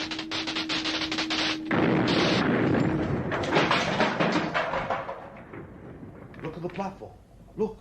The cigar's gone. You owe me $5. 2 seconds at least. 3, 4, 5, 6. There it is. Give me that cigar. Still alight. 6, maybe 7 seconds, LM. All right, so it's the time machine, so I believe you. But what has this got to do with making films or keeping Climactic off the rocks? For making films, it had obvious possibilities. A bigger and more powerful version of Professor Cigar Transporter might just take a film crew back in time for long enough to shoot the historical epic to end all historical epics. And that was exactly what Climactic needed to stay in business. Well, of course, development would cost. So the possibilities for keeping Climactic off the rocks was slightly less obvious at that stage. But some weeks later, a select, not to say conspiratorial group of us met in LM's office, having passed that stage and ready, if not especially eager, to move on or back to the next. Lock the door and cut the phone wires. It's 3 in the morning, LM. We can't be overheard. If the banks get wind of this, I'm ruined for life and maybe longer. If anyone's got this place bugged, it won't be the banks. Cut the wires, Barney. Let me take care of it, Barney. I'll just disconnect them if that's okay. Be my guest, Amory. You always carry one of those? Head of technical services? I should carry a tennis racket, maybe? I'll tell you one thing, Barney. We've solved a mystery already tonight for a year now. My boys have been repairing these cut wires on the average of twice a week. There. All done. All right, Barney, let's have it. We're ready to roll at last, LM. All of the essential machinery for the Vremiatron has been built on the set for Frankenstein and the Halloween Chainsaw Massacre. The expenses have been covered by the budget for the picture. In fact, there was a bit of saving there. The professor's machines cost less than the usual props. Don't digress. Right. Well, we've mounted the machinery in the back of an army truck from the set of Private Benjamin's sister, and the prof has hooked it up and tested everything. It's ready to go. Isn't that right, Professor? Absolutely, Barney. Now, everything tests out perfectly now, Mr. Greenspan. Greenspan. There are 1 or 2 sub-circuits which are very slightly out of phase, but... I don't like the truck. It'll be missed. No, it won't, LM. It was government surplus in the first place and was going to be disposed of in the second. It was sold legally through our usual outlet and bought by Tex here. I told you, we're in the clear. Tex? Tex, who is he? Who the hell are all these people anyhow? I thought I told you to keep this thing small, hold it down until we saw how it works. If the banks get wind of this... The operation is as small as it can possibly be. There's me and the prof, whom you know. Yeah. Amory Blestead, your own technical chief. Been with you 30 years. I know. But who are the 2 cowboys over there? I'm Tex Antonelli. Dallas Levy. They're stuntmen. Stuntman? What kind of stunt you pulling? Will you relax, LM? We need help on this project. Trustworthy men who keep quiet, know their way around in case of trouble. Dallas was in the combat infantry, then on the rodeo circuit before he came here. Tex was 13 years in the Marines, an instructor in unarmed combat. What about you? Dr. Jens Lund. From UCLA, philologist. He specializes in North European languages or something like that. If we do the story we're planning, he's going to do our translating for us. This is a wonderful opportunity. I have taken my sabbatical. I would even accompany you without the generous horarium. As a technical advisor, we know so little of spoken Old Norse. All right. The team I accept. Now, what's the plan? Fill me in on the details. We've got to make a trial run. See if the prof's gadget really does work. I promise you. Don't promise. Promises I got already. Results I need. If it does work, we set up a team, work out a script, then go out and shoot it on location. And what a location. I mean, think of it. All of history is open to us on widescreen. We can film it all, record it. And save this studio from bankruptcy. No salary for extras, no sets to be built, no trouble with the unions. Hold it right there. Not your union, Dallas, of course not your union. All the crew from here will be employed at scale and above with bonuses. I was just thinking of the savings at the other end. Go now, Bonnie. Go while I'm still enthusiastic. And don't come back until you've got good news for me. The truck was in an empty warehouse on the far side of the studios, which were, of course, silent and deserted at this time of night. I'd left a studio guard outside the warehouse, however, just to be sure. Tight as a drum, sir, and no disturbances at all. Fine. After you, gentlemen. Okay. Thank you. Listen, we'll probably be here the rest of the night, okay? Sir? It's classified work, so see that no one gets near this area. Oh, I've already told the captain, and he's passed the word to the boys. Good man. Be seeing you. I hope. The batteries and accumulators are fully charged. Does that mean we're ready? You may board the lorry, gentlemen. Lorry? Britt, the truck. What exactly is due to happen here? That's exactly what we're here to find out, Tex. The experiment can begin any time now. Shall we get aboard? I'm getting into the cab. I'll feel more comfortable there. I used to drive a 6-by like this. Everyone else in the back, yes? Careful. Okay. I think maybe we should have been better briefed. Time's money, Dallas. You know the business. You talk it or you do it. There isn't a budget for both. A hell of a lot of room in here, what with the generator and the supplies and Vraniatron. Oh, yeah. You okay in the front, Tex? Yeah, just fine. Okay, I'll sure. Perhaps for the first trial, we might take a look in on the year 1500. No way. No, you set 1000 AD on your dials just as we decided and pulled the switch. I don't want to ship the equipment and full crew to Scotland or wherever and then find we can't get far enough back in time. The power expenditure would be less. The risk is... Don't cop out now, Professor. We want to get as far back as possible so that no one will be able to recognize the machinery as machinery, cause us any trouble. Besides, the decision has been made to do a Viking picture, not a remake of The Hunchback of Notre Dame. That would be in the 16th century. I would date the setting in medieval Paris rather earlier. Look, if we're gonna go, let's stop jawing and go. It spoils the troops. You horse around and waste time before going into combat. You're quite right, of course, Mr. 1000 Anno Domini it is. And here we go. What's wrong? So many of these blasted switches and dials are dummies, I get confused. Well, we had to make the machines so that they could be used in the horror film. They had to look realistic. So you make them unrealistic. Wonderful. That's better. Now. Hey! The Elmo's fire. Something's gone wrong. A secondary phenomenon. A static discharge of no importance. The field's building up now. Automatic sequencing. Locked in. And that's all I can do. At the microsecond of maximum power, the selenium rectifiers will trip automatically. You can monitor it here on this dial. When it reaches 0... Let's see. It's reading 12. I don't think I want to watch. 9.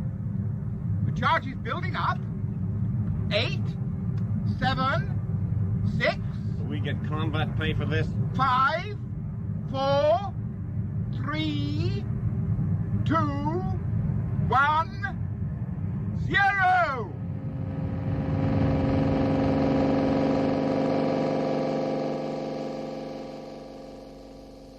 Eureka! Hey, what the hell is that? Look.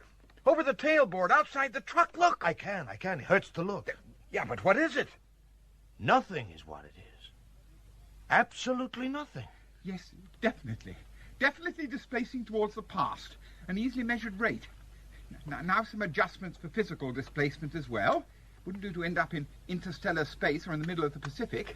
Dear me, no. Now, I suggest you hold securely to something, gentlemen. I've made as good an approximation as possible to the local ground level, but I'm afraid to be too precise. I don't want to emerge underground. So there may be a drop of a few inches. Are you ready? Hit it, Professor. God! Well, I'll be damned. Oh. Jeez. That is beautiful. This is no part of California I know. Well, this is the old world, not the new. What? To be precise, the Orkney Islands. Where there were many settlements of the Northmen in the 11th century. It's the year 1003. It undoubtedly surprises you that the Vremetron is capable of physical as well as temporal displacement. But this is Nothing surprised me since Hoover was elected. Now, let's get the operation moving. Dallas, roll up the front of the top so we can see where we're going. Okay. You absolutely certain about where we are, Professor? Absolutely, Barney. Barney, yes. Well, why didn't you say you were going to move us through space as well as time? There was some small risk. Now he tells us. Exactly. But it was only a small additional risk. And it's a large additional saving. Start her up, Tex. Right. Congratulations, Professor. All right, Tex, let's see what's further along the beach, round that little headland. Carefully, please. Remember the equipment. Hey, Barney, you want this? What, a revolver? No, you keep it, Dallas. I'd probably shoot my foot off if I played around with one of those. Give the other one to Tex. Hold on to the rifle yourself. Yeah, but aren't we going to be armed just in case for our own protection? I can handle a rifle. Not professionally. We work to union rules round here, eh, Murray? We're rounding the headland now. I think we found some signs of life. Halt for starting. Look at that. So beautiful that I should be seeing this with my own eyes. What, you mean the sod hut and the dirty rowboat? There's smoke coming from that hut. So where is everybody? The truck has frightened them. They have taken refuge in the house. Kill the engine, Tex. Right. Maybe we should have brought some beads or something to trade with the natives. I fear that these are not the kind of natives that you are thinking of. Ah, you see? You see what I mean? Hey, that's a real Viking. Horns on the helmet and everything. Oh, big mother, isn't he? That's a mean-looking axe he's swinging, too. You can see he is obviously afraid, but the Viking hero cannot reveal his fear before the thralls and housecarls who will be watching from concealment in the building. So he works up a berserk rage. Is that why he's chewing his shield? Yes. Can't do his bridge work a lot of good. He appears to be foaming at the mouth now. Dallas, can you and Tex take this guy on? Maybe slow him down before he breaks something? Yeah, bullet will slow him down real good. Absolutely not. This studio does not indulge in murder, even for self-defense. Well, we'll go on to the personal jeopardy bonus in the contract then. Yeah, I know. Just do it, will you? Hey! That big slum chopped off one of the headliners. Has he finished, you think? He'll be back. Tex, get ready to draw him away. Hey! Are you all right, Dr. Lynn? Dr. Lynn, yes. You look a little shaken. I understood what he said, Professor Hewitt. I understood what he said. He was bragging that he had taken out the monster's eye, and the language was intelligible. Congratulations, Doctor. He's coming back. He seems to have gained a little confidence here. Let's go, Tex. I'll sap him with a couple of these pebbles. You be ready with a rope. Those are pebbles? When you're as big as that guy, these are pebbles. Hand me a rope. Well, this? Yeah. Dallas? Yeah. Are you planning to lasso that crazy monster? Yep. Once Tex got his attention. Hey! You shout a good fight!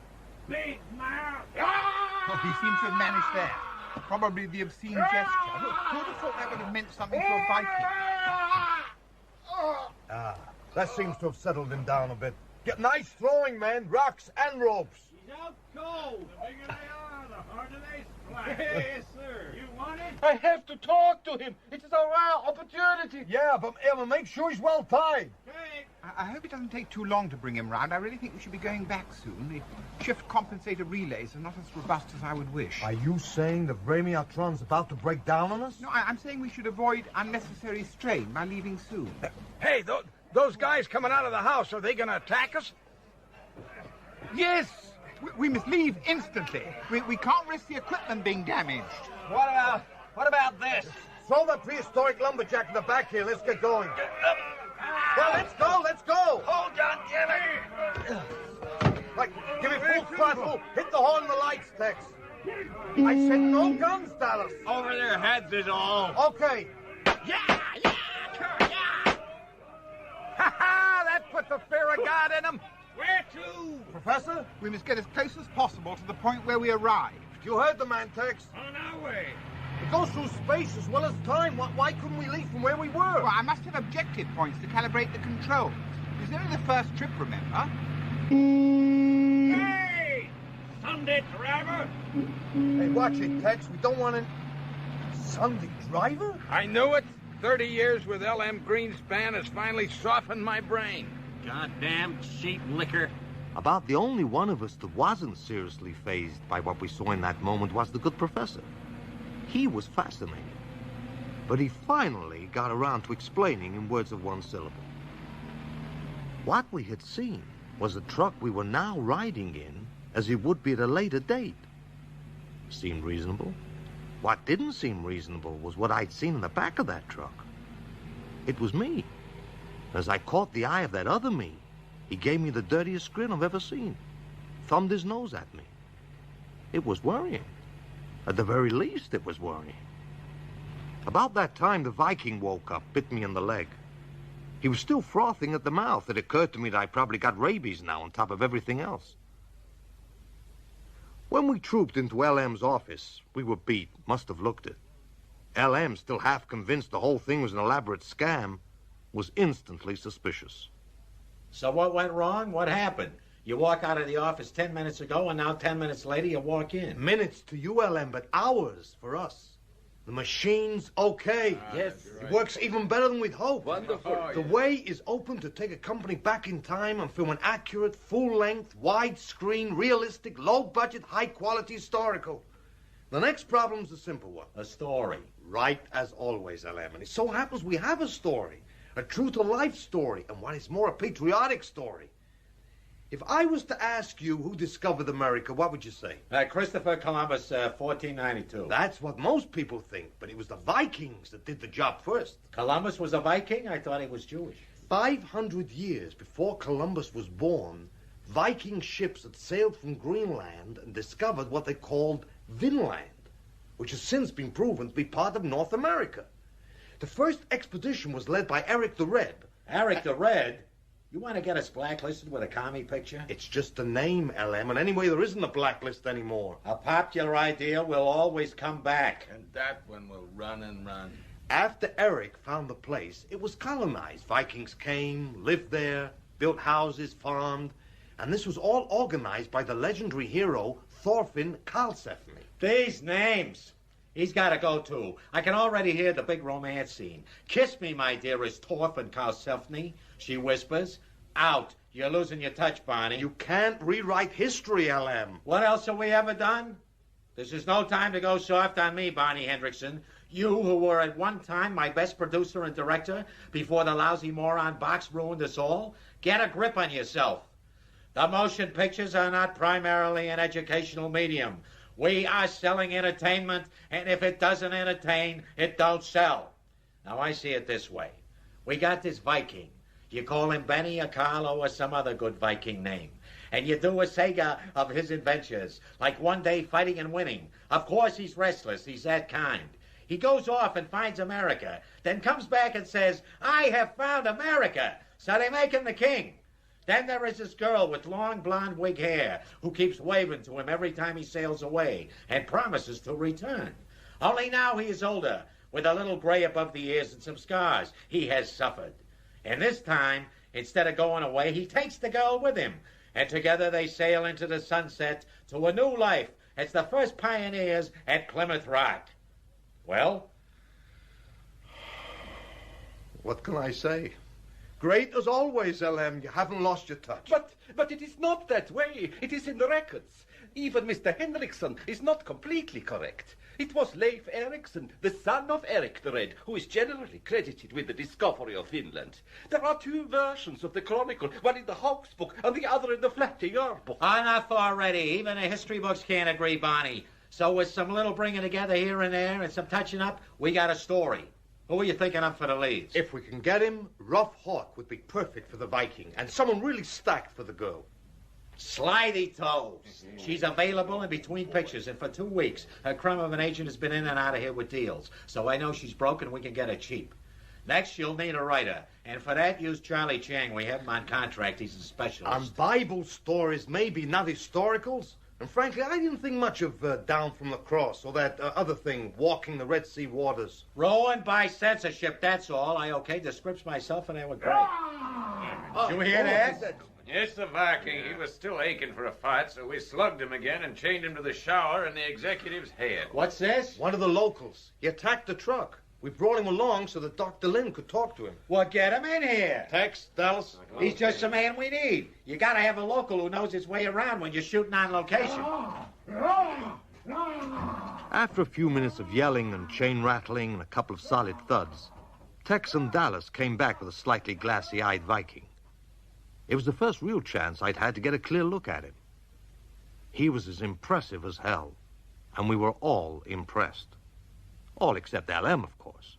To LM, this was just another yokel to be dazzled. Welcome to Hollywood. Yes. Sit down, give him a drink, Barney, and make yourself comfortable. What'd you say your name was? He doesn't speak English, LM. I can't say I approve of that, Barney. I don't like working through interpreters. Too slow, not reliable. All right, Lynn, do your stuff. Ask him his name. Let me... What? Heter Morin? What's the trouble? I thought you talked his lingo. Can't he understand you? You must be patient, sir. Old Norse has been a dead language for almost 1,000 years. We know of it only through the written. All right, already. Lectures I don't need. Make him comfortable, oil him up with a few drinks, and let's get rolling here. Say it. Here. Try some of LM's best bandit. He thinks you are trying to poison him. That's easily taken care of. Yeah, watch me. I needed that. You want to try some now? Oh, easy. Easy. He likes it. At $20 a bottle plus tax, he should like it. Ask him again about the name. What? Heter Morin? Ottar. Now we're getting someplace. We're also getting on at 4 o'clock in the morning, and I want to get things settled. Ask this Ottar about the rate of exchange. What kind of money do they have, Len? Well, they barter mostly, but mention is made of the silver mark. How many marks to the dollar? And tell them not to give any fancy bank figures. I want the free market price. We've been had this way before, and I'll buy the marks in Tangier if I... Come here. It's the bourbon. He wants the bourbon. One side, gents. That's it, folks. What's this, murder in my own office? Just a little lead-weighted sap. He'll come around all right, good as new. Crazy man, I got enough of in the organization, so take this one back where he come from, and find one that speaks English. I don't want any translators next time. None of them speak English, LM. Then teach one, but no more crazy man. Back in my own office, a lot of sleepless hours, or was it centuries later, the problems were really beginning to pile up. Yeah, Betty. Dallas Levy on 2. Sounds steamed. I'll take it. Yeah. Oh, yeah, Dallas. Sorry, I was going to get back to you. What were you saying? Yep. Treble times of 2 hours ago, yeah? I'll okay the vouchers.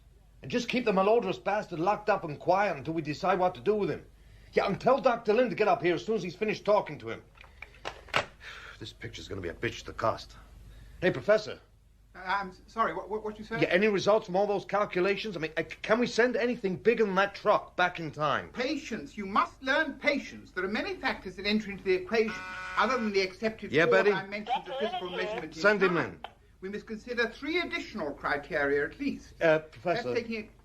What? Just the answer. That's all I need. Well, Doctor, out with the bad news. Unless that's your normal expression. No luck with the Viking, right? There is a communication problem. You realize, since my command of Old Norse is far from perfect, and Ottar has little or no interest in what I am trying to discuss with him. However, I do feel that with the proper encouragement, he could be convinced that he should learn English. Encouragement? Well, like most Vikings, he is very mercenary and will do almost anything to gain status and wealth. Though, of course, he prefers to get it by battle and killing. Of course, all right. We could pay him for taking his language lessons. But what about the time factor?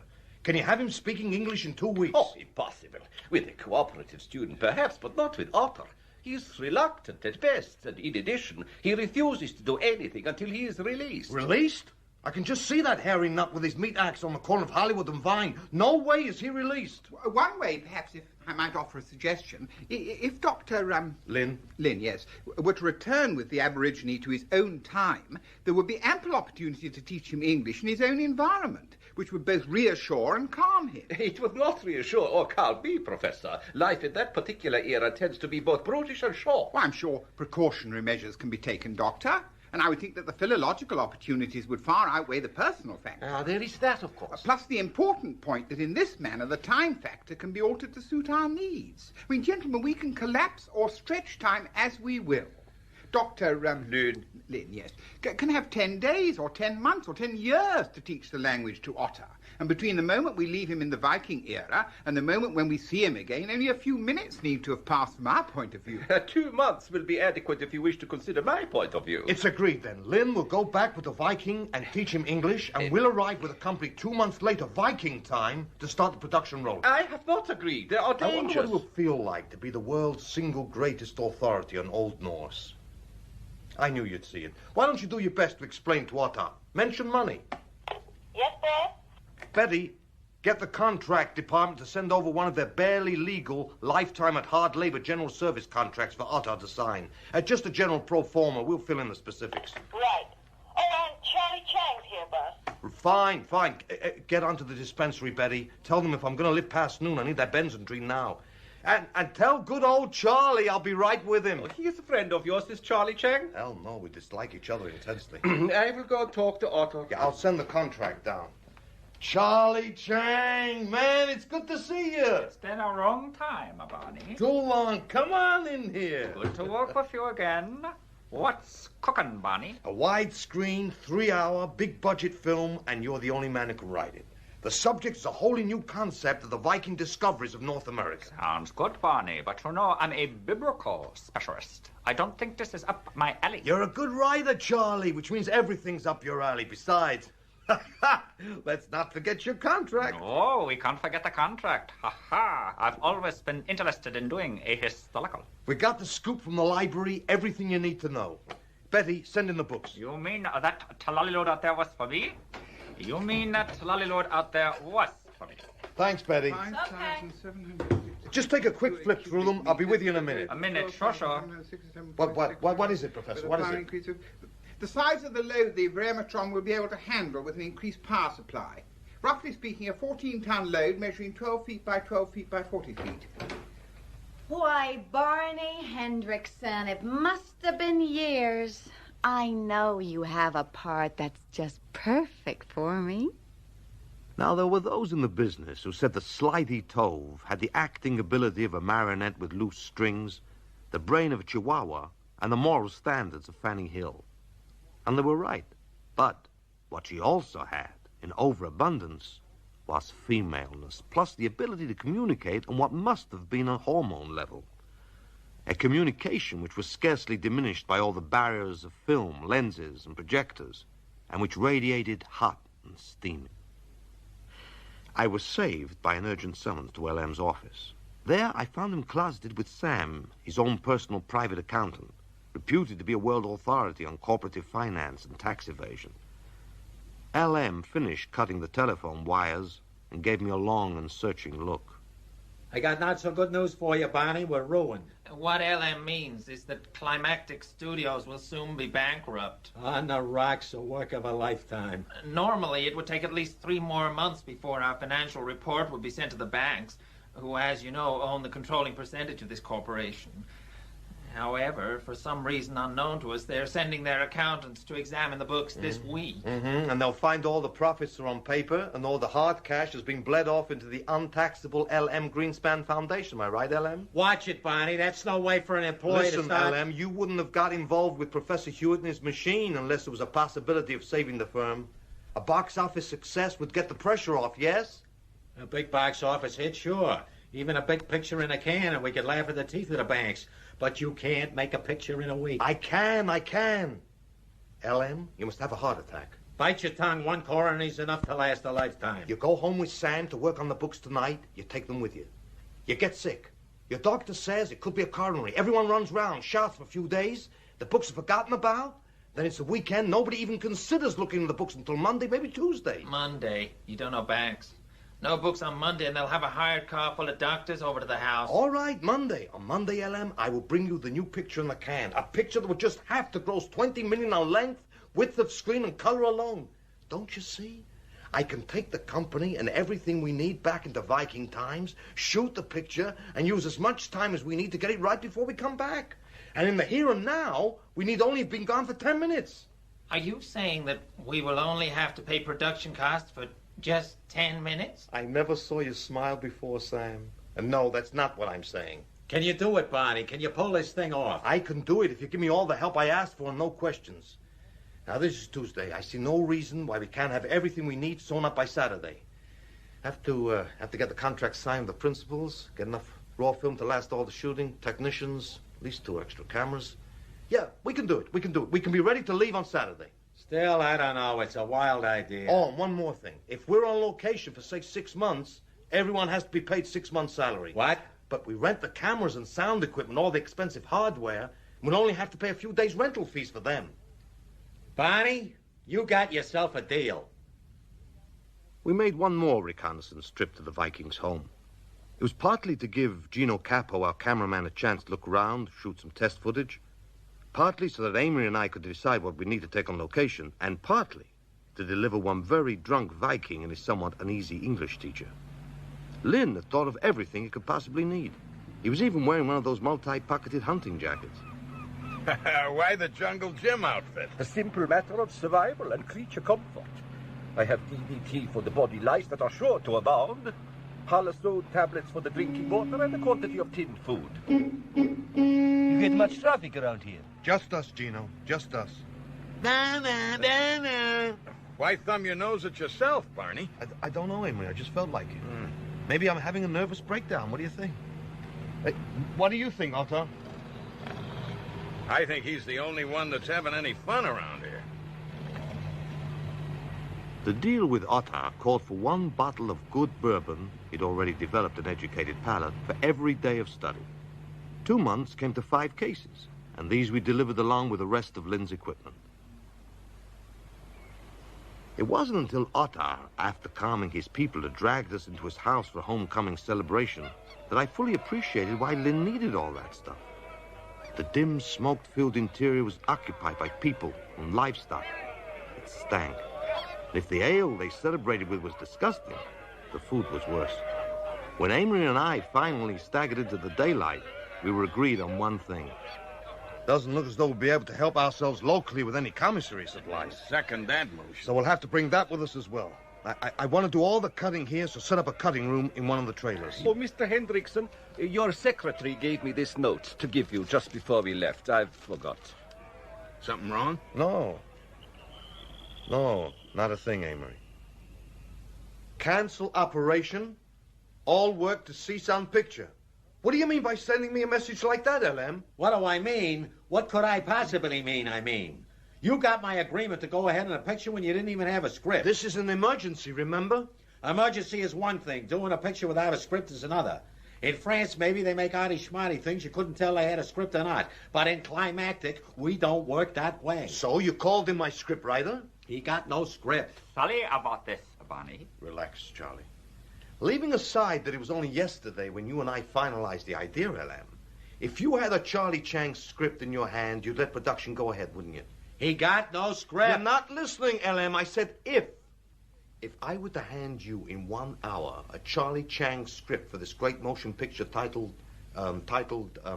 Viking Columbus, would you okay production? Yes. We'll see you in exactly 1 hour, LM. Come on, Charlie. My head Schlinker keeps evening hours, Barney. Let him talk to you. I have heard some rush promises in this rush business, but this takes the gold-plated baker.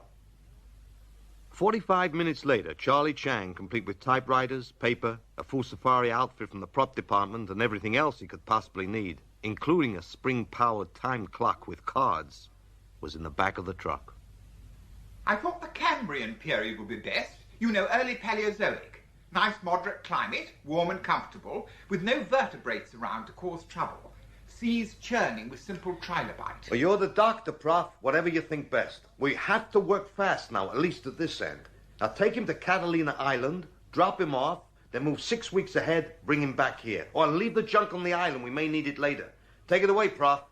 Charlie, don't forget to punch in on the clock every morning. What is all this, Barney? Don't worry. Professor Hewitt will explain everything when you get there.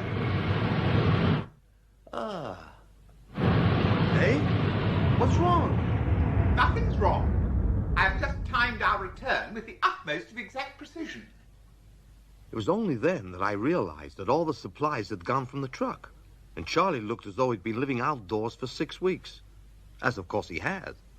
How did it go? It's not quite finished. It's those things in the water. Those teeth, eyes. How much longer do you need? 2 weeks. But Barney, the teeth, the eyes. Take it away, Prof. 2 weeks. This time the truck barely flickered, and they were back with a script for Viking Columbus. A script in an hour? This is going to revolutionize the business. Don't be cheap, Barney. Give him the highest hourly rate you can imagine, then double it twice. I want to do the right thing and see that Charlie Chang gets the greatest rate per hour ever paid to man. Paid for 1 hour of his time. Come on, LM. I just explained that. Maybe only an hour of your time went by, but Charlie worked more than 2 months on that script. He can't prove it. He can prove it. He punched the time clock every day, and I have the time cards right here. He can sue. Yes, I'd say so. Yeah? Yeah. Rough Hawk's on his way up. Perhaps I should explain about Rough Hawk. Rough looked good both on and off camera because basically looking good was really the only thing in life he cared about. He did not like women. Not that he was gay or anything. He didn't like men either. Or sheep. Or raincoats. Or whips. Rough just liked Rough.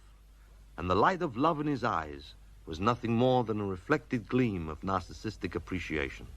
So I said right out loud, Rough Hawk is the most Vikingest Viking I could think of. You've heard of Vikings, haven't you, Rough? Tall guys with big axes and horns on their helmets, always sailing around in ships with a carved dragon in front? Oh, yeah. Sure I heard of Vikings. I never played a Viking. Oh, it's the sort of role that'll make you look great in front of camera. I always look great in front of camera. Of course you do, Rough. You haven't got any big commitments, any other pictures, do you? I got a picture coming up in the next week, something about Atlantis. I thought so. My apologies to your agent, Rough, but we got to find somebody else. LM, read the script, enjoy it. Let me talk to Rough. You've forgotten that this film will be in the can by Monday, which will give Rough 3 days to rest up before Atlantis sinks. Imagine that, Rough. Back in 2 days, and you'll still get paid for a feature-length picture. I'm glad you mentioned the script because it has some grave faults, big ones. How can you tell? You've only read 10 pages. I think you should talk to my agent. Anything to do with money, I don't say a word. From Charlie Chang, I expected better. The opening won't do. I looked at the clock. It was 8 p.m. Wednesday. I had to get hold of this slab of muscle's agent, and fight the script through a rewrite and shoot Charlie back to Catalina and do the job, and find actors for the supporting roles, and get every single item lined up that we might need for a couple of months shooting back to the 11th century, and get the entire thing done, finished, and in the can by Monday morning. Plenty of time. Nothing to it. So why was I sweating? By Saturday morning, a column of trucks lined up on the concrete roadway leading to Soundstage B was ample evidence in the interim I had not sweated alone. Inside the building, Professor Hewitt's new improved Ramiotron was now attached to a platform that was large enough to take even the biggest of the trucks and trailers that waited outside. The carpenters were finishing up, and the professor was doing his best to explain to me why we couldn't beat the return trip problem. He drew me a diagram on a piece of pine board. Apart from ruining my pen, what it seemed to do was prove that you had to cross the same world timeline on the return leg, or the whole trip would simply never have been made. Seemed reasonable to me. So, it adds up to the fact that we can't come back to a time earlier than we left? Precisely. So all the time we've used up this past week is gone forever? Correct.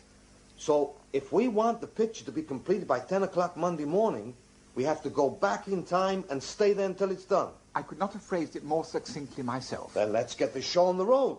I'm ready when you are. The same place as before, 8 weeks on. Trip after trip the professor made, cutting the return so close, it was little more than a flicker. Even so, it adds up to the fact that we can't come back to a time earlier than we left? Precisely. So all the time we've used up this past week is gone forever? Correct. So if we want the picture to be completed by 10 o'clock Monday morning, we have to go back in time and stay there until it's done. I could not have phrased it more succinctly myself. Then let's get this show on the road. I'm ready when you are. The same place as before, 8 weeks on. Trip after trip the professor made, cutting the return so close, it was little more than a flicker. Even so, It wasn't until the motorboat trailer and the deep-freeze truck, which made up the last load, rolled off the platform and into the 11th century that I found myself beginning to relax just a little. Now, time back in the 20th century would stop, and no matter how long we stayed, when we went back for the film, it would still be noon on Saturday, almost 2 full days before the Monday deadline. I was feeling pretty good as Dallas drove me in the Jeep to Utter's place to collect Dr. Lynn. Welcome! Language lessons seem to work. Very pleased to see you again. Where is whiskey? Done nothing for his thirst, though. Oh, there's plenty to drink, Arthur, but I want to talk to Dr. Lynn first. He is there coming. Jens, come hingat! That ain't him. Look at the beard and the hair. And the film. Hold it, Doc. Come on. Come on, put the pail down before someone gets hurt. Where have you been? It has been more than a year. Not 2 months? I guess the prof must have made a mistake with the instruments. A mistake? A mistake? For more than a year. I have been stranded here with these louse-ridden barbarians taking care of their filthy animals. 5 minutes after you were gone, Otter hit me on the side of the head, took all my clothes and supplies, and all the whiskey. Why work for whiskey when it just there to take it? He was repellently drunk for almost a month. And when he recovered, he remembered about the English lessons. He made me teach him every day so he could get some whiskey if you ever returned. Otter speak pretty good, that's right. Where whiskey? At that moment, thoughts of lawsuits danced darkly in my mind. But when I pointed out to Dr. Lynn he'd been on full salary all the time, that he still was, and that back home only a few days of his year's paid sabbatical had passed, he agreed to call it quits and stamped off to our camp for a shower and delousing. Meantime, I put Otter back on the payroll. Whiskey? Work. If you're on a whiskey salary, you're going to earn it. This picture starts rolling tomorrow, and I want some information from you first. Sure. Come in house. Not in your life. I remember what happened to the last guy who did that. And so the joy of filmmaking got underway. God damn it, Slidey, I've explained this twice already this morning. I thought I was supposed to hate him. That was yesterday. We're shooting out of sequence, remember? Look, I'll explain the scene to you once more. If I might have a small amount of your attention too, Mr. Hawk. Look, here comes a ship. Hey, isn't that what they call A Viking longship. Tomorrow, goddammit! Lynn, where are you? Didn't you and Otto arrange with his friend, this Finnbaggy character, to bring his ship tomorrow? They have a very loose sense of time. Oh, great. Oh, that's just great. What about it, Gino? Is there a shot here? I mean, anything you can get? Yeah, looks good. Really nice telephoto stuff. Well, get it then. Maybe we can salvage something from this. Okay. Bail! Bail!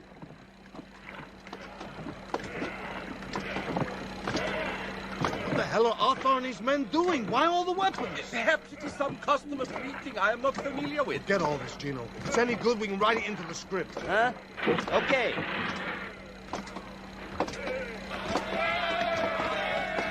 What are they doing? Santa Maria. They're killing each other. What? What's that? Did I see? Yeah, guy's head chopped clear off his shoulders.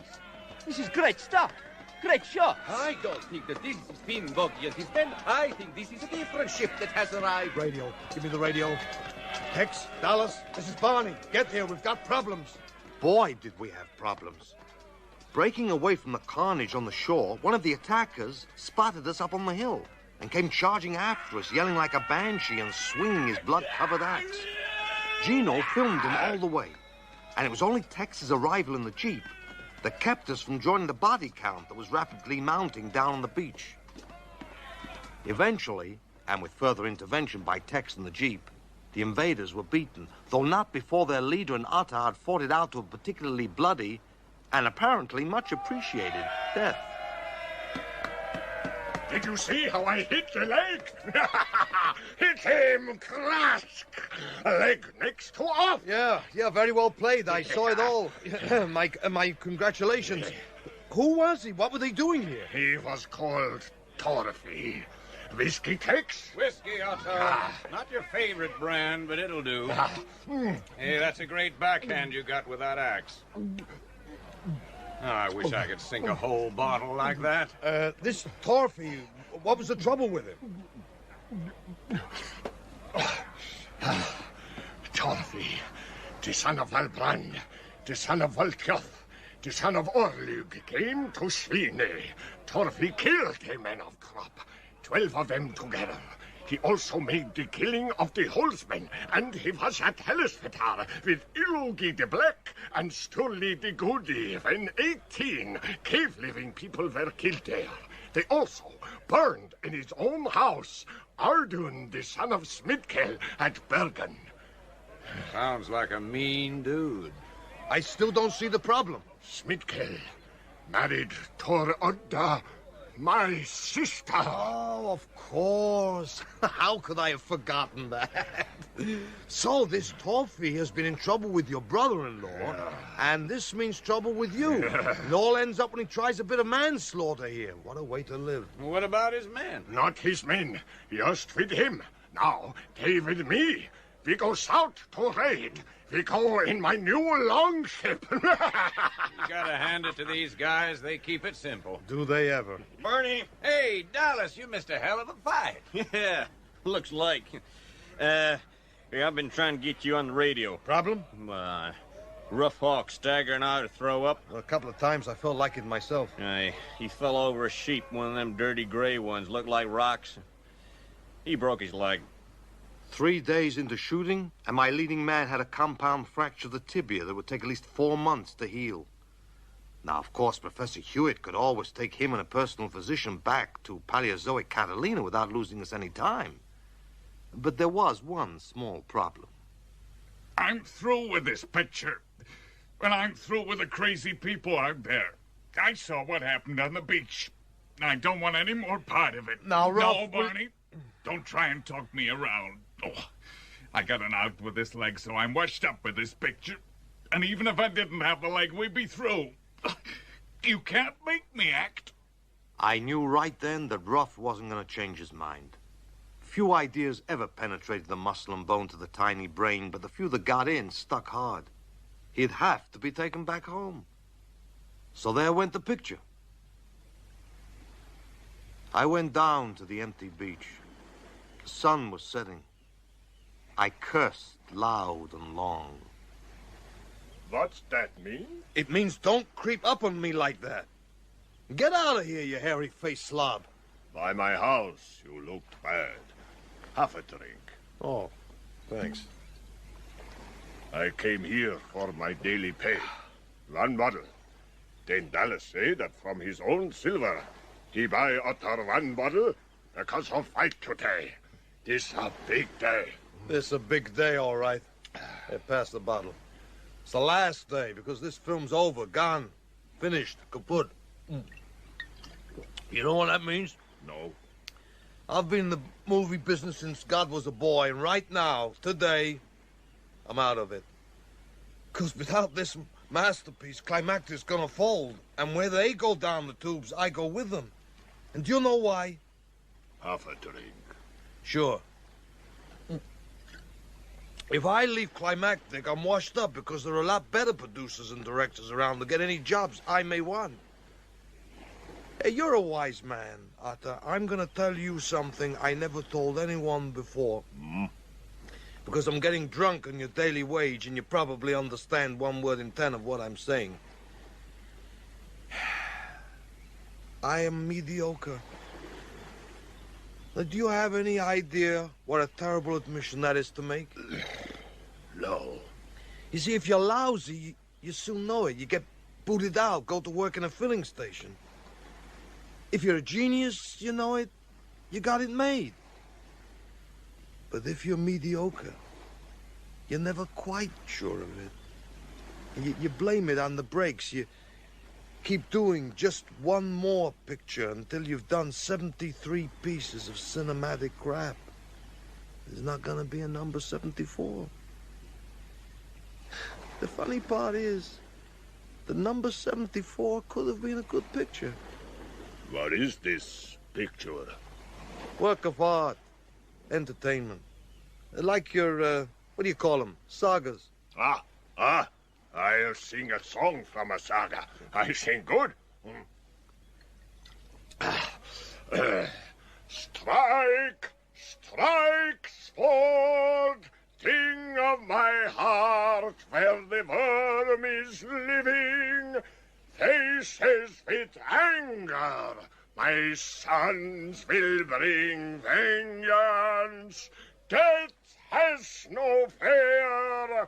The voice of the Valkyrs brings new guests to the ale hall of Odin. Death comes. The table holds a banquet. Life is done now. Laughing, I die. That was Ragnar's song, when King Ella murdered him and Ella died. I wish I could have slain him. I tell you, he was something to behold as he stood by that ancient sea and shook his fist at the last red light of the sunset. The saga was real to him. Life and art were one. The song was the battle became the song. And if I hadn't been half-potted, the idea would still never have occurred to me. Oh, come on in, Amory. Hang your things on the back of the door to drip. Coffee on the hot plate. Well, I don't think it's ever going to stop raining. Did you see the screen test? What did you think? Same as everyone else. Absolutely first class. This Viking of yours is a natural, Barney. A real find. Well, let's hope so. Hey, did you know he was shipwrecked here? Yeah? On his way to Iceland from Norway. According to Jens Lind, Ottar had a falling out with King Olaf Tryggvason. He's in exile. Who needs kings when you can be a movie star? Yeah. How's the set coming? Oh, it's all done. Ottar's house is ready to shoot interiors. And Ottar should be bathed and waved and costumed by now. So, let's go make movies. All right now, Slidey. This is called a shut bed, yes? You see it's all enclosed? It's got these doors which shut? I'm cold. Yes. Well, look, why don't you just climb into the sack there? Ottar, if you wouldn't mind just putting down your salary for a moment. I hold it. No, it wouldn't fit the scene, Ottar. She's tired. Too many lights to sleep. Very keen of you to notice. We're still making the film. Now, this is Gudrid, remember? It was hard work. For one thing, Ottar was only interested in his bottle. In the end, I had it placed in the corner of the bed. That way, at least his eye line was right. I finally decided to shoot it without sound and talk him through it. Okay, and everyone else shut up. This set sounds like a mahjong party. All right, camera. Here we go. Ottar, you look down. That's it. No, not at the damn bottle. You reach out and touch her hair. Now, Slidey wakes up. Oh, that's great. You're doing fine, Ottar. Sit down now. Don't break the bed. Okay, now you reach out, and we have the kiss. Very good. A passionate embrace and a kiss. But you don't like it, Slidey. The hell she doesn't. Easy, caveman. Take it easy. Great. Writhe all over like that, Slidey. Perfect. Force it down on the bed, Ottar. Now, slip off the shoulder strap. Hey, watch what you're doing. Forget it. We can run up a new 90. Oh, this is great. This is great. Now you change, Slidey. Hate turns to burning love. Oh, very good. Look what he's doing. All right, cut. That's good. We'll print that. I said cut. Ottar, Slidey, the scene is over. Oh, boy. That's enough. Ottar, not that. All right. Close those doors. Clear the set. Party pooper. You know, he's even got a bottle of whiskey in there. After that, the performances improved. Even the weather got better. Of course, there were still problems. It seemed unlikely, for example, that we were going to be able to shoot the second half of the picture. Apparently, the location we were relying on didn't exist after all. It's true. There are no Norse settlements in North America. It's most disturbing. We have searched all the possible sites and have found nothing. All the authorities are wrong? Well, yes. But don't let it bother you, Doc. You can write a book about it. Then you'll be the new authority. In the meantime, where do we go from here? In case you've forgotten, the script is called Viking Columbus. And is the saga of the discovery of North America and the founding of the first settlement there. Well, we could go to the west coast of Norway. Oh, do they have many Indians we can hire for the big battle scenes? None at all. Then that's out. Hey, Otto! You want Otto? I eat? Yes, you really do, don't you? Listen, what do you know about North America? I mean, Vinland. Nothing. You mean you've never heard of it? Oh, sure. I heard. The scout make poems about it, and I talked to Leif Erikson about his trip. I never seen it. Don't know anything. 1 year. I will go to Iceland, then go to Finland. Get very rich. Well, with what? Gold? Silver? Wood. For the Greenland settlements. They are always terribly short of wood of any kind, and in particular the hardwoods needed for shipbuilding. A load of hardwood delivered in Greenland would be worth a fortune. Well, there's your answer. As soon as we finish shooting here, we pay off Ottar and he sails to Vinland. We film the departure, some ocean shots to do for the trip. Then we jump ahead in time to meet him and film his arrival. Once there, they throw up a few shacks for a settlement. We pay some wampum to the local tribe to burn them down, and the picture is finished. Good idea. Plenty wood in Finland. Finish lunch now. By the time we finished the first half of the picture, Ottar was raring to leave for Iceland, where he was due to spend the winter before sailing on to Vinland. The time is late. If we sail today, we'd better sail soon. We're just about finished. I want to get a good shot of you leaving the bay, and that can be the last one. You shot that shot this morning, sailing into dawn, you said. That was from the shore. Now I want to get you and Slidey at the tiller as you sail from your home into the unknown. No woman at no tiller on my ship. She doesn't have to steer the thing. Finally, he was gone. Despite the battery-driven gyro compass and the radio responder that Amory had built into the ship, I was suddenly not so happy. I wouldn't have sailed that ship across the bay, never mind the North Atlantic. Those gadgets of yours better work, Amory, or we're all going to have to stay in Vinland and set up house with the Indians. If I can't take back this picture with me, there's just no point in going back. You worry too much. We'll soon find out. Well, Dallas? Prof had to make 3 jumps to find him. It seems that, Otter. Otter, yes, has stopped for some time in the Faroes before going on to Iceland. Is he all right? Oh, yes, the ship is up on the shore for the winter. Yeah, and when we left, Otter and his uncle were getting smashed on the booze we brought. Good. Well, now let's go pick a site to move the company to. Okay, Prof? Ready when you are. Barney. Barney, yes. Okay, all aboard. Right, Barney. Right, now take us ahead in time to next spring, the year 1005, and land us at a good spot in Newfoundland. One of the sites you and Lynn searched when you were looking for the Viking settlements. I know just the place. Good. An ideal location. Stand by. That's right. Hey, what do you call this? Slight mistake. Wrong coordinates.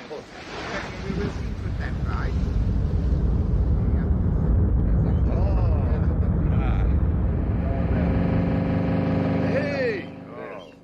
Oh, now this is more like it. Where are we, Jens? It's one of the first sites we checked. This is Epave Bay. Really, an arm of Sacred Bay on the northernmost tip of Newfoundland. That's the Strait of Belle Isle out there. Right, well, we'll leave the area down by the mouth of the stream there for Ottar, and we'll set up our camp over there to the right, at the top of the meadow. Yes. All right, crew. Let's settle in Vinland. As it turned out, we didn't time our arrival particularly well. We had quite a wait for Ottar. It was worth it, though. Gino shot some wonderful footage from up on the hill as Ottar drove the ship at full speed towards the mouth of the stream. As soon as it scraped bottom, crew and passengers leapt ashore and laid into the food we had waiting for them. This good. Do you think this will do for your camp, Ottar? Good grass. Good water. Plenty of wood on the shore for burning. Plenty of trees with hard wood over there for cutting. Fish, hunt, it's a good place. There's good reading. There's everybody. Taking a day off back on Old Catalina. Want to see good reading. Slithy. And I imagine she wants to see you, too. Been a long time. Yeah, you're a man of simple pleasures, Arthur. At least finish your ham first. Remember, this is a historical moment. You have just arrived in the new world. You nuts, Barney? Same old world. Just a place, name of Finland. Looks like good trees here. Shooting went well after that. It would have gone perfectly if it hadn't been for the Indian problem. We need Indians in this picture. Where are they? You must have seen some signs of them. Well, we did discover some camps on the shore, but they were deserted. The Cape Dorset Indians are a migratory people, following the seal herds and the schools of cod. I feel that at this time of year, they may have moved further north. Not all of them. Oh, you did see some? Nope, Doc's right. But you can hear the lawnmower engine on that boat 5 miles away. So? I could feel them.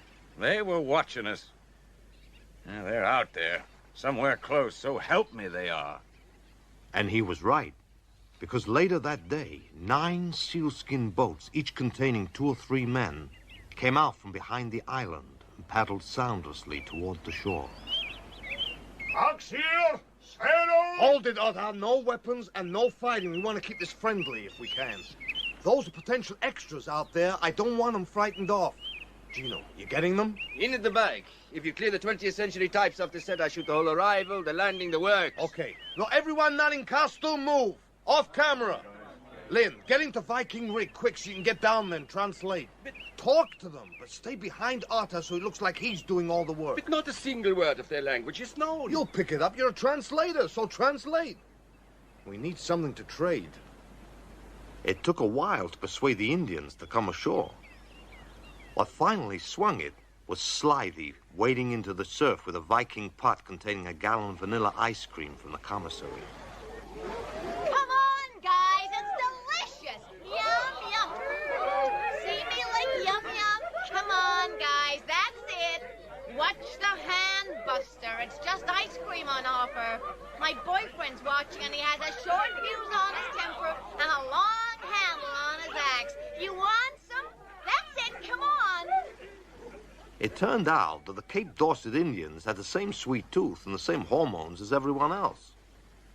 It also turned out that they'd never seen a cow before, and more to the point, they'd never seen the bull that Otter's people had brought along with the cow from the Orkneys. That bull was a squinty-eyed, mean-tempered little brute with a distinct aversion for strangers. Otter, get that beast out of here before it upsets the Indians. It was already too late. Panic was immediate. The Indians scattered. Someone shouted that they were attacking. The Northmen rushed for their weapons. Within a couple of minutes, the scuffle was over. One of the Viking housecarls had an arrow through his hand. 2 of the Cape Dorset were dead, and the rest were in their boats and heading for the open sea. Madonna mia, what tempers these people got? Worse than Siciliani. Did you get it all? Yeah, Barney. It's nothing but a stupid waste. They were all frightened, just like children. The emotions of children in the bodies of men, so they kill each other. The waste of it all. But it makes good film. And we're not here to interfere with local customs. You disrupt these people's lives completely for your cinematic drivel, then you ignore the consequences of your actions. Hey, take it easy, Let me tell you what I found out just by chance. Go ahead, I'm listening. The compass repeater on the ship. Otter and his men call it usus notra. That is their way of saying compass repeater. There is a word in the Icelandic sagas mentioned more than once about a navigation instrument that has never been identified. It is called the Husus Notra. Oh, that's interesting, Jens. The impact of our arrival in the 11th century could be greater than any of us imagined. All the possibilities of this must be studied. Eventually, filming reached a point where we were ready to move the company on to the following spring, leaving Otter and his people in the meantime to build log cabins and log palisades around their camp. We were to provide them with food for the winter so they could use the rest of the summer and the fall solely for the building. We were to get these supplies from the studio commissary back in the 20th century. Ready to go. All the commissary people are waiting and a couple of grips who volunteered because they wanted to see if Hollywood is still there. Well, enough to move the supplies? What with side trips for broken legs and all? It's Saturday afternoon back there now. Everyone in the lot will have gone home. Yeah, we can handle it. After everything we'd been through, it seemed sort of unlikely that we would be brought to the edge of disaster by something as simple as a Hollywood weekend. It started when we couldn't get the supplies we needed. I'm sorry, sir, but I've never seen you before, and even if I had, I couldn't let you into this warehouse. No, sir. You people in studio security do a fine job. Give me more axe. I'll get that door open. Kill! Kill! All right, you guys, that's enough. We've been working on a Viking picture. Things were simpler back in those days. Where's your phone? It took until 6 in the evening to get everything sorted out and the truck loaded and back on the time platform. Am I to understand that you are not returning with us? Yeah, I have a little business to conclude. You can unload and come back and pick me up, say about 10 o'clock. I seem to be running some sort of temporal taxi. I'm not quite certain I enjoy it. Relax, Prof. We're coming down the home stretch. You think I'd risk losing hours like this otherwise? As I watched the time platform vanish into the past, back to the wilds and chapped lips and cold rain, I had a sudden irresistible urge for first-class deluxe dinner chasins with dry martinis before, brandy afterwards, and champagne in the middle. By 9 o'clock, I was feeling no pain as I made my way to a meet with Spider-Man Spinnaker, the only jazz tuba player in captivity. His current engagement was in a really tacky club called the Fungus Grotto. The Vikings have a kind of brass horn called the lure horn. That's what gave me the idea. An all-brass score complete with drums hammering away with primitive savagery. What do you think, Spider? Could you and your boys handle it? Natural, but that'd take time, man. We got commitments. No problem. Let's grab your boys, go round to the studio now. You'll be back here inside an hour, I guarantee it. Duty and I just fake up until the rest come in around 11. After that, we're on till 3. We can't split before then. You want a drink? At 4 o'clock that Sunday morning, Spider-Man Spinnaker, his combo, and I staggered out of 2 taxis and weaved our way into the empty sound stage where Professor Hewitt was waiting. Very punctual. Oh, sorry, Prof, old boy. What's a raft? Transportation. Right, all aboard. We'll just be gone in a few minutes. Is this the waiting room? No, that's the Vremeotron control room. Hey, stay out of there, you drug-crazed oaf. Those instruments are delicate. Mind that trumpet. Holy smoke. I was completely sober in less than a second. Too late, though. The controls were damaged. The Vremeotron was grounded, and so were we. By 9 o'clock that Sunday morning, Professor Hewitt was estimating the repairs would take most of the day. By 5 a.m. Monday, he pronounced the rewiring complete and set off to find replacement parts. By 10:30, the professor had not returned. An LM and that bank representative were waiting for me. I was beaten. There was no way to finish the picture in time. Outside LM's office, I considered suicide for a moment, then began pushing the door open. Don't go in there. What the hell do you think you're doing? Stopping you from making a mistake, stupid. Hey, that's a good reaction. Maybe you should act in pictures, not direct them. Hey, you're me. Hold this a sec. Viking Columbus, real one? Get my wallet. Hey, what? Here. It's difficult with his hand. What happened to my hand? Your hand. I mean, why all the bandages and blood? Give this piece of paper to the prof and stop horsing around and finish the picture, will you?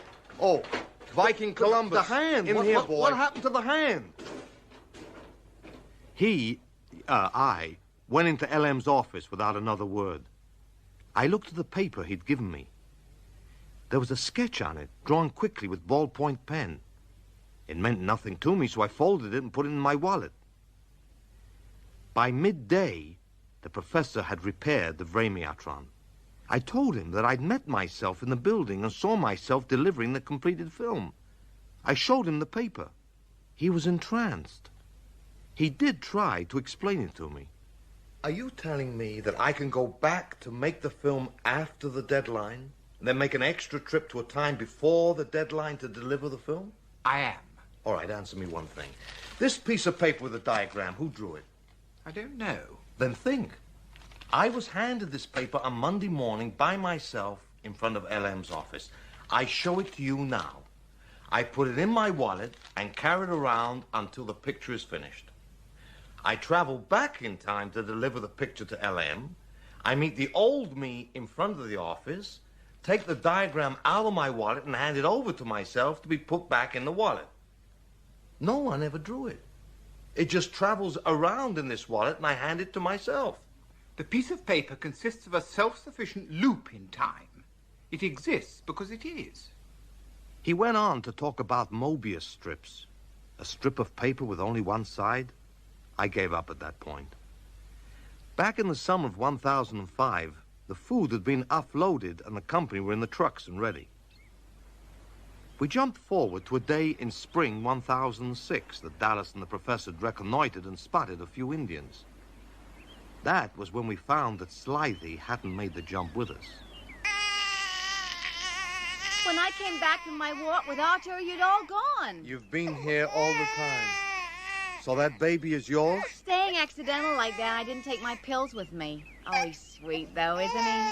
We don't even have a name for him yet, but I call him Snorri, just like the dwarf in Snow White. There was no dwarf named Snorri. Look, Slithi, we can't go back and undo this now, not with the baby and everything, and it was your fault for leaving the trailer. I'm not blaming anyone. Once I got used to it, it wasn't so bad. Oh, I could use a square meal, though. We'll have a big party tonight for you and Otter. Yeah, and the baby. Steak and wine, the works. Hey, Bonnie, you gotta get us a rehearsal room, man. We're freezing our asses off here. And all this air, man. Will you shut up, Duty? It's like fresh. When the Indians came, they came in strength, and they were hostile. The bay was black with their boats, and they brought magic with them. In each boat, a man whirled the bull roarer. Ottar and his people withdrew to the stockade. Our people withdrew to the high meadow, where Tex gathered them into a defensive circle. Gino prepared to film from there. From inside Ottar's fort, I was preparing to film with a handheld. For a while, the Cape Dorsets, who outnumbered the Vikings by at least 20-1, stood off and rained arrows on the fort. Coward weapons! Cowards! No way to fight! A few tried to climb the wall, but instant dismemberment by clashing Viking axes quickly put a stop to that. Then they set brushwood fires against the stockade. I can put a stop to this whole thing right now. No! They won't fight, we fight! We take care of that fire. Maybe you'll get Butcher doing it. Butcher some too. And Barney wants good pictures of fighting Indians. Not at the expense of your lives. Let Dallas handle it. No, we'll give you a good fight for your movie. And don't look so sad, my old friend. We fight for ourselves too. You will soon go. And when we are alone, we want these barbarians to remember, but not when our like in battle. He's right, but if he gets in trouble, we ought to be ready to get him out. I'm going to put this up as far along the wall as the wire will reach. A loudspeaker? Well, what the hell is that for? Turtler unit in the box there. What does that do? It uses sound waves as a weapon. It's supposed to be for crowd control. Oh, we've sure as hell got a crowd. Yes, sir, we sure as hell have. Ottar gathered his men just inside the gates. He raised his axe. There was a roar of Viking voices, and as the gates swung wide, the Northmen rushed out. This was the fighting they did best and enjoyed most. In a howling, compact mass, they burst forth and crashed into the Cape Dorset. The superior numbers of the Dorset made no difference, for there was nothing they could do to fight these northern butchers whose short swords and axes chopped and hewed through weapons and flesh alike. The Dorset fled before the unstoppable advance of the blood-drenched killers, and as they did, a gap opened up between the two groups. Suddenly, the advantage was with the Dorset and their bows and spears. The Vikings couldn't get close enough to fight. The Dorset began to surround them and pick them off. If you can do anything, Dallas, now's the time. I got the only set of earplugs, so if I was you, I'd put my fingers in my ears. The Cape Dorset broke and ran. The Vikings' instinctive reaction was simply to draw into a closer defensive knot. While the Dorset were fighting each other to get into their boats, Ottar's men stood together, facing outward and ready to take on all enemies, human or supernatural. Their courage was magnificent. There's your Indian battle, Barney, so it looks like there's your film.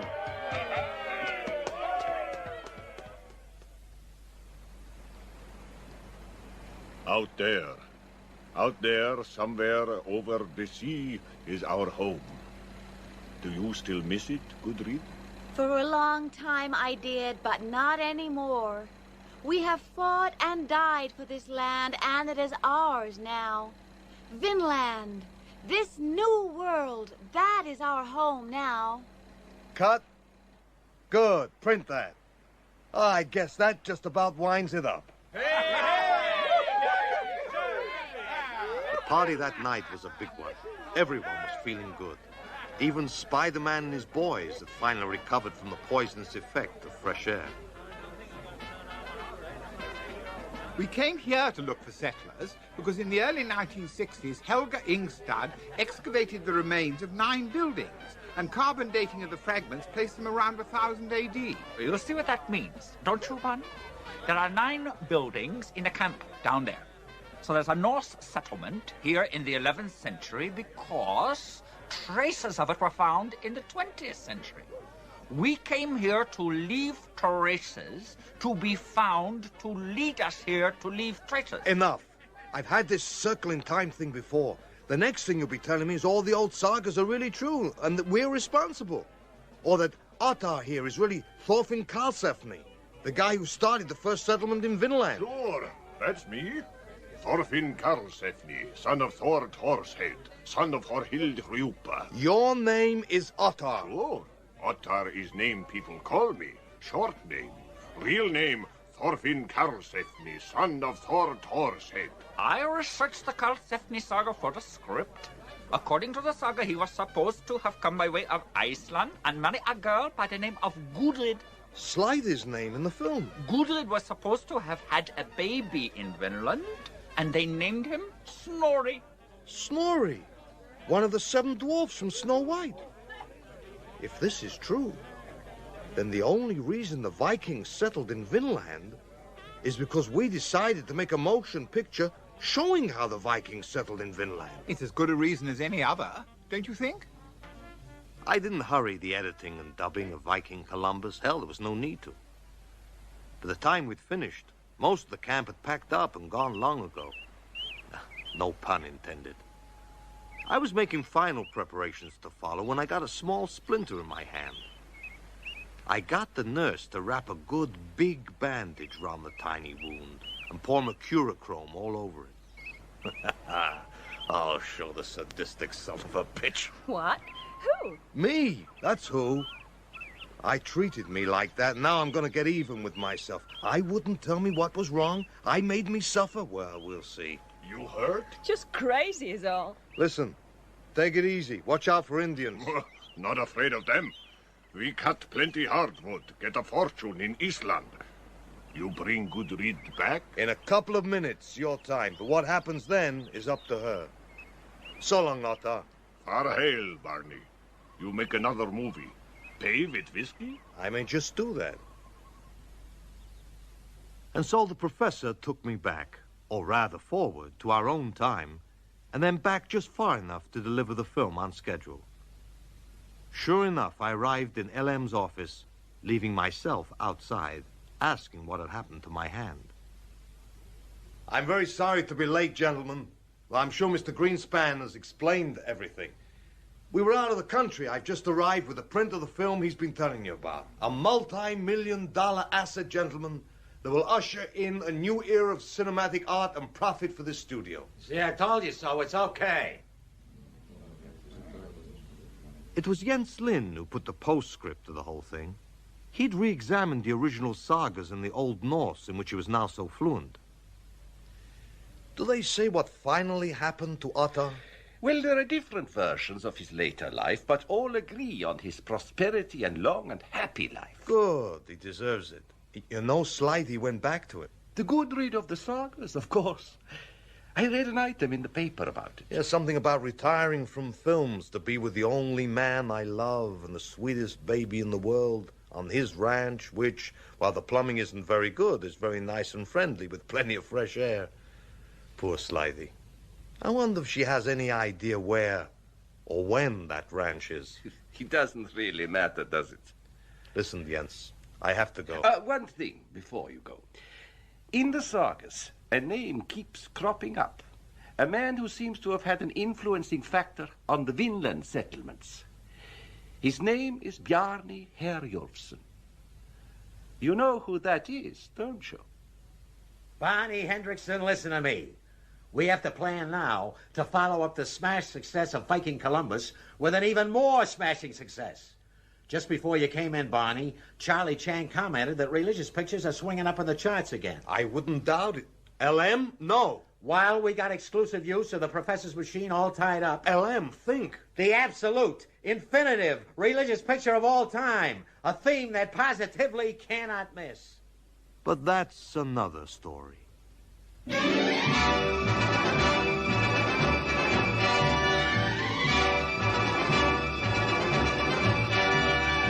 In The Technicolour Time Machine, adapted for radio by Chris Boucher, from the novel by Harry Harrison, Lee Montague was Barney Hendrickson, Richard Pearson, Professor Hewitt, John Bay, L.M. Greenspan, David March, Dr. Jens Lund, and Michael Kilgarith, Ottar.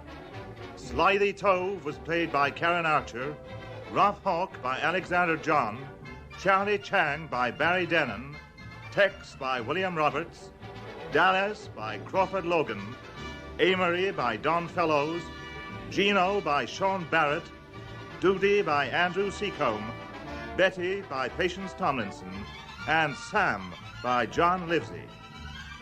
The Technicolour Time Machine was directed by Glyn Dearman.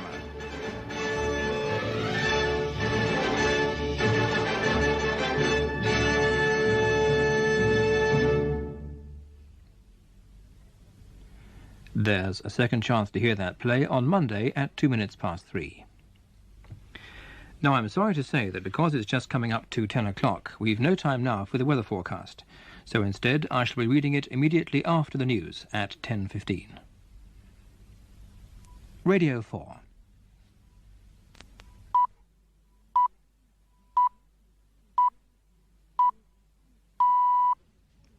BBC News at 10 o'clock. This is Pauline Bushnell. In a surprise announcement, the Soviet Union has revealed that nearly 100,000 troops are taking part in its military exercises near the border with Poland. The Soviet naval presence in the Baltic is said to be the biggest there since the Second World War.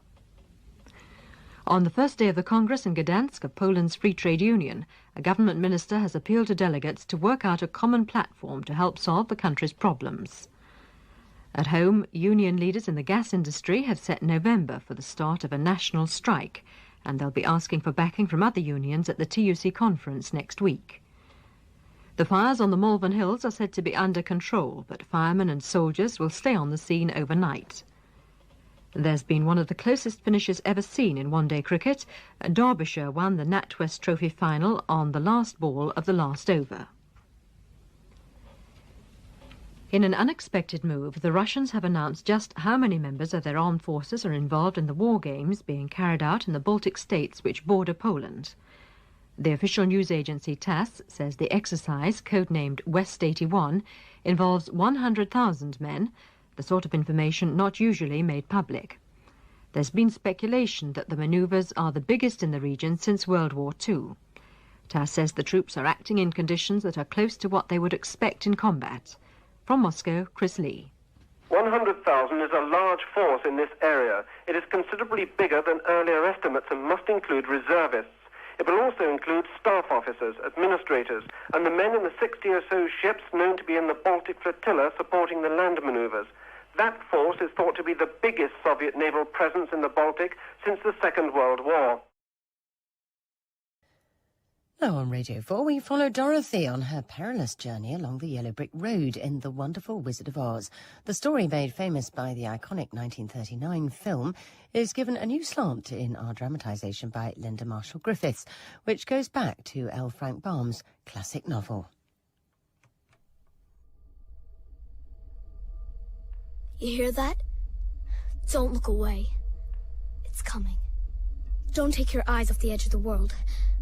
Land's so flat here, nothing breaks it. Except our house.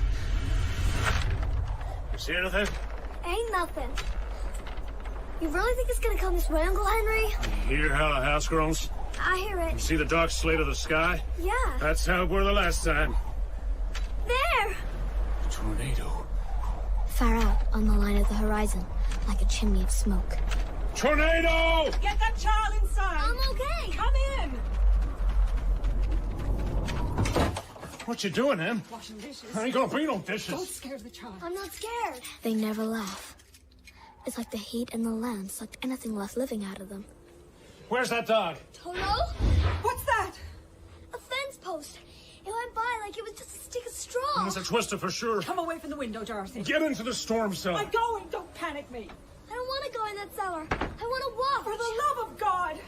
Where's Toto? That dog is so stupid, any bit of danger, he'd run into it. Toto! Oh, my sweet Lord! Then I see what death looks like. It's black, so black, and sucks the sky into it. Spinning, taking with it everything. Then the lightning lights up like a flash in a photographer's studio. And it's bigger than I could put in my mind. It's coming towards us so fast. Dorothy! I've got to go let the animals out. You can't, Henry! No! They won't live! Get in, Dorothy, get in!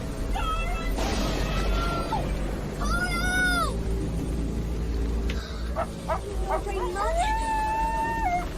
The barn roof! And I'm running through the door of the house, and something's coming up so close behind me. And above, the roof's coming apart into 1,000 pieces, being snatched away like rows of teeth, and a great mouth growing wider and wider. They're coming out!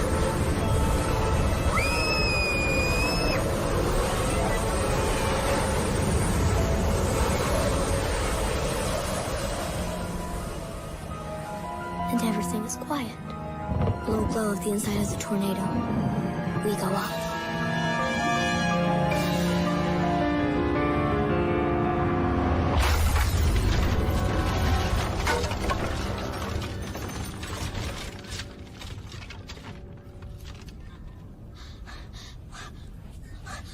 What was that?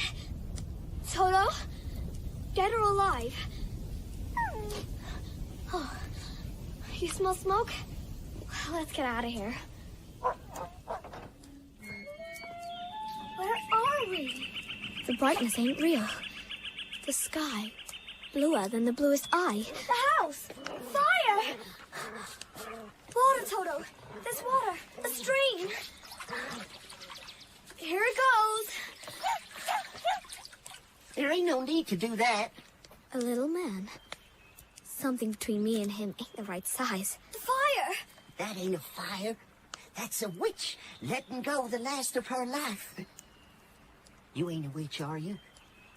You're mighty tall for a munchkin. I'm no witch. There ain't no such thing as witches. I want to shake your hand. I don't blame you trying the water. That is the best way to kill 'em. You mean there's a somebody? Under the house? Sure. The Wicked Witch of the East. Them's her feet. Under my house? I never seen no dead person before. Well, excepting my mother. There ain't nothing can prepare how quick a life goes out. Can we pull her out? Don't touch them shoes. They're danger. Her shoes. I know it's wrong, but I can't stop myself looking at her shoes. Silver, like stars, but I mean, like stars. What's happening? Splintering. She's turning into crackling. That's disgusting. She was so rotten, she dried up quick in the sun. You glad? Hey, she was about to slice me into pieces. What for? Lunch. Then it started. A little dot of a shadow on her face and grew like a great stain spreading out. Time she looked up, it was too late. The shadow of your house swallowed her whole. Splat! What's that? Gotta go. Wait a minute. Thanks for everything. You saved us. Wait. They've come for the magic shoes. The Wicked Witch of the West. There ain't no such thing as witches. You tell yourself that. Where'd he go? A great bat. The shoes. I see myself running towards them. I look up, and the bat is a monkey with huge wings. His eyes on the shoes. No! And the shoes are on my feet. And I feel them changing and becoming a part of me. Now I'll have to kill you. No one in Oz can be parted from the silver shoes once they wear them. Unless they're dead, that is. There's another witch! And suddenly, the king monkeys flung into the sky. All the monkeys gone.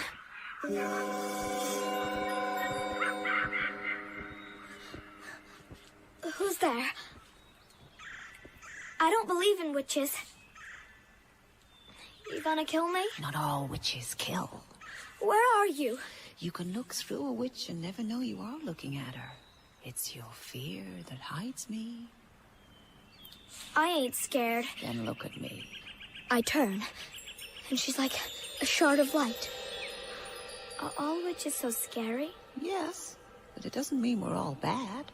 Then she sails in the air like a reflection on the lake, made sense as the water becomes still. Now you're brave enough to look at me. Yes, look at me. Older than I ever seen. So old, I could see through her. But light, like the ripple of the sun on the horizon. And her face, sharp, but smooth. The hat, right to a point. Who are you? I am the Witch of the North. I don't believe in the witches. So I'm still here. What are you gonna do to me? Do? Nothing. There are only 4 witches, and the witches of the North and South are good. That has to be true, for I'm one myself. There is only the Witch of the West left now for wickedness. They her monkeys? You took the shoes, brave but dangerous. But I'm not staying here. I'm going home. I just need you to point the way. Which way is Kansas? I can start out on foot. What? Why are you looking at me like that? All around this land of ours is a great desert. No one can cross it. What do you mean? But I gotta go. My aunt and uncle, they'll think something terrible. You don't understand. Their whole lives, they ain't had one happy moment. The hat of the witch shudders, shakes her, like it woke or something. Put this on your head. I don't want... The hat will tell you what to do. And the hat, so big and dark, down to my eyes. Inside, it speaks.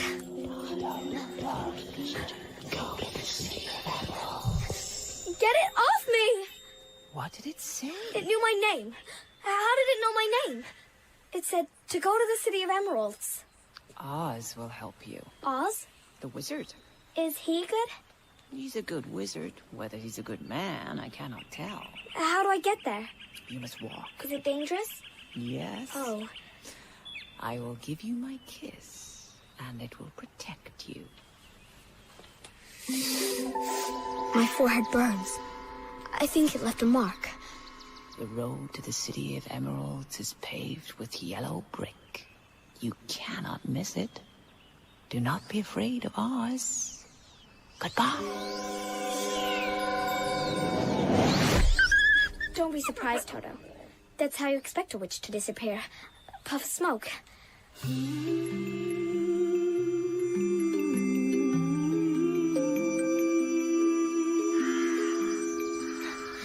It's so strange to see trees, ain't it, Toto?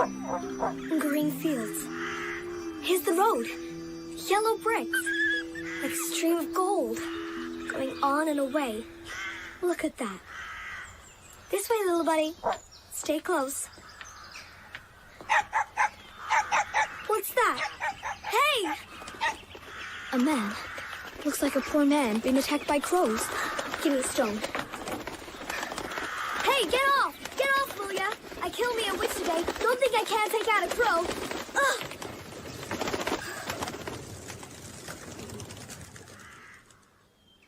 Hey, Toto. Look at that. It's just an old scarecrow. Some man you are. I sure hope they didn't hurt you, mister. Good luck. Toto. Help me. What? Who said that? They'll come back, them crows, soon as you're gone. And I look at the scarecrow, and he looks back at me. His eyes, bright alive. How can you speak? Open my mouth, words come out. But you're stuffed with straw. That's what the crow said. He landed on my shoulder, said, "Those fool farmers." Any crow could see we're made of straw. Then he hopped down and ate as much corn as he liked. The other birds made a real racket of laughter. Can't you scare them at all? Well, I tried whistling, but it didn't work much. I felt a real flop. But the old crow, he said to me, they think a man of straw is going to save their precious corn when this corn ain't worth a dime. They can't even swap it for a sack of coal. Maybe better to burn this field. I'll leave it to us poor birds. Oh, don't burn it, says I. I don't think I can stand up much to a lighted match. He laughed at that and said, you had a brain in your head. You'd be as good as them old farmers and cleverer than most. You don't have a brain? Tread on my toes or stick a pin in me. The only thing to be hurt is my feelings of being such a fool. Hey, would you like me to get you down from there? I thought you'd never ask. I'm not strong. Don't know if I can lift you. Don't forget, I'm light as a feather. Are your legs not strong enough to stand? No, my heart. See, I thought I would spend my whole life up there. My name's Dorothy, by the way. Well, hey there, Dorothy. Now, tell me, what's a kid like you doing out on the yellow brick road? I'm going to the Emerald City to see the Wizard of Oz. A wizard of who? The Wizard of Oz. And you never heard of him? No brain, remember. Wholly absent. Well, he could give you a brain. He's a wizard. I'm from Kansas, and he's going to help me get home. Kansas? What's that? Big, flat, gray all over. You go gray, you stay too long. Why would you want to leave this beautiful land and go back to that dry old place? Well, I guess it don't matter what the world looks like if you're near people who are a part of you. See, if your head was stuffed with straw, you live in the beautiful places. It's fortunate for Kansas you people got brains. I'll help you out. Oh. Hey, try me, dog. You want a mouthful of straw? Don't tease him. I've got no words to come back at you. Hey, well, we're going to see the Wizard of Oz. Talking dog is not beyond the wildest possibilities.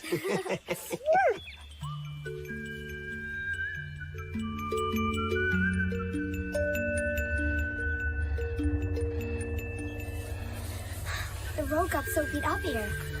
You notice, like, look, the yellow bricks are all busted, like someone was trying to pull them out. Notice, I keep falling down them. Hold my arm. Problem with this walking is I got one leg longer than the other. Ain't an exact science, you know, scarecrow making. Hey, why you stopped?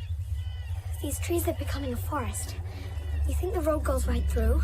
It sure keeps going into it. I know it's a stupid thing, but I'm scared of the dark. Being left in the dark. You want to stop?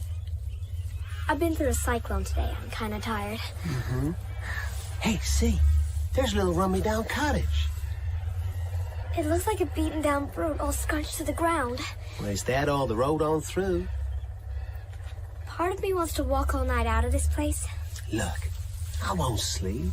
I don't sleep. It's these sewn-on eyes. They don't close. I'll watch. You sure? I like night. My eyes get accustomed. All manner of things change. You wet inside? No, just lonesome. Oh, look. Take my coat. I don't need it. You sure? You get real cozy. I'll watch by the door. Toto! Piece of old stale bread in my pocket. There. I got a little food. It's a nice thought. I could do thoughts. There would be. Thanks. Night. Night, and wherever you are.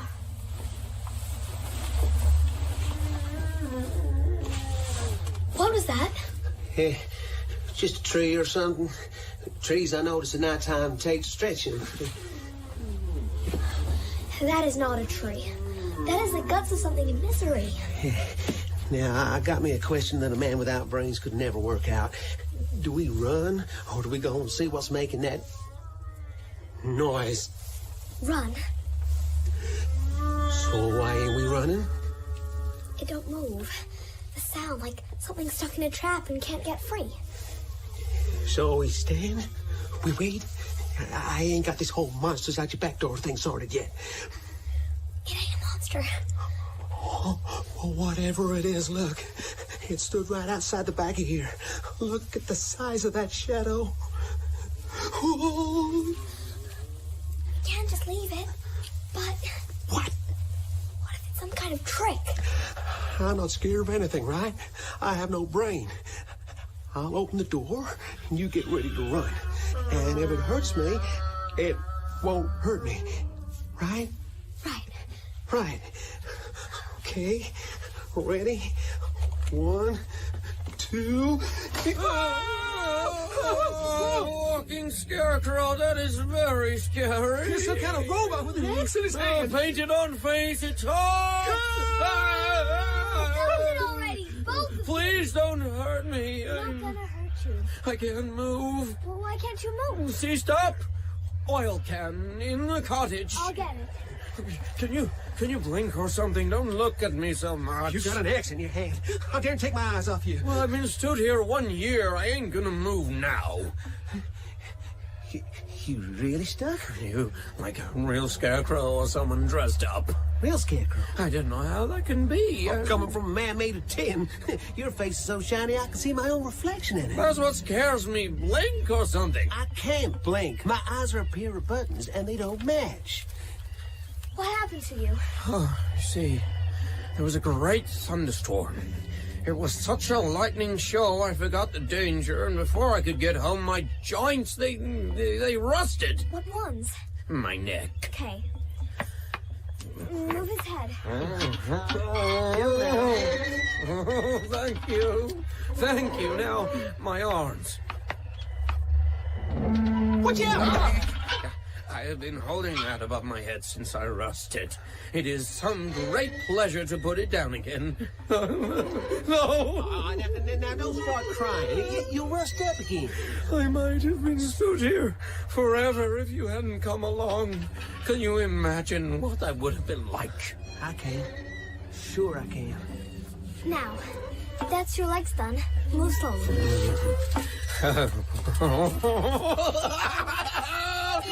Oh, to look at something but the door of this cottage, which I could never reach. Oh, that's what you look like, Moon. Oh, you're so much bigger than I remembered. What are you? I'm a man. A woodman. But you're made of tin. Yes, that is my second greatest misfortune. What's your first? I have no heart. What? What happened to your heart? I'm a woodcutter. My axe swings and the trees fall. The axe slips. I lose a finger, an arm, but a metal arm. A metal leg is a stronger, a better instrument than flesh and blood. And always more to be cleared, more need for the land. It used to be people use the wood, but now it's just for the land, to grow huge fields of corn. My field was corn. So I became like a machine. Every limb I lost, every part of me put back together in metal. And I worked till I was numb from working. And one day I realized I couldn't feel anything anymore. I felt nothing and didn't know what I was. That was the moment I stopped. It started to rain, and as I looked up at the thunderstorm, I knew my heart was already gone. The Wizard of Oz will help you get a new heart. No, How can a heart be made of nothing? Me, I'm going for a brain. What use is a heart if you don't know what to do with it? But a brain cannot make you happy, and that is what makes you alive. We can talk philosophical on the yellow brick road. But I gotta sleep now. I'm falling down. You gotta keep walking. It ain't safe for people like you. People like... Flesh and blood. What do you mean? We gotta keep moving on through the forest. Sleep when we get to the other side.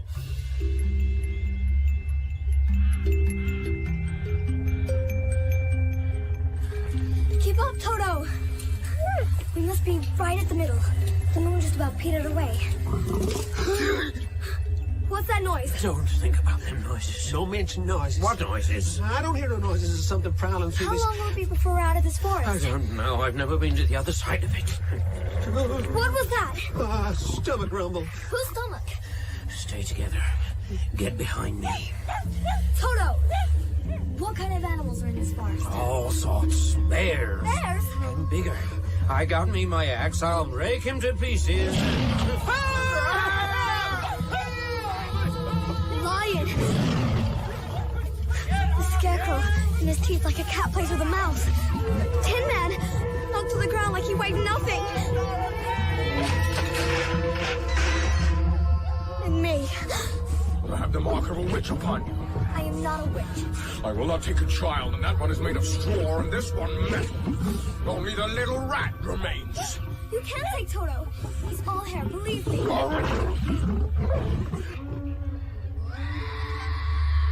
They keep coming. Who? The Khalida. The Khalida? Who are they? No one looks in the eye of a Khalida and lives. That don't sound good. Between a bear and a lion, the bear always wins. He crushes my skull with his fist before I can seize his throat. So the Khalida's a bear? More than a bear. They've been hunting me all night. You chopped the forest to nothing, and now there's nowhere to hide. They kill everything in their path. We're walking. We're walking. Little girl, get on my back. I'll have to do what he says. I can run. Get on! Don't look behind. Don't get left behind. I'm running. I'm running. I don't taste good anyhow. What are they gonna do against me? They'll rip you to pieces. Still running. Scarecrow! I know. This road keeps cutting me up. Remember the hole. I get no memory to remember. Run! Hold on. Head to the edge of the forest. Over there. Falling over the ground. We're nearly there. Toto, keep up. Hey, the edge of the forest. Just stop! A great drop. Like the road being cut away so deep down, you can't see the bottom of it. And wide. No way we're getting over it. What are we gonna do now? Jump. Can you make it? I'll try it with the scarecrow first. I don't want to break the child. Quick! Hold on. I ain't looking down. With a great leap. They're over. That was some kind of fun. They're coming. Dorothy, hold on very tight. Get the dog. I don't look down. I just look at my friend the Scarecrow. And then I shut my eyes. The Tin Man's too heavy. I can't carry him. You gotta go help him. You gotta go back. Chop! Tin Man, chop that tree! I'm chopping! Came right across the gulf. You gotta go help him. He needs your strength. They'll kill me! The Khalida! Chop! Don't look! Don't worry about me. What am I anyway? Just some old tin can. And the lion, he leaps back over the gulf. Push! Push the tree!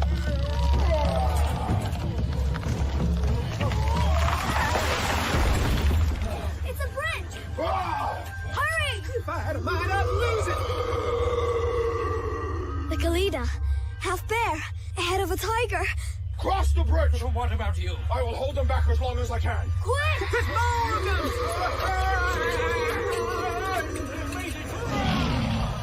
The lion stands on the bridge between us and them. And he seems so small. As the great beast of the Khalida steps onto the bridge. Have you lost your mind? Actually, yeah. I chopped this side of the tree. The lion will fall. Do it!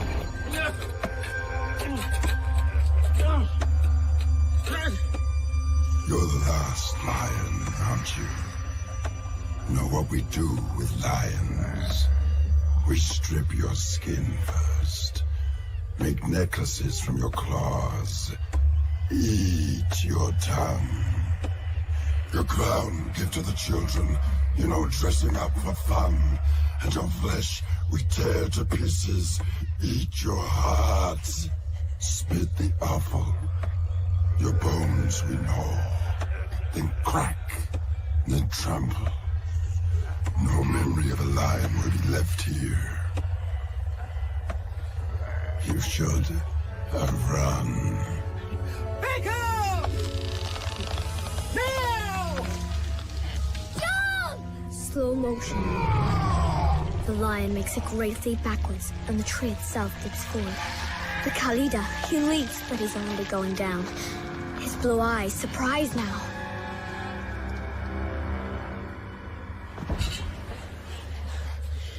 Looks like we're going to live a little while longer. 1 second more, I would have saved myself and left you to the Khalida. But you didn't. A lion should never be afraid. And now I can't go back. Someone will shoot me on this road. We'll go together. Go where? The Wizard of Oz. He'll take away your fear. He's some kind of miracle worker. Oh, look at that. Why does the horizon shimmer green? Is that morning? No, it's the Emerald City. You're looking at the City of Oz. I never saw a city before. Let's rest some. City of Oz. It's so high. Every building to points. And all green and shimmer like it hurts me to look at it. Like it's a jewel itself. A great crown. And the strangest thing, here on the outside of it, the people live in the worst kind of slum. A man, his leg broke and strapped, sits outside a small shack.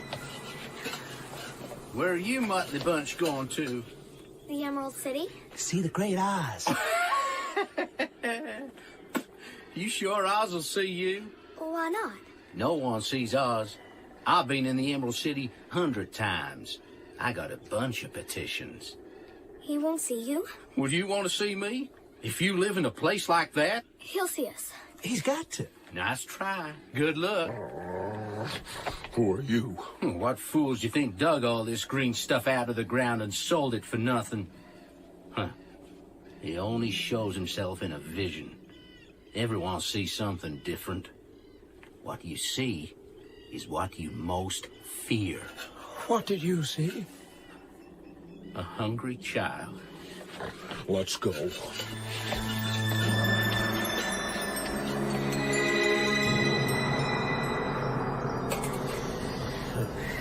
No one sees Oz. The Oz is terrible. No time wasters. Next. Move on, please. But we have to see him. He'll eat you up for breakfast.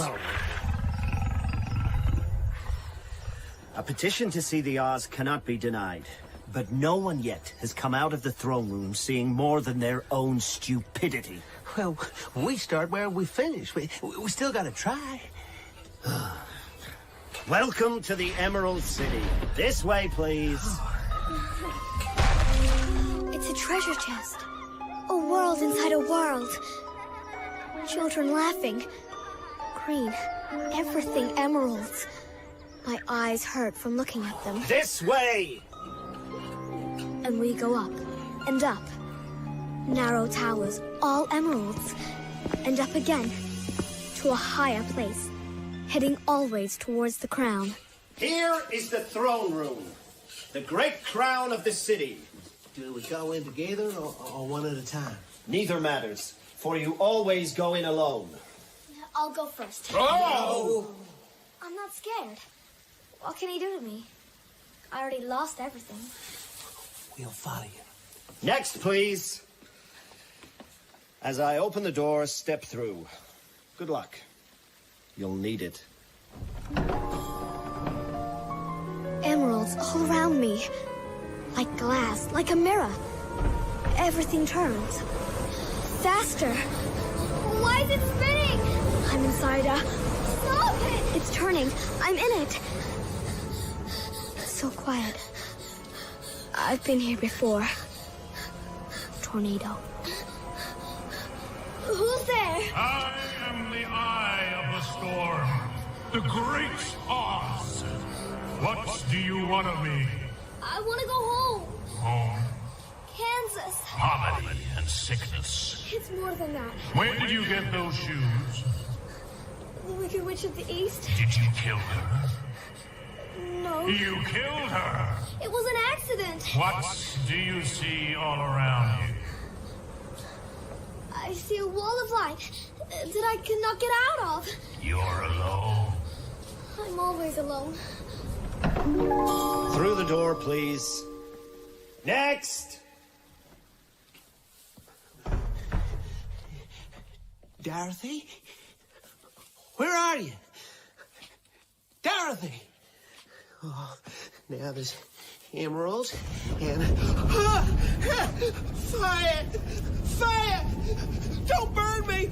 I'm a tinderbox of a man! I'm the Great Oz.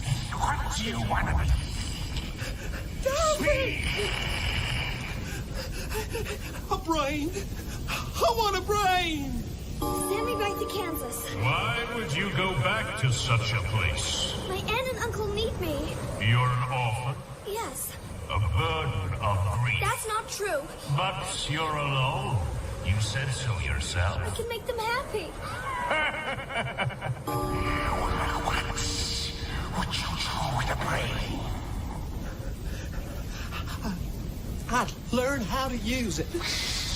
A mind is not something to be given to a piece of rag.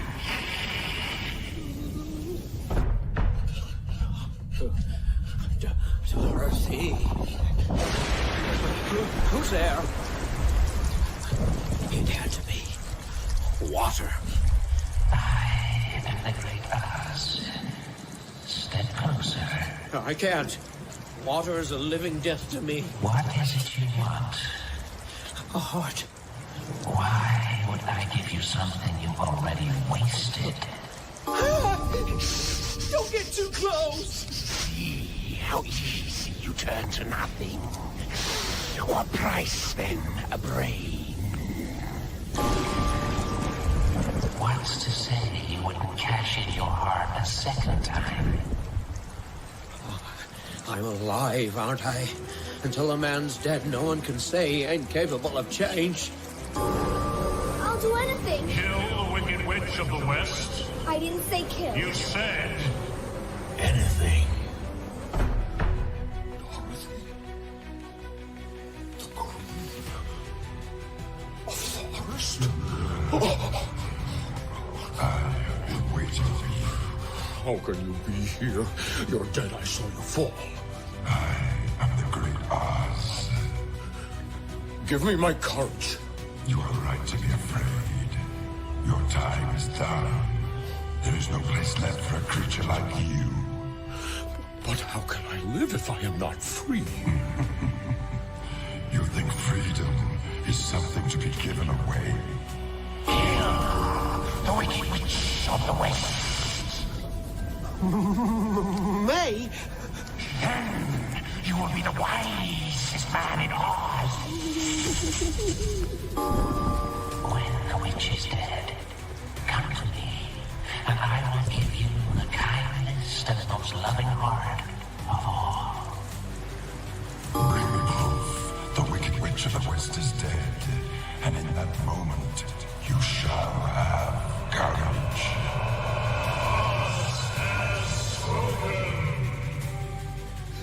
Dorothy! Dorothy! Look at me. Look at me. I was in the tornado. Oz was the tornado. He was fire, ready to burn me to nothing. He was water. He was the Conda. What are we gonna do? He said, kill the Wicked Witch of the West. I won't kill nothing. Not ever. Then, this is it, Dorothy. This is the end of the road. I hate this. Always having to choose something I didn't want in the first place.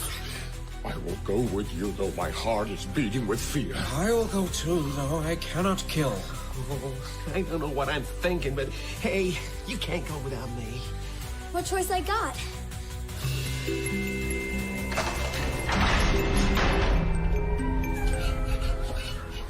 This is the way out, then.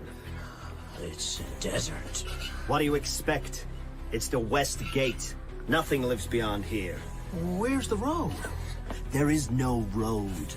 No one goes here by choice. Now, if you don't mind, I'd like to shut the gate. I'm getting a shiver just by looking out.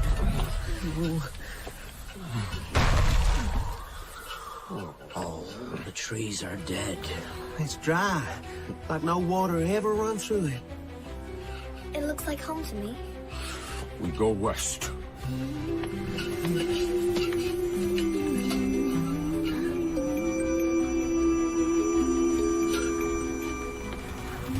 There's a wind picking up. Do you hear that? Like a dust storm. Like someone screaming on the wind. Like someone knows we're coming. The dust is getting in my eyes. Stay together. Toto, Something out there. Something riding on the wind. hold my hand. Dorothy! I know that noise. Scarecrow! What happened? He's gone. They caught him up from behind. He went up. Stay close, hold my I mate. can't see. Something's coming through. Flying monkeys! The lion! Get off! Get off him! Run, Dorothy! No, get off! Kill the girl! Get the shoes. We only want the lion. Hundreds of them, like a swarm. And the Scarecrow they ripped to pieces. The Tin Man they drop. And me. So what do you have to do? Get it over and done with.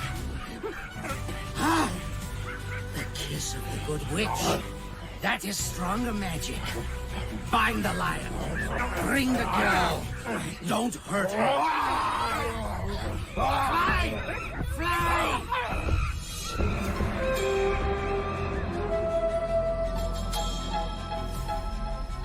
Put him in the cage. I always wanted a cat for a pet.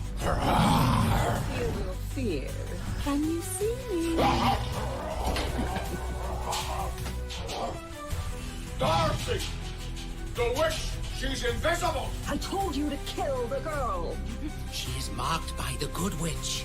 You're uglier than the witch of the east. I ain't scared of you. And look at me when I'm talking to you. She's all around me. I can feel her breath. If you know where I'm standing. Get off me! Didn't think you could see me.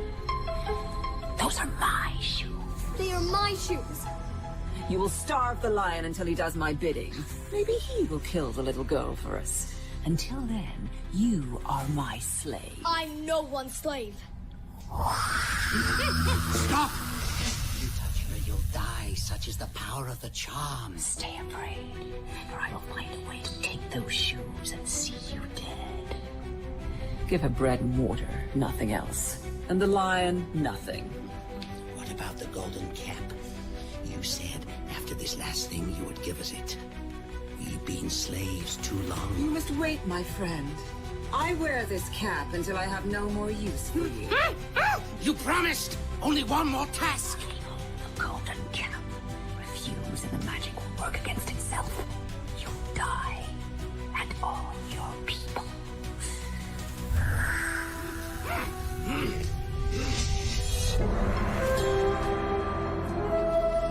Dorothy? Did they hurt you? Some. They killed our friends. Listen to me. We might not have a lot of time. You have to make yourself look at the witch. I tried, but my heart is beating. She's gonna kill us, isn't she? No, I smell something strange on her. What? Fear. Fear of you? No, of you. Me? What is the charm of the shoes? I don't know. Bread and water for the girl. Nothing for you, lion. Sweet dreams.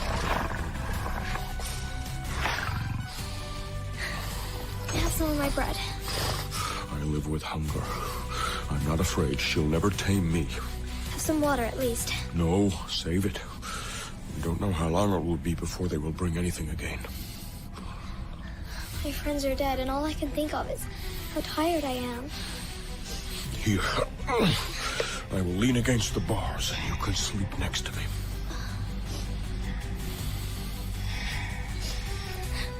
I didn't ever want to come here.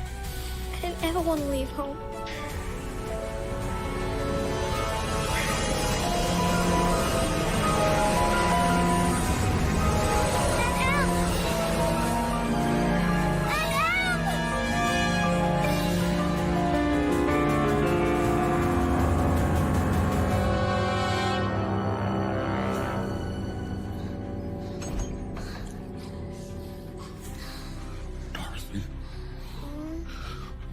The dungeon just opened and closed. No one came in. Who's there? There's no one. She's here. Don't be afraid. Ah! What happened? Something pulled my foot. She's trying to get the shoes. Don't be afraid. Look at her. Stay away. I'm gonna hurt you, little girl. I'm just gonna take those shoes. Why? What's the charm in them? Oh, everyone who wears them knows what the charm is. I can see her. She's in that corner. Not anymore, lying around. That keeps you scared. I lost her. Give me the shoes. Never. What, you gonna fight me with a plate and a cup? Don't you come any closer to me. She's behind you, Dorothy. Can you see me yet? Can you see this? She's got a knife. You cannot hurt me. But this is an enchanted blade, and that works its own magic. Dorothy, there! She touched my hair! Pretty curl. I'll keep that. Dorothy, listen to me. If you don't look at her... There is no way to kill a witch. No, you're wrong. There is one way. And suddenly, I'm not afraid. I see her now. What did you do? I threw a cup of water at her. I see the 1,000 years of hate wrapped in her face. You killed her. A munchkin told me. Best way to kill a witch. My enemy. It cleanses that which is evil. It is like fire to me. She's melting.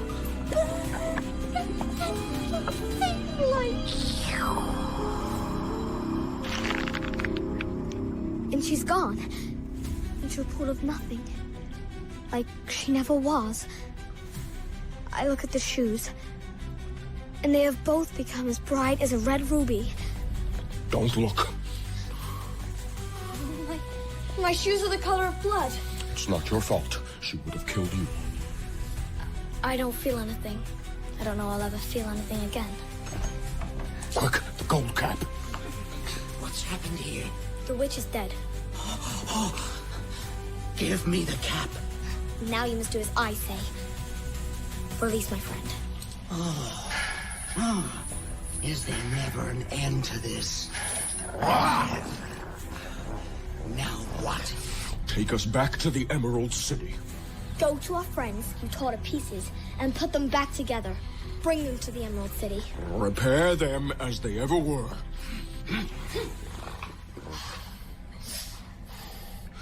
The witch is dead, Dorothy.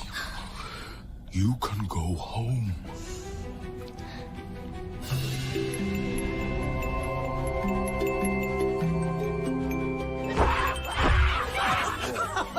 I'm like new. They had to give me new straw. I was all blown away. Stuck up on a tree branch. Just the skin of me. We thought you were finished.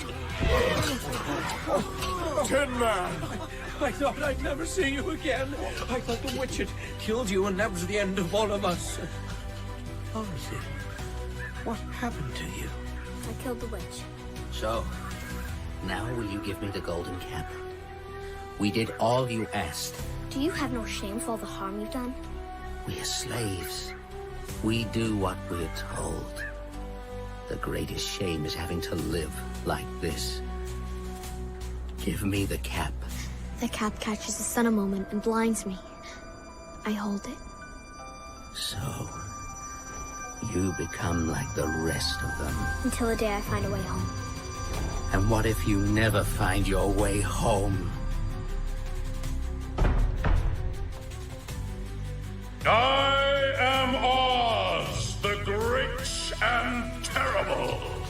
Why do you seek me? We have come to claim our reward. What reward? You promised to send me back to Kansas once the witch was destroyed. And give me a brain. Take away my fever. Is the witch dead? I melted her with a cup of water. Now keep your promise. Hello? I am Oz, the Terrible. And the great Oz. What do you want of me? I never do anything without return. I never return. The witch is dead. The witch is dead. The witch is dead. The witch. You have killed the witch. You must pay. I have been waiting. The wise is not.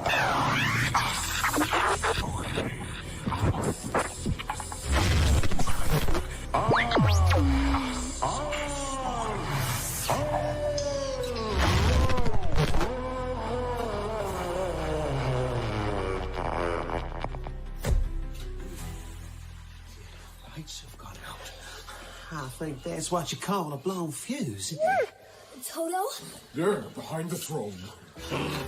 Lots of screams. What? Technology. There's always a glitch. Now... A little man. Hair tobacco yellow. Oh, that's done it. Who are you? I am Oz, the great and terrible. Please don't hurt me. You're the Eye of the Storm? The fire? How did you know so much about us? Oh, spies, birds, the calendar even. So, you're not a wizard? Pyrotechnics and gadgets are my game. So you hide behind all this to keep power? Hey, a politician. And not even a good one at that. How am I gonna get home to Kansas? My brains. My heart. My bravery. You're just an old humbug. Exactly so. You just live in this city and the people outside are starving. Don't speak of Just it. close your eyes, don't think about it. Yeah, I try not to. These poor people. So it's all for nothing. Generally, yes. I'm just a sack of straw. An empty tin. Running scared my whole life. What you have, you have. How can I add to that? Well, that's a lot of nothing. You have to use what you have. That's what makes a mind or a heart come alive. Hey, that's what I said. You see, you're full of ideas. I am? And him. Look how he cries with such compassion. How can he not have a heart? I do. We have? Sure, you're the cleverest person that I know. I never knew someone so tender-hearted. Oh, congratulations. It was there all the time. I just never knew it. Now I know it. I know it. I'm crying with happiness. And you, Lion. True courage is facing danger when you're afraid. And that kind of courage you have in plenty. You're still a humbug. Well, that I am. But how can I not be a humbug when people always want me to do things that everybody knows can't be done? What about me? That is more difficult, but I do have an idea to get you home, Dorothy. Now, this way, please. Where are we going? Secret door!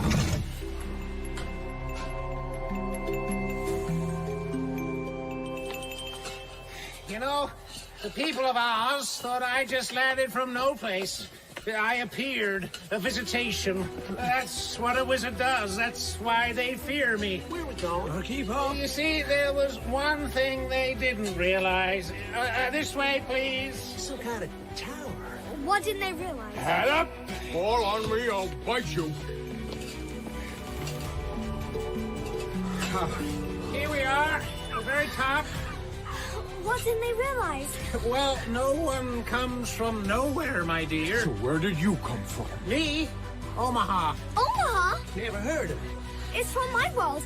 How did you get here? Well, look over the edge of the tower and you'll see. An air balloon. A man's always got to be ready to make an exit. Oh, but what is that? The Oz is ticking out of here. When those people find out I ain't no wizard, what do you think they're gonna do? Where are you gonna go this minute? Undoing the rope, getting out of here. And you take Dorothy with you. That's the plan. Now step back, please. I got a rocket to launch. Oh, this is your way home. Now, there's room aplenty, though I can't vouch for a soft landing. Hey, I flew in a house. Believe me, they land heavy. Oh, God, let the balloons lifting. We got a very short moment when it's level with the top of the tower. Well, this is goodbye, then. Forget goodbyes. We gotta get in. It's lifting. Hold on to the rope. I got the rope. The rope's getting I got the step. The balloon's starting to pull. Dorothy, get in the basket. Toto! Where's Toto? My weight will hold it. Put me in. Dorothy, quickly. Toto!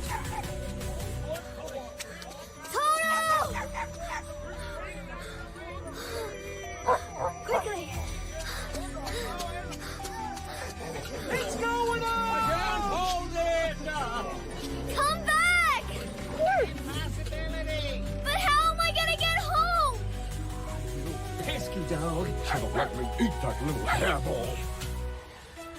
That's it, then. After all this, that's it. Oh, look at him go.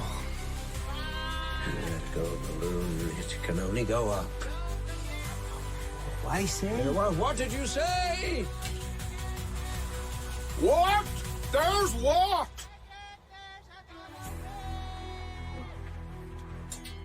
Dorothy, say something. Cry or something. I can't cry. I'm done with crying. Give me the golden cap. What you gonna do? Dorothy? There's another witch. We'll go see her.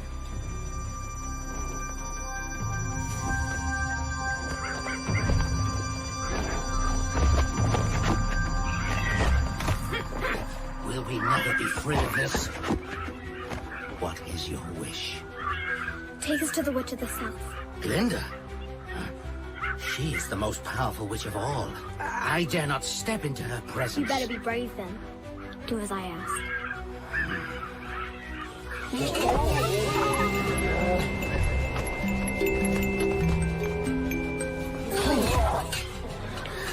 Oh, what is this place? It's a palace. There's no ceiling. It's a forest. It's like it was built 1,000 years ago and everything grew back over it. Now, will you not let us go? There's no one here. Where's the witch? I don't know. Maybe she's dead. But I've got to get home. You have to find the witch. I don't know where the witch I'm is. ordering you. You make a command we cannot fulfill. We die. But I have to go home. Dorothy. Shut up! The forest is still. My friend's looking at me like they don't know me. Something's breaking in me, like I can't hold on no more. I'm sorry. Please, take the cap. I don't want to make slaves of nobody. 300 years.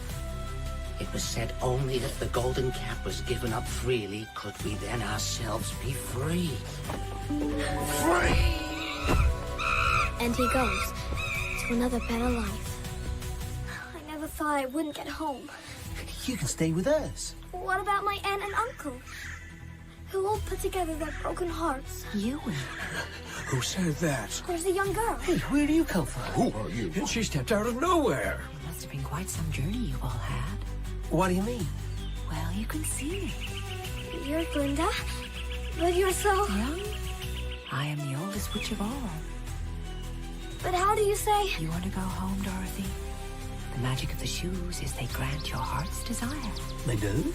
You could have gone home any time if it was what you really wanted. So, why didn't you? I don't know. I guess a part of me is scared. Of what? Of them? Did they hurt you? No. But they've had such unhappiness, and I'm so loud and stupid. Say all the wrong things. I whistle at the table. I don't even know I'm doing it. I laugh out loud at Toto's stupid little tricks. It hurts them. Never hide your laughter, Dorothy. But my aunt, if I laugh, she puts her hands over her ears. Sadness will pass away. Its laughter kept me as I am. Now knock them shoes together 3 times and command them to carry you wherever you wish. Do you want to go home? I do. Now? Just let me say goodbye to my friends. Oh, don't cry. You'll seize up. Well, you'll be okay. They're all I got. They love me best they can. You're the bravest out of all of us. Aw, humbug. Come here, kid. It's time, Dorothy. Toto. Goodbye. Goodbye. Goodbye. Goodbye. I look at my friends to put their faces in my mind for always. And the young witch, a girl just like I am, she is the part of me I want to stay forever. I knock my shoes together. Once, twice, 3 times. Kansas. Ow!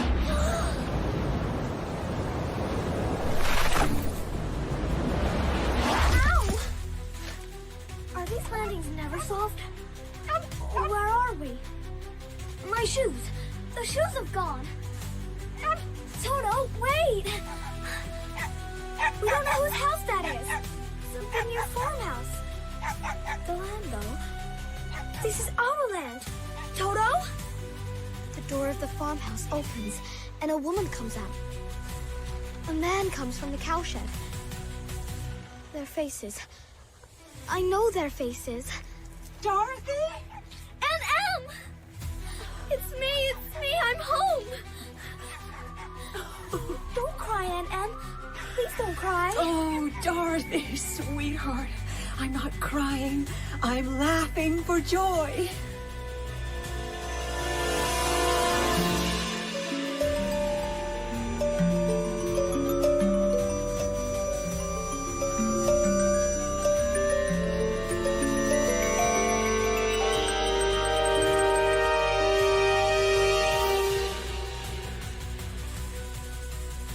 In The Wonderful Wizard of Oz, Dorothy was played by Emilia Clarkeson, Scarecrow by Kevin Eldon, Tin Man by Bern Gorman, and Lion by Zubin Varla.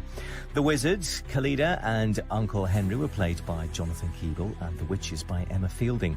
King Monkey was played by Andrew Westfield, and the Munchkin and Gatekeeper by Graham Hawley. Original music was by Ollie Fox, and sound design by Steve Brook. The Wonderful Wizard of Oz was written by L. Frank Baum, dramatised by Linda Marshall Griffiths, and directed in Manchester by Nadia Molinari.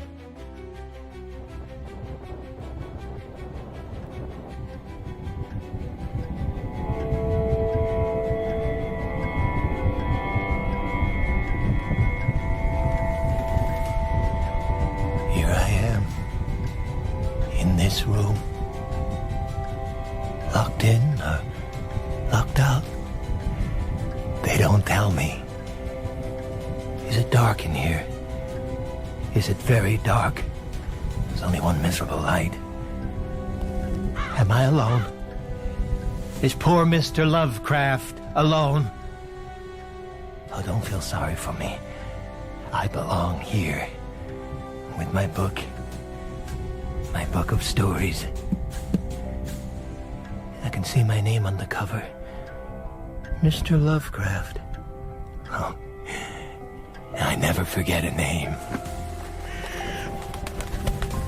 Listen. Can you hear it?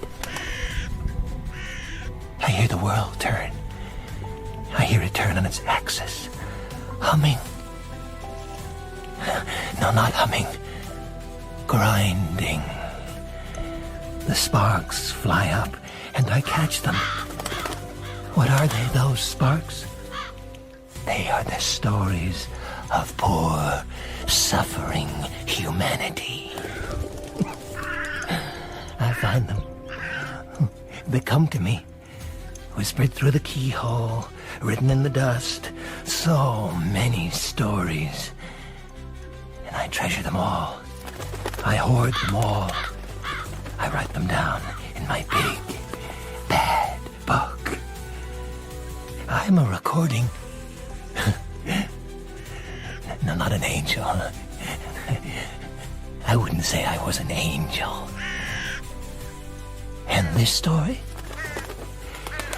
Let's say a little bird told me from across the ocean.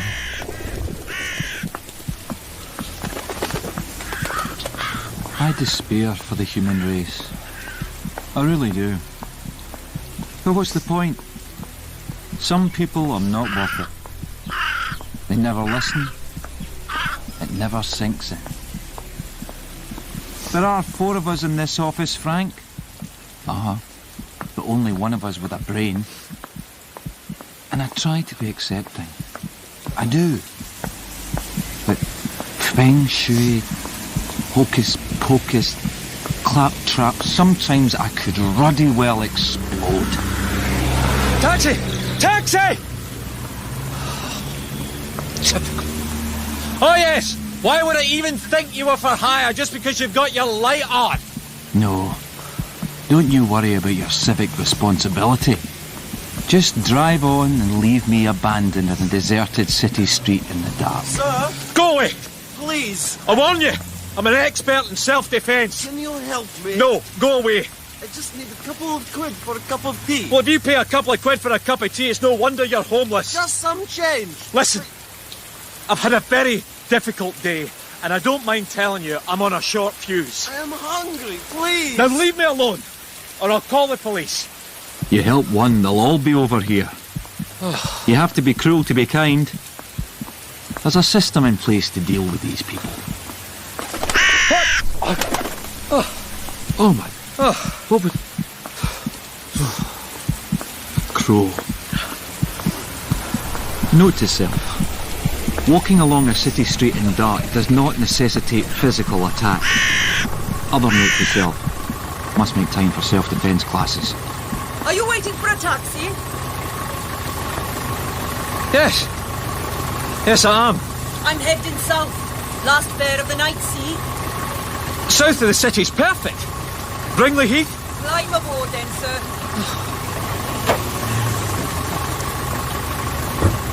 You know, driver, getting this taxi is the first half-decent thing that's happened to me all day.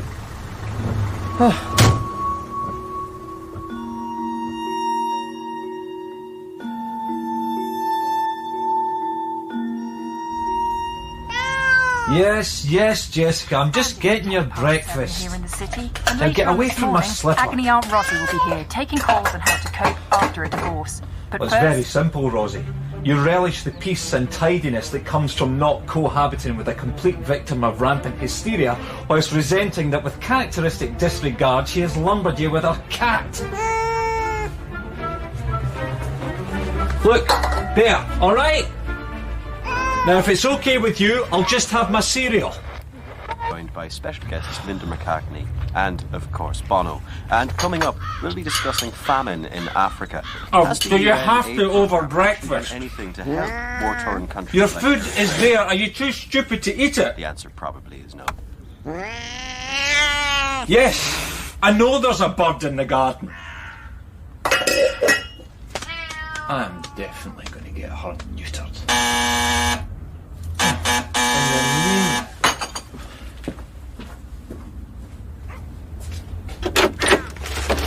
Delivery for Mr. Frank Ivory. Flowers? Sign here. Who would send me flowers? There should be a card. But I don't want them. Take that up with whoever sent them. I don't have Look, it. you'll have to wait a minute. Excuse me? Excuse me? You're not planning on letting your dog poop there, are you? What? Your dog. He can't poop there on the grass. I'm putting a stop to it because you never clear it up. Are you talking to me? That mutt poops in the front grass every single morning and you never clear it up. It can't go on. The day before yesterday, I actually walked some into my car. My dog has never pooped here before. No. You and I both know that's not true. Are you calling me a liar? Well, if the cap fits. Have you got nothing better to do with your life, you sad, pathetic little man?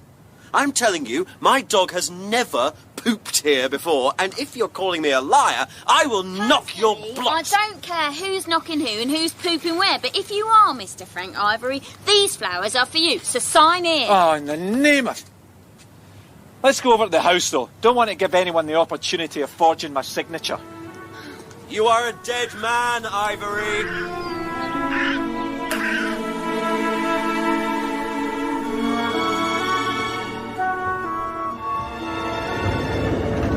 So, that's how my day started, driver. Flowers and a death threat. I tell you, There are some days I think to myself, am I the only sane person in the world? I mean, well, you must see it yourself driving this taxi around. Oh, I do, sir, I do. Most of the time, if I'm honest. I just take people where they're meant to be going and pretty much ignore the rest. It's the only way to get my job Never done. mind sad, pathetic little man, but an actual death threat. You know, I should sue. But you know what annoyed me? You know what really got my goat? That he said to me, have you got nothing better to do with your life? He can't control his dog poop, and yet he seems to be of the opinion that I'm the idiot. I wouldn't worry about it, sir. Wasn't there a philosopher who said, nothing exists except atoms and empty space. Everything else is opinions. Everyone sees the truth in time. No, I've never heard that before. Where'd you learn that? I've no idea, sir. Must have been part of the knowledge.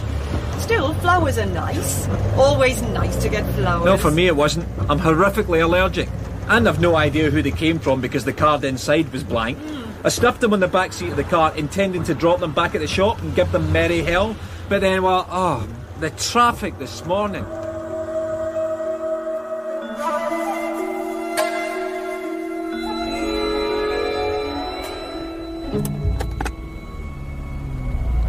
And now, here in the city, it's exactly 17 minutes to 9 on a Monday morning. Here's another 90s classic. Classic!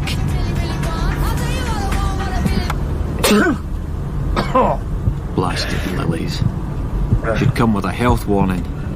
Taking my life in my hands here. With the traffic at this rate, I'm never going to get them back to the shop. Don't you bleep at me. I think you'll find I actually indicated when I changed lane. If you want to beep at someone, then why not that idiot there driving like a crazed buffoon? Probably on a mobile phone. Oh, no. Not a phone after all. Putting on her makeup. Classy. Mascara as well.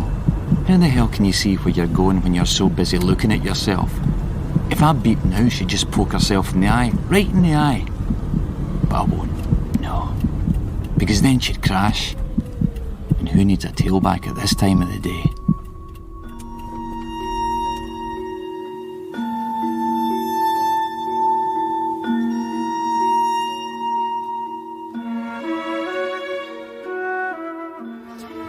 So, did you manage to get them back to the shop? No, I did not.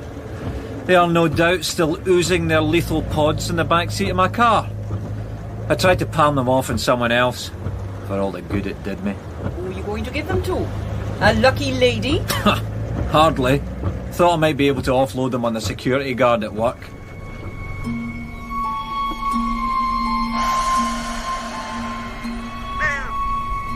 Morning, Mr. Ivory. You're a little tardy this morning. Caught up in the traffic, was you? Yes. Morning, George. The problem, as ever, is that there are just too many people on the roads. Bless you. Caught the cold, have you, sir? No. Actually, George, I got these flowers this morning from... Well, never mind. Perhaps you could give them to your wife.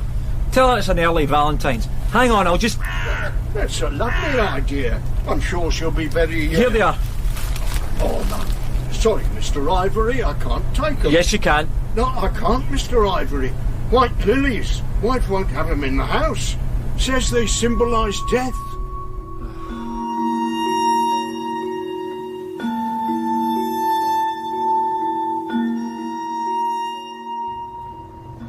Blinking old duffer. If it hadn't been for him locking the car park up early, I'd have been driving myself home now. Why are we stopping? Road's blocked up ahead. Accident by the looks of it. Typical. Just when I planned to be in extra early tomorrow. Could be serious. Yeah. Look at that big crow perching up on the lamppost. You know what that's a sign of? Global warming. Well, the crow is a potent symbol in many cultures. It's a mangy old crow. As I was saying, some believe the crow is an incarnation of Morgan Le Fay. Others, the Morrigan. There's a few names for her. She's the Celtic goddess who appears on the earth in different forms, but would fly over a battlefield in the shape of a crow and perch beside wounded soldiers, deciding who was going to live and who was to die. I'm beginning to wonder, is death a running theme today? Everybody seems to be talking about death. Crows and lilies and dog-pooping thugs. You know what symbolises death? I'll tell you what symbolises death. It's when you're not alive anymore. Looks like it'll be a long wait. Shall I take the back roads? Yes, do. And I tell you another thing.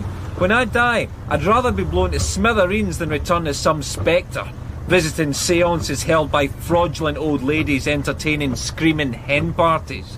Your choice. Every day at the office is like a ruddy, eternal hen party.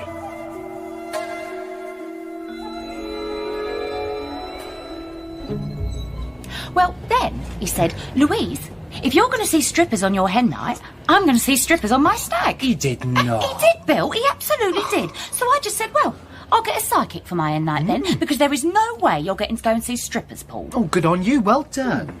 Morning. Good morning, Frank. So, what's he doing for his stag then? Excuse me? Oh, well, he's still going to Amsterdam. Oh, hi, Barbara. Hi, Barb. But that's just because him and the boys love windmills. So that's how I went to see Madame Marie instead. Oh, I've heard she's totally awesome. Oh, did you, Barbara? See, I've heard that as well. I hate to interrupt this awesomeness, but has someone been using my mug? Oh, she was. She was awesome. I mean, even thinking about it now, I get goose pimples. Because it's not where I left it. She said death would ignore me for many years to come. I wish I had the chance to ignore you. And did she see spirits around you? I was told by a psychic once that I have the spirit of an Egyptian water seller looking over me. No. And I think that's why I'm so akin to all things Egyptian. I don't know if I like the idea of being what. Whenever I use eyeliner, I just cannot stop myself. Excuse me. I don't want to interrupt your scintillating conversation, but my mug, has anybody seen it? Sure, Frank. It's right up there on top of your neck. Hilarious. Oh, I'm sorry, Frank. I'm just in a cheeky mood this morning. Listen, I went to see a psychic this weekend. Do you want to hear about it? Go on. Only if she predicted where I was going to find my coffee mug. You could just try the dishwasher. Typical. I knew someone was using it. I was so happy because she said that my granny was watching over me like my guardian angel. Oh. So even though she'll not be physically at my wedding, Madame Marie says that she'll be watching me from above and smiling. I hope when my gran dies, she doesn't watch me from above. Most of the time, she wouldn't be smiling. But do you know what else Madame Marie says? What's that? She said that not only was I going to get married this year, but I was also going to get promoted. Really? Yes, Frank. She said that before the end of the year, I was going to be the same pay grade as you. That's amazing. You doing the same job as Frank. Over my dead body, you will. Bye, Frank.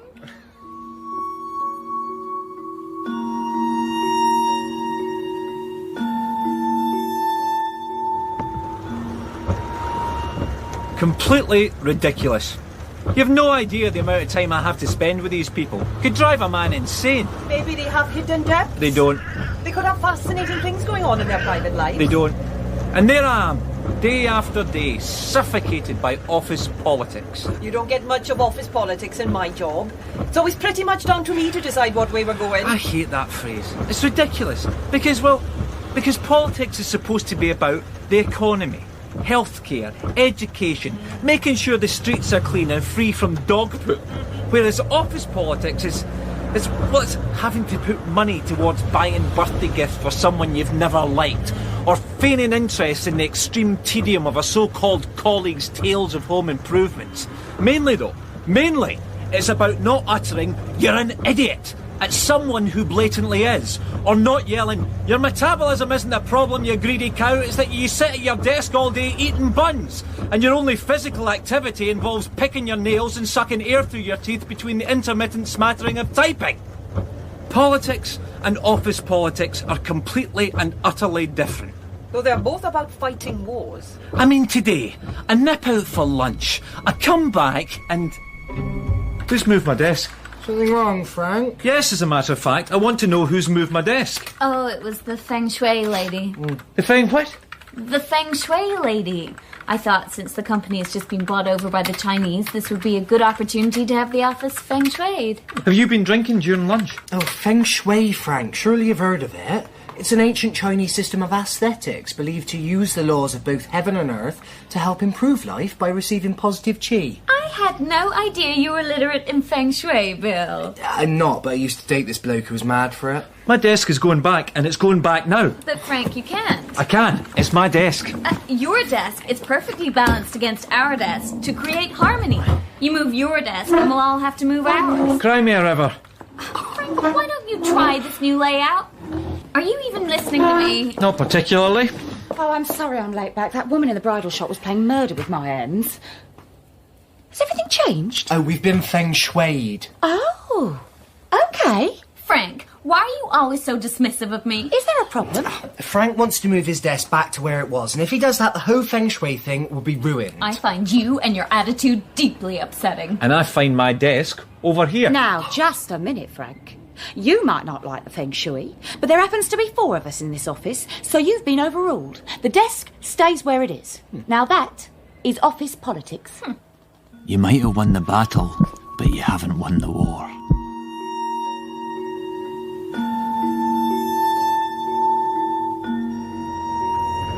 Completely ridiculous. I couldn't even see my computer screen because of the sun.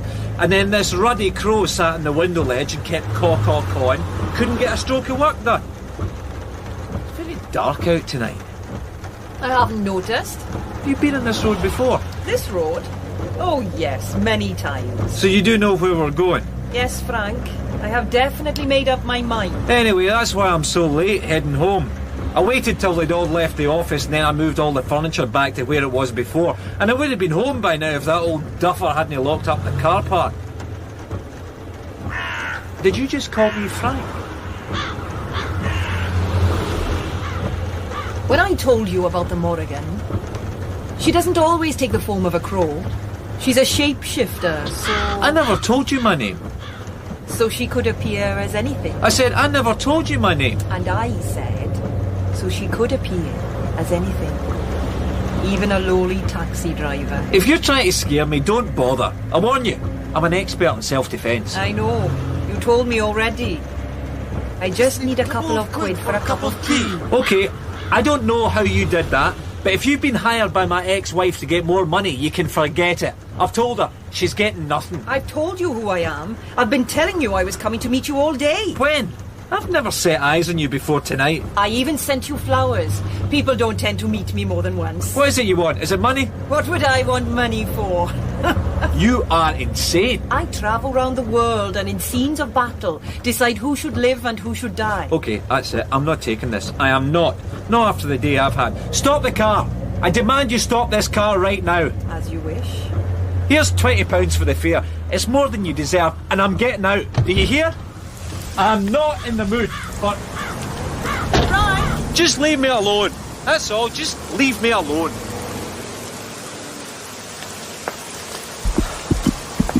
Right. Stay on the pavement and underneath the streetlights. Don't look back to the car. Just keep walking, firm and determined. So typical a day like this should end with an abject nutter. I don't recognise these streets at all. Must be some part of the city I've never been to. But, not to panic. All these houses are not one with a light on. Not panic. Call the police. That's what I'll do. Where is the ruddy thing? Why do they make them so small? There. Ah, there it is. OK. Steady hands. Dial. Emergency services, what service do you require? I need the police right away, please. Emergency services, what service do you require? The police! I need the police right away. Emergency services, what service, please? I keep telling you, you stupid woman, I need the police! I hate these crank calls. Get me the police! Come on, Frank. Don't be riled by some crazy woman with a Welsh accent. Make mental note. Take self-defence classes. Something will become clear. Look. A light. Over there in that house. A light. A light. Please, open the door. I just want to use your phone. Hello, Frank. Yeah! This is a nightmare. I'm just having a nightmare. No point running, Frank. I've told you I've made up my mind. It's a nightmare. I'll wake up and I'll take a course in self-defence. You said yourself there's too much traffic on the road. There are too many people in the world. Space has to be made, and so who do I take? The charity worker who strives only for good and puts her makeup on in the car? The career scientist who ponders on a new cure for cancer every morning when he walks his dog?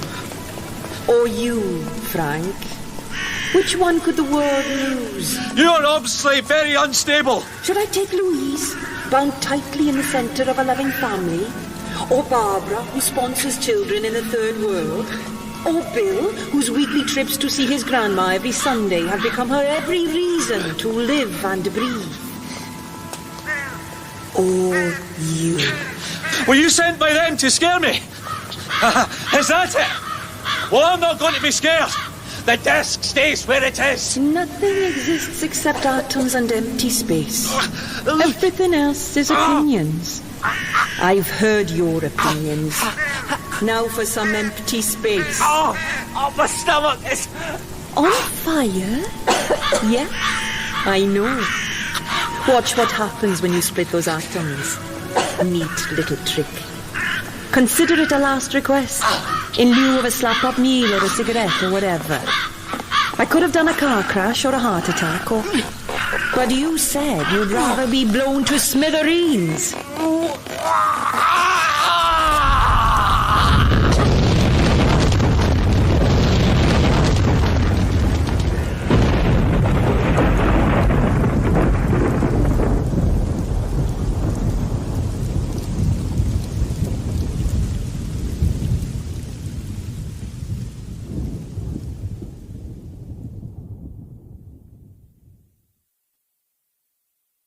Sad in a way, I suppose. Always sad. Though in truth, this one was never quite alive to start with. Look at you, Louise. I can't believe you're promoted. Madame Marie said you were going to be the same pay grade as Frank, and here you are with Frank's actual job. Imagine Frank's face if he ever comes back. I don't see how he can come back. Well, they haven't actually found him, have they? They found his shoes and a big pile of ashes in the shape of his body by the side of a road. Check you out, Barbara. I thought you were all about feeling. I'm just saying, that's all. Anyway, better get back to work. Now, I'm going to celebrate my temporary promotion with a boozy lunch with the gang at the Belly Pot this Sunday. Want to come? I'm afraid I can't, Lou. I'm totally broke this month. And I can't, because there'll be blue murder to pay if I don't get my grand to the shop. Now, remember that big black crow that used to sit there on that windowsill? Well, I'm sure I saw it sitting on the window ledge outside personnel. Personnel? You'd think a bird would be more choosy.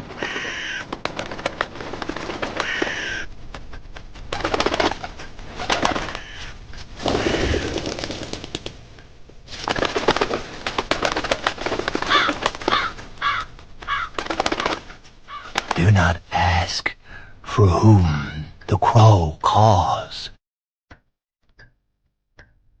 It caws for thee. That's how the story finishes. Me closing the book. I shut them up. I shut them all in. They're pressed between my pages. That's how it finishes. That's how everything ends. Good night.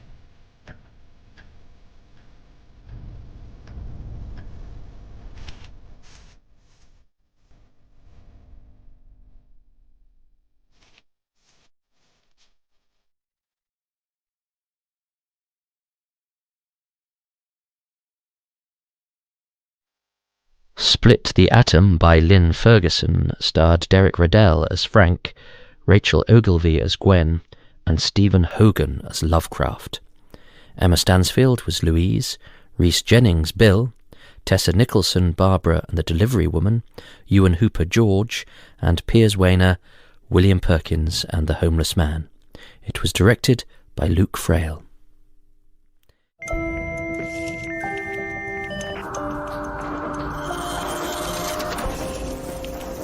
Listen. Do you hear it?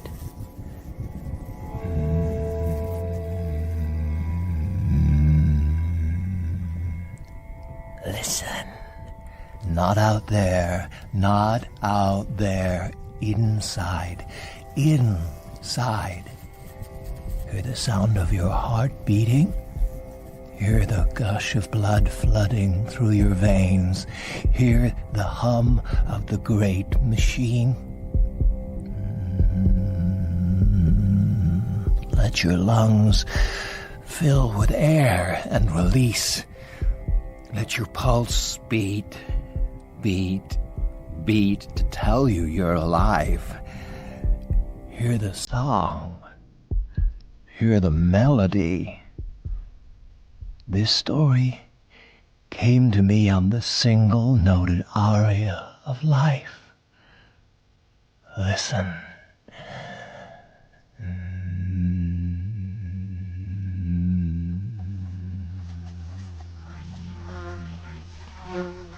My earliest memory is of a blue bottle, buzzing around our kitchen on a hot summer's day. I was young, very young. There was light streaming through the kitchen window, sometimes so strong that you had to squint your eyes just to see. It lit up the brown kitchen tiles and the cork floor and the brown and blue and cream patterned wallpaper. I was in a high chair. Plastic. The 80s was the decade of plastic. Anyway, there was a little blue tray at the front where the food should go. And if I kicked my legs, I could just see the bottom of my podgy little feet at the other side of the tray. In one of my plump little hands, I held a half-sucked jam sandwich, the red jam shining brightly. And in front of me, the remainder of what I suppose must have been lunch. Bright yellow sponges of leftover scrambled egg mixed in with the garish orange remnants of tomato hoops. My mother sat at the kitchen table, smoking a cigarette and thumbing through a catalogue. I remember wanting my mother to look up from the catalogue. I wanted to tell her to look up. But when I asked her to look up from the catalogue, she'd take another puff of her cigarette and say, "Quiet." Or, "Shut up." Or, "I'm warning you, and I won't warn you again." Sometimes, though, she'd look up. At first I thought it could be for me, but then I saw her eyes were following the black dot, buzz, buzz, buzzing around the room. And once, when it landed somewhere, my mother even got up from her chair and walked towards it. I remember thinking that the black dot must be very special to make my mother get up from her chair. But the dot didn't even seem to care. Because even though my mother was actually out of her actual chair and heading towards him, as soon as she was near enough, he was up and off and buzz, buzz, buzzing again. And the sun moved, and the light streamed through the kitchen window, hurting my eyes. And I thought about crying, but I knew my mother wouldn't like it.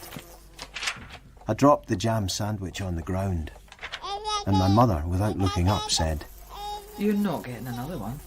And the clock on the wall was ticking, and the fly was buzz, buzz, buzzing. Then suddenly the buzzing stopped. Oh. And as I looked down in front of me, the black dot was hopping along the little blue tray. I remember thinking it looked furry. I remember thinking that I wanted to touch it.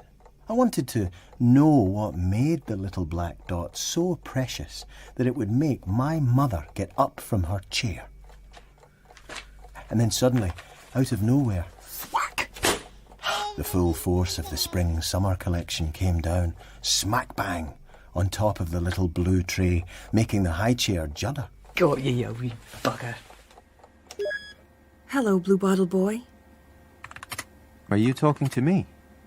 This is a chat room. Are you looking to chat? Do I know you? Do you want to? It says on the screen your name is Arachne. I've never met anyone called Arachne before. Well, I've met at least 13 guys called Blue Bottle Boy. Really? LOL. Kidding. Maybe only 12. My real name isn't Blue Bottle Boy. No. Really? My real name's Alan. Well, how fabulous to meet you, Alan. What's your real name? I can't tell you that. You could be crazy. Are you crazy? I don't think so. We could have a chat and you can work that out for yourself.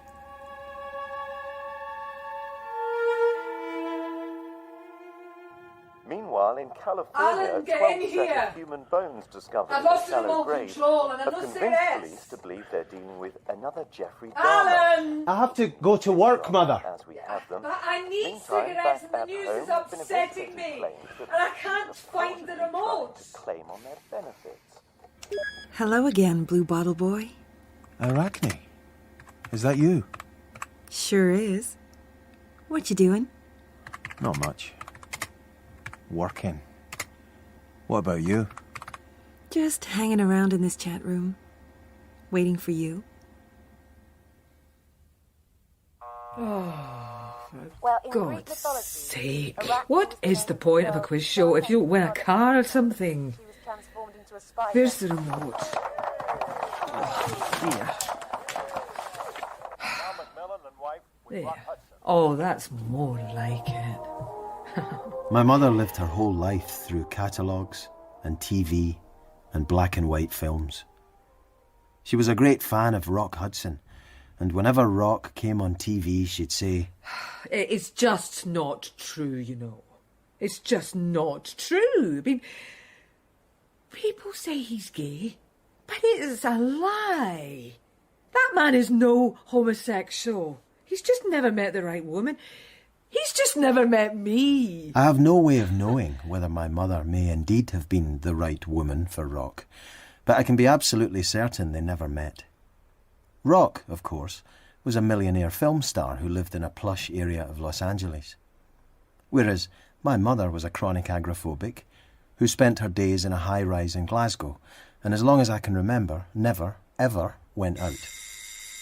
For a while, visitors from social services used to appear, at first trying to cajole my mother to go outdoors. I cannot go out. I'm cursed. Cursed. No, don't make me go.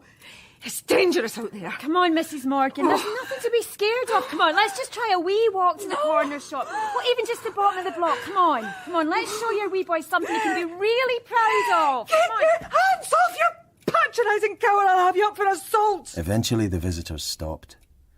Budget cuts meant I was old enough to look after Mother myself. What time is it where you are, Alan? About 3:30 in the morning. Ooh, you're up late. Got something on your mind? What do you mean? Got an itch you're needing to scratch? No. Why would I be itchy? LOL. I don't get allergies. LOL. I don't. LOL. Stop. Arachne, what does LOL mean? Are you kidding me? No, honestly, what does it mean? Laugh out loud. It means you made me laugh. It can also mean lots of love. But I don't know you well enough for that. Surely you've seen it in chat rooms before. I was never really in chat rooms before. You're kidding me. Does that mean I'm your first? I'm blushing. LOL. So am I. So, Alan, what kind of work do you do? Oh, Arachne, it's very dull. Tell me. It's really very dull. I'm a security guard. LOL. You love me for being a security guard. No, I'm laughing because I find guys in uniform tasty. LOL. What do you securely guard then? Money? Things? Televisions, computers, that kind of thing. I work in a warehouse for an online company selling electrical goods online. Can you get me a staff discount? Seeing as I'm your first. Smiley face. I could try. What are you looking for? I'm not telling you that. I don't want to scare you off. If you're a security guard, how come you're online now? Are you on your cell? Nah. I use the computers in the office. Well, that's living dangerously. What if you get caught? I won't. I'm the only one here at night. All by your lonesome? Too bad I can't come and keep you company. Why don't you? As you're on your own late at night too. It's not late where I am. It's only around 7:30 in the evening. Where are you? Los Angeles. I guess with the time difference you're somewhere in Europe. England? Scotland. Awesome. I've always wanted to visit Scotland. Well, I bet Los Angeles is much more exciting. Maybe one day you'll fly over and find out. Sometimes, on errands for my mother, I'd imagine I was a fly. A bluebottle. Not like the great, stupid, bumbling bluebottles that swarmed around the abandoned bin bags on the estate. Not the stupid creatures who busied themselves in the ammonia-ridden stairwells in our block. I would be a noble bluebottle. Clean and pure. Bluebottle boy. My wings sparkling, my body slate blue. I would fly over to Los Angeles, to Beverly Hills. I would find Rock Hudson's house and fly through his window. I'd land next to his desk and turn back into a human form, so as not to freak him out. And I'd just ask him straight out. I'd say, Mr. Hudson, I don't know how you feel about women, and it really isn't my business, but could you fly back to Scotland with me to meet my mother? And ask her if she would go out to dinner. Because if anyone could get my mother to go out to dinner, it would be Rock Hudson. And if my mother would just go out to dinner, if my mother would just go out, my whole world would change. Arachne, when are you going to tell me your real name? Are you married? No. Engaged? No. Significant other? No. Now, will you tell me? Do you like women? Some women. And you live on your own? Yes. I mean, no. I live with my mother. You live with your mother, and you like some women. Now I'm nervous. I live with my mother because she's ill. And I like some women because some women are likeable. Don't be nervous. I'm no Rock Hudson. Rock Hudson? Never mind. What's wrong with your mother? Where do I start? Depression, agoraphobia, paranoia. And I don't remember the names of the other two Spice Girls. LOL. How long has she been ill? Forever. And you take care of her? Yep. You're very sweet. Well, that's my middle name. And yours is? Amber. Alan, my real name is Amber. Pleased to meet you, Amber. The pleasure's all mine, Blue Bottle Boy. All my life I had been directionless, the irritant, useless. Sometimes I'd climb on top of the tower block. I would look out over the city that didn't belong to me and consider that, like the blue bottle, I had only to continue with the business of just staying alive. And day after day passed, month after month, year after interminable year. Then out of the blue, something miraculous happened. At the age of 19, I got myself a job. It's like this. Here at Colby's Electricals, we're looking for a night watchman. Right. Someone who can keep an eye on the stock through the night. We've had every alarm system in the world and it doesn't stop stuff disappearing. We don't want folk knocking stuff off of their family or pals or whatever. And that's where you come in. Our stuff disappears and you suddenly start getting popular, we'll know where to come looking. Understand? Yeah. Hours are 7 till 7. £6 an hour. Take it or leave it. I'll take it. It was like a new dawn. I had room to breathe, space to think. I started to read, just comics at first. But then, as my reading progressed, I moved on to textbooks and the odd novel. My mind began to grow. From time to time, someone would leave a computer on in the office. And though I really wanted to understand how to work one, I was scared that if I touched it, an alarm would go off or it would explode or something. And then one night I plucked up the courage. I just moved the mouse around the mouse pad for a little while, watching the little corresponding arrow flutter around the screen. It seemed so natural. One click, and I was on the internet. A vast new world lay unexplored, a bright new place where I was free from my mother and my past and my present and my everything. The World Wide Web opened up right there in front of me, and I was Blue Bottle Boy, and I was flying. Hello, Blue Bottle Boy. Are you talking to me? This is a chat room. Are you looking to chat? I'd never known anyone like Amber. She taught me all about computers, and we talked for hours about our lives. I told her everything, and amazingly, she was actually interested. She understood how lonely I'd been because she was lonely too. She told me how she'd been widowed and was still trying to get over it. I'd never been in love before, and never thought I would. But I was falling in love with a woman I had never met, hadn't ever seen, had only conversed with through a computer keyboard. Then one night when we were chatting, she told me to click an icon on the corner of the screen. I did as she said, and then suddenly she was right there on the screen in front of me. Well, hello at last. Amber, is that you? Uh-huh. The most beautiful woman I had ever seen. Her hair was short and dark, her eyes hazel. She was sitting in the sunshine, in a garden maybe, and soft summer breeze billowed the sleeves of her pale blue silk blouse. You're beautiful. Why, thank you. And don't you look cute in your little uniform? Can you see me? How can you see me? There's a little camera embedded just above the top of your screen. Crap. Stop it. You look great. Really great. Don't tell me you can lip read. There's a microphone on your monitor so I can hear you too.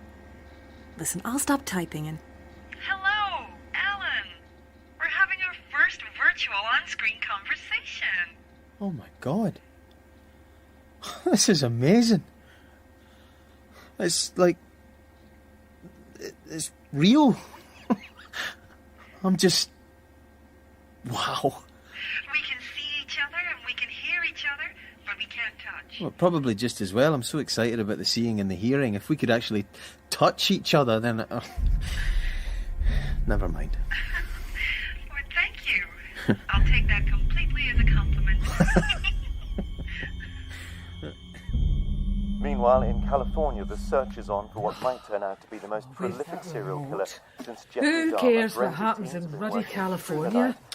Each kind of spider makes a different kind of web. This is the mouse Some here, strands in the web are sticky, and you use it and some are to move dry. around the screen and click on what you want. I'm not listening. I don't want a ruddy laptop. The spider stays in the centre of the web. Turn that down, will you? Look, Mother, this laptop, it's just a modern version of a catalogue. Is it hell? The difference between catalogue and a computer is when you see your stuff in the catalogue, the pictures in the catalogue, can you see you back? These wee pictures here, right, they're called icons. They're shortcuts to what you need.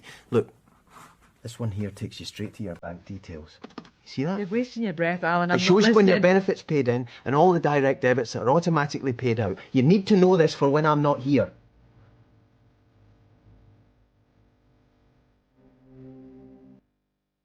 Do I believe in fate? I'd never thought so before. If there was such a thing as fate, then why had mine to be stuck in a cramped two-bedroom flat in a high-rise in a grubby part of Glasgow with a sick mother who was convinced the world was full of creatures of evil who would devour us for their pleasure? But it had to either have been fate or luck that brought Amber to me, when life was about to take a definite turn for the worse. We're replacing you with a new computer system. 100% efficient, secure, and doesn't need toilet breaks. You finish Friday. What an asshole. It's his company. Send him over here. I'll have him for breakfast. Alan, I heard this story of somebody once who copied all of the company accounts onto one of those tiny little memory sticks. Yeah, a dongle. I have one of those. I know. Anyway, he fled the country to be with his girlfriend who lived overseas and knew all about computers. And she was able to use the details to scam thousands and thousands of pounds from customer credit cards. And they both ran off together. What happened to the couple? Nobody knows exactly where they went because they just disappeared. My guess is that they've gone to Mexico and have a great big house and as much money as they need, and they lie in the sun by the pool all day. Would you lie by the pool with me? We could disappear together. Now look at this, Mother. See? You can just type in Rock Hudson in here and watch. See? Everything you'd ever want to know about Rock Hudson. He was not gay. There you go. A chat room dedicated to that very subject. Rock Hudson, the gay conspiracy. What's the chat room? It's a place online where you can meet people just like you. Look. If Rock Hudson was really gay, why did he have so much chemistry with Doris Day? Exactly. Mother, I'm going out for a while. Where? Well, just out.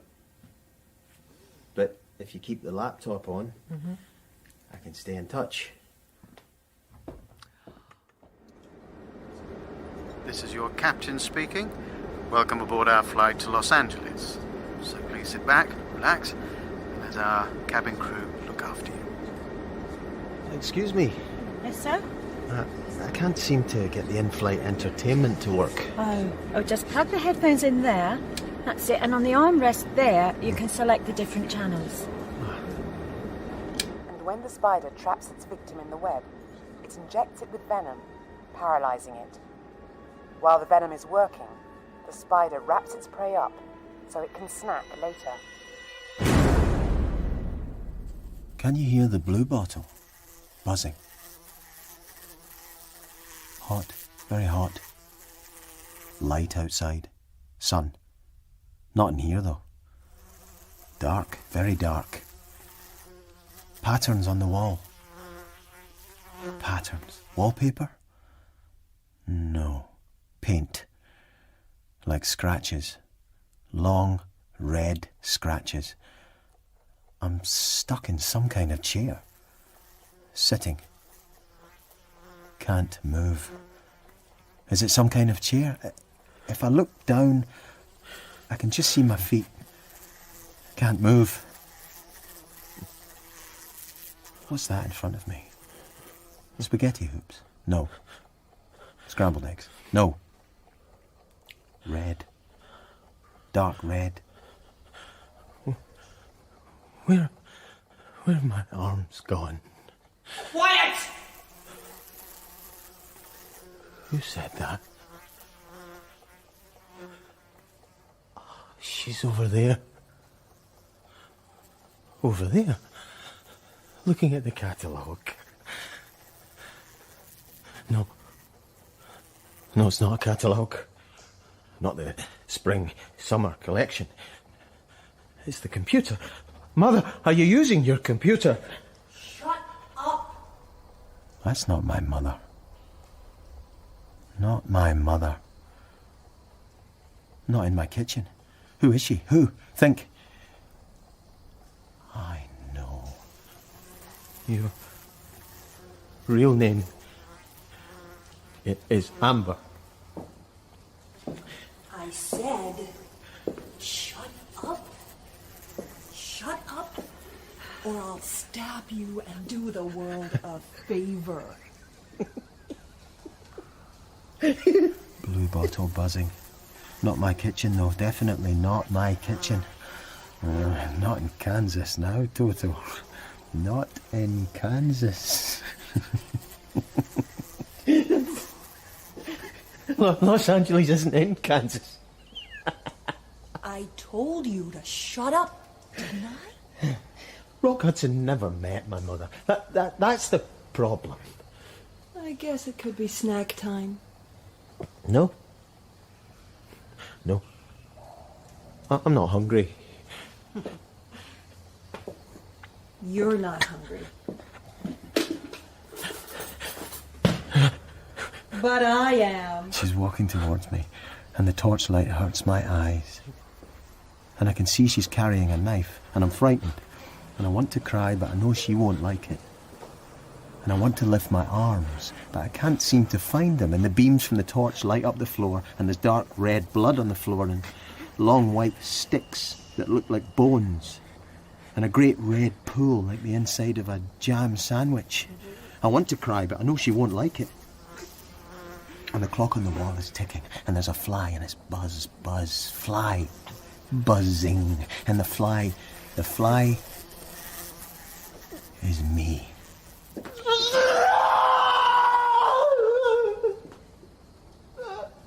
Mom! Mom, help me! Help me, Mom! I met your mother in a chat room. Very lonely without you. Maybe she'll be dessert.